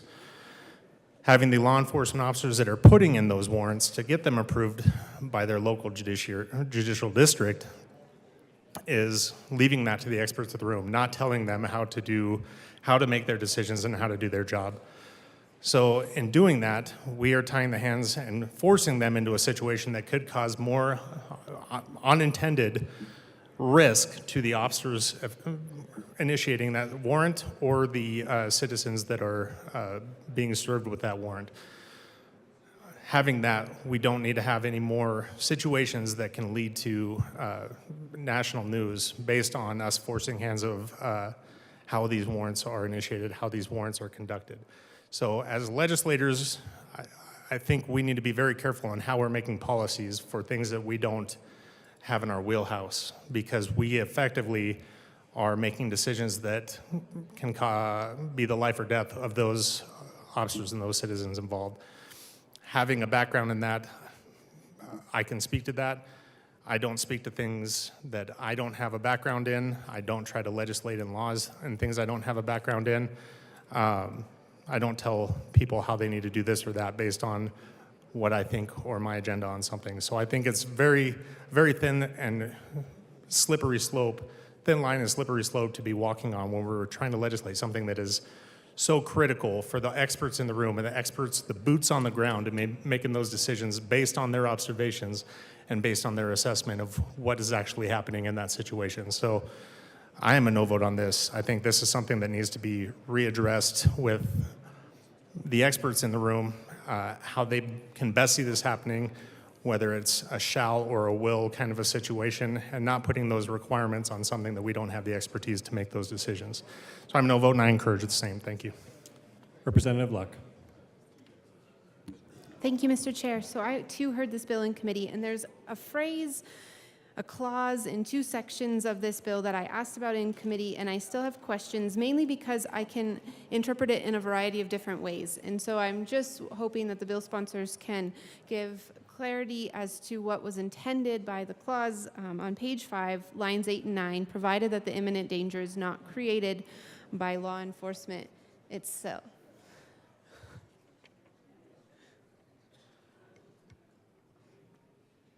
Further discussion. Representative Weissman. Sorry, thank you, Mr. Chair. Sorry, I was just going to ask the representative from Penrose to sharpen or restate the question. Representative Luck. Thank you, Mr. Chair. I'm curious about this particular clause because I can interpret it in a variety of ways, and so I'm just wanting to understand your intention in putting this in there, what you're trying to capture or not capture. Sure. I mean, I think... Representative Weissman. Sorry. Thank you, Mr. Chair. Been a long day. I think part of what we're getting at here is, to some extent, following the case law that has grown up. Interesting comments just now about the role of the judicial branch in setting forth law and policy versus the role of the legislative branch. I think that's for another time. But if we look to case law, if we look at what case law says about exigency, there are certain broad lanes, if you will, in that case law. Risk, to life and safety of others, evidence, fleeing suspects, which is dealt with in a different part of the bill. Again, what we specifically want to get away from here is dynamic entry, if you will, for evidence. because there is a risk of human life, that of a suspect, somebody who may be a suspect, that of a law enforcement professional. The purpose of the bill is really sort of to narrow in a little bit on what the case law would otherwise allow by saying that we can, again, we are not banning warrantless entry. We are not banning no-knock entry. We are trying to limit them a little bit in ways that have been very, very, very much worked out with law enforcement. That was over in the Senate. It was less so here, but that those conversations have happened. Amendments were made even subsequent to introduction to that effect. But imminent danger not being created by law enforcement itself somewhat follows from case law that we're trying to build on and clarify. I hope that helps. Further discussion, Representative Luck? So would it be fair to say that what is being captured is a situation where maybe somebody has been kidnapped and there's fear of harm to that person, and so in that instance there would be an emergency threatening the life or grave injury to a person, right? That's not being caused by the presence of law enforcement. Is that a fair reading of this? So the officer shall,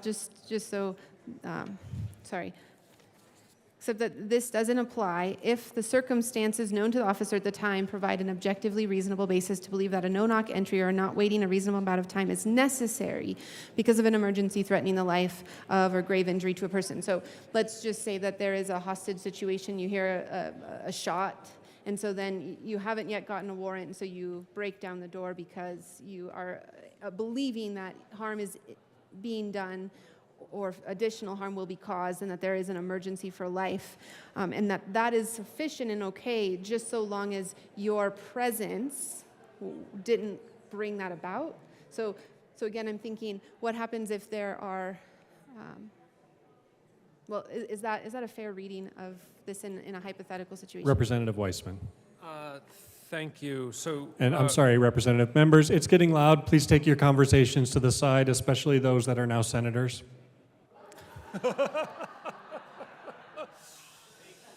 Way to maintain the dignity of the chamber, Mr. Chair. Thank you. So, Representative, to the example, look, I think kidnapping is a good example. Let's assume the quantum of proof there. Obviously, kidnapping can end very badly, very quickly. So I think that's a fair example, at least for the sake of this broad discussion, of an emergency threatening the life or grave injury to a person. In terms of imminent danger being created by law enforcement, I think we're talking about tactics, not necessarily mere presence. Example, the power is cut, something like that, to more than showing up, more than the entry itself. But you know, there was actually something in my neighborhood a couple of months ago now involving SWAT response. A whole lot was going on.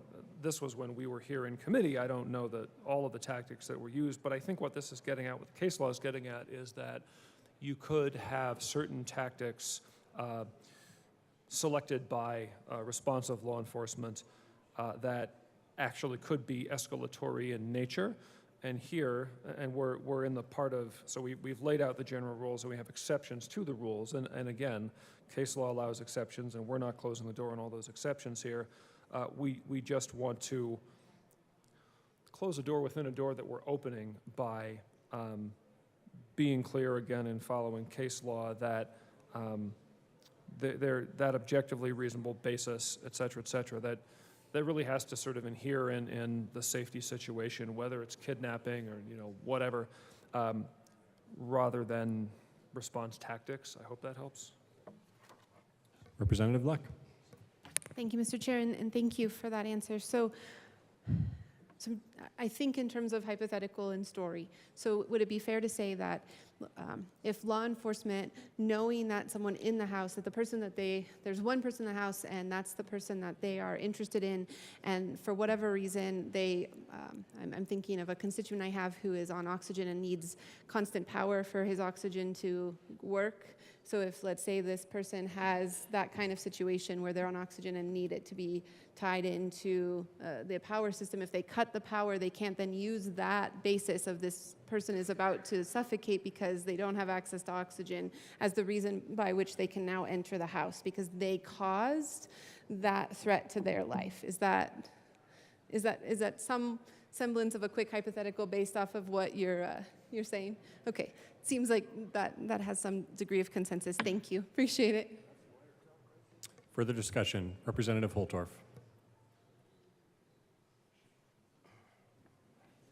Thank you, Mr. Chair. I've never had the privilege of being in the Judiciary Committee, but I think I just got a little experience. For several years, I've been coming down to the Golden Dome, and I've watched year after year after year this chamber and the General Assembly whittle away at law enforcement's tools in their toolbox. The things that allow them to do their jobs.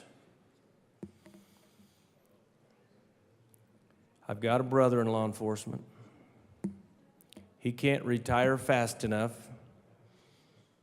as many others feel the same way. Now, here's another one. Here's another one, Colorado. There are times when this needs to be done for a lot of reasons. And as my colleagues who actually have practiced law enforcement, and they spoke to it, I don't think, I could even understand what they were trying to say there very clearly. So it just seems to me that here we go again with another legislative initiative, another bill that's going to make it harder for law enforcement to do their jobs. So, if you want to know why there's backdoor laws in law enforcement, well, take a look at that marquee right up there, because here's another reason. Straight up. Let's run about another 100 more of these bills and see how many fools we'll get to come in that business to get into law enforcement when their hands are tied behind their backs and they got one leg tied up in both hands. Because that's what we do. And Representative Holtorf, I'll just direct you to the specifics of this bill for the conversation. Thank you. Appreciate you. I don't think people understand outside of the Gold Dome. But with respect to this Senate bill that changes the current practices, and it doesn't make it easier to do, it doesn't make it, even though there's a lot of prudence and caution, and some departments won't even do this. They won't even allow the no-knock. And that's their choice and their right, depending on what the local authorities think. But oftentimes we take away local authority here all the time. We're going to do it more in the next 7 days, I understand. We'll wave that wand, just like with this bill. You know, I tend to want to listen to law enforcement. I tend to want to help law enforcement. I want to help the challenges that now law enforcement has in recruiting and retention. More people in this chamber might want to think a little bit more like I do. Because who do you call when you're in trouble? Where I'm from, you dial 911, or you call Uncle Tom or Uncle Joe. One before the other, or the other before one. But you're going to make a couple phone calls to get some help. Now, a lot of times, these no-knock conditions, cops just aren't out doing this for fun. And yeah, they do make mistakes, and they go into the wrong place by accident. They're human. A lot of mistakes get made. But law enforcement doesn't get a lot of grace. We just tend to throw them under the bus and run them over as fast as we can. So often. And then if they do get any grace, then we're going to have a protest and try to light everything on fire and burn the place down. And Representative Holtorf, I'm going to really direct you back to the bill and ask you to refrain from comments like that. Yes, sir. I think that was out of line. I'll withdraw that last comment. As a matter of fact, I'm just going to end with this. I'm a no on this. On behalf of law enforcement and those practicing law enforcement, I think we need to let off of them and let them have a chance to do their jobs. We've done enough for now. Let's try to rebuild our boys and girls in blue. Let's try to reframe what they do for us and give them a chance to rebuild their ranks and their policies and procedures and reestablish their role to serve and protect. So I'll be a no on yet another bill that goes against our men and women in blue and law enforcement, because here's another one on the table, Colorado, and you just need to remember who supports you, the men and women in blue, and who doesn't. Further discussion. Representative Bottoms. Thank you, Mr. Chair. I do think one of my colleagues said something about this a little bit earlier, but we have police officers that come up and explain how these things work to bills that are obvious, not in the loop of how these things work.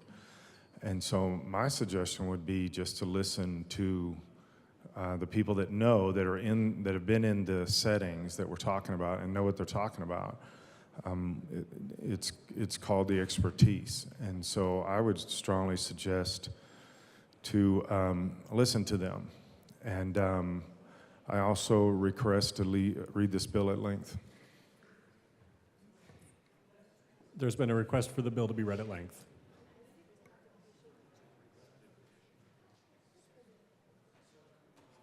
First Regular Session 74th General Assembly State of Colorado re-engrossed. This version includes all amendments adopted in the House of Introduction LLSNO. 23 to 156.03 Michael Dorr X 4347 Senate Bill 23 to 254. Senate Committees House Committees Judiciary. A bill for an act. 101 concerning entry into a dwelling by a peace officer. Bill summary. Note, this summary applies to this bill as introduced and does not reflect any amendments that may be subsequently adopted. If this bill passes third reading in the House of Introduction, a bill summary that applies to the re-engrossed version of this bill will be available at http://leg.colorado.gov. Under current law, a court may only grant a no-knock search warrant under certain circumstances. The bill adds to those circumstances a requirement that there is either probable cause for an arrest of a suspect or no-knock entry is necessary because of an imminent danger to the life of any person, including the executing officers. The bill requires a peace officer executing a search warrant to execute the warrant between the hours of 9 a.m. and 7 p.m. unless the judge authorizes execution at another time. Senate amended third reading April 17, 2023. Senate amended second reading April 14, 2023. Senate sponsorship Fields and Gonzalez, Bridges, Buckner, Coleman, Cutter, Danielson, Exum, Fenberg, Jaquez Lewis, Coker, Moreno, Rodriguez, Winter F., Hansen, Marchman, Sullivan. House sponsorship Epson, Weissman, Bacon, DeGruy, Kennedy, English, Garcia, Gonzalez, Gutierrez, Jode, Lindsay, Mabry, Charbini, Velasco, Woodrow. Shading denotes House amendment. Double underlining denotes Senate amendment. Capital letters or bold and italic numbers indicate new material to be added to existing law. Dashes through the words or numbers indicate deletions from existing law. Be readily identifiable as a law enforcement officer in uniform, wearing a visible law enforcement badge. Wear and activate a body-worn camera when entering a premises for the purpose of executing a search warrant, and knock and announce the officer's presence at a volume loud enough for the officer to reasonably believe the occupants inside can hear and allow a reasonable amount of time before entering given the size of the dwelling for someone to get to the door, except when the court authorizes a no-knock warrant or if the circumstances known to the officer at the time provide a objectively reasonable basis that a no-knock entry or not waiting a reasonable amount of time is necessary because of an emergency threatening life of or grave injury to a person, provided that the imminent danger is not created by law enforcement itself. The bill requires a peace officer who makes a warrantless entry into a dwelling to wear and activate a body-worn camera when entering a premises for the purpose of enforcing the law, and knock and announce the officer's presence at a volume loud enough for the officer to reasonably believe the occupants inside can hear and allow a reasonable amount of time before entering given the size of the dwelling for someone to get to the door, except if the circumstances known to the officer at the time provide an objectively reasonable basis to believe that a no-knock entry or not waiting a reasonable amount of time is necessary because of an emergency threatening the life of or grave injury to a person, provided that the imminent danger is not created by law enforcement itself, or The officer is engaged in hot pursuit of a fleeing suspect. 1. Be it enacted by the General Assembly of the State of Colorado. 2. Section 1. In Colorado Revised Statutes, 16-3-303, amend, 6. 3 and add, 4, A.5, as follows. For 16-3-303. Search warrants, application, definition. 4, A. 5. No-knock search warrant shall be issued only if the affidavit for such. 6. Warrant. Dash 2, 254.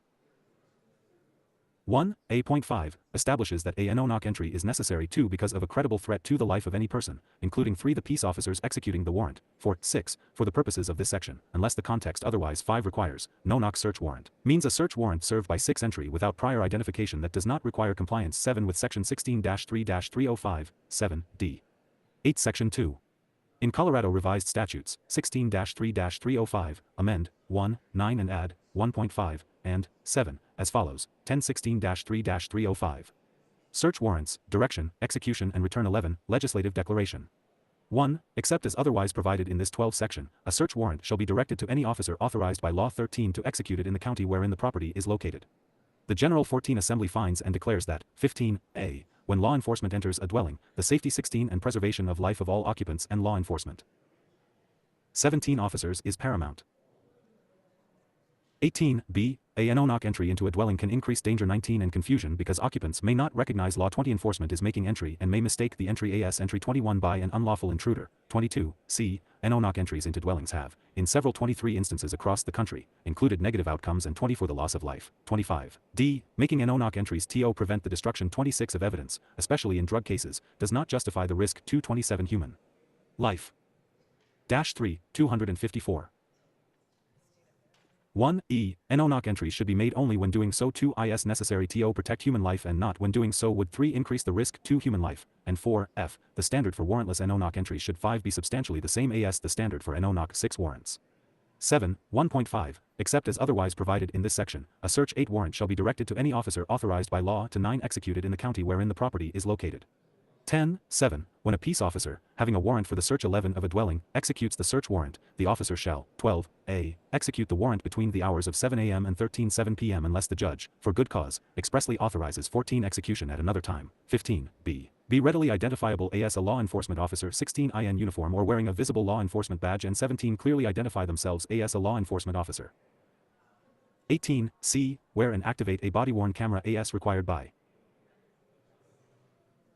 19 Section 24-31-902, 1a, 2a, when entering a premises for the 20 purpose of enforcing the law, and 21d, knock and announce the officer's presence at a 22 volume loud enough for the officer to reasonably believe the 23 occupants inside can hear. Allow a reasonable amount of time 24 before entering given the size of the dwelling for someone to get 25 to the door, and delay entry if the officer has reason to believe 26 that someone is approaching the dwelling's entrance with the 27. Intent of voluntarily allowing the officer to enter the Dash 4, 254. 1 dwelling, except that this subsection, 7d, does not apply if, 2i, a court authorizes a no-knock warrant pursuant to 3 Section 16-3-303, or 4, 2, the circumstances known to the officer at the time 5 provide an objectively reasonable basis to believe that a 6 no-knock entry or not waiting a reasonable amount of time is 7 necessary because of an emergency threatening the life of or 8 grave injury to a person, provided that the imminent danger is 9 not created by law enforcement itself. 10 Section 3. In Colorado Revised Statutes, add 16-3-312 as 11 follows, 12-16-3-312. Warrantless entry of a dwelling. 1. When a Peace 13 officer makes a warrantless entry into a dwelling in which 14 occupants are unaware law enforcement is present and making 15 entry, the officer shall, 16a, wear and activate a body-worn camera as required by 17 Section 24-31-902, 1a, 2a, when entering a premises for the 18 purpose of enforcing the law, and 19b, knock and announce the officer's presence at a 20 volume loud enough for the officer to reasonably believe the 21 occupants inside can hear, allow a reasonable amount of time 22 before entering given the size of the dwelling for someone to get 23 to the door, and delay entry if the officer has reason to believe 24 that someone is approaching the dwelling's entrance with the 25 intent of voluntarily allowing the officer to enter the 26th dwelling, except that this subsection, 1b, does not apply if the 27 circumstances known to the officer at the time provide an Dash 5, 254. 1 objectively reasonable basis to believe that a no-knock entry to or not waiting a reasonable amount of time is necessary 3 because, 4, of an emergency threatening the life of or grave 5 injury to a person, provided that the imminent danger is not 6 created by law enforcement itself, or 7, 2, the officer is engaged in the hot pursuit of a fleeing 8 suspect. 9, 2, this section does not apply to a law enforcement 10 officer working in an undercover capacity. 11 Section 4. Safety Clause. The General Assembly hereby finds, 12 determines, and declares that this act is necessary for the immediate 13 preservation of the public peace, health, or safety. Dash 6, 254.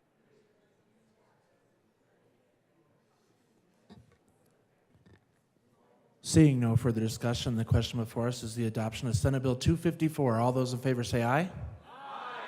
All opposed, no. The ayes have it. Senate Bill 254 is passed. Mr. Shebel, please read the title to Senate Bill 258. No? Okay. I withdraw that motion.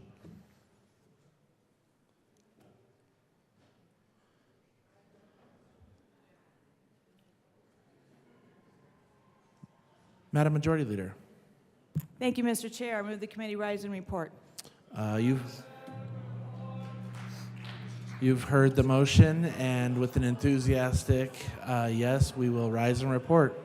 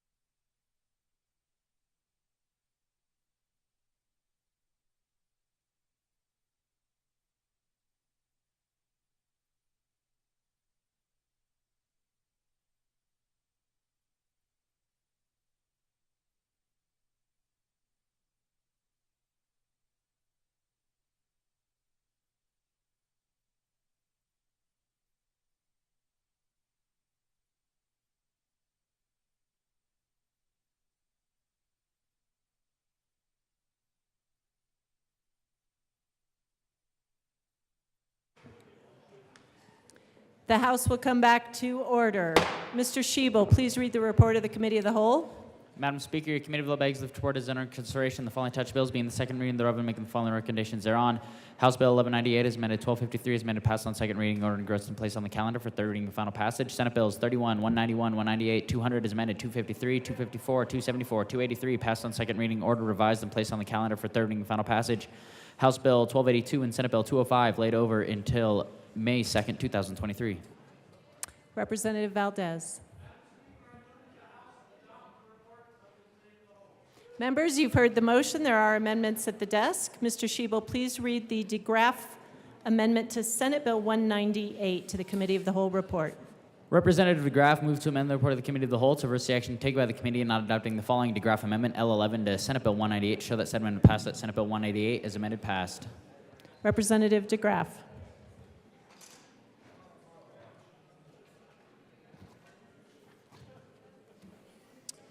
Thank you, Madam Speaker. I move Amendment L011 to the Committee of the Whole and ask that it be properly displayed to SB 23-198.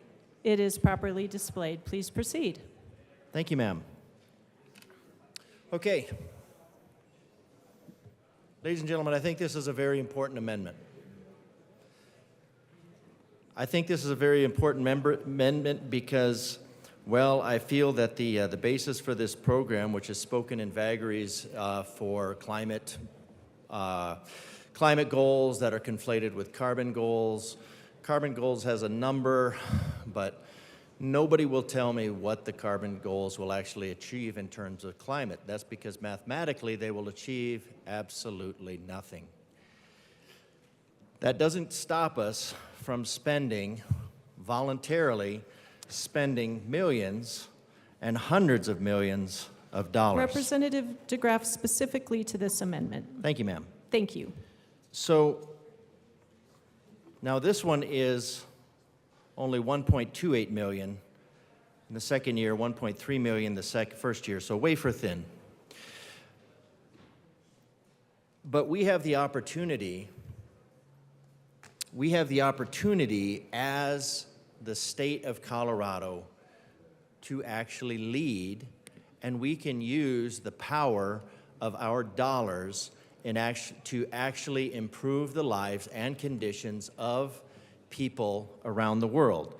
And I'm told regularly that we'd like them all to be healthy, safe, and free. So while most of them will probably never be free, we can at least help them be healthy and safe.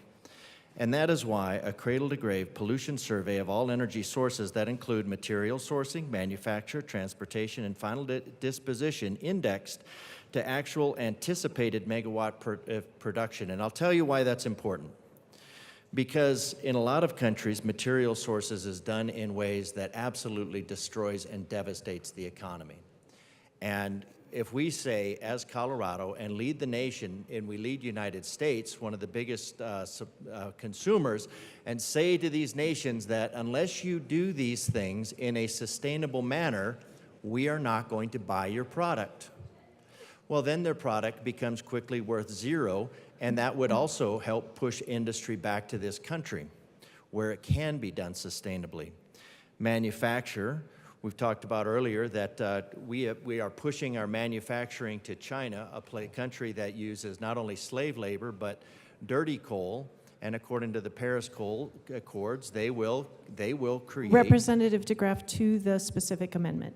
Thank you, Madam Speaker. I'm trying to explain why this is important, but I'll just skip all the reasons why it's important. It is important. We make moral decisions when we spend our money. We trade value for value. And it's only a value until you trade it for something more. So if we say that we value clean energy, then we should value clean energy. If we say we value ecology, we should value the ecology and not trade it for we should not trade it for our convenience, and we should not impose the largesse of our affluence to the detriment of other countries. So if the Chamber of the Whole is serious about improving ecology, environment. I mean, you're not going to do anything about climate with this, but if you're in bettering the position of people around the world, I urge an aye vote on this amendment, and maybe the sponsor now will come up and tell me what climate goals will be achieved by the carbon goals. Thank you. Representative Weissman. Thank you, Madam Speaker, and I'm here to ask for a no vote on this amendment because the climate goal to be achieved is reduction of the emission of carbon dioxide from the electric power sector. That is what a clean energy plan does. That is what a clean energy plan has been doing for the utilities that have already filed them. All we're doing is seeking to build on that framework and make sure that it is robust as the power market continues to evolve. We ask for a no vote on the amendment. Seeing no further discussion, the motion before us is the adoption of the DeGraff Amendment to Senate Bill 198 to the Committee of the Whole report. Mr. Schiebel, please open the machine and members proceed to vote. Representative Morrow, how do you vote? No. Representative Morrow votes no. Representative Ortiz, how do you vote? No. Representative Ortiz votes no.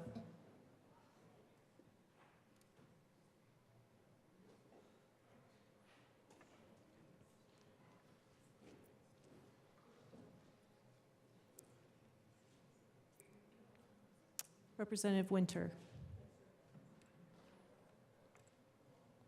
Please close the machine. With 19 aye, 46 no, and 0 excused, the DeGraff Amendment is lost. Mr. Schiebel, please read the DeGraff Amendment to Senate Bill 200 to the Committee of the Whole report. Representative DeGraff moved to amend the report of the Committee of the Whole to reverse the action taken by the committee in not adopting the following DeGraff Amendment L20 to Senate Bill 200 to show that said amendment passed and that Senate Bill 200 as amended passed. Representative DeGraff. Thank you, Madam Speaker. It's a privilege to serve with you. I would like to Privileged to serve with you. Thank you. I would like to move L020 to SB 23-200 and ask that it be properly displayed. It is properly displayed. Please proceed. Thank you, ma'am. This is going to page 16 of the bill of SB 23-200. Mainly, it is around the striking of cell and eliminating that as an option. Now, I was told not to impugn assign value or assign motive, but this bill actually assigns motive itself in selling. So I'm not impugning anybody by saying that the bill has as an intent of selling the data. Now, whose data is it? It's your data. It's when you drove past that. It's when you drove past that camera station. It's how fast you were driving past that data station. It could be 2 data stations in a row. It could be 3. It could be 4. And then pretty soon you have welcome to the surveillance state. We should have enough of it. So this just says do not sell photographs, video, or personal identifiable data collected by the automated vehicle system. And this goes back to the previous page where it says it will only retain data when a violation of the municipal traffic has occurred, but it doesn't say how long. The only indication there is that it will be achieved for 3 years. Now, if the county or municipality uses this data collection as a fundraiser, then that data becomes the property of a third party, and they own it. Now, they can do whatever they want with it, and that data is extremely valuable, probably even more so than the data they collect in the grocery store on you. All data collected by an automated vehicle identification system remains the property of the state, county, and city and county or municipality operating the automated vehicle identification system and must be destroyed no later than 2 months. So inside of 2 months seems pretty reasonable to allow the whatever infraction that was flagged at the time, that 2 months should be enough to process the data or set aside that data. But anyways, 3 years is a little bit too long, is a lot too long to start collecting that data and that demographic survey on the county. After the data collection, except if the vehicle is flagged for a violation, and then the data must be destroyed no more than 2 months after the violation is resolved. So again, this is your data. This is very, very valuable, and there will be lots of companies that are looking for lots of ways to put up cameras in lots of places as long as they're indicated as a intersection of concern, and selling the data is specifically in here, and I thought that must be a mistake, so that's why I presented the amendment to have that removed to be in keeping with what I thought was the intent of the bill. So I asked for an aye vote on preserving your data and help keep your data from being sold to third parties. Representative Harrod.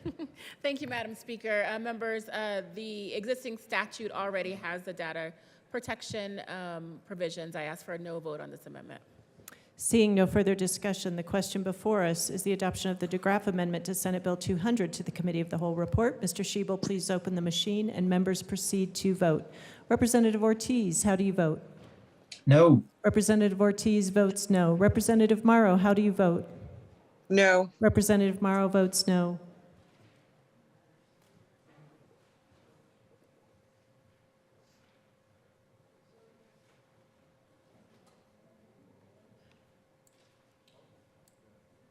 Please close the machine. With 24 aye, 41 no, and 0 excused, the second DeGraff Amendment is lost. Mr. Shebel, please read the first Wilson Amendment to Senate Bill 200 to the Committee of the Whole report. Representative Wilson moved to amend the report of the Committee of the Whole to reverse the action taken by the committee in not adopting the following Wilson Amendment, L19 to Senate Bill 200, to show that said amendment passed, that Senate Bill 200 as amended passed. Representative Wilson. Thank you, Madam Speaker. This is the wrong amendment, so I would like not to move this amendment. You are welcome to withdraw it. Thank you. I withdraw it. We will go ahead and do the second Wilson Amendment. Mr. Shebel, please read the second Wilson Amendment to the Committee of the Whole report. Representative Wilson moved to amend the report of the Committee of the Whole to reverse the action taken by the committee in not adopting the following Wilson Amendment, L17 to Senate Bill 200, to show that said amendment passed, and Senate Bill 200 as amended passed. Representative Bottoms. I would like to move L017 to the report of the Committee of the Whole and ask it be displayed. The Wilson Amendment has been moved and is properly displayed. Please proceed. And again, this is just taking it from a safety clause to a petition clause, and the time frame of the petition clause won't even be met. So this does not even affect the bill in any way, as will the safety clause not affect the bill, because they're both outside the time frame. So I would urge an aye vote on this. Representative Harrod. Thank you, Madam Speaker. I urge a no vote. Seeing no further discussion, the question before us is the adoption of the second Wilson Amendment to the Committee of the Whole report. Mr. Shebel, please open the machine and members proceed to vote.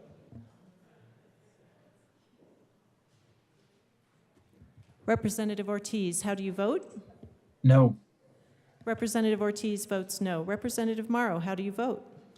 No. Representative Morrow votes no.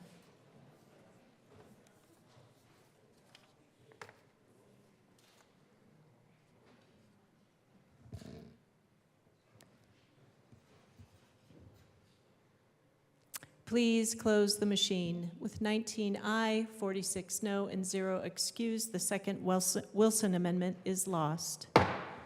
Mr. Shebel, please read the Luck Amendment to Senate Bill 200 to the Committee of the Whole report. Representative Luck moved to amend the report of the Committee of the Whole to reverse the action taken by the committee in not adopting the following Luck Amendment, L21 to Senate Bill 200, to show that said amendment passed and that Senate Bill 200 as amended passed. Representative Luck. Thank you, Madam Speaker. I move the Luck Amendment to the Committee of the Whole, ask that it be displayed and also passed. Thank you, Representative Luck. It is properly displayed. Thank you, Madam Speaker. All of this does is ensure that before these cameras can be put up, before this technology can be used, there has to be a showing of significant incidents of accidents, crashes, speedings, etc., so as to ensure that it's not used arbitrarily. Thank you. Representative Froelich. Thank you, Madam Speaker. The point of the bill is to be permissive to local governments. We ask for a no vote. Seeing no further discussion, the question before us is the adoption of the Luck Amendment to the Committee of the Whole report. Mr. Shebel, please open the machine and members proceed to vote. Representative Morrow, how do you vote? No. Representative Morrow votes no. Representative Ortiz, how do you vote? No. Representative Ortiz votes no.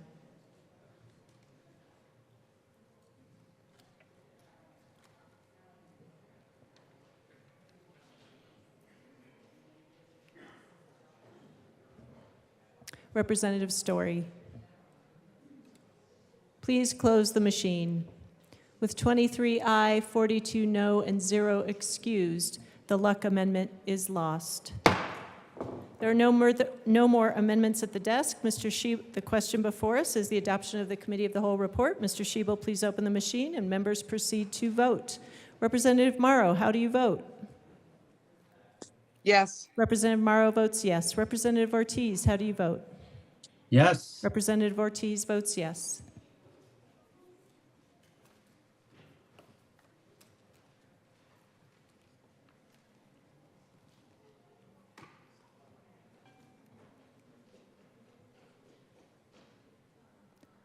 Please close the machine. With 46 aye, 19 no, and 0 excused, the report of the Committee of the Whole is adopted. Additional announcements? Representative Sirota.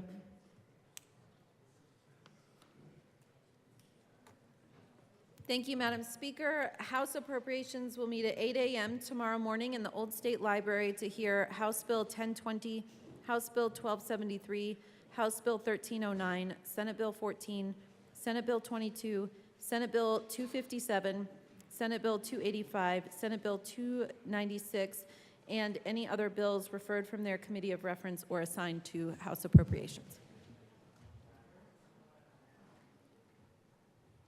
Representative Froelich. Thank you, Madam Speaker. Ours isn't until tomorrow. I don't know if anyone wants to announce where we're going right now, but tomorrow, the Transportation and Housing Local Government Committee will meet in Old State Library upon adjournment, which we hope will not be 6:30. Representative Story. Thank you, Madam Chair. CDC has a meeting scheduled for tomorrow morning at 8:40 a.m. in Senate Committee Room 357 or 352. It's one of those. Thank you. Representative Leader. Thank you, members. And I just wanted to let you know the little blue bags I forgot to say earlier was from the FL-CIO and the Colorado Building and Construction Trades and Representative Junie Joseph and myself. And thanks for those who stood and support our workers. Seeing no further announcements, Madam Majority Leader. Thank you, Madam Speaker. I move to lay over the balance of the calendar until tomorrow.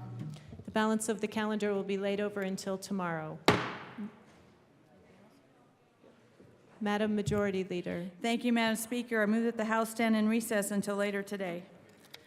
We do have a little bit of business. Okay. And then I will have you make that motion again, Madam Majority Leader. Mr. Schiebel, message from the Senate. Madam Speaker, the Senate has passed on third Message reading. from the Senate will be printed in the journal. Message from the Reviser. We herewith transmit without Message from comment. the Reviser will be printed in the journal. Message from the Governor. Honorable members of the Colorado House Message of from the Representatives. Governor will be forever lost in the journal. Madam Majority Leader. Thank you, Madam Speaker. I move that the House stand in recess until later today. The House will stand in recess until later today.